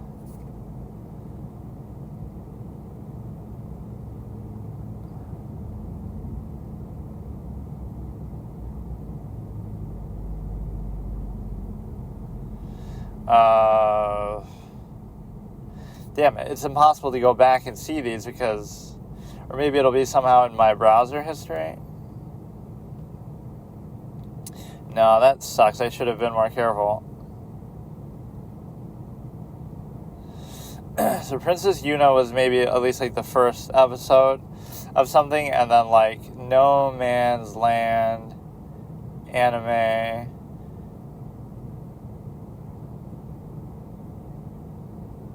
Could be like Trigun, I guess. Is that like the name of the first episode, or what is that? First episode, okay, that must have been the other one. And then this must be... Let me look up. Princess Yuna anime. Or it must be Yona or something. Yona of the Dawn. Yeah, this must be it. So let's maybe give this one a chance. I think at least. I guess. What else could it be? Damn it, I wish it showed this sort of history better of like what I looked at. It would only do it, I guess, if you had actually watched it. I'll just assume that. Right, so you got Yona, and then you got the other thing, which I already forgot. But I guess it's now in my Google search thing. So Yona and like some kind of Trigun thing.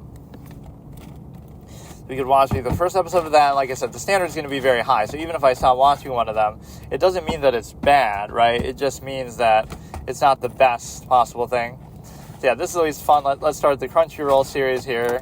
And again, I had an urge to do like something like Dragon Ball, but we'll get to it eventually. Or maybe it'll randomly choose it, which is very unlikely.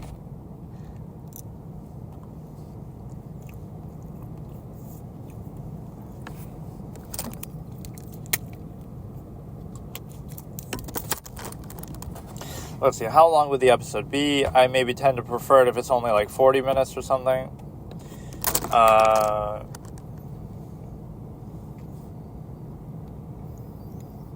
if I type in the episode name, would it show, okay, Yona of the Dawn. I sometimes don't even like to look at the episode count, but what you realize is a general standard in anime is usually most series are only one season, 24, 25 episodes, something like that.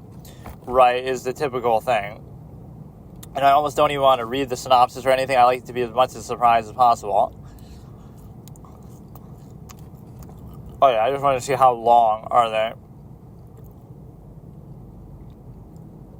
Like 23 minutes, so okay, I don't feel the need to do it. Just out of respect, we'll wait till my little eating session is over.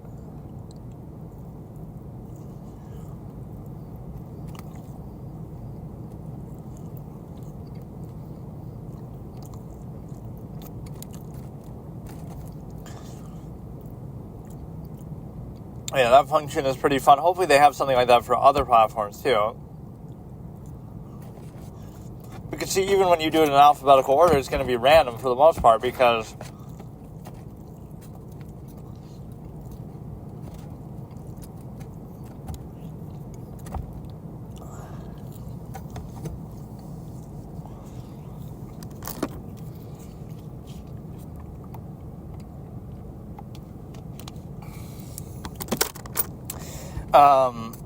it'll just be alphabetical order, so you'll get random ones that all happen to start with the letter A, right?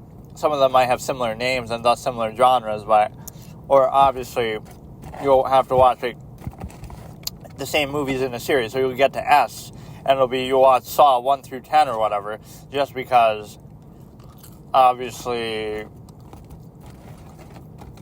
you have whatever.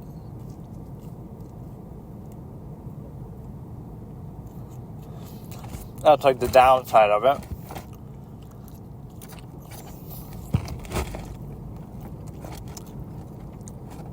See, I always have this personality where I like to save things and savor them. So, like, obviously we could just go right into Dragon Ball or some major thing that I would want to watch anyway. But I'd rather do something that, kind of ease into it. Let's just get into the randomness, and then I might just stay true to the random format, though.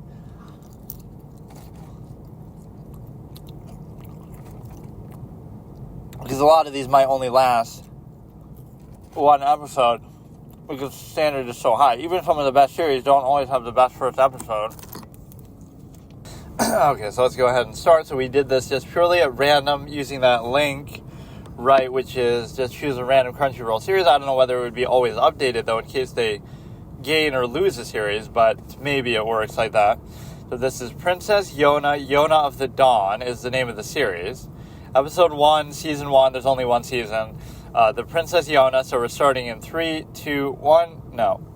It always does that. It'll, if you take too long, then it'll actually disappear. But at least this play button's in a more central spot. But we do have subtitles on, and there shouldn't be any ads, so it should be fine. We're starting in 3, 2, 1. See, it has a delay. 1, 2, 3, It's kind of like the second count. This seems a little bit older, too. I don't know actually when it's from.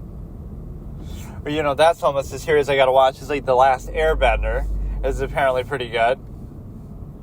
We're gonna have some Fiona is who we're starting with, not Yona. Or maybe that's her nickname, I guess, but we must be...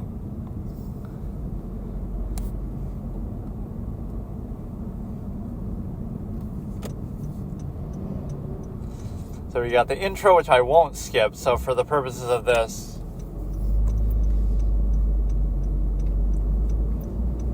Right, whatever. It'll adjust with the timestamp. Just watch the intro. To Yona. I can't tell actually when this is from. I didn't actually see the year. It's probably a little bit old, like at least maybe 10, 15 years old.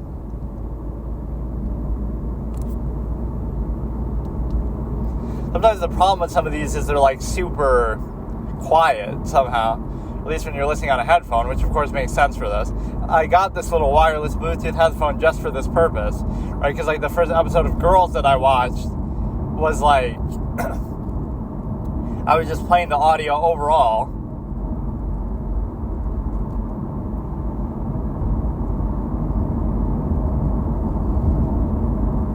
So I'm trying not to even watch this too much, but it's basically like the intro, opening cutscene type thing. Or you know what it might try to be like is Berserk, because that's like the only other anime I've seen that is kind of like that, with sort of feudal, medieval type setting.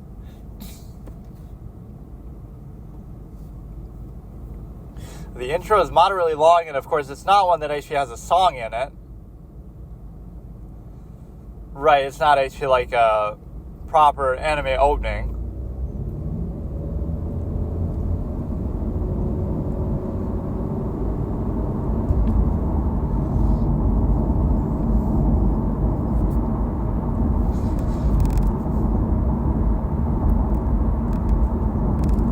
That you're forced to become the queen because he didn't have a daughter.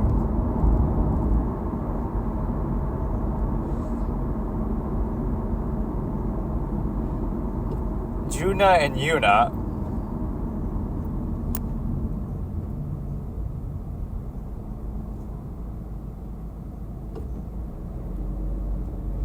There's some boy she wants to impress.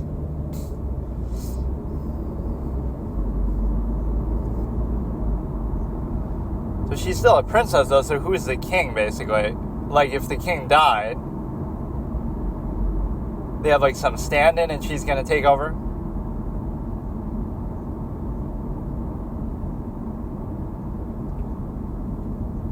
So it's going to be like a coming-of-age Belungsramen story where she...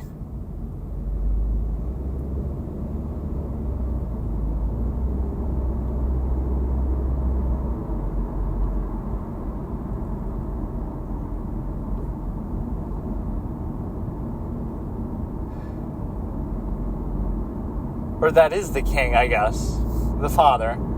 Oh, he's talking about his father, maybe. So like her grandfather.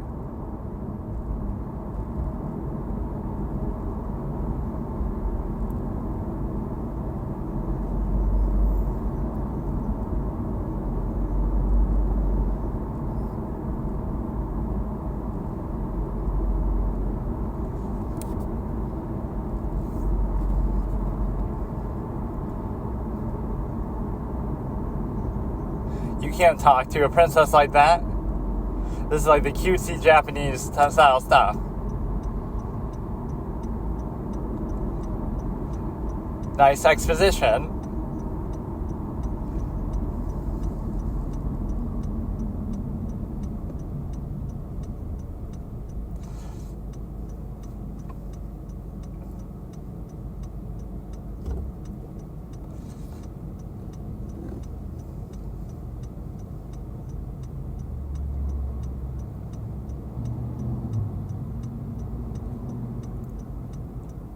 So there's going to be some disdain between these two, and then they'll end up falling in love or something later.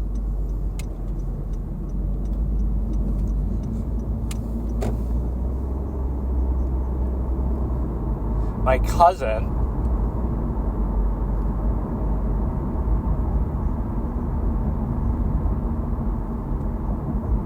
But the way the subtitles say it is Jonah. Look at that head pat.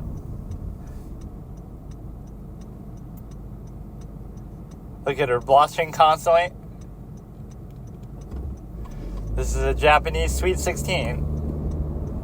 Everybody's like too casual.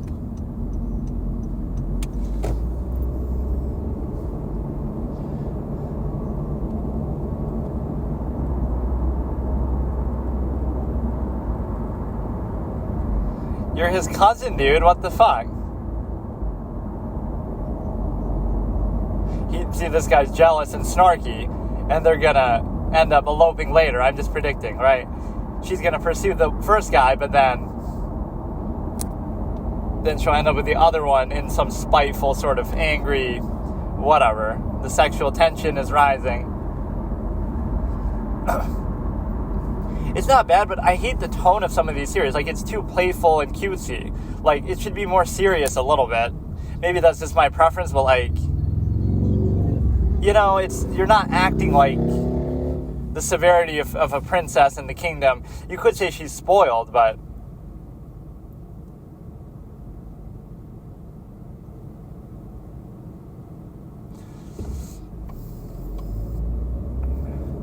mommy role play sort of stuff. And I can't read when they put little things on the screen like that.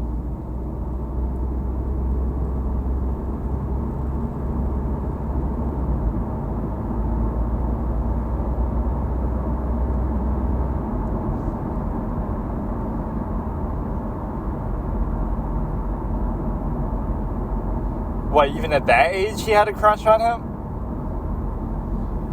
So you love your cousin. What is this, Alabama or something? Insert some sort of Japanese Alabama.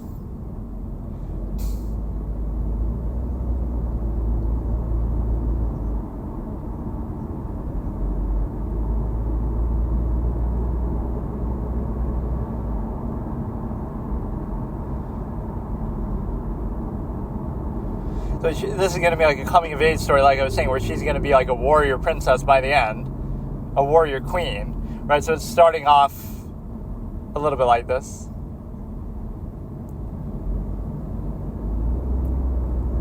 So there's a clear rivalry here. Okay, dude. Starting off with a love triangle. Is this really what we need in the first episode?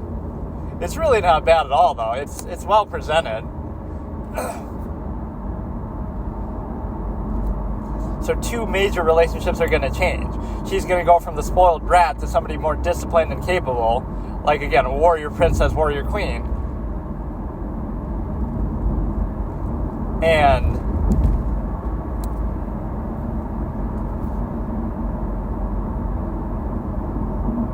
a king who doesn't fight for his own people.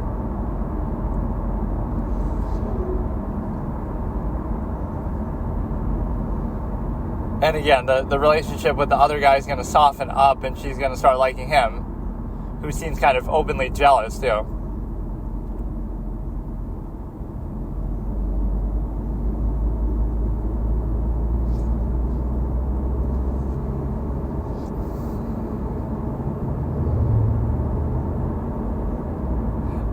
Did she just say that out loud? But I love you? No, it must have been in her head. It looked like she said it, though.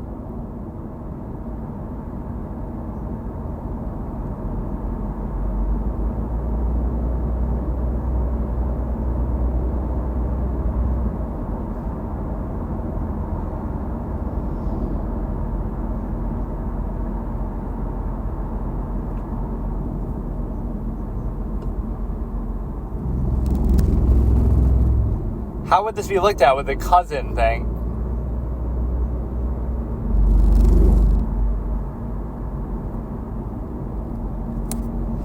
What is their age difference anyway?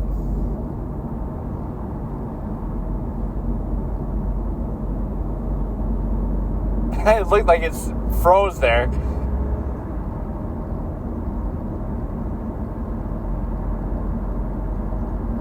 He wants to make... She's making him jealous.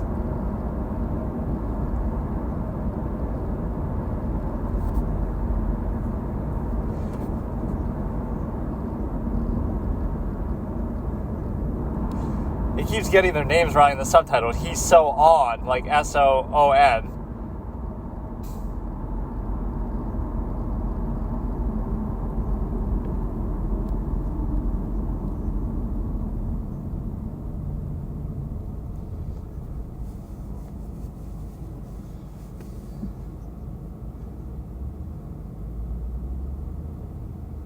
I mean, just because it's a cousin, everything but weapons. That's going to change soon, I'm sure, because she's holding a sword in the cover art. This is actually good, though.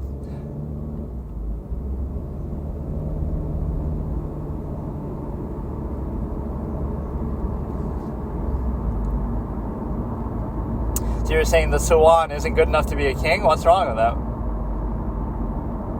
Who else would you rather her marry that would be more worthy of being a king? Right, he's your cousin, he's part of the royal family, even though that's weird. That is something that would happen, I guess, historically. Sometimes family members would marry each other for that reason, like to keep it in the throne.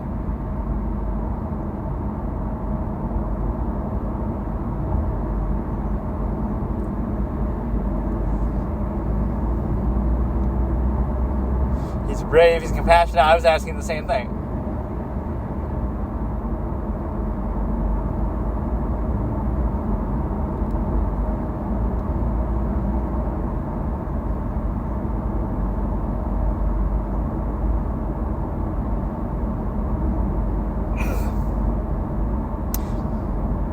They're a small country that relies on its neighbors.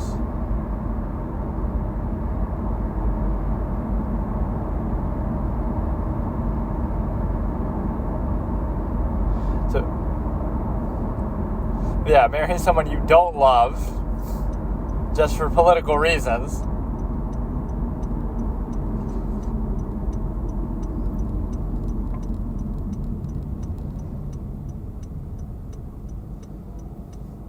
Look, I appreciate this love drama, but give us something else to latch onto.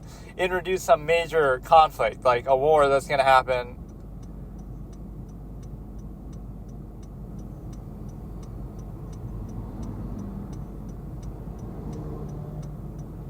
Or there's going to be like supernatural shit too, as we saw in like the opening title.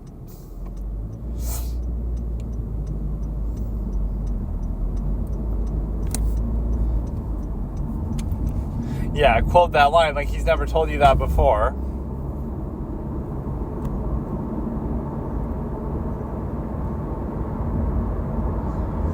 So her father's going to die or something, and then she's going to have to fend for herself.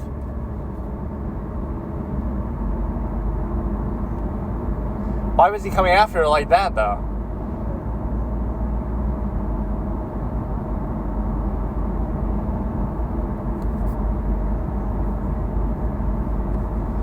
Oh, I thought it was him that was coming after her. Or she's doing this just to get him to coddle her.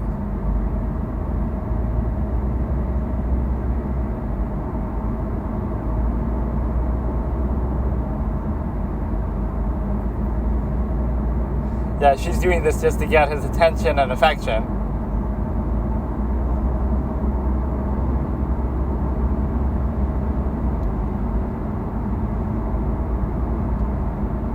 Sometimes hard to tell whether she's saying something or thinking it. Like, the lip syncing is a little weird.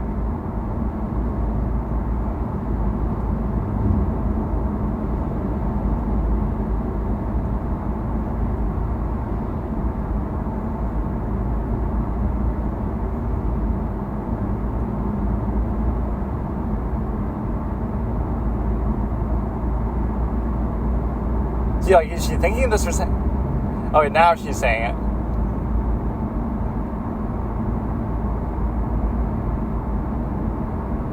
But you can love somebody as a family member, as a cousin.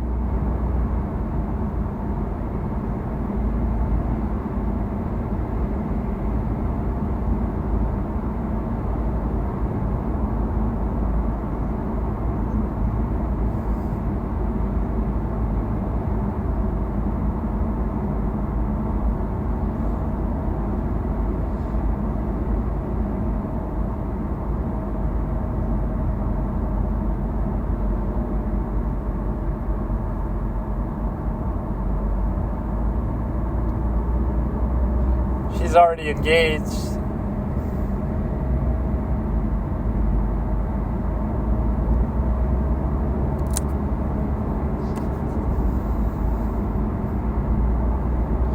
I mean, she's still pretty young. She's barely a woman.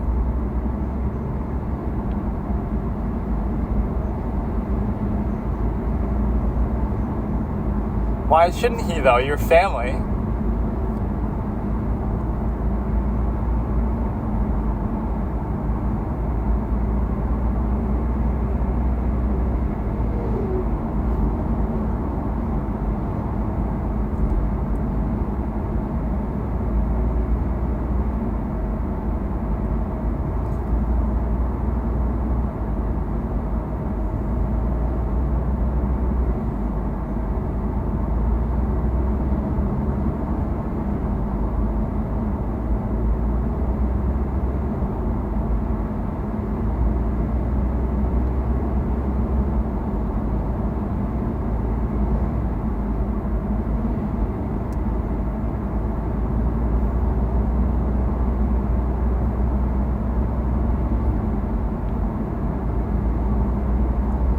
It makes some sense if you're like in this insular family where you never meet any boys and the only boy you meet is a family member, like a cousin or a brother. So you might have, you know, a certain affinity there because you don't have any other outlet.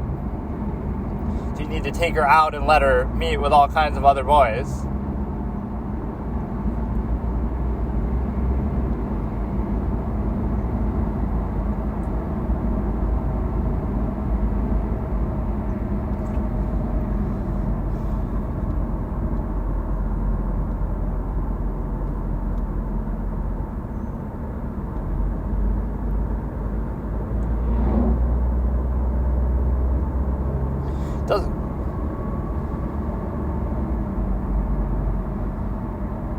I like how he takes talking shit to him so simply, though. Like,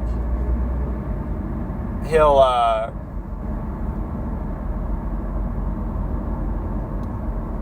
like, being called a coward. He accepts the fact that he's a coward.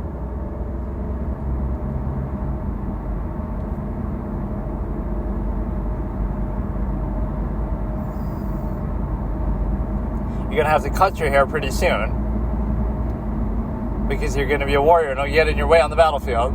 Like an athlete or a soldier.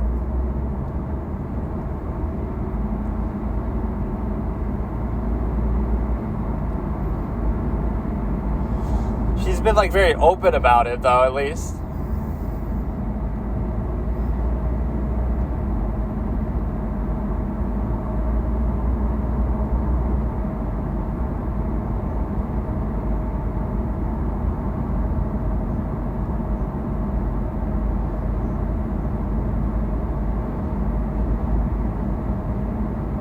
They're doing that for exposition purposes. Act like we don't know all these things our whole life.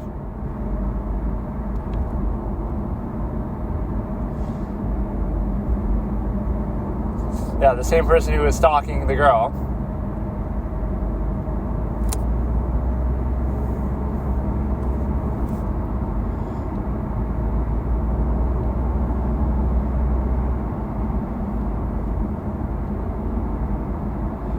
That guy's a voice actor from Death Note, isn't he? I probably know a lot of these voices from somewhere.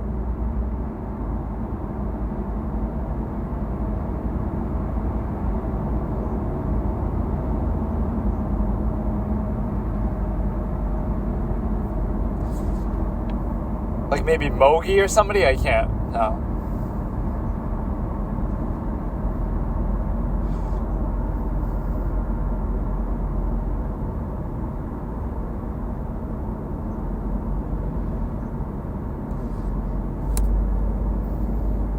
This is like a +1 character point moment where she's actually relatively smart about that. He's gonna be dead and you're gonna have to take over. And you'll be happy because you get to be with Yuhan or whatever. Suhan. What? It says mother in the subtitles. Father.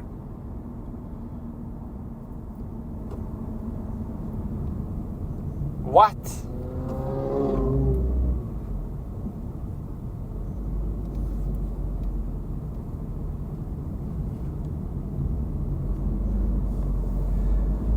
had an easier path to the throne if you just eloped with her and waited until the father died naturally. Now you would do this shit? Okay, that happened a little bit too quickly. I thought they might have a falling out later and then she'd end up with the Hawk guy, but I didn't know it happened in the first fucking episode. So it was him who was following her before.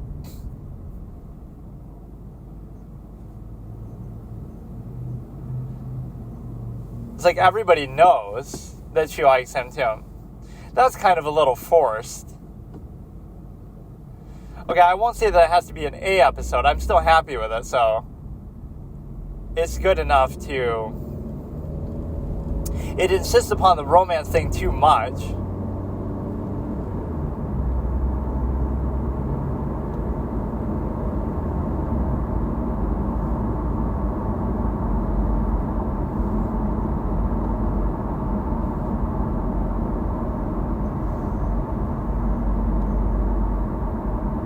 It's going to be a Hawk that saves you. That kind of progressed too quickly. But you're a Hawk, you should be using a bow. So he's clearly very good with a sword. Or lance, or whatever the hell it is.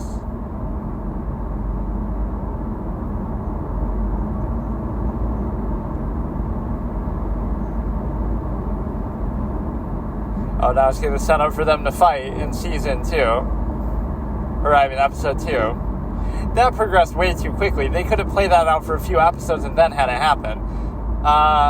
So the episode was good. It was like a B, maybe. I think what the problem with it is that they insist upon the love aspect too much, right? Where she's all into him. That's like all it's about, and they keep beating like a dead horse.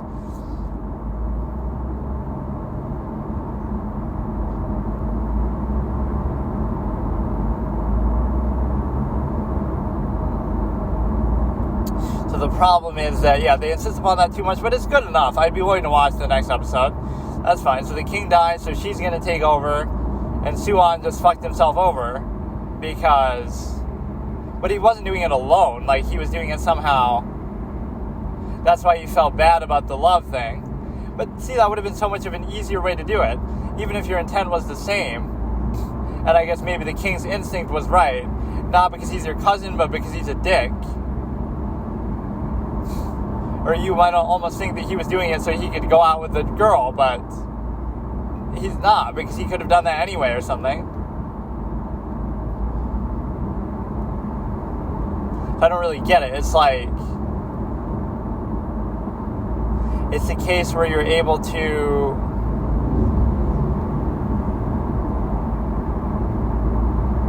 System Hey, says the subtitles.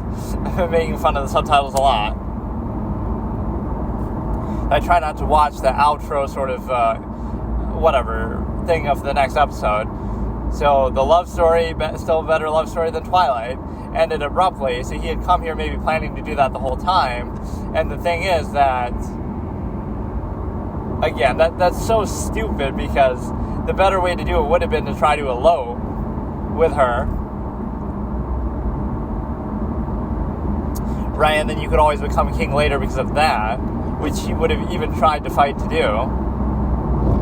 So it was all part of his master plan. Him being nice to her all those years when they were younger was setting up so that he could marry her just because he wanted power and he's a dick. But he just would rather kill the guy.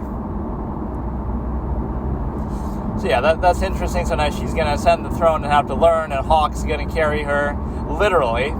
But no, like he's going to train her and stuff. So they're going to be exiled from the kingdom, and then she'll come back and take over. So they're setting up Suhan as like the final boss, maybe, even though it doesn't make entirely sense. Like, he's going to take over now that he killed the king, even though that's not really how it works. Like, the princess should take over, but they wanted to kill her too. So she's going to escape and then come back and take over. It'll be like a coming-of-age Bellungsroman type of story. And it really wasn't a bad episode, but I don't like how much they insisted upon the romance. Like, there should have been other dynamics, introduced us to other characters. It's kind of the same thing over and over, that, oh, she likes him, and every scene is about that. So I'll still give it a B, but it's pretty close to a C because of that. They just insist upon the same thing too much. So what should the criteria be? I guess if it's a B or an A, I keep watching, at least for the first episode, or because it doesn't mean I'm going to watch the whole show, right? Like, guaranteed. It just means that I'll watch it until I get bored or something, which I don't like to do things that way either, but especially in a movie, like, I'll get bored halfway through, like that one, and then I'll stop watching. The Autopsy of Jane Doe.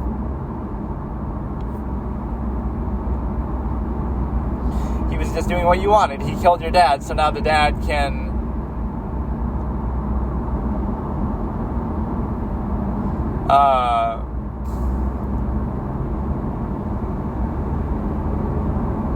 now he can't stop you from getting married, but obviously, I mean, you could have cooperated with him. You love him so much that you could have killed him together and covered it up.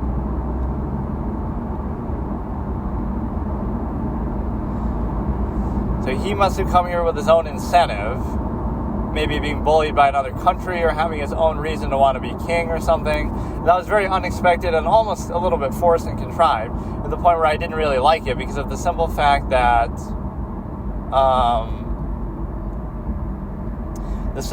that you're able to see how quickly it progressed. I really don't think it was necessary to do that. You might say, oh, that's the sort of set up the premise of the show, but I thought they would have been attacked by somebody else, and then maybe something like this could have happened later, right? They didn't really give the dad much of a chance to shine. He's a coward who dies to his fucking nephew or whatever, right? That he's not good in combat and he gets killed by this guy. Yeah, he's the one who allowed them to use weapons, so now look, it came back on him. So part of it is that she was coddled by the dad, though, not to learn how to use weapons because, normally it's not entirely her fault, right? He didn't want her to learn that, and you're not expecting that she's going to become the queen anyway, because you expected to have set up a marriage and have the guy be king. But now she's going to be forced into doing it. So she's no longer a princess. She's actually the queen. But she won't be acknowledged until she comes back and takes over and stuff. So yeah, this is kind of fun though. I mean, the medieval setting isn't something I've seen much in anime. Berserk is a notable one. And I don't really remember anything about Berserk. I have seen it, but it was a long time ago. And then you have this, it's kind of like Fire Emblem, just, it's going to be like a similar sort of storyline, or whatever, setting. But yeah, that progressed, super, super quickly. I kind of like certain aspects of it. I just think they maybe, it's not just like a random episode criticism, like, oh, this episode's all about her love interest in Suhan. It's also the fact that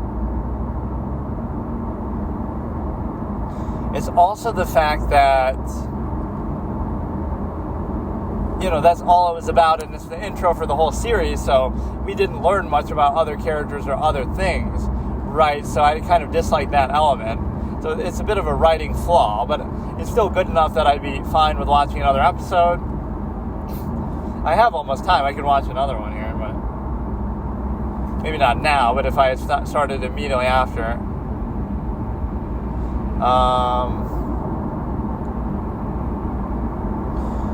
I tend to not really like watching multiple, but I mean, I guess I theoretically have time where I could. But no, maybe I should watch something else, I kind of want to watch Dragon Ball, too. Let's just watch the first episode of Dragon Ball, just for the fuck of it. It doesn't mean I have to only follow this, right? I could just pick a series.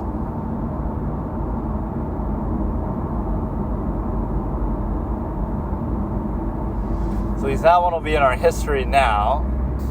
This is at least a little easier app to navigate than the other thing.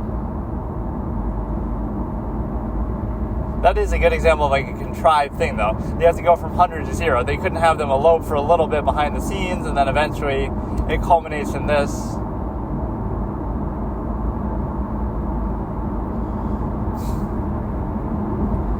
He seemed at least mildly interested in her, too. I don't know what the age difference exactly is, but that's why he was almost feeling bad about it. I would elope with you, but I plan to kill your father. But you could mask it like I was killing him so he couldn't stand in our way of being together.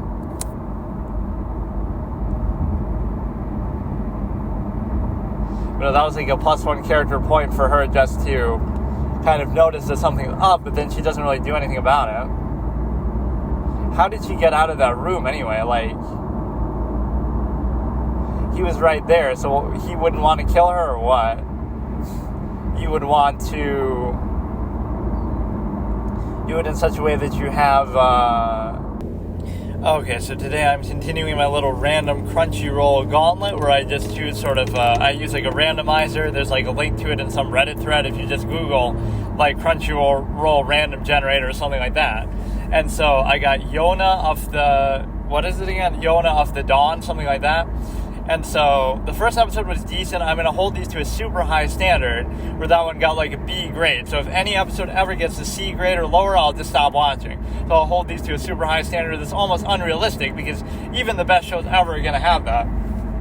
I almost wanted to watch Dragon Ball and sort of alternate, which I might do that here. Like I'll watch that kind of regardless.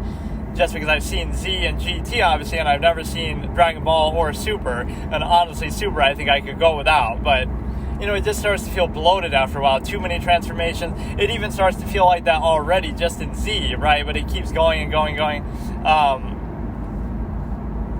Like sequelitis, where the material itself might not even be bad, but it just feels like it would have been better presented on its own instead of attached to something else. And then you have...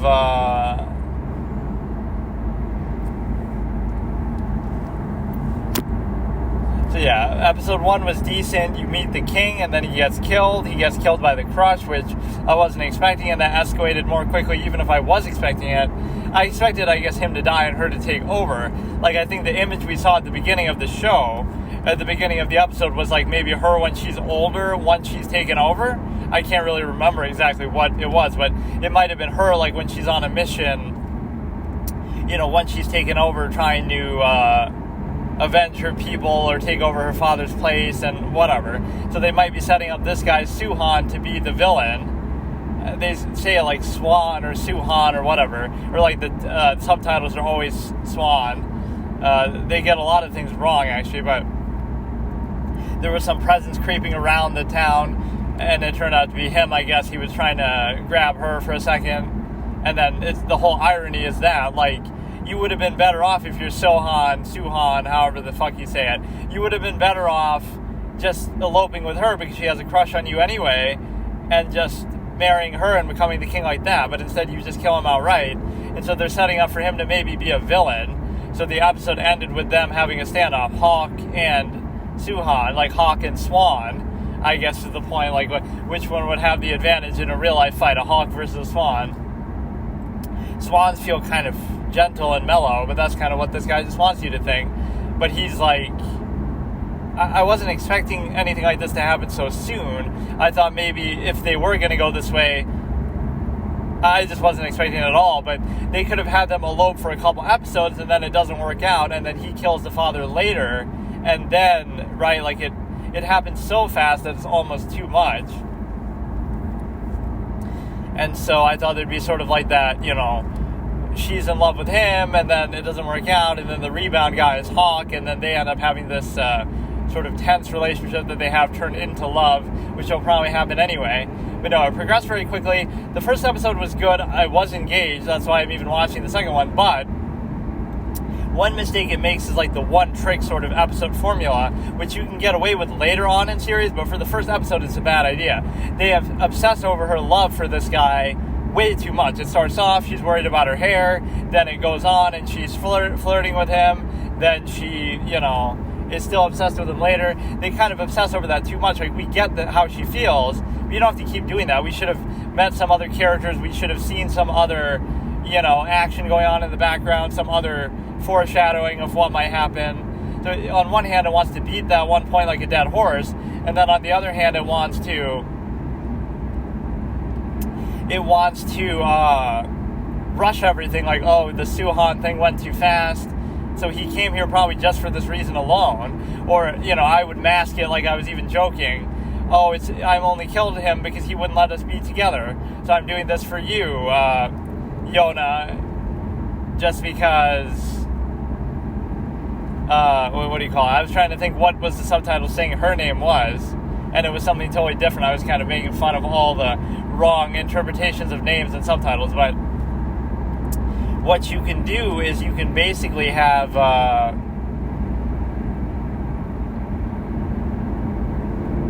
he could pretend like, oh, I was doing it for you because you're in love with me. That's why he was almost feeling bad in that scene. He came here for this purpose, and then he almost changed his mind. Maybe I could just marry her, or maybe whatever. But the king didn't really seem like a bad guy, but we might discover something later that makes us more sympathetic. And they're trying to paint this guy as the villain, so maybe he actually will take over as part of this whole plot when some of the guards were trying to kill her too. One thing I forgot is, how did she get out of that room? Like, Suhan is right there and the dad is dead, and then she ends up outside and a guard is trying to kill her, and then Hawk saves her in like really badass way and just kills everybody. You know what I'd almost want to see is give me an anime with like realistic combat where it's not like, I guess Berserk tried to play it kind of like that, where it's not really like over the top.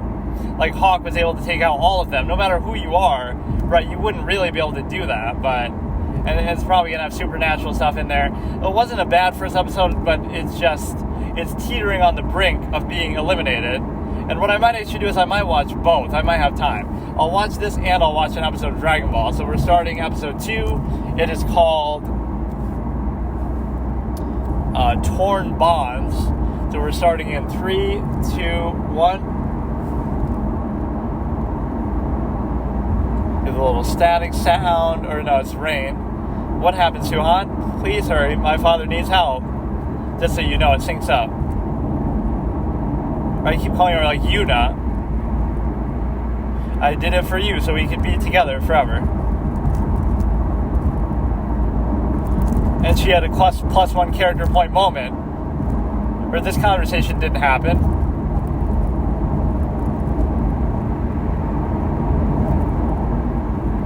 He wants your father's head, not yours. Get it? Like fucking... He had a hard-on for your father, not for you. So we are going to watch the intro, which doesn't actually have a song. But no, this map almost reminded me of Fire Emblem. The way it's shown, like, just the coloration and stuff. That was always badass. Between every Fire Emblem chapter, it would show you the map and, like, the progression of the army. That's one of my favorite storylines from a game, is just Path of Radiance, where you're in Crimea and you're neighboring Dayan, and then Dayan comes in and takes over and pushes you out. And then you circle all the way around the world. You go through Gallia to get help of the Laguz. You go through Benyan, and then you end up circling all the way back around to Dayan, and then taking them down, killing the king to free your people. Like, that's such a badass. Like, the scale that it happens on feels almost realistic, even though it's a fantasy setting. Right, you're not doing anything that crazy, but you're running away. You're exile fugitives, on the run from Dayan at first. And then you have to go and fight your way back and take over. Or do you even fight them in Dayan? Or do you might fight them in Crimea, actually. Because the king might have moved over to there. And so you take out all his 4 riders or whatever of Dayan. And this might be different, actually, too. The intro, but... Yeah, you take out the 4 riders of Dayan. And then you end up going back to Crimea and taking over the castle, which Ashnard now... that's an anime-worthy story right there. It's just so... It's rooted in reality. Like, you're not conquering the whole world. You're just taking through one country, one war, right? And it's done in a very believable way. From what I can tell...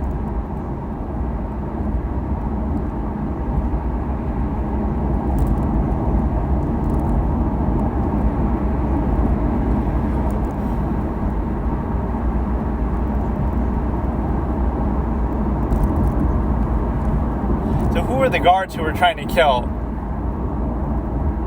Well, I guess they just find him right away, and he's just that good.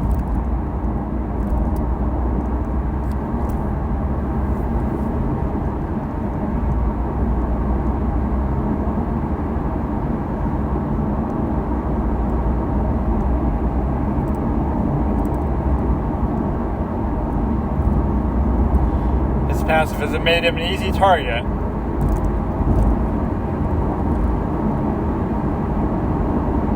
Or maybe he killed the mother, that could be why. Or he killed his father. Okay, that's at least a good reason.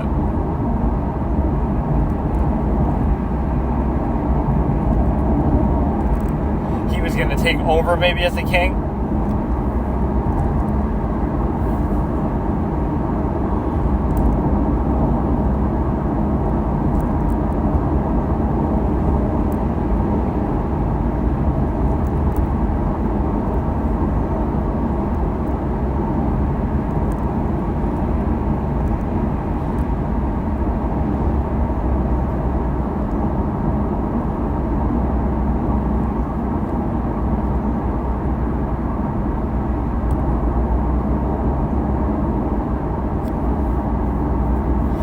And then he'll end up dying in battle, or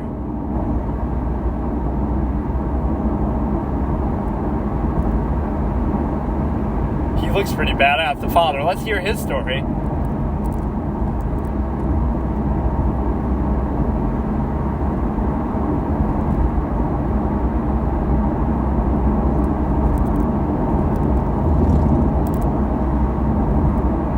It's probably true. I'm inclined to believe him. How do you know this, though? But maybe that's part of the reason why he hated it. He felt bad or didn't want to do it again, or the mother died like that too. Or not that he killed the mother, but the mother died and then...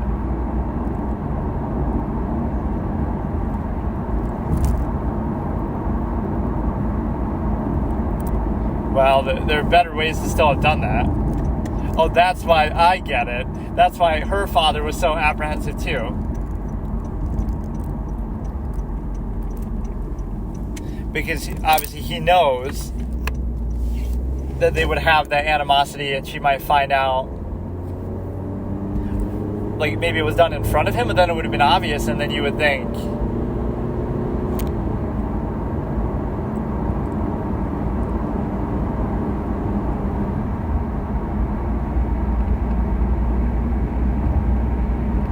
Sources? What sources?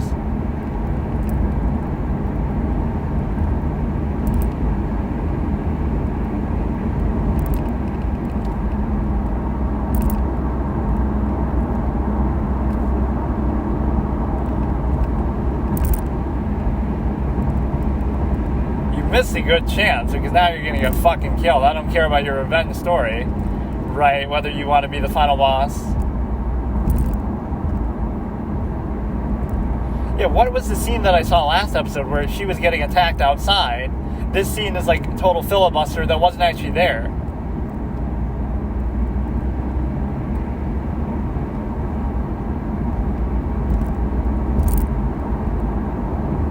Wasn't it outside? And she almost got killed, and then Hawk saved him. Saved her, I mean. If you compare the ending of that episode to this, it's totally different. She like runs away somehow, and then yeah, you don't want to draw attention, but you're sitting there for like 10 minutes expecting, so like all the guards and stuff are in on it, or at least some of them. But no, she got a +1 character point system for noticing something was off, but then she didn't do anything about it. That turns me on. I'm into that. I like it rough.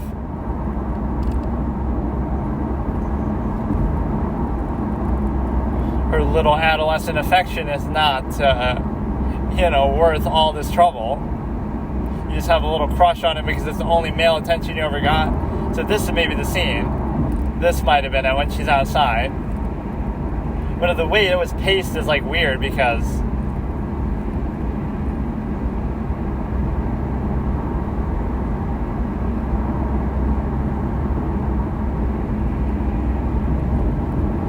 Okay, get over your stupid love sickness. Or yeah, we did hear this part.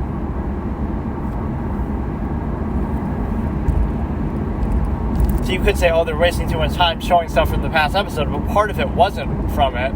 Like the beginning part. Maybe he'll have a soft spot, but he won't because Hawk will save her.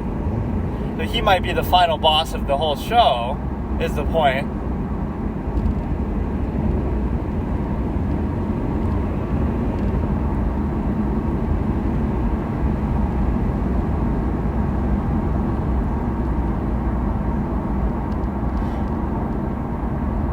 Or is this Aizawa's voice actor from Death Note?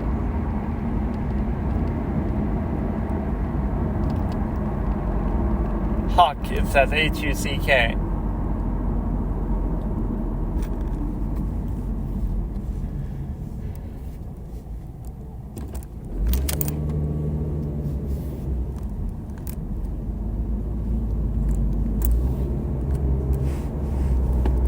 He's insulted that you even had to ask.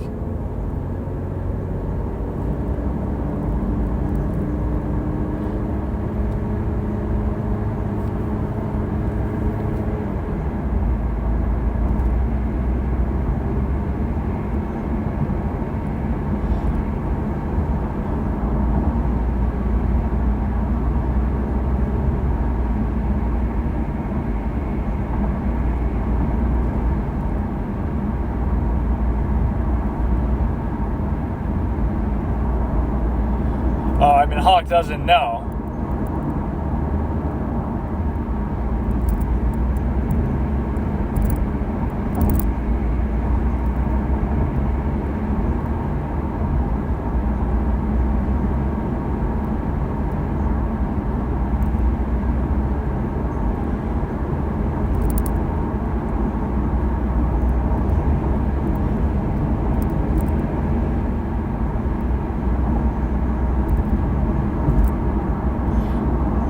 I'd like it if he actually does kill him right here, like show a character that doesn't mess around.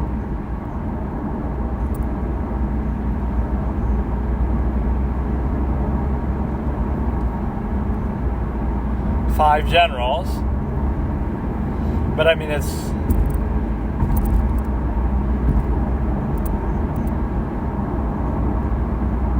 like you're outnumbered.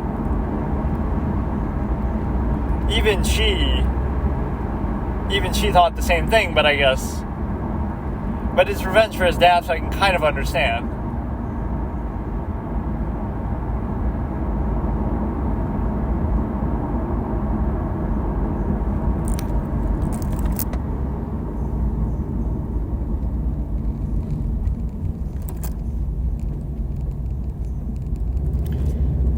I don't like the whole implication of... see, the way I would have written this in a game theory sense would have been...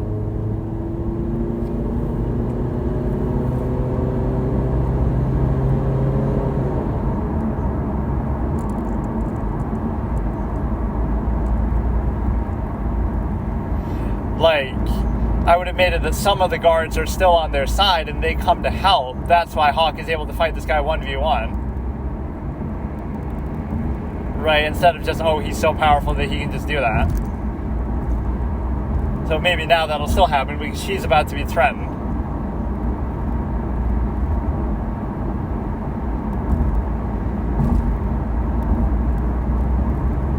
Some of the guards come and help, so at least that explains it. Like, nobody's doubting how powerful he is, but you're still outnumbered.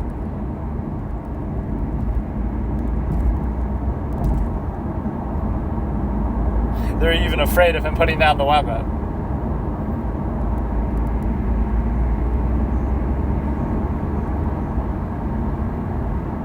He was doing it for revenge, though, so Hawk is right that he didn't do it for that.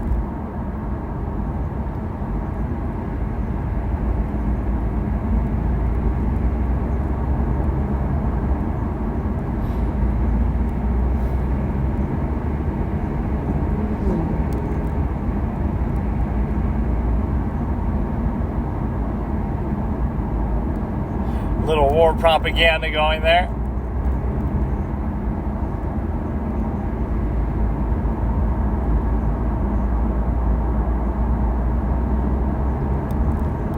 So do it quickly and I would respect you more. Now the other guards will come and save them, like I was saying, but...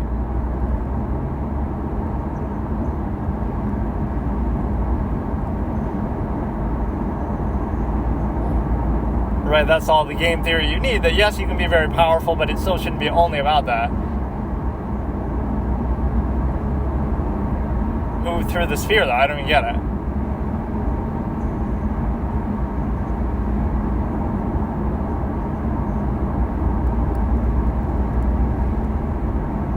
Just one random person threw a spear and that was it?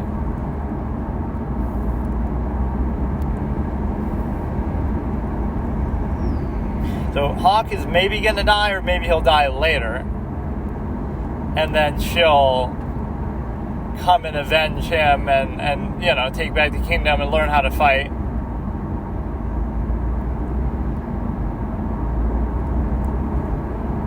The combat's pretty good, though.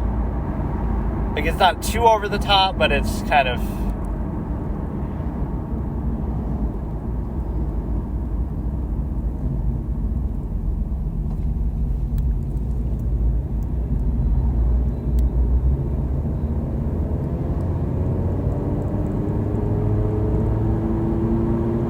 They keep calling him E-E-L, or is that maybe how it's actually supposed to be spelled? King Eel, the king of the eels.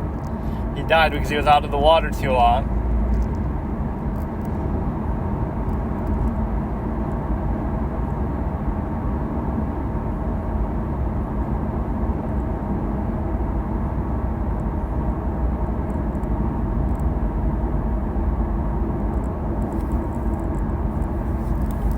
But this was some plot that was going on.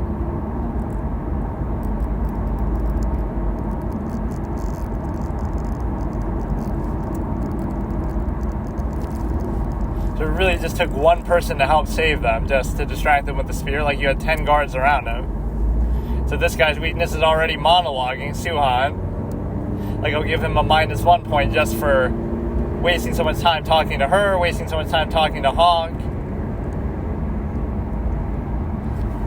I recognize all these voices, but I don't know exactly from where. Like, his voice sounds like something from Full Metal Alchemist, but I don't know exactly who.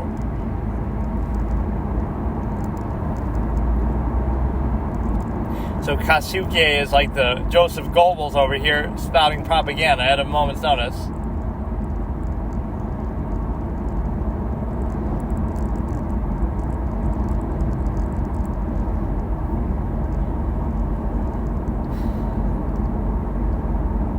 Pretty smart. That's a +1 for Misu. So the girl, Yona, has +1 for earlier.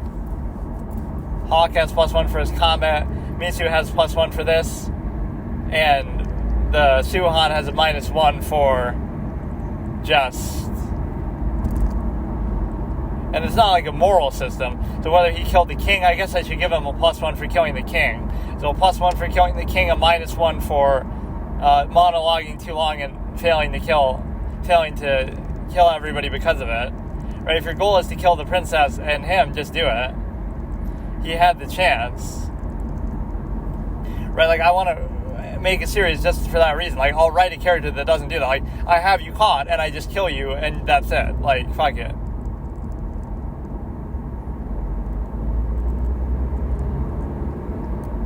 Oh shit, now she's dead too. What the fuck? Just kill everybody, bro. Kill Hawk too.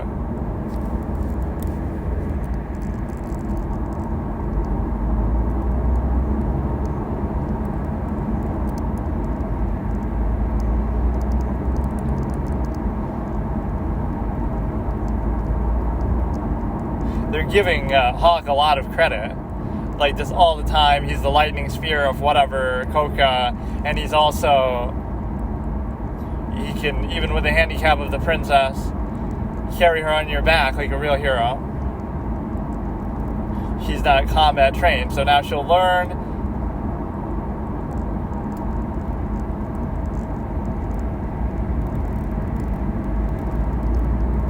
Oh, wait, I thought that was a girl, though. Misu.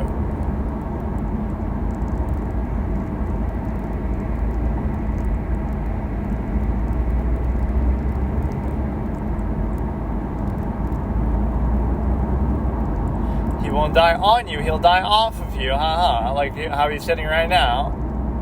He won't die while having sex like your Molly, whatever, from Curb Your Enthusiasm. Make somebody have a heart attack while having sex, like some old guy. So I like the conspiracy side that he was taking revenge for the father's death, for his father's death, Suhan. So that makes it a little bit... But see, what I would have respected more is if then he accepted, like, he didn't try to become king after.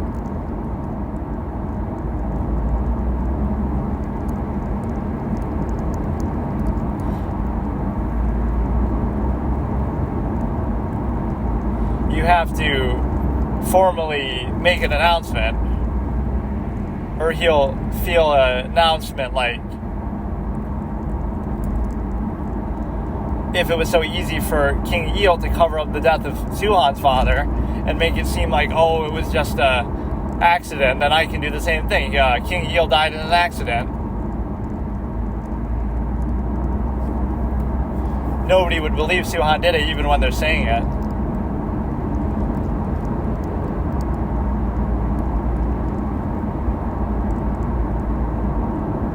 Yeah, you were being all pissy that he didn't approve of your love for Suhan.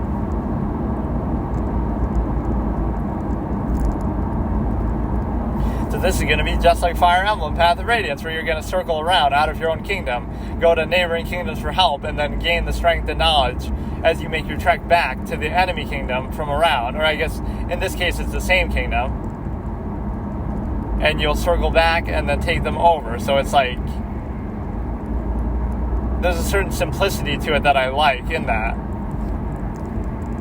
First, you're running away just as like a random pack of mercenaries who are refugees, right? Just trying to escape the fact that your home was taken over.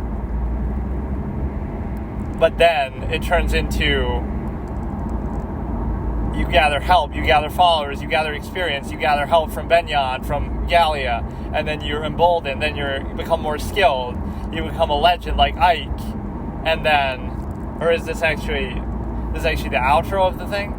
I can't actually even tell whether it is or not. I hate when they spoil stuff in like the end of the episode, but this is a pretty good episode too. The combat was pretty fun. I can't always catch all of it if it's sort of fast-paced. Again, I would just sprinkle in a little game theory, because I would have made it like there were a whole bunch of guards still, still on the side of the previous king, so they come to save Hawk and her, and that allows Hawk to have a 1v1 with Suhan, which he seemed to be winning. I mean, Suhan might be skilled, but no, I guess the king thought that Suhan didn't know, so that wouldn't be why he objected to the girl being with her, to Yona being with him, but just in case it came out, or some guilt associated with that, because even she was questioning that, like, why not? He's such a nice guy, and he couldn't explain it, and so now it explains that he knows that he killed his father. It's sort of an admission of guilt, so therefore you would expect, whatever, you don't want that hanging over your head, which I guess it won't be now, because you're dead. If you don't want something hanging over your head, just make sure you end up dead. I can't tell whether this is part of the same episode or not, actually. This might be like an outro for the next episode. And so whatever, I stopped it. You won't know what I'm even watching now, but this is basically like the outro. Looks like a whole bunch of people with superpowers. Maybe it's going to be like, these are the Lagoos. They're dragon Lagoos who have all these special abilities and scales and stuff.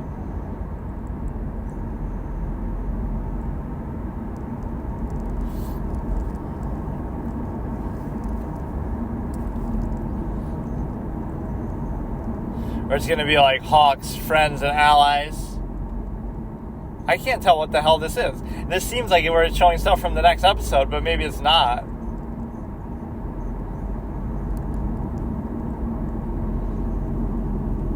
This guy has like a special hand. Maybe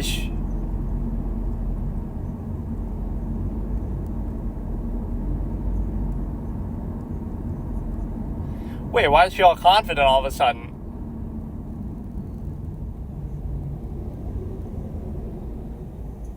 What the hell am I watching? How did it progress so fast here? And who are all these people?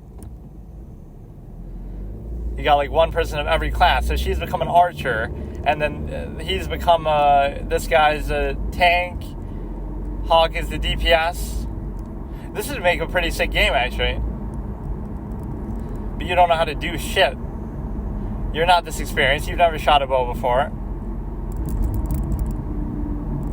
I'm guessing that was sort of a preview of the next episode, because she's not... Yeah, like, those things are kind of disingenuous, because even in the first episode, they had... oh, your father's dead, and then she ends up outside, but it's like, she doesn't end up outside. They talk for like 10 minutes, and then... So this is okay, now there's actually a vocal song.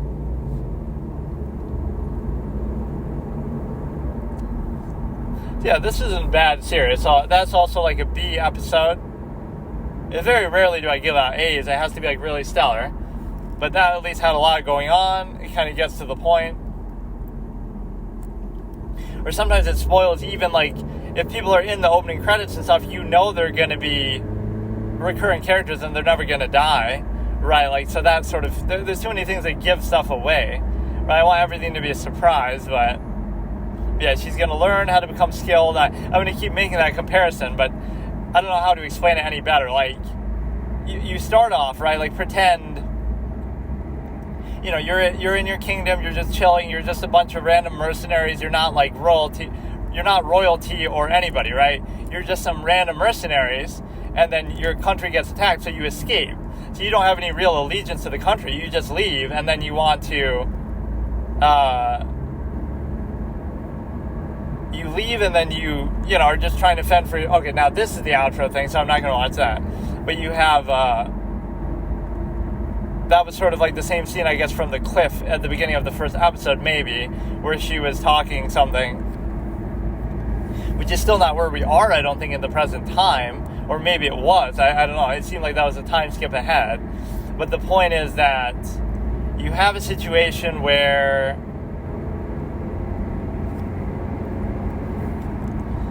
you know, something simple, you're exiled from your home, you escape just to get away from the war, you don't really have any stake in it, you're just looking for help and refuge in a neighboring country like Gallia, and then you end up, you know, through time and courage and allies and experience, you have the confidence to go back and circle around and attack your enemy and try to cut through and take over.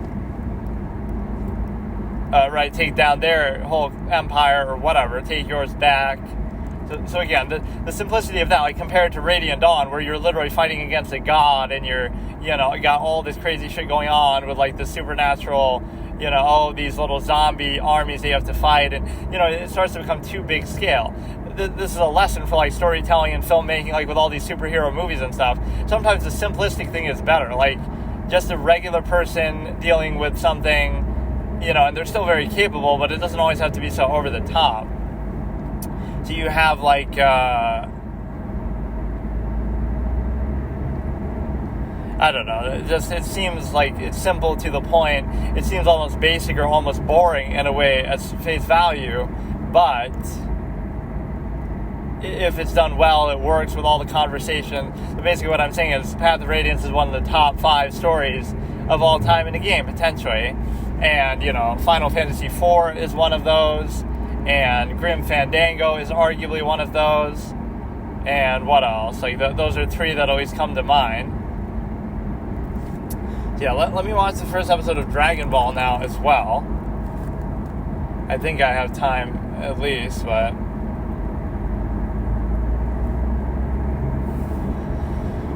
or maybe I should, I don't know. They're only 20 minutes long. When I drive, tends to be almost an hour, so even if I, you know, do like an outro and stuff, it's not typically too bad. I guess I could always show like certain parts of it if I want. Like I did that with The Sopranos. Like I made a clip of like one scene when he had like a golden character plus point moment where he's like handing the reins to Junior. I can't really navigate this shit while I'm driving because of course it's horizontal. So maybe I won't bother, but...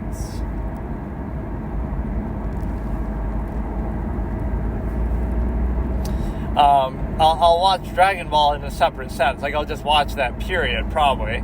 But then again, it's so long that I don't know how long I'd be watching it for. But, you know, Dragon Ball is in the original series with, you know, Kid Goku and Bulma and stuff. I've seen probably a few clips from it, but all things considered, I haven't seen that much, right? And especially, I think the fighting is all toned down, or it's not even this toned down, it's just... it was toned up for Dragon Ball Z. Like, there's not really that much going on. Because it wasn't meant to be that kind of series. It was more like an adventure-type series, where it's this kid with a tail inspired by Wukong or whatever, hunting for the Dragon Balls. Like, it almost feels random, some of these premises, if you really think about them, but then they just sort of take off. And it's all the colorful cast of characters and everything that make them so beloved. So in a way, as much as you might say, oh, Dragon Ball is just all action and stuff, like in retrospect, the reality is it didn't start off like that. It started off, okay, it's this kid and they're just having adventures, and there is action, yes, I'm sure, but it's more like, low-key and toned down. So it's still more about the characters and the universe and the world building, and then that turns into what we have now. So you have to give some credit like that, Toriyama didn't start off saying, let's have these crazy over-the-top fights. Let's start off just telling this sort of more simple adventure story, and then it turns into an action story as time goes on. And I'm sure there are some people who don't like that in Z, like where, why can't there be a little bit more of that? Because everything becomes trivialized after a while. Like, for example, even finding the Dragon Balls, that used to be a big deal, I guess, right? We have to hunt that. That's probably the whole premise of the show. Like, they spend the whole 200 episodes or whatever, 150 episodes, that Dragon Ball is worth, I'm almost predicting, finding the Dragon Balls like one time. That's the whole show. That's why it's called Dragon Ball. It's that big of a deal. They have the radar and they're flying, they're not even able to fly maybe. They're running around the world looking for them. So that's how epic it would be. But then it becomes trivialized. Oh, we have a special dragon radar and we can fly around at the speed of sound and all this kind of stuff. So it makes it a joke, right? There's even parts of the show like that. It's like this one episode, let's go find all 7 Dragon Balls, and they find them, and then that's it. Like, it's just that easy. Like, nobody else could just sneakily do that. Like Vegeta, when you're all asleep and just fucking wish for immortality. Like, you could easily just do it if you wanted, like you always wanted to in the past. So I had almost like this fan fiction mentality that, Vegeta one day becomes stronger than Goku and kills him, and that proves his, like he would still have that hatred. But no, basically the point is that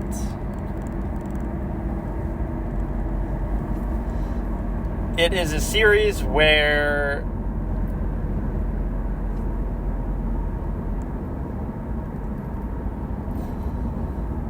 it started off, again, in more humble beginnings. So then it becomes this monstrosity of a franchise that, again, in many ways has been good, but it sort of pushes the limits. But it became more and more action-based, and I'm not saying Dragon Ball itself wasn't popular, but it obviously was more popular with that. There's quite a major genre swap, because even though, I guess, towards the end of Dragon Ball, with the fight with Piccolo and stuff, it starts to resemble that more. Right, like those fights are still probably pretty crazy, but it's not quite the same thing.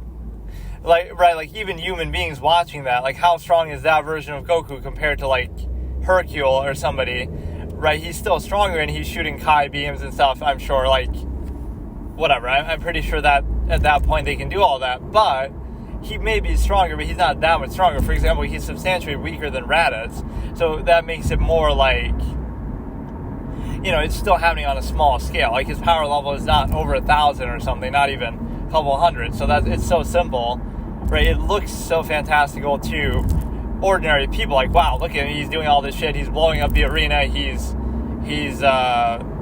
shooting Kai beams out of his hands and stuff.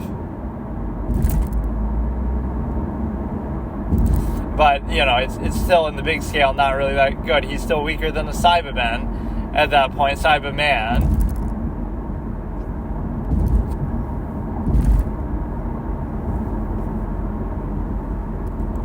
So yeah, I would have watched it, but I can't navigate this thing, and now I'm not going to have time, so that's fine. So I can do it the next session. I'll watch Dragon Ball, so I can sort of alternate so one of these will be like a fixed series, right? I can do Dragon Ball, and then the other one can be like one that's on thin ice, where if I get a C grade or something for an episode, I might just stop watching, because there's going to be somebody out there that I'm giving this one a chance, and it's really not bad. I think the main mistake they made was just the first episode, they made it too much about her lovey-dovey affair, and maybe they rushed some of these events too fast. I thought the king might die in the first episode, but I didn't think that guy would kill him. Or maybe he could have still, but then you would have found out later that he did. But everything was too obvious now, like they're just calling him king already. So now, like, what I'm saying is he would have to somehow explain this to the kingdom, like how you could just say he's not feeling well, right, in these sort of old school times where they have less access to information. Just say he's not feeling well, and he's appointed Suhan to take care of things just for now, right? Not even that he's the king, even though all these guards and stuff are calling him that. And he's carefully caring for him by his bedside, and then you eventually say he's unfortunately passed away from that. Don't you love the old days where you could get away with all kinds of propaganda because we didn't have the technology to find it out, whether it be medically or some other way, like, you know, with the spread of information and stuff. So what you have is a simple ability to see that, yeah, that part he's going to struggle with. Like, how are you going to explain this? You're going to say it was an accident. Number of times somebody trips on a rock and busts their head in this family, trips on a rock and falls on their own sword, even though he doesn't carry a sword.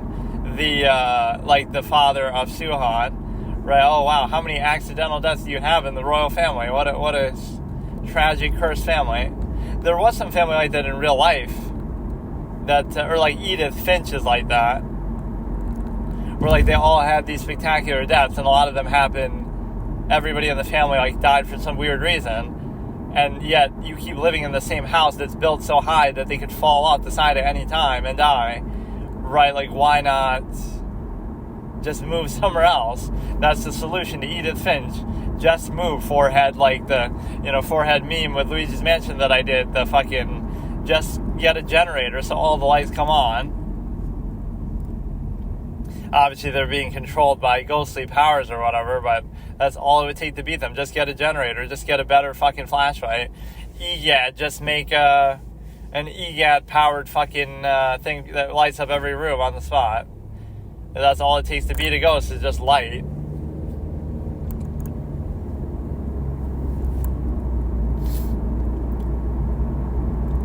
There's such a good atmosphere to that game, Luigi's Mansion. Like, just... it's simple and to the point, and it was even meant to be a tech demo only, but yet it turned into, I don't know, it really nails the atmosphere of this whole place. Like, it feels like a lived-in sort of mansion that's just very fleshed out, right, in such incredible detail. You don't get that kind of detail in level design in a lot of games, because it's just like you're just kind of passing through, and it's just one level. But when the whole game is like that, now it feels really... amazing. I always made fun of like how he's so immobile, though, I guess because he's using the vacuum, but he moves so slow and he can't jump and all the stuff that you would expect a Mario brother to be able to do typically.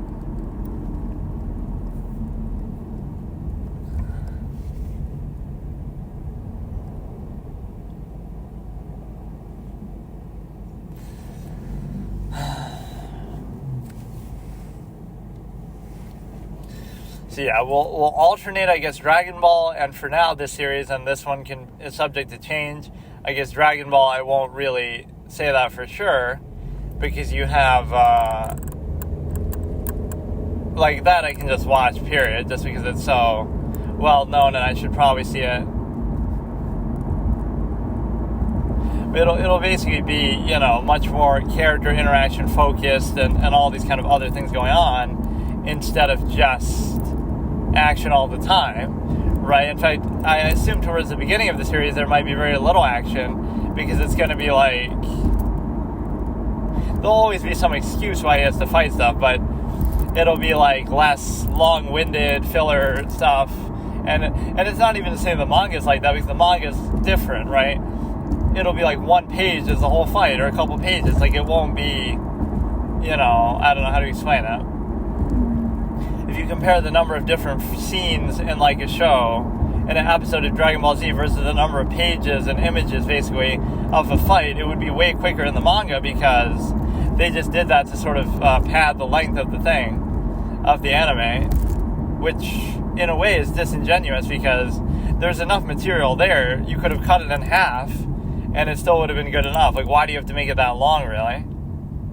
Just because it was doing so well and it was so popular, but there's too many scenes of them just sort of standing around, looking at each other, talking, which can be effective, but...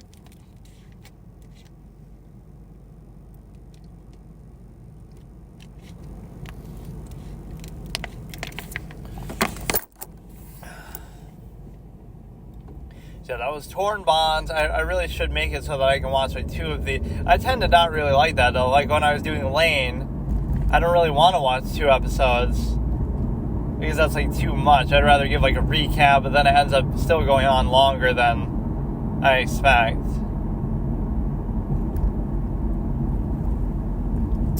So So yeah, this isn't bad. Again, I chose it totally at random, and I guess the next one after this that we already randomly chose, just because I was using that randomizer to test whether it worked or not. So how would I know? If I click it once, it might be the same series every time. So the first one was Yona, and then the second one was like that Trigun thing.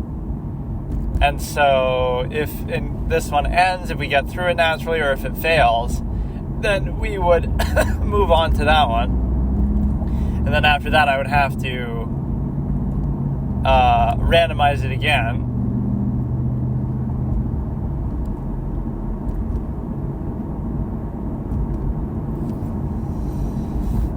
So let's see what else. I love how hard they make these things to navigate, like when it's on your phone. Like, I have it on like a little stand, but it doesn't let you normally interact the way that you would expect to be able to. I don't know how to explain it. Like, you drag the videos down and then it lets you do something else. I don't even have time now to watch something else. I just kind of wanted to whatever. But no, the first episode was good. The main problem was how much they obsess over this girl's obsession with the guy, with Suhan. And then number two is, and what was good about it was like, you know, maybe the character interactions and just the whole atmosphere and everything was good. Then the second episode, the action was pretty good. What was bad was maybe the pace at which it happens is a little up and down. You know, sometimes it's moving too fast. Sometimes it's like kind of, some of the scenes go on a bit too long. And that, like, even that filibuster from the first episode, replaying so much of that. And then you have a case where you're able to basically do, maybe you could have done some game theory with the action, like where some of the other guards try to help you, but everybody seems to be in on this. There must be somebody else bigger pulling the strings. How could Suhan just command this level of respect and intention, right? Some other person outside must be sort of manipulating the situation. Some foreign government with benevolent intentions. We just killed the king, like, you know, so we can install our own. It's like the United States has killed democratic leaders around the world just to install a more friendly dictator or something. It's always... I can't blame you for doing something that's in your interest, but at least be honest about it. Like, oh, we're going to Iraq for oil. Like, just say that then, but then people would be less likely to support it. But then again, you do need oil, so why not just admit exactly what you're actually doing?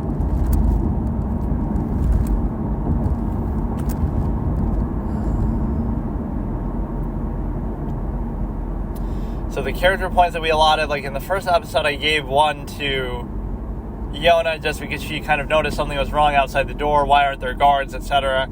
So that wasn't a bad moment of observation, even though she didn't really do anything with that information, right? She still was a sitting duck. But whatever, that was a good deductive moment, so that's a +1 for her. Then this episode, I'll give Suhan a +1 for killing the king, just to have the balls to do it, whatever the initiative, setting this whole thing up. And then number two, a -1, so he's at 0. A -1 for monologuing too much and missing your chance to kill both Hawk and Yona, which you could have easily done. And then the second thing is that Misu person, who I thought was a female actually, is going to be for disguising himself, not even sacrificing themselves, right? But just even the disguise and the idea behind it was good. And so for dying like that, or not for dying, but just for doing it, is a +1. And then Hawk also gets a +1 here just for his display of skill and combat and how effective he was. Even outnumbered, outmatched. Like, I love how stories are written like that. Oh, he's such a good fighter, but in real life, you could be the best fighter in the world, but you're not going to be able to take out 10 guys at once like Bruce Lee, right? Especially when it's weapon versus weapon combat, right? You can't just do that. Right, when they have you surrounded, like you're screwed.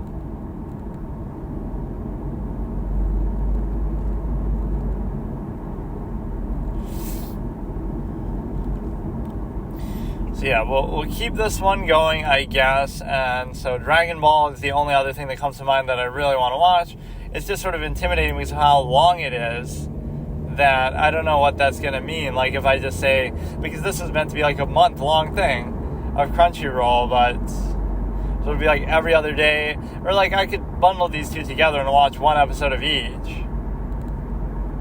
But that'll be a pretty worthwhile one, because that's such an essential, intrinsic one that I've never seen, which I haven't seen a lot of anime actually, but at least as far as how old it is, that's an old school classic that I've just never seen that I probably should see. I've obviously seen Dragon Ball in reasonable depth. I've seen GT, and I sort of defended GT a bit. I don't think it's great, but I don't think it's bad. And I especially like the pace of it. Basically, GT is the pace that Kai should have been at, where you have, it actually moves so fast. It gets through like 4 or 5 different sagas in like 60 episodes. The Shadow Dragons, the Omega fight, the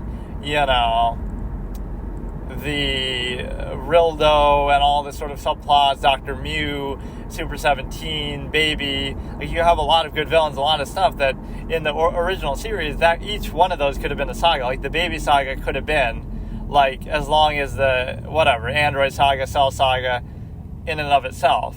But that would have been, like, the whole fucking show then. Because you have, 60 episodes could easily just be the Baby arc, basically. So the Baby thing was pretty good. The Shadow Dragon stuff was pretty good. The Searching in Space stuff was okay. Dr. Mew, Super 17. So those are the main 3 villains. I'm trying to think what else really happens. Rildo was just kind of a filler, one-off sort of person that he meets while looking for the Dragon Balls or something.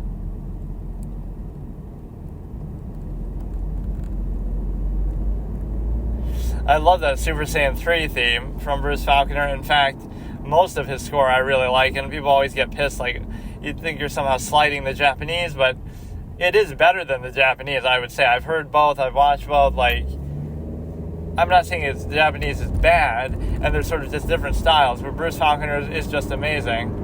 And people say, oh, it's too much action-packed kind of music, but it's an action series, and some of the best tracks are quieter, like, the Hyperbolic Time Chamber is a really good one. There's a lot of quiet ones, too, to soothe those moments. The one objection I would have is not Bruce Falconer's fault, where the direction of the show is done where they use sort of wall-to-wall music, which is not a fault of the show. They do that in a lot of other dubs, too. Like, they'll do wall-to-wall music for scenes and not leave enough quiet moments, whereas in the original, it might have been, characters are just talking for a long period of time, and there won't be any music, or it'll be very light, whereas in something like Dragon Ball Z, they have it where, again, it'll be just sort of non-stop music, wall-to-wall through the whole scene, through every scene, and so that's sometimes not necessary. But again, that's more of a direction issue than a, music itself. The music is still really good. They just sort of overuse it a bit. But no, to me, like, that might have been a big part of my enjoyment of the show. It was a good show, and I like it. Certainly for the time, the animation was impressive, etc. But I don't think, personally, I would have liked it nearly as much without the music, from Bruce Falconer specifically. So if I'd seen the Japanese one, I still would have liked it, but it wouldn't have been as good. That's how significant it was to me. Right? It's like with some of these games. Phoenix Wright, obviously I liked the game, but I wouldn't have liked it as much if it wasn't for the music. If the music was ordinary or whatever, I just wouldn't have... it wouldn't have blown me away as much. So yeah, we gotta look for the Dragon Ball type shit.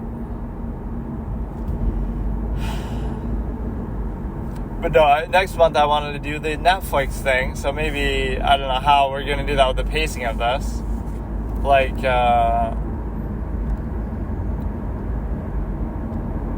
when I start watching something, I just want to watch it constantly, but that's going to take me like a year to get through.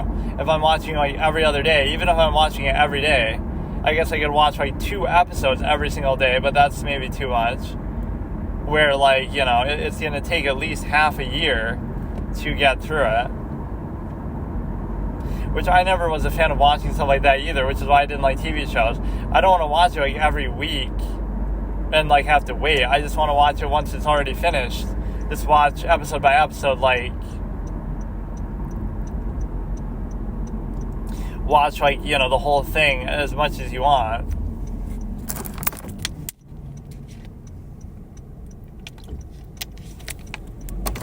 like if I want to watch the whole show in like a week's time and just spam it, not that I tend to do that either, but it's like with a game. I don't want to feel like, oh, what if this game goes offline or an expansion or an update comes out? Like, I just want to have it crystallized in time, which is easy to do with single-player stuff. But, you know, with an online game, it's like, oh, by the time you play it next, like, I don't feel like playing it for a year, and then I want to come back and do exactly what I was planning to do before. But now there's been some update, change, balance thing. There's been a new expansion, like, it messes everything up, or the game's gone offline, so now you just can't play it anymore. So that gets ruined sometimes with multiplayer stuff, is that you can't crystallize one moment in there. That's why people like sort of the classic private server type stuff. I should have just watched the Dragon Ball episode, but I'll do it tomorrow. And so whether I watch another one of this or not, I don't know. I should almost do it like that, where I alternate days. I was going to almost do both today, but I could do either 2 episodes of one each time, or I could do one of each time, or I could do only one of one each time, just to, you know, basically have like a long intro, outro, like what we're doing now, but it's kind of not necessary. So the coin flip did decide on Netflix, or I mean on this, but it doesn't mean that I don't want to do that too, and basically the alphabetical gauntlet with that one. Whereas this one's sort of a random one. So like there, where you just watch anything you want, or anything in alphabetical order, whether you want to or not. So I started with like, 500 Days of Summer is the first thing. Whether that was on Netflix or something else, I don't know. But, you know, of course, something starting with a number would come even before a letter. So that shows you, I don't remember even how far I got with doing that, but yeah, the King's whole conspiracy is interesting with the whole background where he killed the other dad. So it makes him a little justified. Maybe we'll come around to sympathize with him a little bit, but yeah, maybe if he didn't choose to try to take over the throne, then he wouldn't seem as bad. Like, I love that sometimes, though. It's like, oh, is there any of the real you left in there, or the old you? What do you expect them to do in that situation? Like, you're going to, oh yeah, there is a little bit less to me, I'm going to spare your life, and then everything's okay? Like, you know what I mean? Aren't you still going to oppose him and say what happened and everything? No, we'll just let it go and we'll just get along. Or again, because Yona was so in love with you, but she won't be now. Try to suck up to her, that would be like the abridged episode I would do. I was killing him for you because he wouldn't let us be together. So now you should love me even more. Which you could play it off like that. In fact, maybe part of you even thought that. Maybe they were having an argument about her. Right.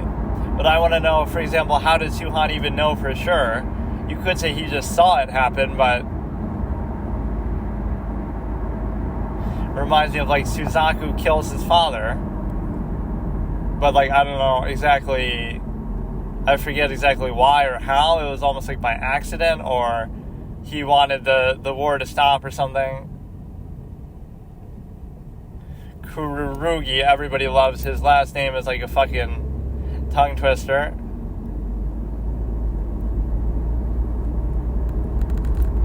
Can't spell his last name without a condition that involves eating people's brains.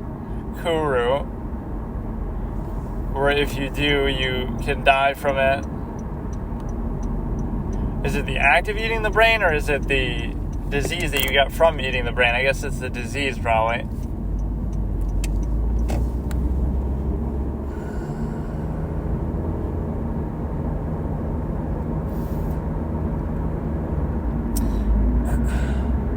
Let's see what other things are on here, like One Piece, Demon Slayer, Digimon. I remember watching something to do with that when I was younger. It could have been like, it could have been a case where you have, I had this like blue briefcase with all these figurines and stuff. I mean, it's almost like Pokemon. Maybe it was made to copy it, or maybe, I'm pretty sure it was made after, so it couldn't be that, oh, Pokemon copied that, but I don't know. I don't remember being too into it, but I remember at least watching some of it. In In fact, I remember watching Pokemon relatively regularly at times, and the reason why is because I kind of liked it even outside. Like, I wasn't a fan of the games, really. I didn't play a ton of them or whatever, but I just liked the show itself. But that's kind of the strength of that, whereas something like Yu-Gi-Oh! Is harder to explain because it actually deals with the cards directly. In Pokemon, you could just enjoy it as a show or a story and a premise by itself, because when you're throwing something out of a Pokeball, it doesn't feel as much like marketing, because that's just how it works in that world. Like, you're taming, these animals, basically, and having them fight each other. PETA, get them on the case. But the point is that they're like...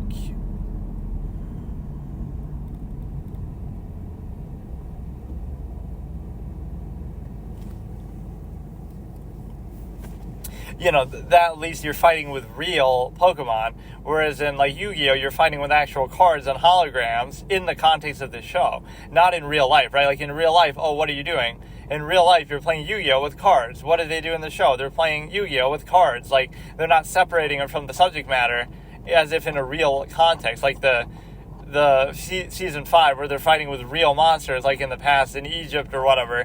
That always makes more sense. Right, why would we want to watch something we could do in real life, even if there's little gimmicks and shadow games and stuff to do with it? It's still ultimately that you're playing with the real cards. And so basically you have a case where, Pokemon at least separates subject matter. You're going around throwing the ball, and you're sort of doing... you're like using real Pokemon, and they're really fighting, and they're real tangible things. You're not just using cards or anything. Right, so you're not really thinking of the card game as much, or you wouldn't even need to know about it. There wouldn't even need to be one, and there wouldn't need to be like a game either. Like video games and stuff, or whatever. You would just have it like, okay, I'm summoning a Pokemon, and I'm fighting you with it, and we get to see that play out. And, like, the whole journey. In fact, even the act of using the Pokeballs is itself kind of dumb. Like, why couldn't they just have, you can only have a couple in your party at a time, so you have them walk behind you, and they're always there. Right? The whole Pokeball is kind of impersonal. It makes it easier to have so many at your disposal at any time, but... Or some of these subject matters would be fun to RP in a sense, like, this is why Pokemon Go vote, as Hillary said. But no, it's like you could RP with like some sort of I don't know, you could almost act it out with animals, but that wouldn't be right. But no, I'm just thinking, like, what scenarios would be fun to actually RP out, like in the show or something, where you can have your own experience like that. And the answer is Pokemon's at least an easy one to do, because you would just need to simulate, like, because you're not doing the fighting yourself, right? You're watching your Pokemon, your pet, whatever, do the fighting for you, and you're just sort of training them and along for the journey, so it's still a reflection on you as a trainer. So if you were to sort of try to simulate something like that, even with like some sort of VR or whatever, like, again, Pokemon Go, it would be very reasonable that you could do it with a subject matter like that. With Yu-Gi-Oh!, you don't even need any external aid. Just play the card game, and you're like the characters in the show. Right? I kind of dislike that as it's just bad marketing, because the whole thing is meant to be marketing, but don't make a show about a card game that is also a card game. Make a show about a card game that is actually it's actually real life stuff happening, like shadow games or Magic or something like, actual fighting with Pokemon. Like, whatever's happening there is something fantastical that you couldn't actually do in real life, because Pokemon don't exist, and Magic isn't real, and shadow games don't actually exist. So, like, that would be the way that I would do it. So that's hilarious to think about. I have seen the entire Yu-Gi-Oh! Show, and there are things I like about it, but it's just dumb that you would make a show again, about a card game that's also about a card game. So it's only slightly more interesting than playing in real life. In some ways, it's less interesting because it doesn't even follow the rules or a consistent set of rules, and there's too many cards that are just made up on the spot that aren't actually real cards. right? If it followed the real life stuff 100%, then at least you could get into it a little bit. Or it's like my criticism of the Queen's Gambit, where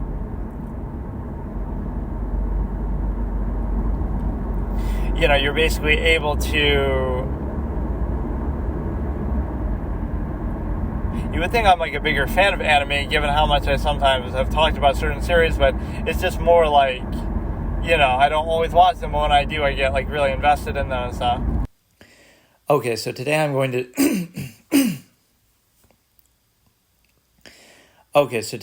to discuss the original meaning of woke and how it was taken in a positive sense, and then I'll talk about sort of the modern examples how it's been tainted and twisted into a negative thing. But originally it would have been a compliment. So for example, it would have meant that you're ahead of the curve and woke on an issue, awoke into something that everyone else is asleep and ignorant to. So for example, you could use Ron Paul was... For example, you could use Ron Paul was awoke to a...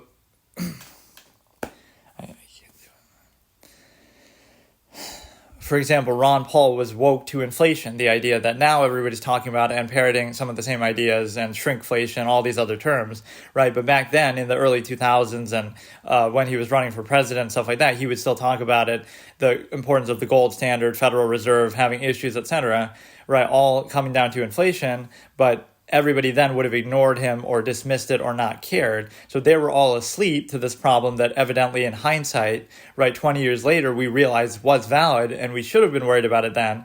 But that's the point, is that something that people realize is true later and finally wake up to, you were ahead of the curve and you were woke to it. So that's a good characterization. Ron Paul was woke to inflation.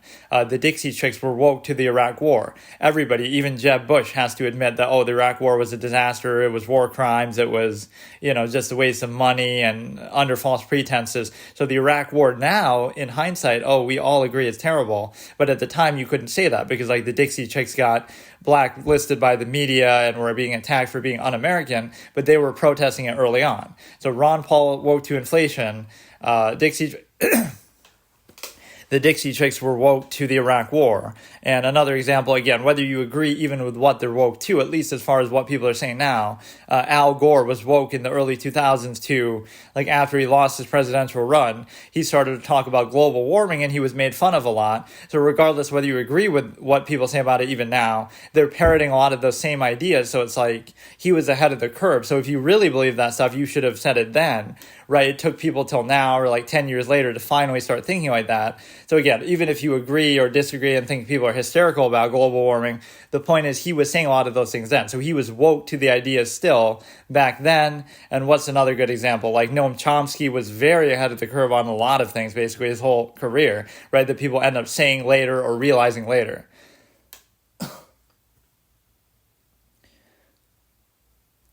And just one hypothetical, because I don't even have a good example, but like if you were in favor of gay marriage in the early 2000s, while that was still a controversial topic, that would have been a woke position because you're ahead of the curve. Or even LGBT rights and stuff. If you had said some of these things in the early 2000s, you would have either been dismissed or ridiculed or ignored by people, or you would have even been attacked by the media, right, and ridiculed that way. So that's the whole irony of it, that a lot of these same media networks and even the same talking heads will say now positive things about those things and almost frame it the other way. If you don't agree with it now, you're a bad person. But what if you said it back then? They would have ridiculed you the other way, that, how can you be saying this thing, right, that, LGBT rights, you would have been ridiculed for it at the time, right? But now it's the common, every mantra that everyone's just saying.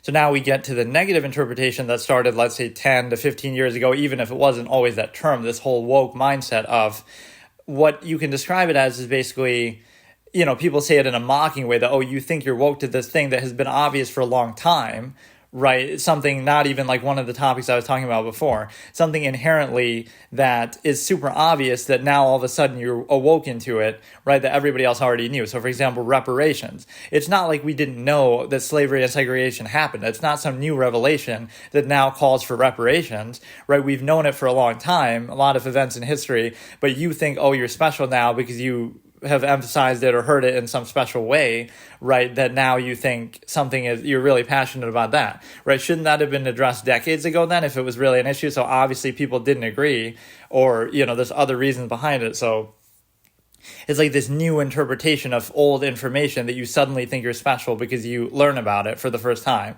Or again, you hear it framed in a certain way.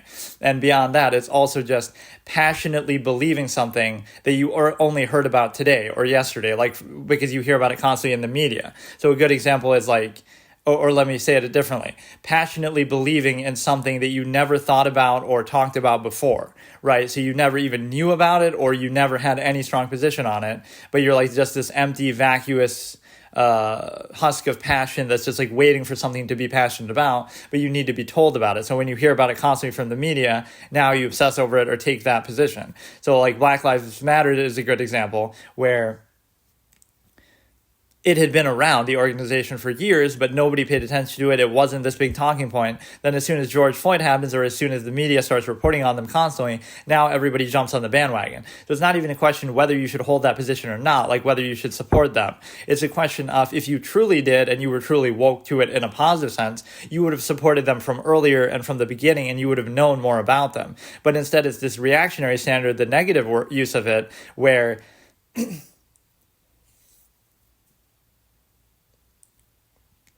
you're just jumping on the bandwagon because all the media is saying it all day, every day. And this is where they can control things. It's not even necessarily by lying, but just by simply selectively framing information. Like they'll talk about one subject all day, every day. So now you're going to talk about it, and everybody's going to be just thinking about it, right? So even if you don't agree with their position on it, whether your opinion is positive or negative, it's still controlling the conversation, basically, because they're talking about it so much. And then they can just omit or ignore other topics. So even without them lying or putting too much spin on it, although obviously they can have positive, negative framing, even without putting any of that, just by simply talking about certain subjects a lot or more, right, and selectively emphasizing them, and then ignoring and diminishing other ones, just not talking about it at all, right, you're successfully controlling the conversation, even if you're not controlling what people are saying in it all the way, or what opinions they're having on the subject.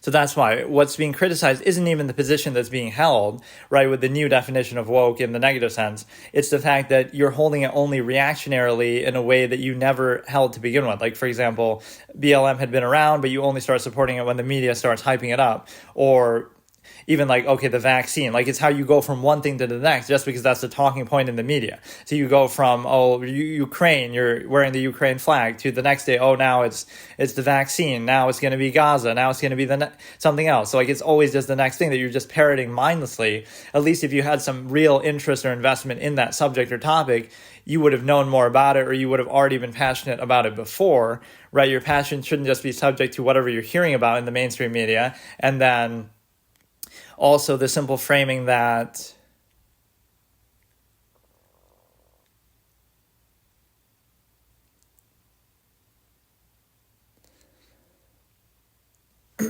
you could do more research into it yourself, like after the fact, to come to a better conclusion, which again, it might be the same conclusion that you come to. But it's not even that's being criticized. It's just that at the very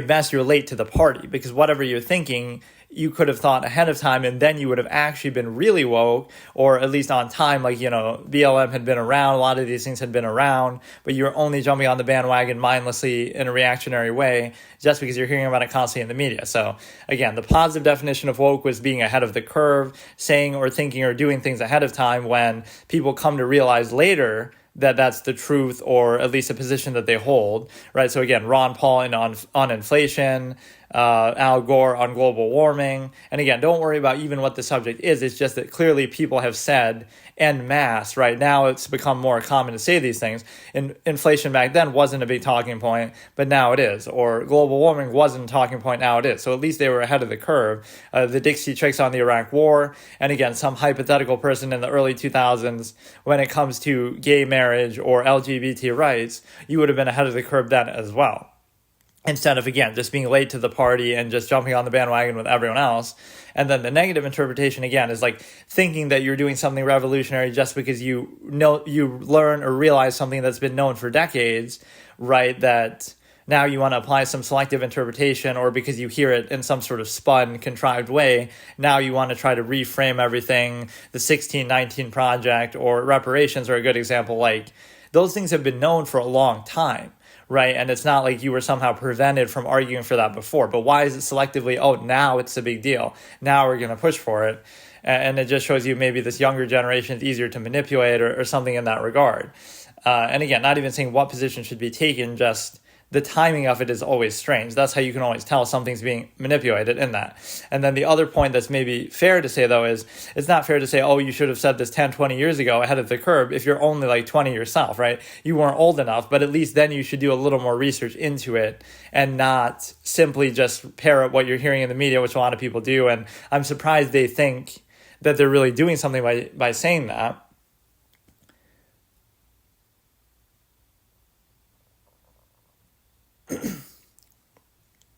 So yeah, the negative interpretation would be that you passionately believe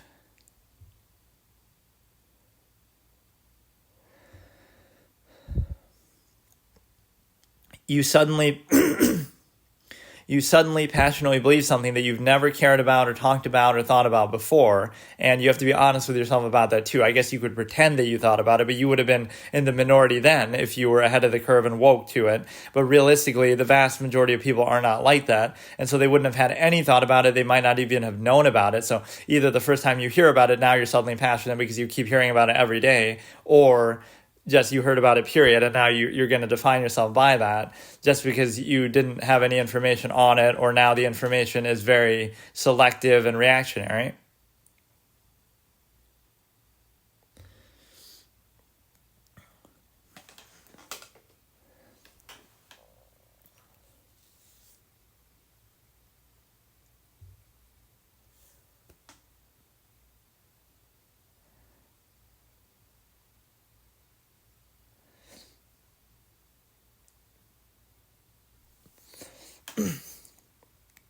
So you become suddenly passionate about something that never even occurred to you before. So the responsible way to look at it is, again, at least you're late to the party, you're behind the curve, you're not doing anything really noteworthy. You should do a little more research, you should try to think for yourself a bit. You shouldn't just insist upon it because that's what the big talking point and narrative is in the mainstream media, or just that that's the subject that's being thrust in your face all the time.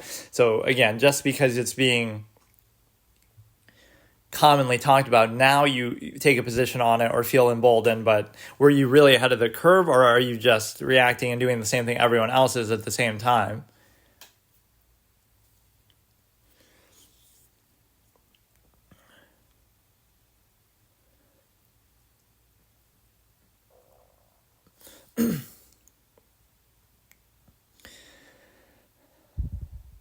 So to put it one simple final time, you are suddenly passionate about something you never thought about, talked about, or even heard about before just because you keep hearing about it in the media.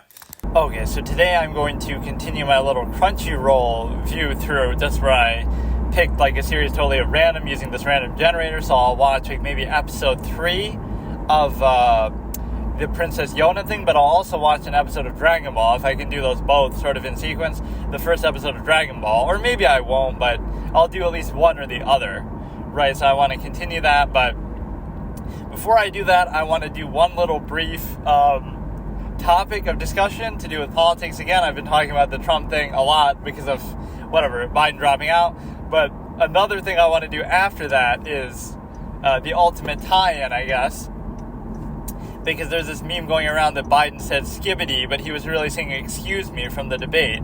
But this opens up the door to now on the, what is the guy's name? Is it Stephen Colbert or somebody? Whatever, one of these late night talk show people that I never watch, who a lot of them have turned into very partisan whatever. Like, see, it used to be a standard that, make fun of the president, whoever it is, just because. But instead it turned into now, they're still using it as a propaganda piece where they'll make fun of one a lot or relentlessly, or at times not even make fun of them at all, right, and just sort of serve as a propaganda arm for one party, so you're still taking too much of a side. It's like the same thing when people say, well, the media isn't biased, they're just criticizing Trump because he's a bad guy or he does bad stuff. But that doesn't work because they could just report what's happening and that would be good enough. So there's this Skibbity Biden clip from that I've seen that is, to be fair, the way they sort of frame it, I've seen the whole clip, is like they're making fun of, the Biden campaign. This is from like maybe a few months ago or something, trying to hire a meme manager. So they'll try to, it's like this out-of-touch grandpa given a phone who's trying to stay in touch with modern meme culture, and they're like 15 years late with it. Right, so like I has furball or whatever, like some old cat meme and stuff like that. So to be fair, they're kind of making fun of it themselves in their defense, but still, it's sort of an atrocity. It's just Biden's head in the toilet saying Skibbity Biden, but that would imply that the original Skibbity toilet meme actually said Skibbity toilet, but I think it just says Skibbity. So my point with why am I talking about this is it's the ultimate bridge between these two things. I actually made a joke of couple weeks ago or something that maybe I should react and bill it as sort of a, film critic reacts to the Skibbity toilet meme for the first time. So the only one I've seen is the original video, which is like a short that's apparently only 12 seconds long with 192 million views. It's only from a year ago, which I'm surprised is that recent. I actually thought this had been going on for a bit longer, but it's in like some sort of Gary's Mod Half-Life 2 assets, like Source Engine, right, that they're using to do this. I know, the guy's whole face and appearance is like from one of the, NPCs, and even though his expressions are totally wild, is from one of the NPCs like in Half-Life 2 in City 17 at the beginning, something like that. And so, whatever, you can do a lot of things with Gary's Mod and, or whatever, these Half-Life 2 assets, and even like Team Fortress 2 has a lot of those, where there's a lot of these memes to do with those characters and that. So it's not even something that I'm against, in and of itself. Okay, it's a 12-second little funny thing. You see a guy's head in a toilet and, just singing the song that I actually did some research into this. I can't remember the name of the song now offhand, but it's like some Tell Me You Love Me or something like that. And it's sped up so much that it says that it sounds like Skibbity. So at least that's a little bit creative too in itself, that it's not just some random word. I guess Skibbity is the slang word for like cool, and there was a song from years ago that actually is called Skibbity, but it's something totally different and unrelated to this, right? It just happened to use that word, which again is some sort of slang word amongst young people for the word cool, but that's something totally different, right, by some record label actual artist that's just called Skibbity, the song, right? So that's something else, but this came about, and obviously it's a big deal, and people are making all kind of fun about it, and they have like all kind of mascots and other riff memes on it. So my point is that I will actually do a little mini series here and there, because this is the thing, it's not just, it's like Da Fuck Boom is the name of the channel that made it. It's not just like a one-off meme, so I at least have to give it credit. It has a tremendous amount of staying power because there's like 74 episodes, and some of them are super long, so he turned it from a basic little meme, just 12 seconds long, short clip that comes and goes. I can understand that, right? It doesn't have to be that big of a deal or that negative, right? It's just, okay, it's a short little funny, haha, 12-second clip, and that's it, and we move on with our lives. There's a lot of dumb content like that on the internet, so I'm not even really defending it, but I can understand there. But now it's turned into like a 74-episode series where it's like a whole movie caliber franchise, and I'm not sure exactly how that happened, or at least I have to give the guy credit for committing to it that hard, right? So maybe there will be something actually to appreciate in that, but it's basically just like a shitpost meme type of caliber thing, I'm pretty sure. So I'll look at that. Those are basically the three I could analyze. And so you have the Skibbity Biden, which I won't even dare to watch again for fear of dying of brain rot. That's what people call all this stuff, is just brain rot content. But let's not pretend like when you were a kid, or every generation has dumb stuff that they were into. I guess the difference is like don't obsess over it that much, or it's like it's funny, haha, cool, move on, right? But instead it's insisted upon. But no, it's like the first thing I wanted to say is to do with just the election overall, is the sort of high standards, turn your nose at people sort of stuff, with respect to, with Clinton supporters, they would have said, oh, the reason why Trump won isn't just because our candidate has flaws or, it's just a difference of opinion, difference of policy. It was turned totally into a personality contest where, we're acting so superior and people who voted for Trump must just be uneducated. You don't get to do that when it comes down to winning the presidency overall. It's even like the negative tone that the media had, like, you have people, a lot of the reporters when Trump won, like, a lot of people in the country are scared right now. Why do you have to frame it that way when a lot of people are probably happy and hopeful because their candidate won? Like, it doesn't make sense to treat it as a negative thing when it's pretty much, 50-50 even. So why wouldn't you look at it from a positive point of view, or at least a neutral point of view? Let's see what this president that the American people elected is going to do, right? And let's just look forward instead of, oh no, we're all worried and apprehensive, and how could this happen? What do you mean, how could it happen? The American people voted. So you're trying to minimize and marginalize it. Minimalize. This is a side effect of the brain rot. But no, it's just, you have a situation, like Baby Shark is one of those memes too, right? That people just, there's nothing wrong with it. Kids are into all kinds of dumb stuff. I'm sure I liked dumb stuff when I was a kid, right? So I wouldn't grade that too harshly, but I guess there's just more of it and you have more access to it now. So it, instead of like, oh, one little cute meme here and there, now it's like, oh, there's an infinite number and just it's on full loop. But what you have now is the basic idea that you want to, like the same people who are acting all superior, even Clinton, I looked at as, again, objective outside sort of observer with no horse in the race. I looked at Hillary and Trump kind of the same way.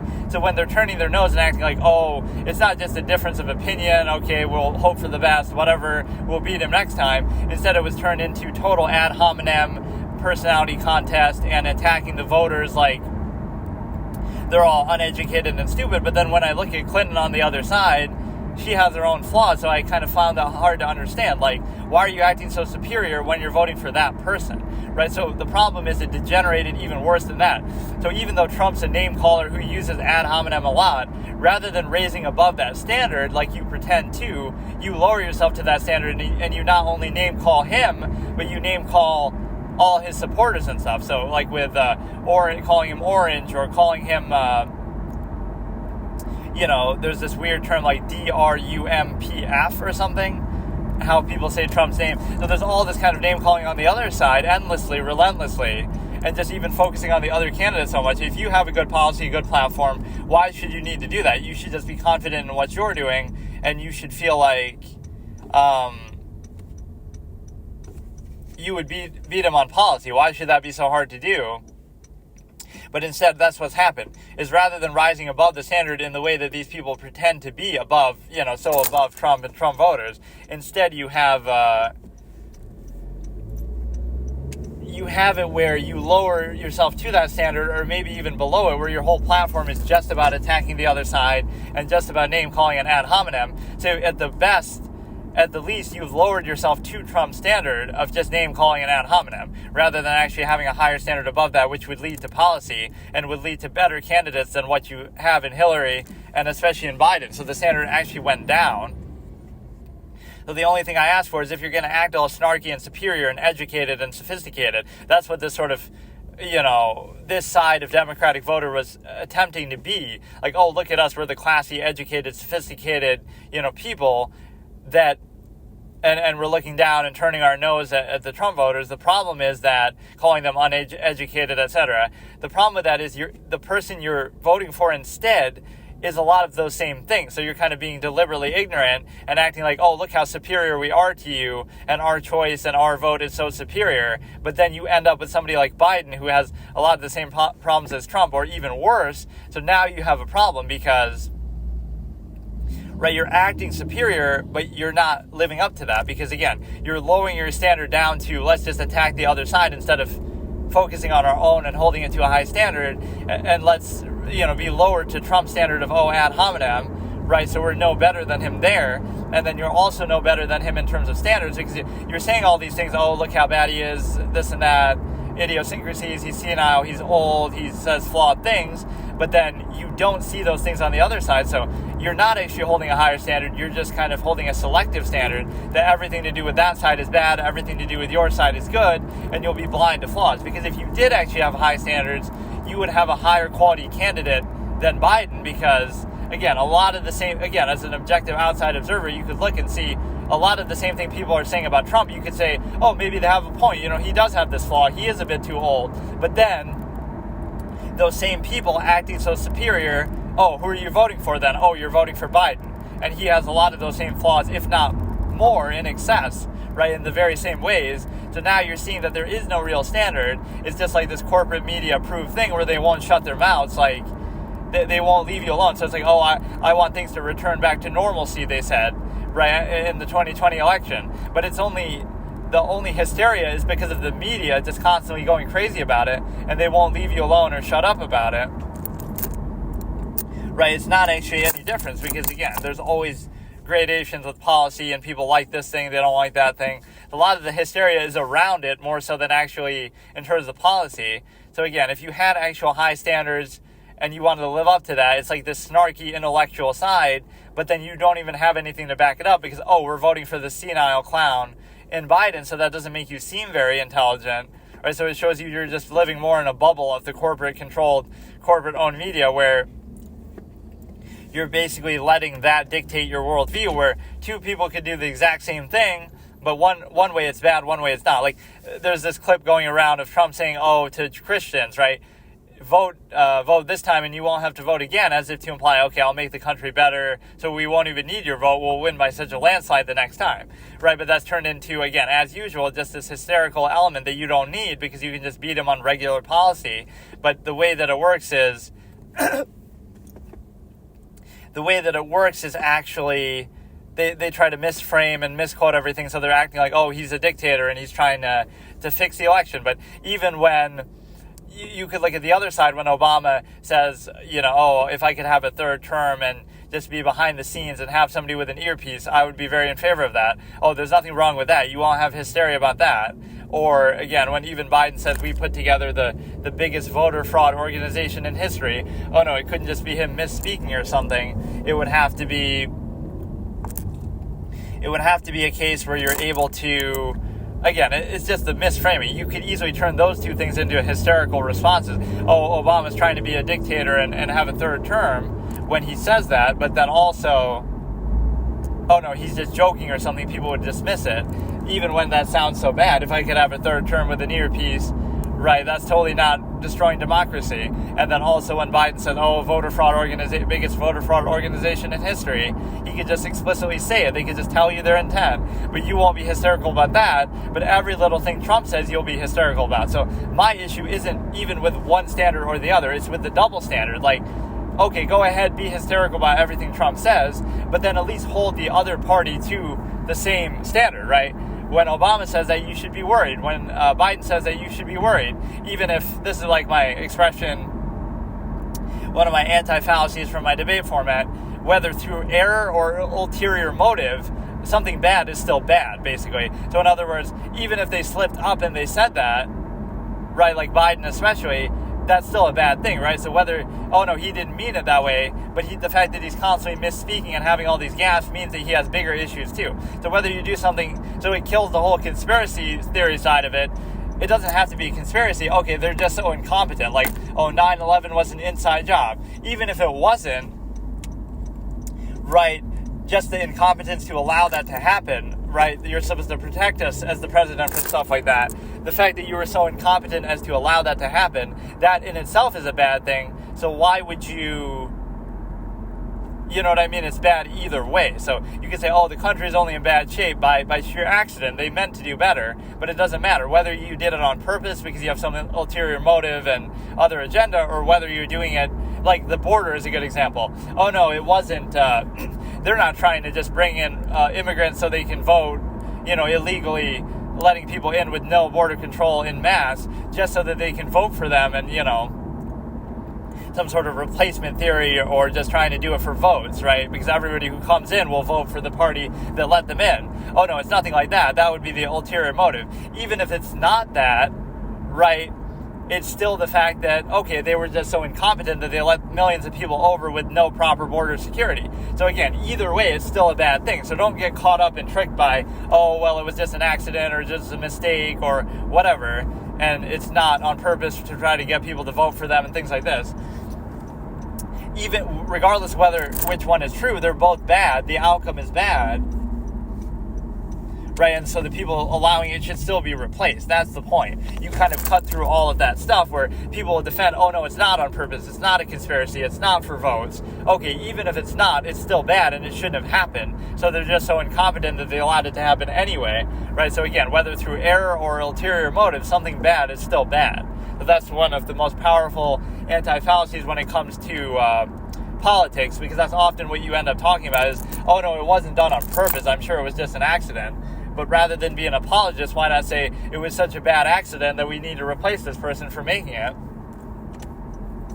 So yeah, my whole problem with that is just all these people acting superior and trying to turn their nose at other people. Oh, these other voters are uneducated. They're also ignorant and stupid, right? But, oh, so who are you voting for then? You must be voting for a really high-class candidate, at least somebody who looks good on the surface, like, oh, Obama, who can speak well, or somebody like that.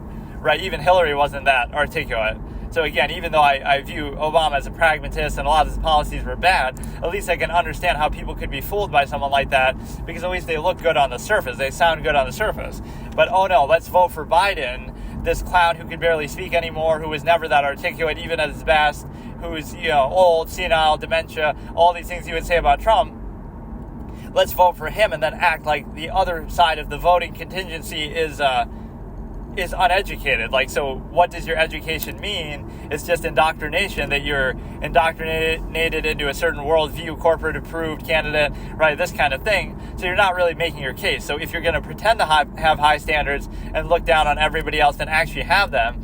And if you're going to condemn, like, oh, ad hominem and lowering the political discourse, then why are you going to engage in that yourself? Why not just focus on policy and be confident that if we're solid on policy, we shouldn't need to attack the other side and have that be our whole entire platform? So now we'll do some skibbity type reaction, but the skibbity Biden thing was, what was the third thing I said? I don't know, but the skibbity Biden, he's basically just saying that, and then Trump is using Hitler's language. So it's like, again, am I defending Trump because I didn't vote for him in the first place? And I'm not saying even necessarily to vote for him now, but my bigger fear is a one-party state that, again, when you see the corporate media align with one party and one candidate, right, I guess the candidate is flexible and interchangeable. But when you see the media always align that way, they're not doing it for your own interest. Even if it happens to be in your own interest, right, that would still be incidental. So you should always see their motive, right? They're not always out for your interest. They have their own reasons for wanting the Democratic Party and for wanting Harris or Biden. So when you see that, it's still disturbing. So my bigger fear is the one-party state, because here's the peace of mind that at least Trump being president gave you, and it's something I've always called for anyway, and I wish we saw it on both sides. Like, we didn't see that sort of hardball media treatment of Biden. So the question isn't that, oh, the media should have been nicer to Trump. No, you can be totally as mean as you want and harsh and hard and critical and hold them accountable. That's a good thing. For once, we're actually holding somebody in a position of power accountable, right? But I would like to see that on both sides. So when you see that one side gets coddled and apologized for it by the media, right, and sort of covered for, and one side gets harshly criticized, I actually want the side that's harshly criticized, because you know what it tells me is they're both on opposite sides. So Trump might be out for his own agenda, but the media is out for its own agenda, so at least those two agendas are, again, they're both looking out for their own interests. Neither are looking out for yours, let's say, hypothetically. But at least the fact that their two interests clash is a good sort of divide and conquer strategy. So at least one side is going to be looking out for itself, like the corporate-owned media mostly, right? All the major networks except for Fox are looking out in one direction for a certain reason, and then Trump himself, let's say Republicans, etc., are looking out for their own agenda, maybe, right? And so those two are at odds with each other. So at least that's splitting the power structure in two, instead of having a one-party state where everything seems normal and fine, but it's just because they have the same agenda and they're on the same side. So that would be my bigger fear, because again, that's more powerful and dangerous. So even when you say something like that, with respect to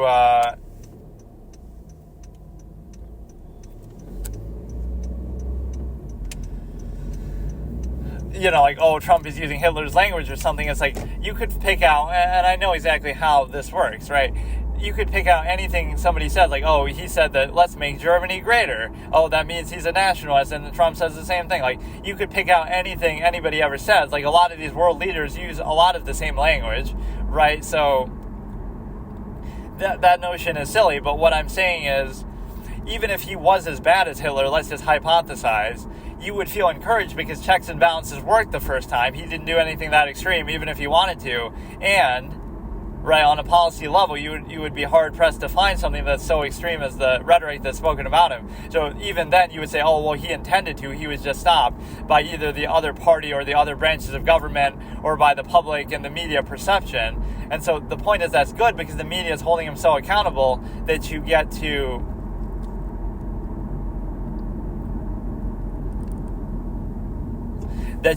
basically do constant coverage and accountability and criticism by the media is actually good because that serves as a check, and so it pushes back against whatever bad things they might potentially do. So imagine that's the real evil of Hitler, is the failure of society. It's not just that he's such a bad guy. He could be the worst person ever, but he would just be some crazy guy walking down the street. So it's a failure of society to allow anybody to come to a position of total power. It's a failure of society to allow that particular bad individual to come to a position of any power. And then finally, it's a failure to allow the media to become under the control of the state, or even to align with the state, like what we have here. Again, like corporate-owned media that aligns with the Democratic Party. It's not quite the same as being state-controlled, but it's very similar, sort of state-aligned. So that's the danger too. So the real failure is all of those things combined, where again, people will focus on, oh, Hitler's just so bad. But even if he's bad, he needed all those other things to fall in his favor to get away with what he got away with. Imagine if he didn't have control over the media, right? That was the real evil that put it over the edge. That, oh, he could control the media and the perception, right? So now that enabled him to do whatever he wanted to a degree. So what you have in conjunction with that is the simple fact that you have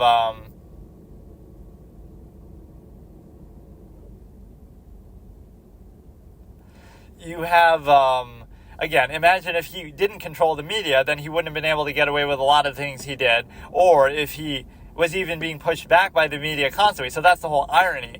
Even if a lot of what's said about Trump critically is true, right, the assumption is, okay, that amount of criticism could be levied to any president, right? They all have flaws, but the softball treatment is the defining difference. So that's where perception creates reality. They could give Biden really softball questions and treatment and then criticize everything Trump does. It doesn't mean that they're wrong about Trump. It means that they're being too nice about Biden and selective.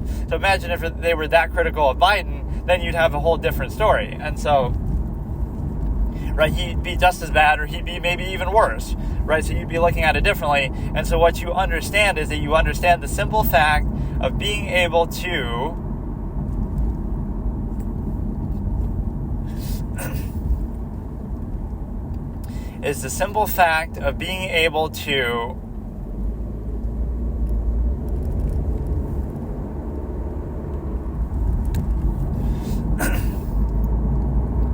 just put yourself in a position where, again, it's selective, and you're, that would be the one ironic reason that even somebody like me may have felt compelled to vote for Trump, is like, okay, the media is taking a clear side, let's say, against him, and so therefore you'd be able to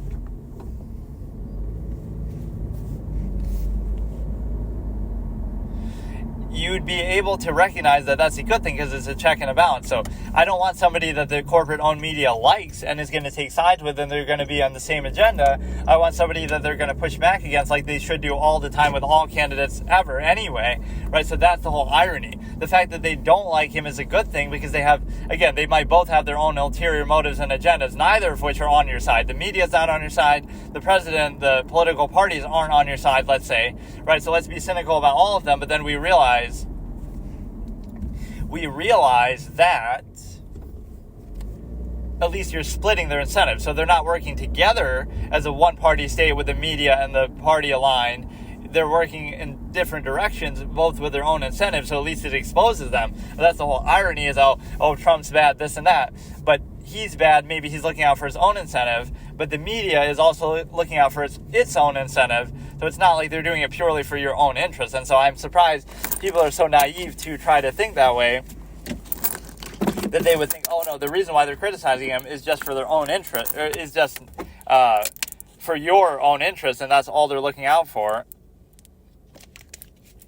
Right, so two things can be bad. He can be bad, but the reason why they don't like him is because it's bad for their interest, right? That he might be looking out for his own interest instead of, a collection of theirs. And so you have where they can both be called into question, where they're not doing it purely for the right reasons, right? And so there's that, and there's also the fact of there's also the simple fact of the ability to, again, that pushback would be the reason why you could vote. You say, I'm voting for him because of how negative the media coverage was. Either it's just spite the corporate media incentive to show, like, they're being unfair and biased, and that means he's on our side, that the power structure dislikes him so much. That would be one way of thinking that people have, at least. And then the other way could be just, even if he is bad, I'm glad that somebody is finally getting held accountable by the media instead of just being coddled by them. But that's a good thing to, again, serve as sort of a balance. So he could only get away with doing so much bad, right? Because he's not only not being enabled by the media, he's actually being criticized and held back by it. So that's good. I want to see that held in check, but it's only held in check selectively. But that doesn't mean he's even worse than anybody else. It just means they're finally calling it out. And it also means that, again, you'll be able to do less bad, potentially, because you're constantly being held in check and held accountable. So that's the part that people miss. You should always be more fearful, again, of that one-party state coalition between different powerful forces than just, one bad individual who happens to be, somebody you don't like. He can only do so much, still. I have this tendency, either, where I was considered objective, where other people would struggle to be on a lot of things, and because again, when it comes to something like that, why not just say, okay, they're both useless, I don't have a horse in the race when it comes to parties or individuals, but it's just whether it's, one can be a useful idiot, one can be slightly more or less useful than the other. Why do you need to dig in, right? It doesn't matter. But people are like that. So I have this objectivity, and it's kind of like, if you look at something just objectively and deeply enough, you may even come to the same conclusion, like, okay, of the two idiots, one is more useful than the other. But it wouldn't be so emotionally based. That's the difference. Or I have this expression, almost like another anti-fallacy. Even the best way to achieve a subjective goal or end, right? Something that is biased, like you want your own interest or you want some zero-sum accomplishment. Even the best way to achieve a subjective end is often by being objective about it, right? That's how science works. That's how other things work. So even if the end is like, okay, we just want to come up with some scientific method that makes our life easier and lets us live longer, so that's a zero-sum subjective goal, right, that you want human self-interest. Maybe the best way to achieve it is to look at it objectively, like, okay, human beings aren't special, but here's how we can best achieve some goal that makes them, that benefits them, rather than assuming, this is often how people think subjectively, you assume or insist that something is true just because you want it to be, but then that's not actually the case, so then it doesn't help you and it actually holds you back. Or you assume, everything is sunshine and roses just because you want it to be that way, but the best way to actually make it that way would be to realize it's not like that, right? And then think about how you can best achieve it, right, objectively, and then you get back to the subjective intent. What you have is the ability to, now I'm going to almost watch something that is embarrassing to do in a public thing. I should have done it while driving so people couldn't have seen it. But I'll watch the first episode or two of Skibbity Toilets. I'm using well, we're doing this from a serious lens too. We'll do it from, there's a playlist with 100 plus videos, 174 videos, and there's only 76 total episodes. But there must be a lot of shorts in between, so the guy, it is Da Fuck Boom, is the guy's channel. So I won't even blame the guy for making it, right? Clearly people like it, it's getting a lot of views. There must be a certain value to it if it's gone on for this long, but that's what I would have almost said. How can this 12-second long short have this much of staying power that people keep talking about it, right, for so long? But I guess because the series has gone on for so long, people must be into the whole thing. and it has like a whole fandom, and I have to give him at least a little credit there. Most memes come and go and they'll die like that. Like, oh, it's a 12-second little funny video of a guy's head in a toilet, haha. And then you move on to the next stupid thing. But the fact that there's 74 episodes and it's like a movie-length fucking production, apparently, there's something maybe to that has some staying power, so you have to give him some credit regardless. Just, I'm not blaming you for just making a stupid video. People do that all the time online, right? This is almost the fallacy of, if people dislike Taylor Swift or something, sometimes you just dislike that you hear about them so much, not actually them, like when she's at the Super Bowl and stuff, but then also, right, they just won't stop talking about her. But then also part of the reason is just, you maybe dislike them because they're so well known, whereas there's plenty of other worse artists out there that you've never heard of, right? So part of it is you dislike them because they're so popular and liked and feel like it's undeserved. Or to sort of hip to hate on something that's popular that you don't like. If you hated on some unknown artist that, nobody likes in the first place, that sucks way worse than Taylor Swift, right? No, you wouldn't care to do that because you haven't even heard of them. Right, so there is like a bit of a anti-popularity contrarian element. The main reason why you'd hate her isn't because she's so bad, even if if you don't like her, fine, who cares, but it's insisted upon just because, again, they are in the public eye so much, they are so popular, maybe you rightfully do get sick of hearing about them. Well, we're going to look at this critically, and this is the most bonkers sort of format, right? If I was sometimes just stating something objectively, like I said, can expose its true nature. Objective film critic watches Skibidi Toilet, reacts to Skibidi Toilet for the first time while eating food in ASMR mukbang. Film critic,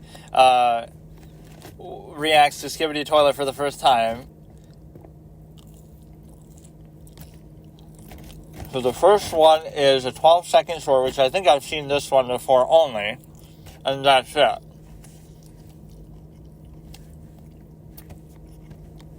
So just some of the lore behind it, it's a sped-up song that doesn't actually say Skibidi in it, because there is a song, again, called Skibidi, but that's not the one that it uses, and that has nothing to do with it, because that's from years before. And I'm surprised it's only a year old. I do feel like it couldn't be like this is the remastered, because this is supposed to be the original one, but and it's just simply called Skibidi Toilet, even in lowercase spelling, but it's a slang word that apparently means cool, which I didn't know even what it meant at first, and then I'd never really heard the word before, just in reference to this meme, and then it's a case where that there's that unrelated song, then there's a song that's actually sped up.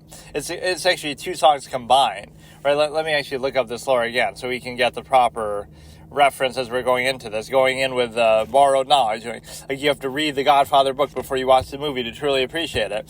You have to research the Skibidi Toilet lore before you watch it to truly understand. So let me see. It's two songs sped up that don't actually say Skibidi, so that in itself is kind of, I have to give it some credit, because that's somebody actually had to come up with that whole idea, whether by accident, like, how did he know it was going to sound like Skibidi when he said that? It was just like a miracle come true, that Skibidi is a word that already means cool, and it just so happened that speeding up these two songs makes it sound like they're saying that. And there's, a Michael Bay Skibidi Toilet movie. I think I was doing some research on what this means, and so I saw that, which is, it makes perfect sense by Complex. Imagine Skibidi Toilet cinematic universe. Like, this is all real stuff, man.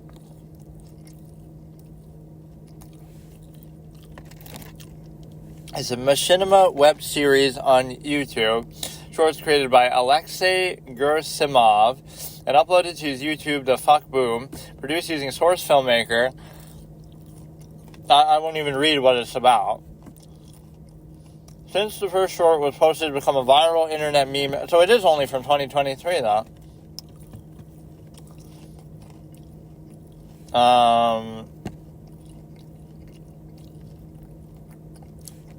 I just want to know what songs they use in the... Yeah. an unlicensed mashup of the songs Give It To Me by Timbaland and Dom Dom Yes Yes by Bulgarian artist Bizar King, created by TikTok user Doombreaker03, appears in each episode as the theme of the Skibidi Toilet. Oh, it appears in every episode. You kind of spoiled that. I didn't know that. So somehow it was used, right? So he didn't make the mashup even, but still. So somehow the guy made something that unintentionally said Skibidi when that wasn't actually anything to do with the original song. So you would think the more obvious way to do it would be to take the song that actually says that. Let me see that maybe. The actual Skibidi song is something else. And again, the slang term probably originates from some other time that has nothing to do with this, but I've just never heard that before. It's apparently something, younger generation says to imply something cool.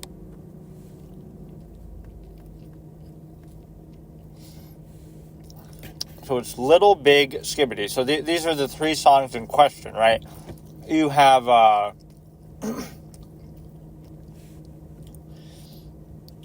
Give It To Me by Timbaland and Dom Dom Yes Yes. So let me actually see let me listen to all three of these songs, I guess.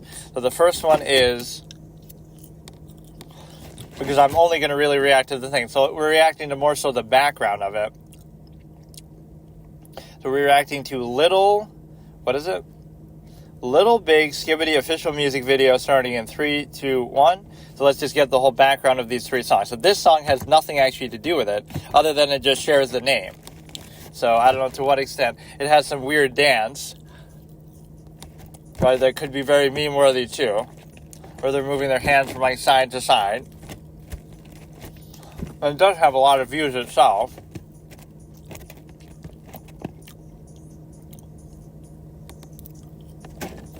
I can't even understand really what she's saying, so sometimes you wonder whether it's in English or not even. So there's so many songs like that where you hear them, but you never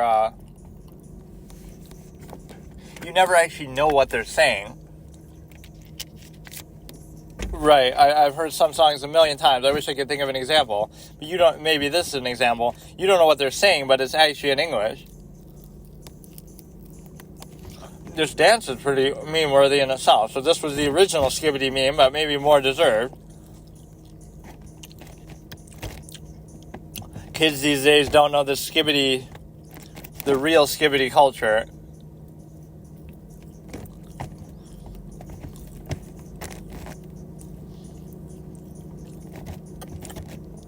The main thing I understand that they're saying is, I want you, in that girl voice. Yeah, this is the kind of thing you feel embarrassed because I'm reacting to in a public environment. Just have to be looking into your car and at your phone, so which is weirder? What I'm watching or the fact that you're watching me? It's like, oh, look at this weird thing I caught you doing by spying on you. So isn't it weirder that you were spying on me in the first place? So the dance is at least moderately interesting. I'll give you some credit there, like Gangnam Style kind of thing. Just, to say, like, what a big meme that was. I don't know if the dance is anything like it, but that wasn't actually part of the song because it was just like it was some kind of,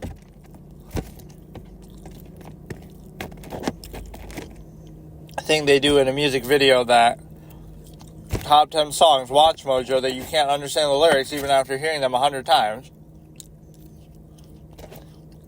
But there's always these like asides in music videos that might just be like a person talking, or it might be like an aside where it's not really part of the song.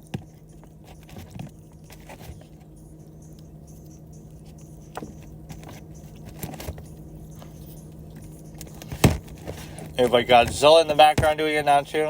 It's a very meme-worthy video in itself. Like a frog to end it off. Okay.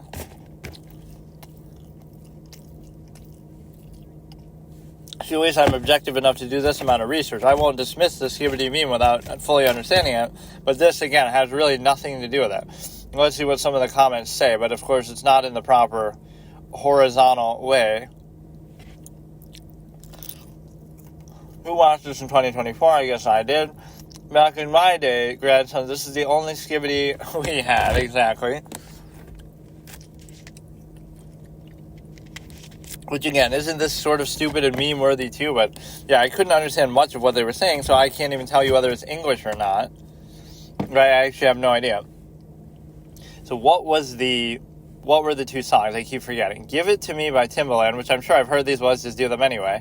But this is our first introduction to it. I don't mind watching actually the whole series. I'm curious to see. Maybe it'll just be stupid and boring, but at least to give it the novelty. And then we'll watch both of these two songs, and then...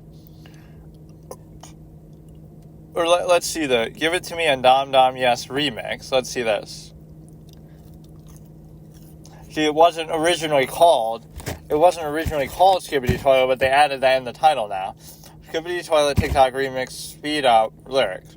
So we're watching this in 3, 2, 1. So much easier to do timestamps that way. So yeah, this is actually the one. We're not here to hurt anybody. So the fact that they're saying that is totally by accident.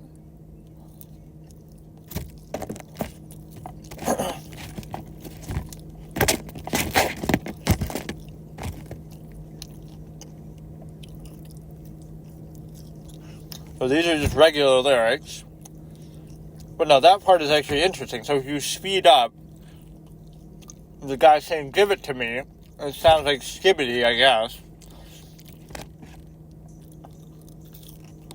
But he even stole the song. I thought maybe that guy actually made the remix himself. Then that would have at least been moderately impressive. But there's a lot of dumb stuff like this online that you have to just accept and take for granted because of the simple fact that you have, okay, boomer. But at least that had the really creative line of 10-4 dinosaur. That's actually legendary to express basically the same thing.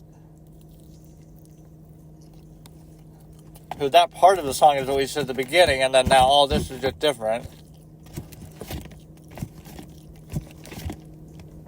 But just to remind you, Skibidi is not actually part of the song that they're doing. It's just completely a byproduct of speeding it up.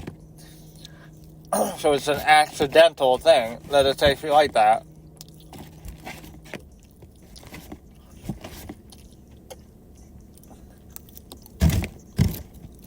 So this is a part. Even in the subtitles, it's saying Stibidi, S-T-I-B-I-D-I.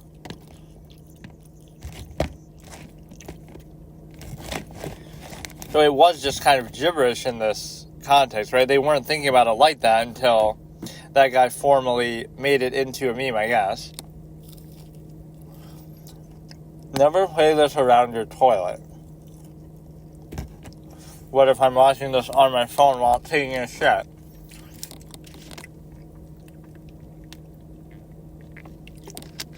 We're here to hurt nobody is the biggest understatement when you get to the further lore of the series. So now let's listen to those songs individually, and then we'll cap off the full background lore actually officially. Right, nobody's actually ever done this, or they've investigated it this deeply.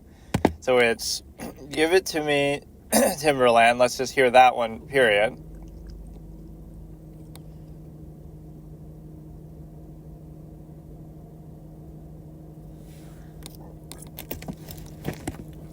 Timberland, Give It To Me. What do I know them from? Like some, It's Too Late to Apologize? Was that them? Probably not. I have no idea.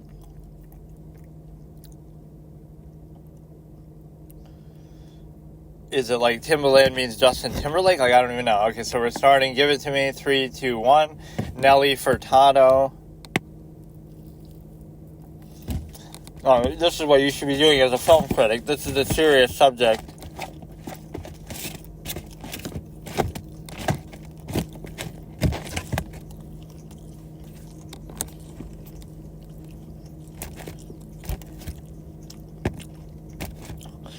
So let's try to understand how him saying "give it to me" sounds like skibbity.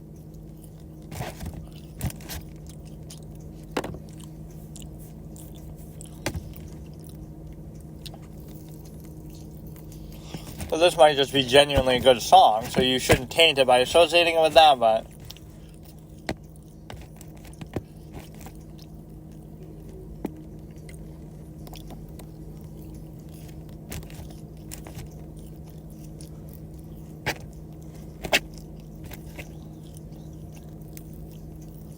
Okay, this is like the part.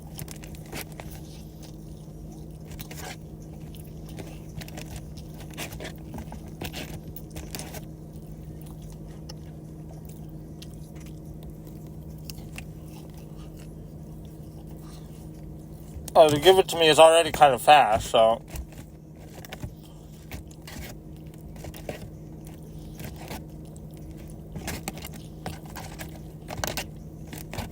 Yeah, but I can't understand most of what they're saying here anyway. Imagine how random that is. Imagine making the song and then seeing later that it's associated with skibbity, so they would take it down for copyright reasons, just for that reason alone. But, like, imagine that being more popular than the song. Which is true with, like, that Numa Numa meme was more popular than the song that it was based on. It's almost like you give people too much credit. Like, oh, the fat guy in the video must actually be singing it. That's why it has so many views, but it's not. Just like in Bollywood movies, like, oh, you assume the actor doing the lip syncing is actually singing the song, then it makes sense. He's getting all this credit, but no, he's actually just lip syncing it. As they put like a full music video into the thing, into a movie.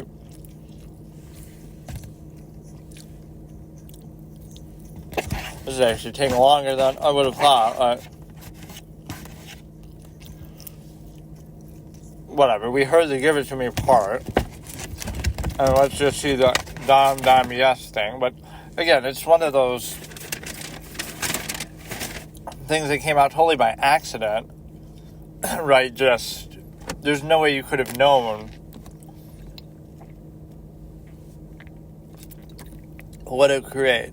This trio is something else, so the comments might not actually have to do with that, but a lot of people who are fans of that maybe don't even know that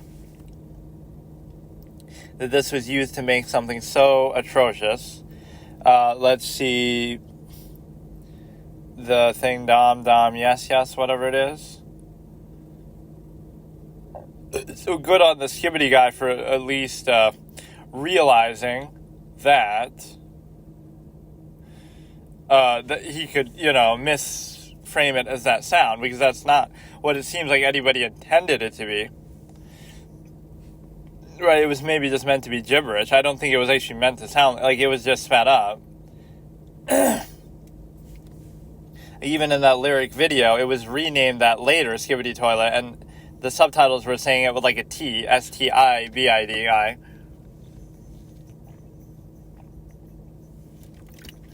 This is "dam dam yes yes."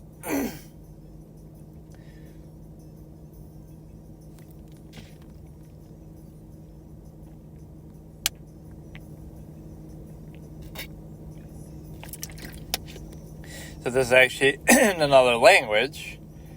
But let's try to see what part is actually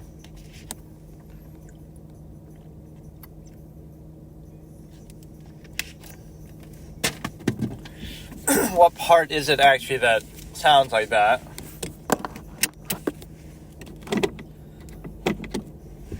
It's obviously just the chorus. I don't know if this one would be sped up necessarily.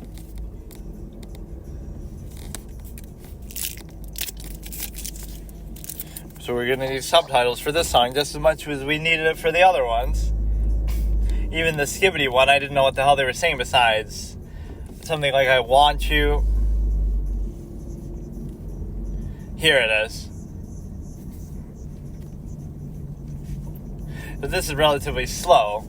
They give it to me that they were saying in the other song was actually pretty fast, commensurate to that. let's actually watch the proper Skibidi Toilet thing. Just the first episode, the original that started it all, which I have seen, but I'll just give it like one little vague shot here.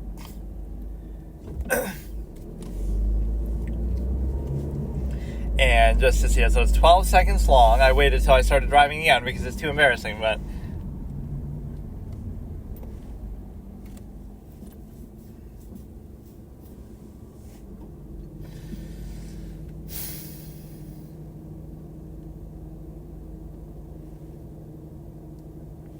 okay, here it is. So you look it up, and it is actually not even the first thing to come up, though. It's probably his most viewed thing on his channel, though, surely. Or not now, I can't even find it. Maybe it's for the best, but I mean, I'd be curious to see. It's gone on for so long. It's obviously, there's a lot of good creative things you can do with Gmod, too. I do like a whole RP series or something, but he's made like a whole fucking storyline out of it. Right, for all my RP that I've done and short stories that I write and real life and everything, right, there's so many good things you could do. Just add like a visual to it, like that, even that Avatar ending. Maybe I could use Gmod to express that. Make characters that look a little bit like the characters from Avatar too, and I made like my own alternate ending that I thought was better, and that is absolutely, maybe I won't even do it now. Let me see.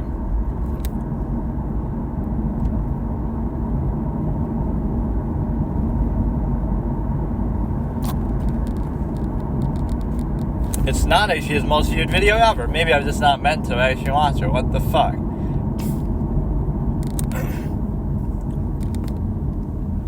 Bro, why is this hard to find? I had it ready and then I wanted to listen to all those songs as the lore. So, whatever. It's only 12 seconds long and we understand what it is. It's a guy's head in a toilet, which itself that people might find comical, especially little kids. And then it's him singing a song that's very random. So it's like two random things. It's a head in a toilet. That itself is random and potentially comical. And then what he's singing is so random too that is not meant to be what is actually being sang, but it's sped up and it just is crazy. So it's like a short attention span, low attention span type of thing. That, oh, look how funny it is. Look how, whatever, all over the top it is. Random face in the toilet, random song lyrics that sound like really over the top, and apparently they use it in every single episode too. I love how hard it is to fucking find shit. I was just on there, but now I can't find it. Like, how is that possible? But no, he posted other things before the series too.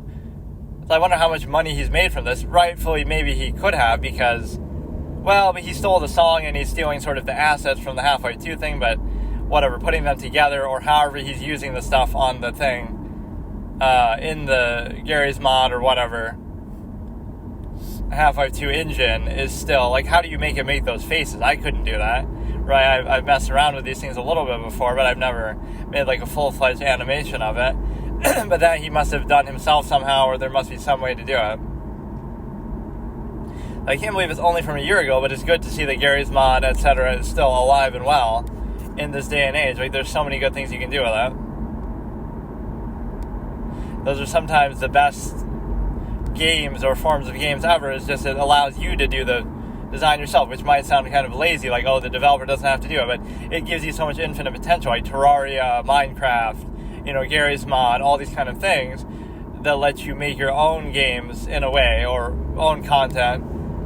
You know, you can obviously mod any game anyway, but it's so infinite in its potential, and that's why PC gaming is even all the better, because it's much easier to do that kind of stuff on PC than you could ever do it on console. Like, you know, looking back to even some of the classics, Ocarina of Time and stuff, there's so many of these ROM hacks and stuff now. Okay, so here, let's do one more random subject, and then I'll do the Skibidi Toilet episode 1, which is just a short form thing that I've already seen, like the 12 seconds, the main event. After all that build up and research and, you know, finding the one song that's unrelated, that just happened to be called that, finding out what it means, even just the word, finding out the other two songs, I can't even remember the name of it, but the Timberland one and the whatever, yes, no, whatever the fuck it's called, dom, yes. So the point is, the only impressive thing is how it's sped up in a way that makes it sound like that, which wasn't really the intention, or nobody even really recognized that at the time. the subtitles even on that were wrong, so you're trying to sort of retroactively do it. So that, in a sense, is always interesting. And then, obviously, the visual of it is moderately impressive, I guess, just the facial expressions and whatnot, but it's one of those things you almost couldn't explain, though. Why is it so popular? It's just like a short form, it's funny, it might appeal to kids in some way, I guess, which it's always hard to judge stuff like that. You can't judge quality based on what a little kid would find interesting. It's always hard with that with movies, like, like Roger Ebert would say that sometimes, oh, this is a perfect movie for kids, but you shouldn't need to qualify like that. If it's just good, it's good. Adults can appreciate Toy Story or Finding Nemo, and kids might not like certain stupid ones, Benji the Hunted or whatever, so it just depends on the quality, but I get it. Kids are less critical, or people in general are not critical of things. Why? Because they've seen such a small amount, that they have such little experience, that they're doing everything from a marginal, lowest common denominator. So, for example, they're not actually, if you were an expert in the field, like even just movies, if you've seen thousands of movies, now your standard is much higher because you've seen it all. Not even that you're desensitized, you just know better, you know where they got that from, you know the way that it works in terms of genres, and your expectation is higher, not just because you're being snarky or stuck up, just because you kind of know what you're talking about and you have more than just a casual, fleeting, marginal interest, whereas the average viewer is just like, they'll be easily impressed because, oh, you've never seen anything like that before, or you've only seen X number of movies, right? So your standard is just different. You just want to watch it. You just want escapism. You're not really holding it to a standard. You don't really know much about the technique or what goes into it, or you don't even have much of a basis of what to compare it to. So anytime you see something, oh, wow, that's so cool, but it's been done 1,000 times before. So if you had seen that, or if you were aware of that, it might not be as impressive, especially chronologically, of when it came out.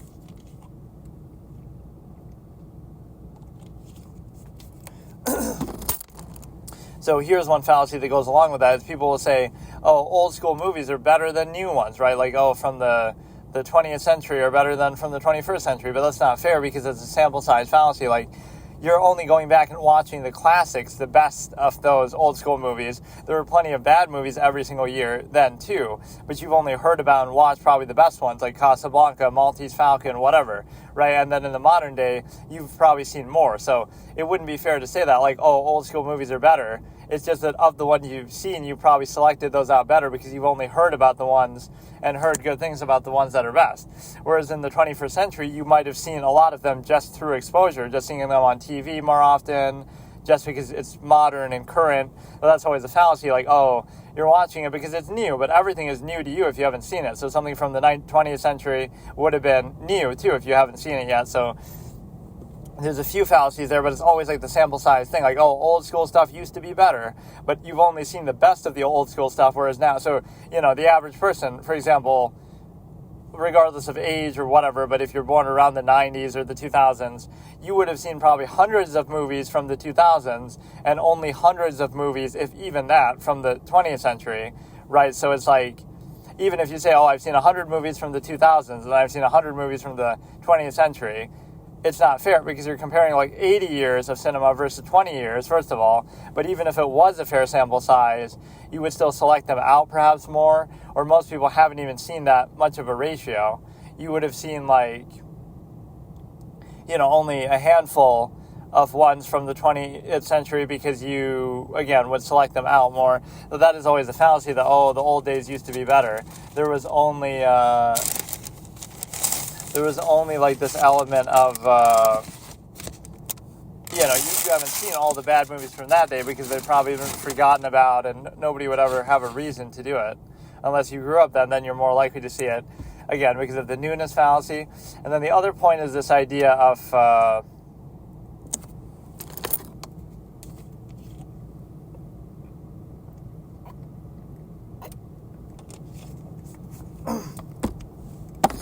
I actually forgot. There was some subject I was going to talk about before doing this. So, it's like some sort of corporate dogma that supersedes discrimination or something, like where I had this expression. Let's say I'm this big CEO of a company, right?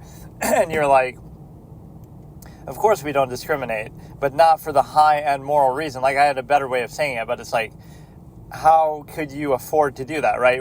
We're trying to get the most qualified people to make us the most money because we're greedy.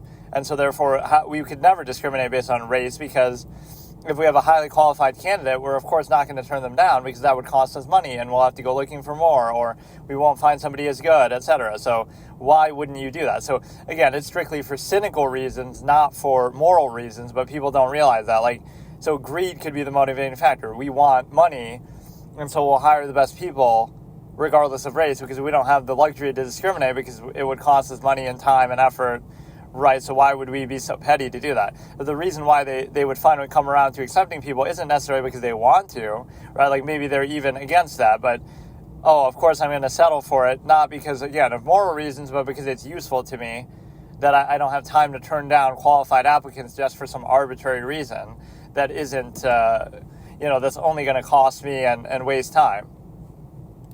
So that's the whole irony of it, is that, and again, on even a judgmental basis, even if you have something wrong with, like, this is why people, you look at individuals and say, this is why people look at this particular group a certain way.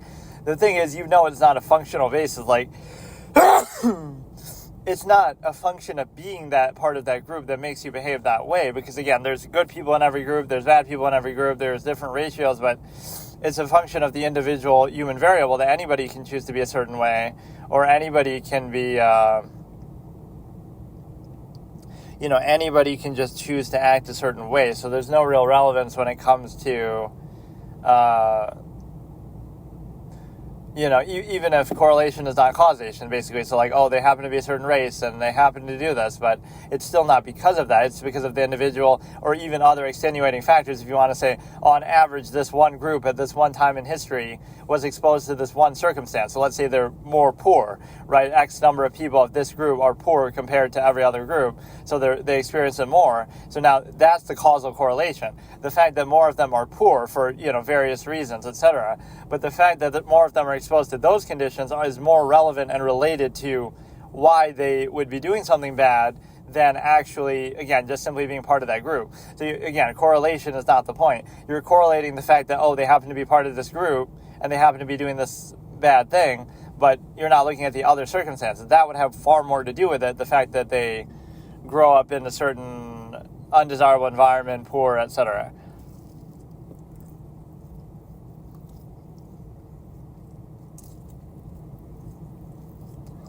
So let's look at this in a minute, and I was almost going to, maybe I should just do that the whole time. We'll analyze, maybe I will, actually. I was going to do, and I could still do it, so I won't do Yona today. I'll save that for, tomorrow, or to run, episode 3. It seems good to kind of focus on one and fixate, but whatever, I don't care, I'll just do it. And we'll do that, on Wednesday. Today's Monday. But I'll do the first episode of Dragon Ball today just for the fuck of it, just because I feel like it. And so we can kind of alternate where one day will be that, one day will be the Yona, but Yona is always subject to change. If I don't like it, or if an episode gets a C grade, I can switch to another one, because that's more part of the randomized element.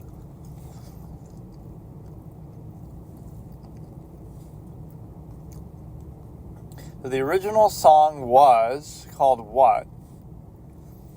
Give It To Me by Timbaland and Dom Dom Yes Yes. And the way that they say give it to me in that is actually pretty fast.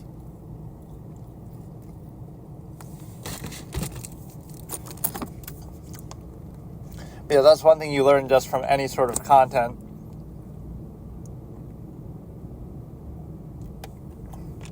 In general, short form content tends to do really well, like on YouTube, or that's the whole basis of TikTok, is, people's attention span is short and lowest common denominator, to just appeal to some base inherent tendency, like stimuli acme, like sexual. Just have a cute girl do a short form video where they can do next to nothing, like Peyton Toubre or whatever, where she's like this girl who does the NFL stuff or whatever, and she'll just point to top 10 teams who, top 10 teams in the NFL this season or whatever, and she'll get a lot of views just because, again, this is all it is, the base It's short form, low attention span, lowest common denominator, stimuli acme, inherent tendency, right? All of this sort of base element that you have. Or I should react to that Olympic thing that's pissing everybody off. The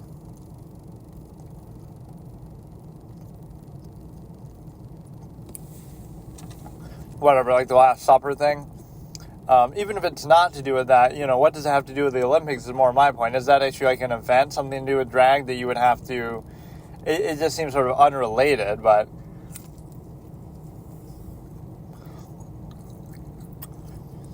As somebody who has sometimes been identified as a hedonist myself, I should have some, if that's what it's going to be, like sort of hedonism with no restrictions. But the whole irony of that in society is the fact of how much things are restricted just for the sake of it or because of antiquated standards that don't actually serve a purpose. Right? So people get annoyed when something is made obsolete. Like, don't blame technology for making human beings obsolete. Blame human beings for being obsolete in the first place. That, something could so easily outclass them. Or, don't blame the modern era and all its conveniences for, now people are behaving in a certain way. It's like, the only reason not to behave that way was for some functional basis that clearly might not be necessary anymore.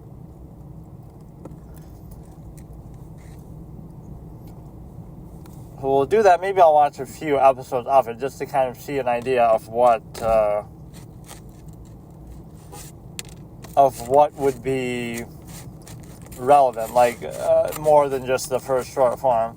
Well, I'll try to analyze it or whatever here. Hang on. I want to do it while I'm driving so nobody else could be like, it's embarrassing. Let's watch this. Joe Biden talking about bombing in Belgrade.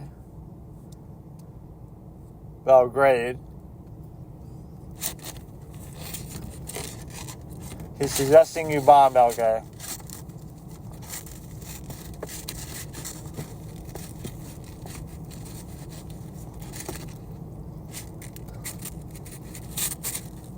He was suggesting you bomb a bunch of shit.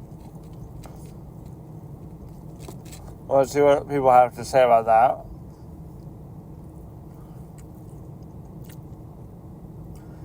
God has to nerf his best gamers. Just based as when Biden was arguing in Congress to send weapons to Bosniaks back in 1995, I have to read it kind of sideways. That's why people that's why he won his presidency. He's a warmonger type. Right? Anybody else says that, they're trying to start World War III or something.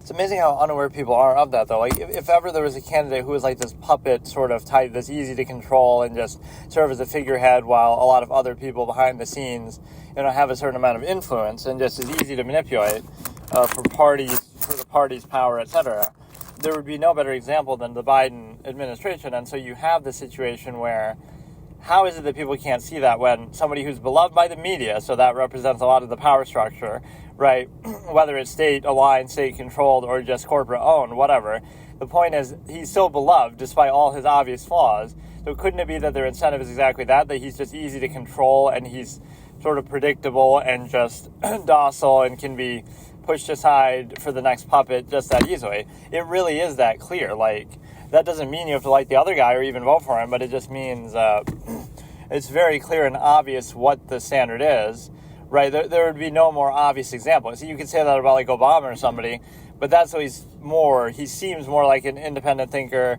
He seems more like at least a pragmatist on the surface. At least that's superficially a little different. Here, you have it where there really is nothing superficial. Like, there's no reason why anybody would like him at this stage in his career, especially when they didn't like him even earlier when he ran for president twice. But what you have is a simple case where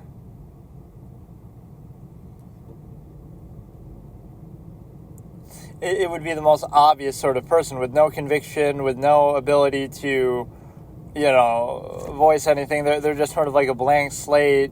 They've never done anything that's been publicly popular because they were even, when they ran twice before, they weren't even the party's nominee. So somebody who suddenly shoots up in popularity, somebody who the corporate-owned media really loves, right? Somebody who just doesn't have a whole bunch of character identifiable nature to them, right? They're just kind of, again, like a blank slate. So who does that benefit, and why is it so sort of forced on you is the big question. So let me find this playlist here. So we'll watch a few of these, and then I'll try to watch like Dragon Ball Episode 1, which would be for the first time ever, too.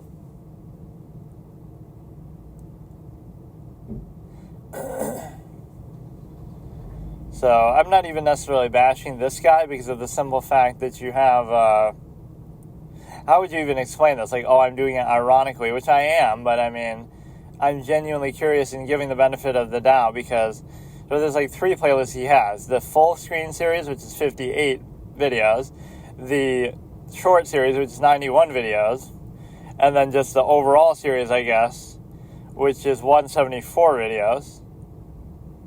But the problem is it's sort of backwards because it'll play from the most recent one to the oldest one. And the reason why is because whatever. So it'll be mixed between the two. So let me try to analyze this first one and then we'll go from there. If I want to do a couple more, I want to see like the first major long episode, but most of these are just short. So let's see what we have here. So this one is actually the short 12 seconds long that presumably started it all.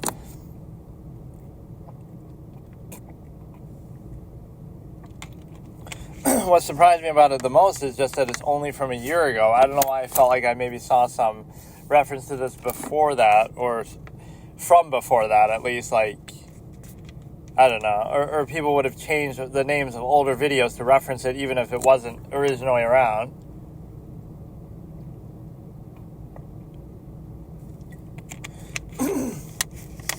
Yeah, let's start this very serious. Film Critic reacts to Skibidi Toilet for the first time. The whole series, of course, I'm not going to watch the whole thing right now. Some of them are pretty long, right? Like full episode length or whatever, but let me see here.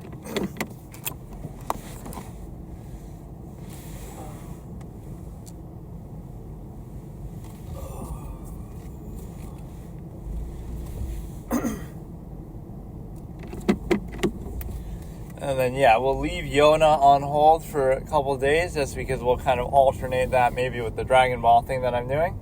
And so you have the simple ability to, basically do,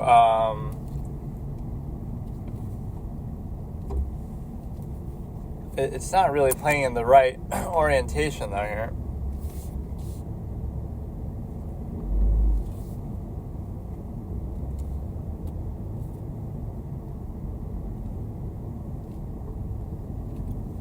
I love how I can be also distracted, but everyone else is still the one who's a bad driver. I shouldn't jinx it or anything, but no, now the orientation is wrong again. What the fuck? Oh, God. I hate when I think something's going to work and then I get to start driving and then it doesn't.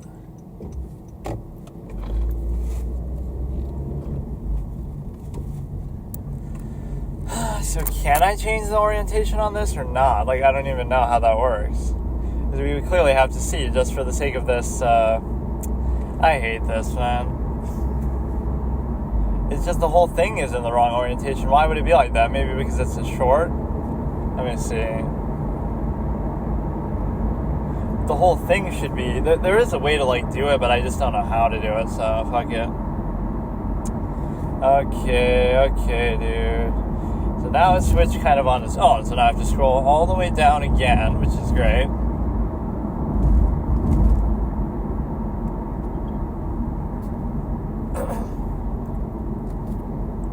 So now you have to see it here.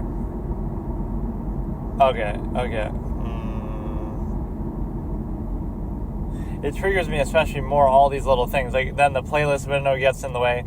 So okay, we're watching the first ever, the one that started it all, Skibidi Toilet, starting in 3, 2, 1. So you have the song in the background, you have the slow zoom in on the head in the toilet.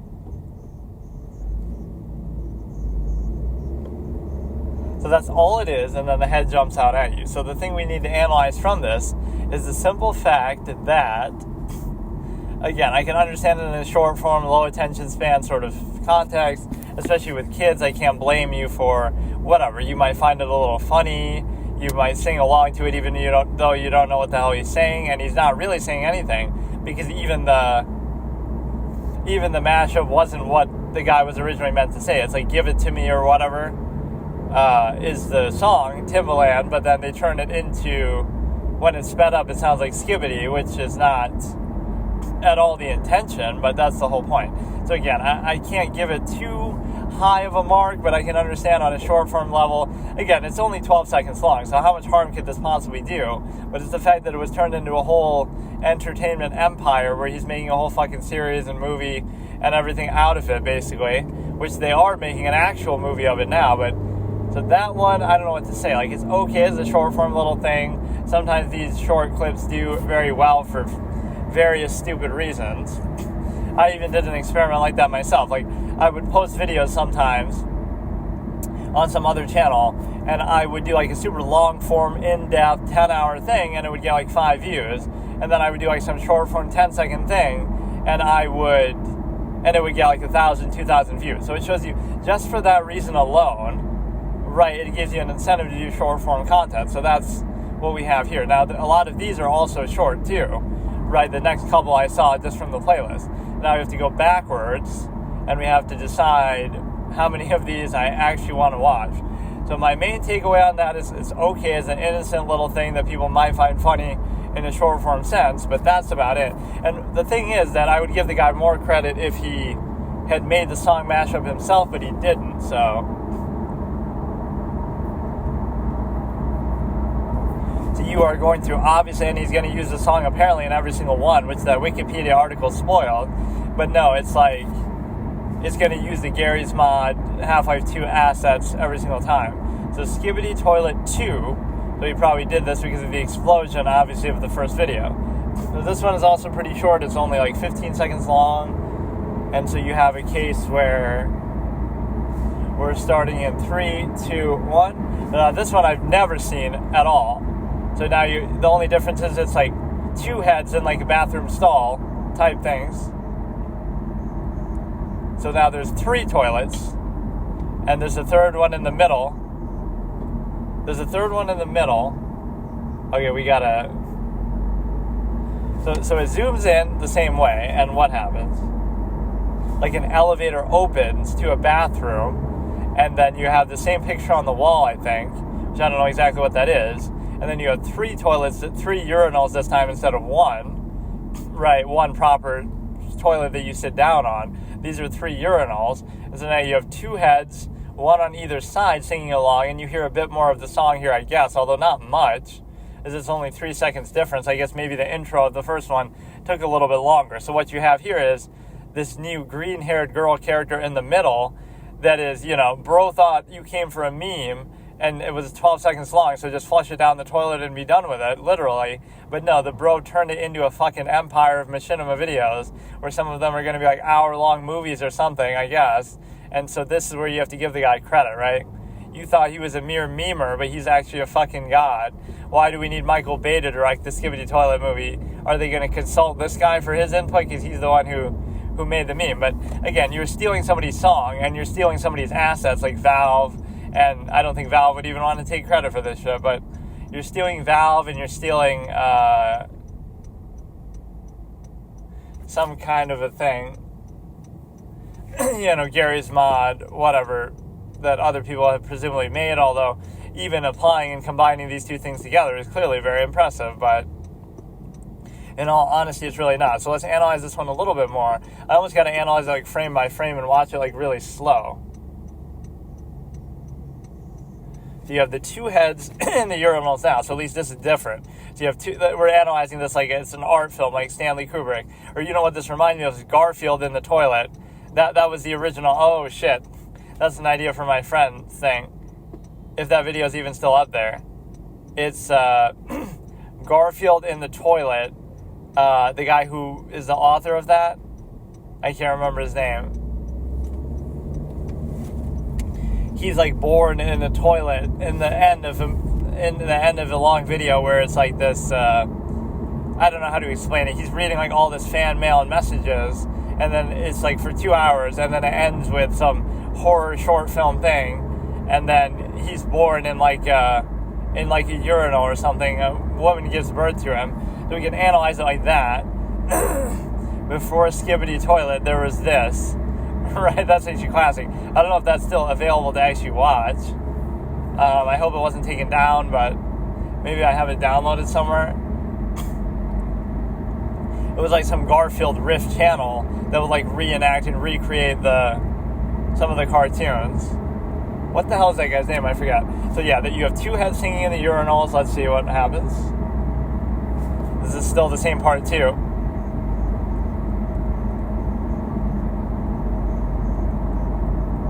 So it ends there normally in the first one. So that part with the green hair, as soon as the green hair enters in, and then she becomes a skull. Skull dead emoji origin, even though this is way newer than still that. That's the main thing. The song continues from where it did in the first one, after, like, they both play the same part, but it starts at that point. As soon as the green-haired girl appears, you're hearing more of the song than you did in the first part, and she goes on with that, and then she turns into a skeleton, I guess, by the end. So there's not much rhyme or reason, but let's analyze it like it's a Stanley Kubrick art film, the way that people do in mental gymnastics. The kid in The Shining is wearing an Apollo shirt, like with a spaceship. Well, that means the moon landings were fake, of course. Like all this kind of Batman around fucking logic. So let me see maybe this Garfield thing. I'm actually curious. He would like read fan letters or mails or comments, and then... or like tell us your name, your age, and how many times you've had sex or whatever, right, over the phone. Yeah, I can't remember what that channel was even called, but... so we've watched through successfully 2 of these for a total of like 20 seconds long, but I've analyzed them. So yeah, that one was at least a good creative extension, that you hear a little bit more of the song, and you hear a little bit more of the... you get another character introduced. You get actually 2 characters introduced, so I can't really tell what the other characters are, though. Like somebody with green hair, and then somebody else on the other one. I guess it's just a copy of him. He's doing all these crazy animations with his neck and head and stuff. So she's just skull dead at the end there. I'm sure people would be saying the skull of... like, come on, dude. This is the kind of shit that people only like ironically, but maybe if you're young, if you're a kid, it would have some other relevance. So we have...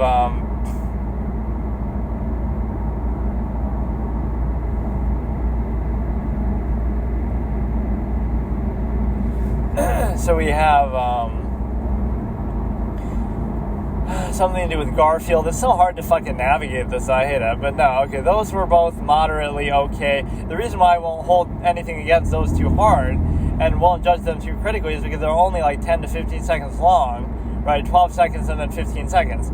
So how much do I really expect? They're doing what you would expect from a short form, lowest common denominator type of content, but it's when it goes on for so long, and when it's, when it's longer, maybe too, the videos are like 10, 20 minutes, which some of them maybe seem to be, then I have to question it. Maybe I'm wrong, maybe they're not that long, but no, but he even has it listed like short form series and then the full screen stuff, so that must be longer. I mean, again, this guy maybe has a talent for animation or whatever he's doing, but I don't know how you make the heads go like that within Gmod. Like, there must be some functionality like that for whatever reason. Why there would be, I don't even know. Like, that's not something that actually happens in Half-Life 2.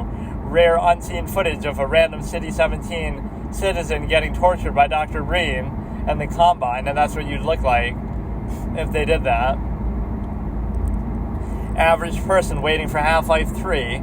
Average person, when they hear the Half-Life 3 isn't coming, they stick their head in a toilet and become this dude.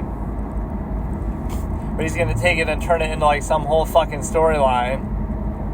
or the toilet people trying to take over the world and whatever. You know, that's one thing I still haven't even finished. I never beat Half-Life 1. I've beaten Half-Life 2, obviously, numerous times, and done some sort of runs and challenges with it, and I've beaten, or that's all I've beaten, really. Didn't beat Half-Life 1, didn't beat Black Mesa, the fan-made thing, didn't beat Half-Life Episode 1 or 2, haven't played Half-Life Alyx, I didn't play even Episode 1 or 2. So, I want to actually look for that Garfield thing if I could. So fucking annoying to do this, though. Like, what do I have to do now? I have to find a spot to pull over. Let me see if I can maybe do it like this, but...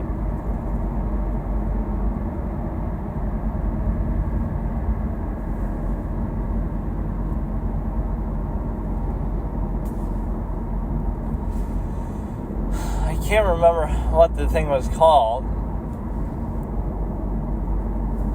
Like some sort of live action...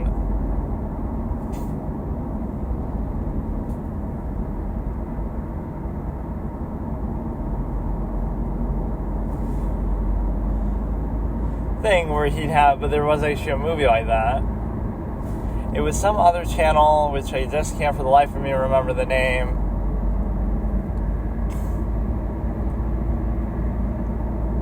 God damn. Let me think for a second.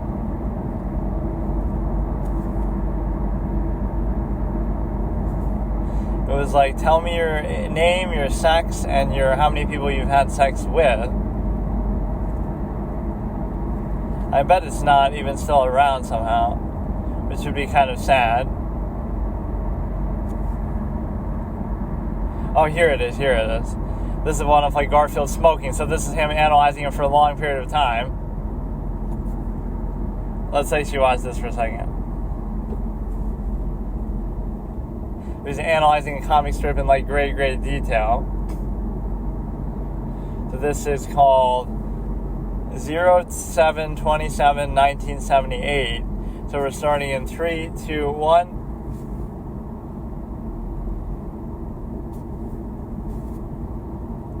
This is Lasagna Cat is the name of the channel. But then we'll see that one. I gotta have my friend do that. Before Skibbity Toilet, there was this. He'll get banned because it's such graphic shit.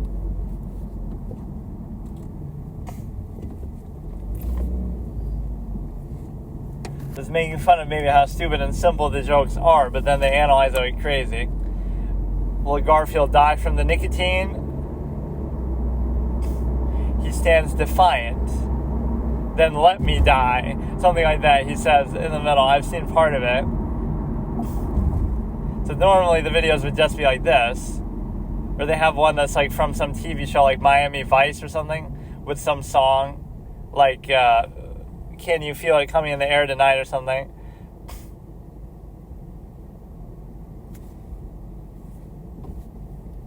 Jim Davis, or they say it more like Jim Davies. Philip Glass. But this isn't Philip Glass saying it. It's just the song is by him.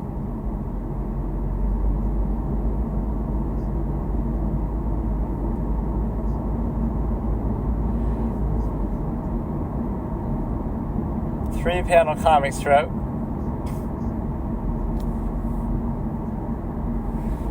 I'm not going to watch the whole thing. How long is it anyway?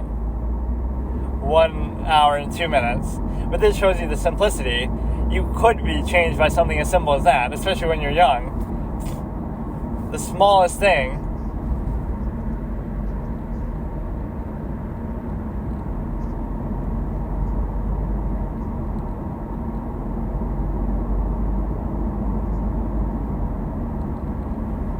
A plain man.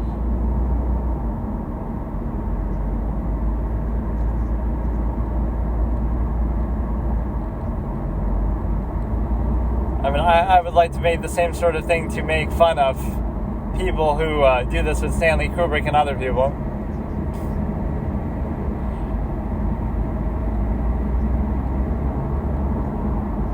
This is an analogy for everything, for life.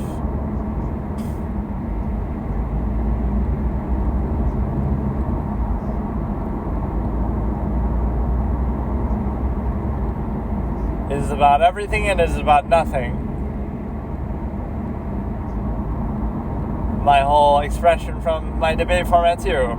You can see everything and every single thing, and you can see every single thing and everything.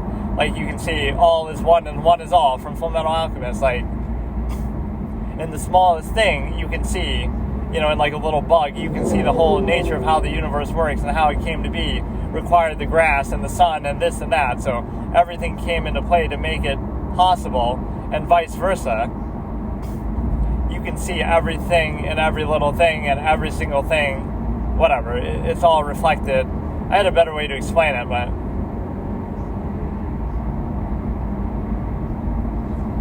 there's something he needs, but it's not there.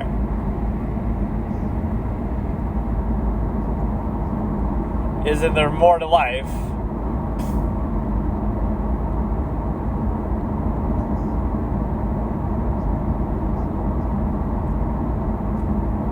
The pipe is just a form of overcompensation for your empty life. It's an analogy.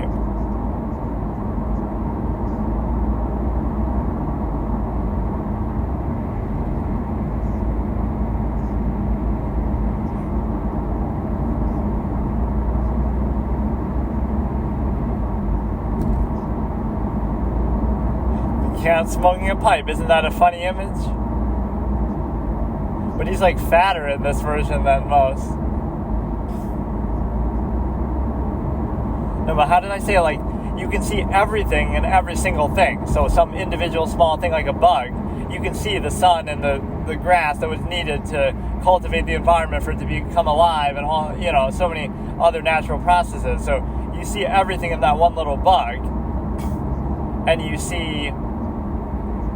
then you see every single thing in everything. Like, when you look at the universe, you see every little,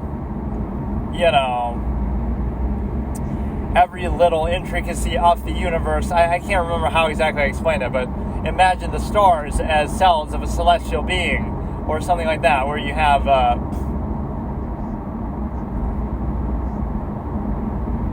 without the individual little thing, there is nothing, because every individual planet, every individual cell, you can see that without those smaller elements, there is no larger element either. So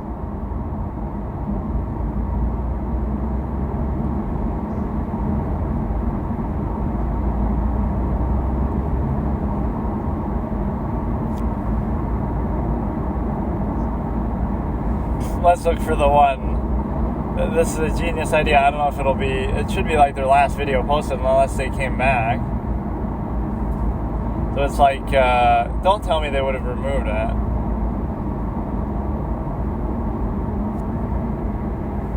I think it's like 4 hours long. Sex survey results. I better download this myself just to make sure. There's like this horror crazy thing at the end that happens.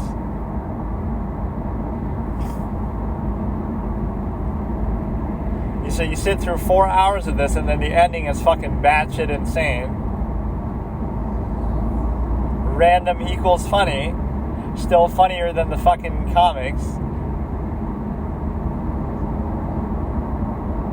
He says their name, who, every time. And then it says his own name. I guess you don't know what part I'm really watching. Who's there? Melanie Porter, who 21 is not your age, but the number of people you've slept with, I guess. Or it could be both. Or you don't even give like your last name. Or he keeps doing this laugh track in between each and every one.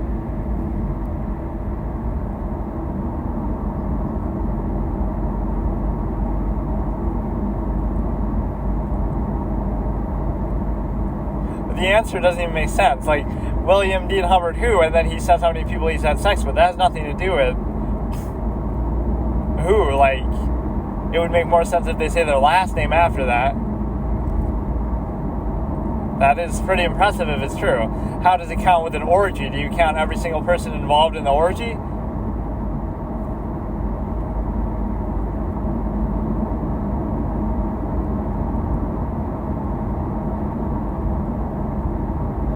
Rainn Wilson, isn't that guy some filmmaker or something?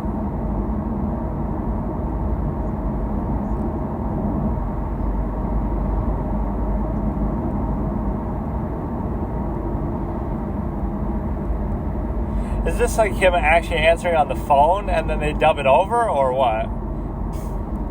Because it sounds like they're almost talking back to him.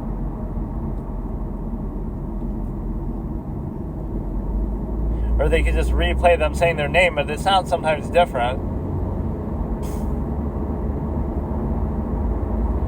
Or there's always an obligatory joke with that. What's your body count? But no, I'll totally tell him to do that.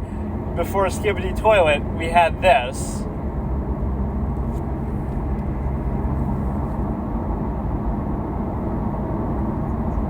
And he'll get banned for fucking doing it. About 10 to 12, I think. Hopefully more soon. Sex is the meaning of life, remember? But no, this is like a nice horror short film that happens.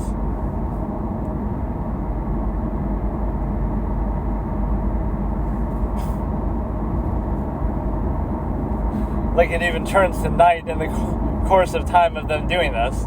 Which it must be some sort of studio set anyway, but it just looks like John Arbuckle. I guess that's his name.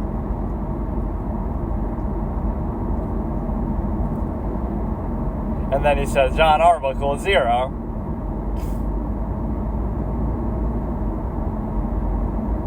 And then he goes, John Arbuckle 0. He closes the door in his face, and then it becomes like Jim Davies, I guess, outside. And now it becomes like a feature-length horror film where he has like this taxidermied cat, and he's going down, bro, I'm dead.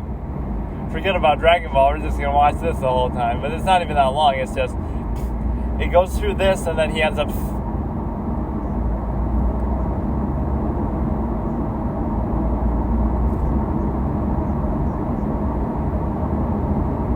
And we see like some 2001 A Space Odyssey flashback, and then Garfield's running at him about to strike him, and then he just disappears.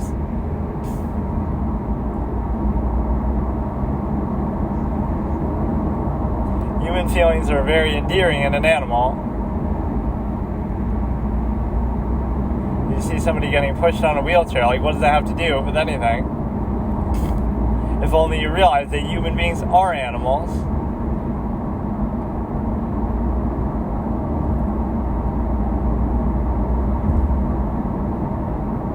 Or they leave him like a suitcase that has a taxidermied cat in there. Like, what the fuck is the meaning behind this? Like, I'd love to hear some film critic try to explain it. Oh, wait, that's me, and I can't. It's still engaging, but it's like trying to show maybe a serious side of how you could interpret the madness of... It really is just random fucking mad shit. But I do like the music and the whole tone of it. Is this song also by Philip Glass that this guy stole, or it seems like something they made maybe just for this purpose? Think about how expensive and how much work it would have taken to even make just this part alone. And now he stares into it and then goes into a vision of like the past. And now you have him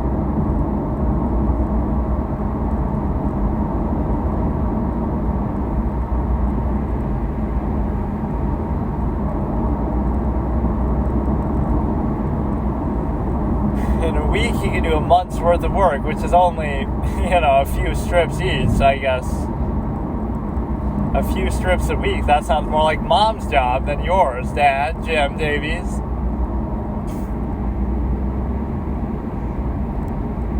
He's visualizing Garfield, and he's like some tribal guy holding a spear, or like a hockey stick.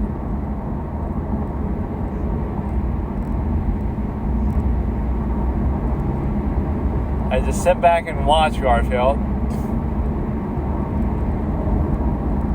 And then he runs at him slowly. Like, he's obviously making fun of artsy type films, but in the process,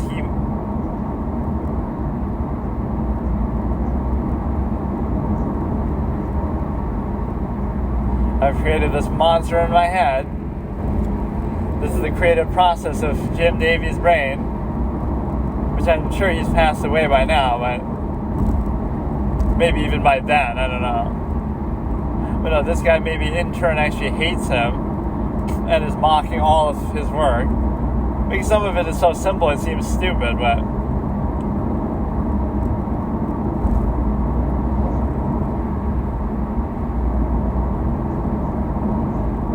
a slice of life, eating and sleeping. He's about to hit him with a hockey stick, jumping at him, and then it stops abruptly. I remember this so well, even though I haven't seen it in a long time.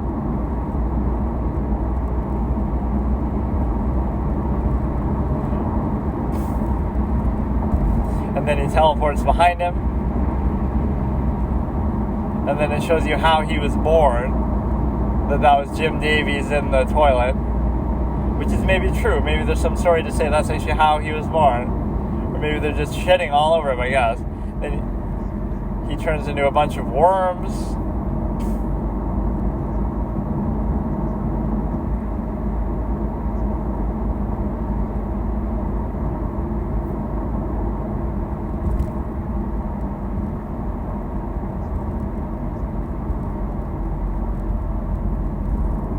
So now it's the woman giving birth in the bathroom.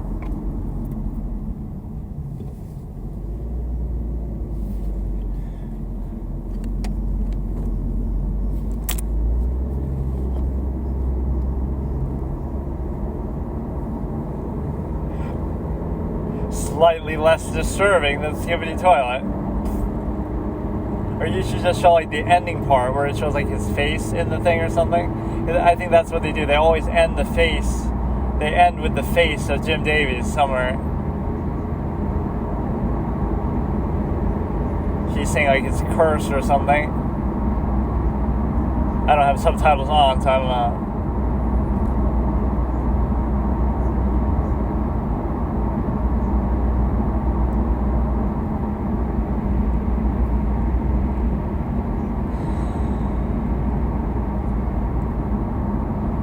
Just in this more progressive time, just have an abortion or something, fuck it.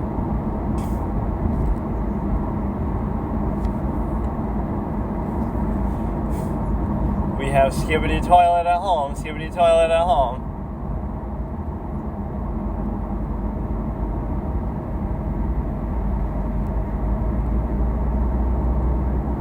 You don't have to give a whole fucking monologue. Somebody else is in the stall next to you, dude. Just be quiet.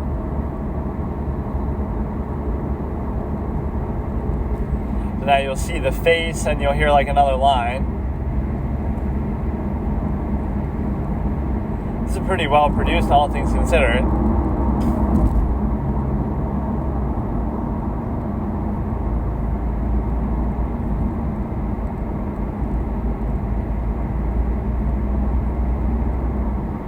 Or you could just show the baby in there.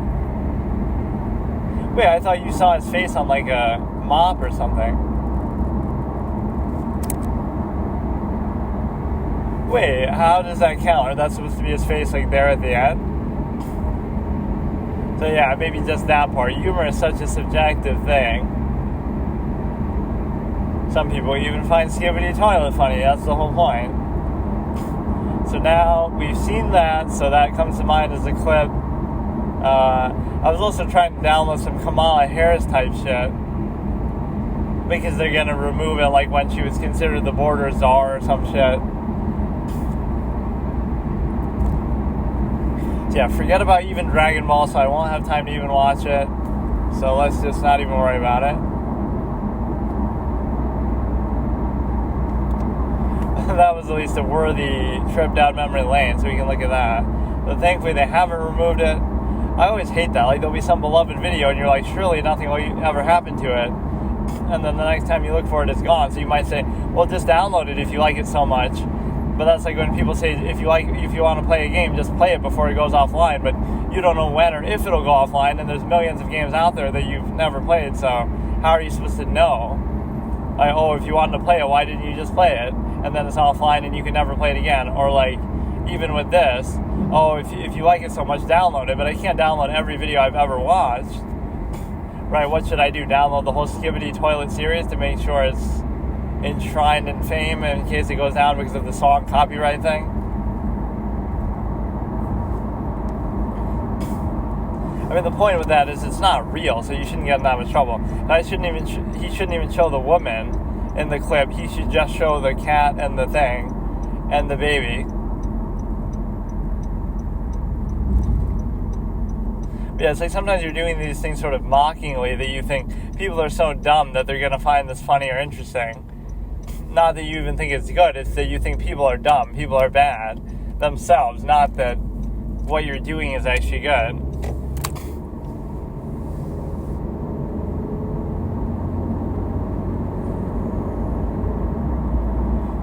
So now what do? I kind of was gonna do Dragon Ball, but I got distracted by that. So we'd watched like the first 2 episodes of Skibidi Toilet. I don't know if I can handle really much more of it. Let me try to see.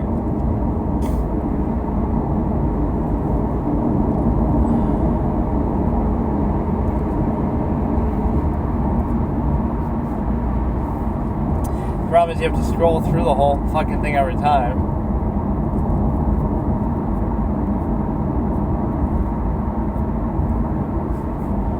We had watched part 2, but now the orientation is fucked up again.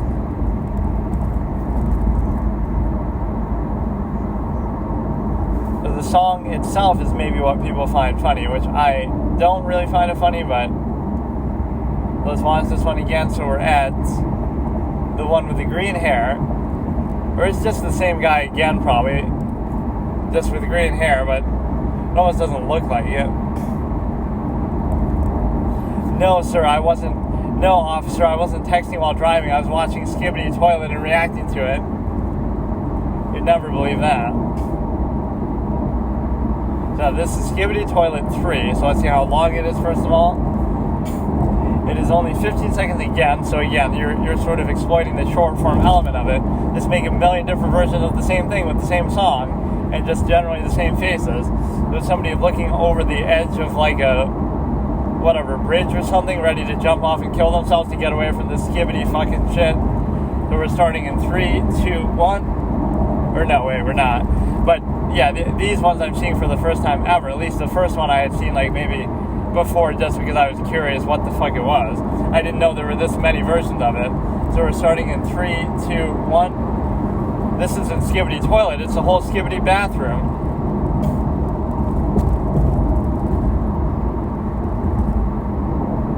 This is sort of slowed down a bit, but it doesn't make sense. How could it be slowed down if the whole premise is it's sped up, like to sound like Skibidi? So it's both sped up and slowed down at the same time. That it could be, I don't know. Wouldn't that negate the fact of it sounding like Skibidi?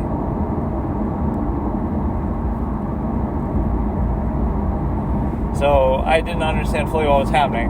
It's almost like a parade where the Skibidi Toilet head is talking in town, or people are all watching from afar. Let me watch it again. You hear it sort of slower, and then you see him sort of, yeah, it's like a Skibidi parade, okay. There's like some of them on the ground too.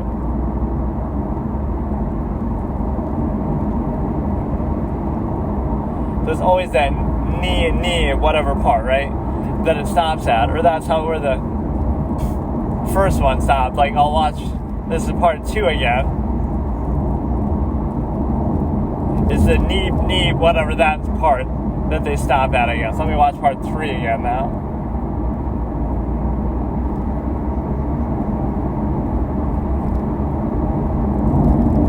Alright, so this is part 3 yet again.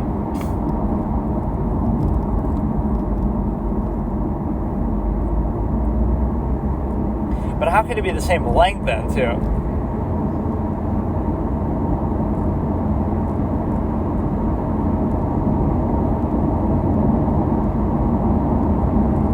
Okay, so he comes at you again. So they didn't come at you in the second one. They don't jump at you from the thing, do they?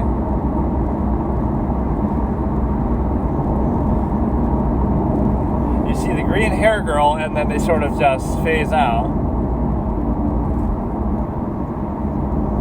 Yeah, they just kind of all hug up together and she becomes a skull.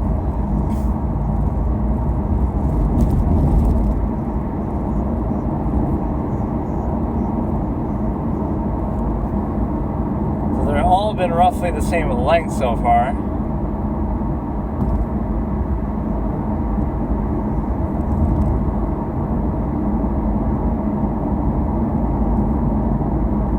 He's exploiting the song a bit too much. I want to see more about the story and the lore. Let's see which one of these is actually going to be the first one that's actually, you know, like a full-length thing. This is 20 seconds long, part 4. So we're starting in 3, 2, 1. Same song again, maybe the same picture in the background. So now he's coming into a restaurant or something. And now you have the thing play out, and then you have one come in like a little bit slower and bigger. So I didn't really get that one, and it kind of glitches out at the end too. But he's in like some sort of cruise or restaurant type location, and so he's able to have the fast-paced normal one play out. This is basically the first video all over again with the solitary small toilet, but then the big one comes in from behind.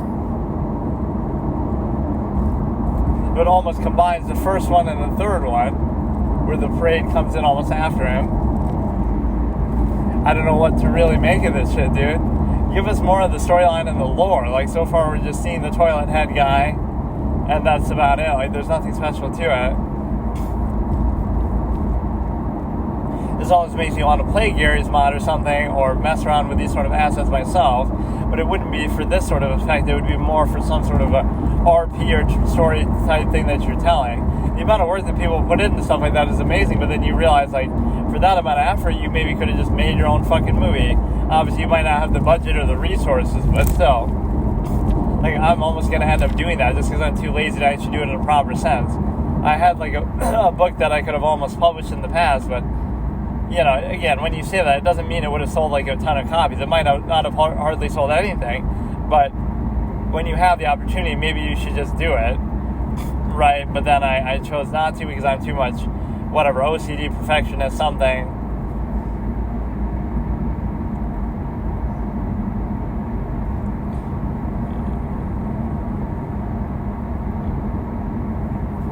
This one, okay, I think I'm done watching these. Fuck this, dude, I'm done. Let's just listen to the song on loop. I can understand sort of the humor of it, but I don't understand the obsession of it. Like, you see it once, the first one, haha, move on, you know, flush it down the toilet and move on with your life. But something happens where people obsess over it. So it's the typical fallacy of, like, just exposure and repetition creates value. It's just random, there's no real meaning to it, but then people just obsess over it because it's sort of short form, and therefore they get exposed to it because they have low attention spans, and then they see so much of it that they start to become obsessed with it. Familiarity.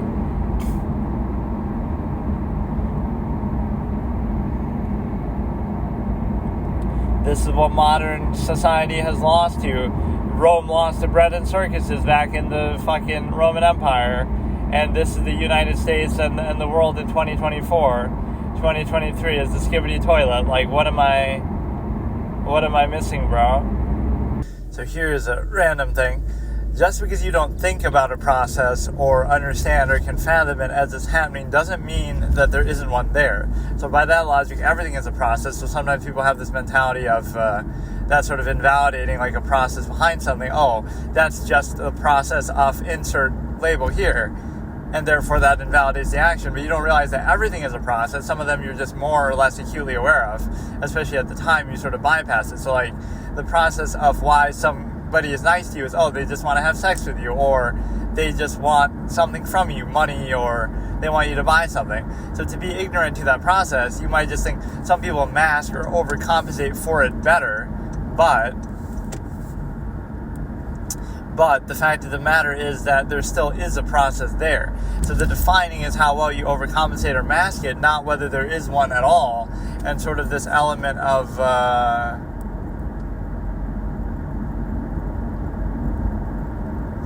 there's sort of this element of being able to do it in such a way that you're able to basically pretend like there is no process, so people feel much more comfortable with that. But, like, again, everything is one.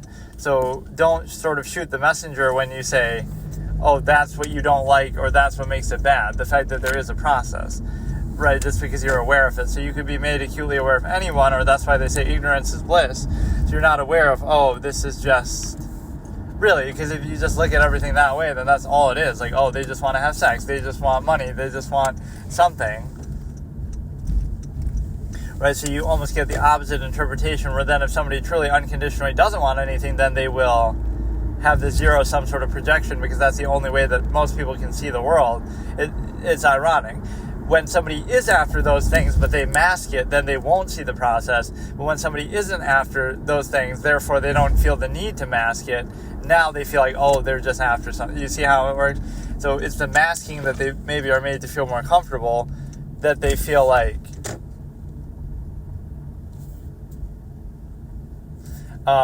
the fact that they, again, the person who feels the need to mask something is actually only after the one thing. The person who doesn't feel the need isn't after anything at all, and yet they'll be seen as that way because, oh, they're not taking the effort to mask or overcompensate, so therefore they're projected in some zero-sum intent.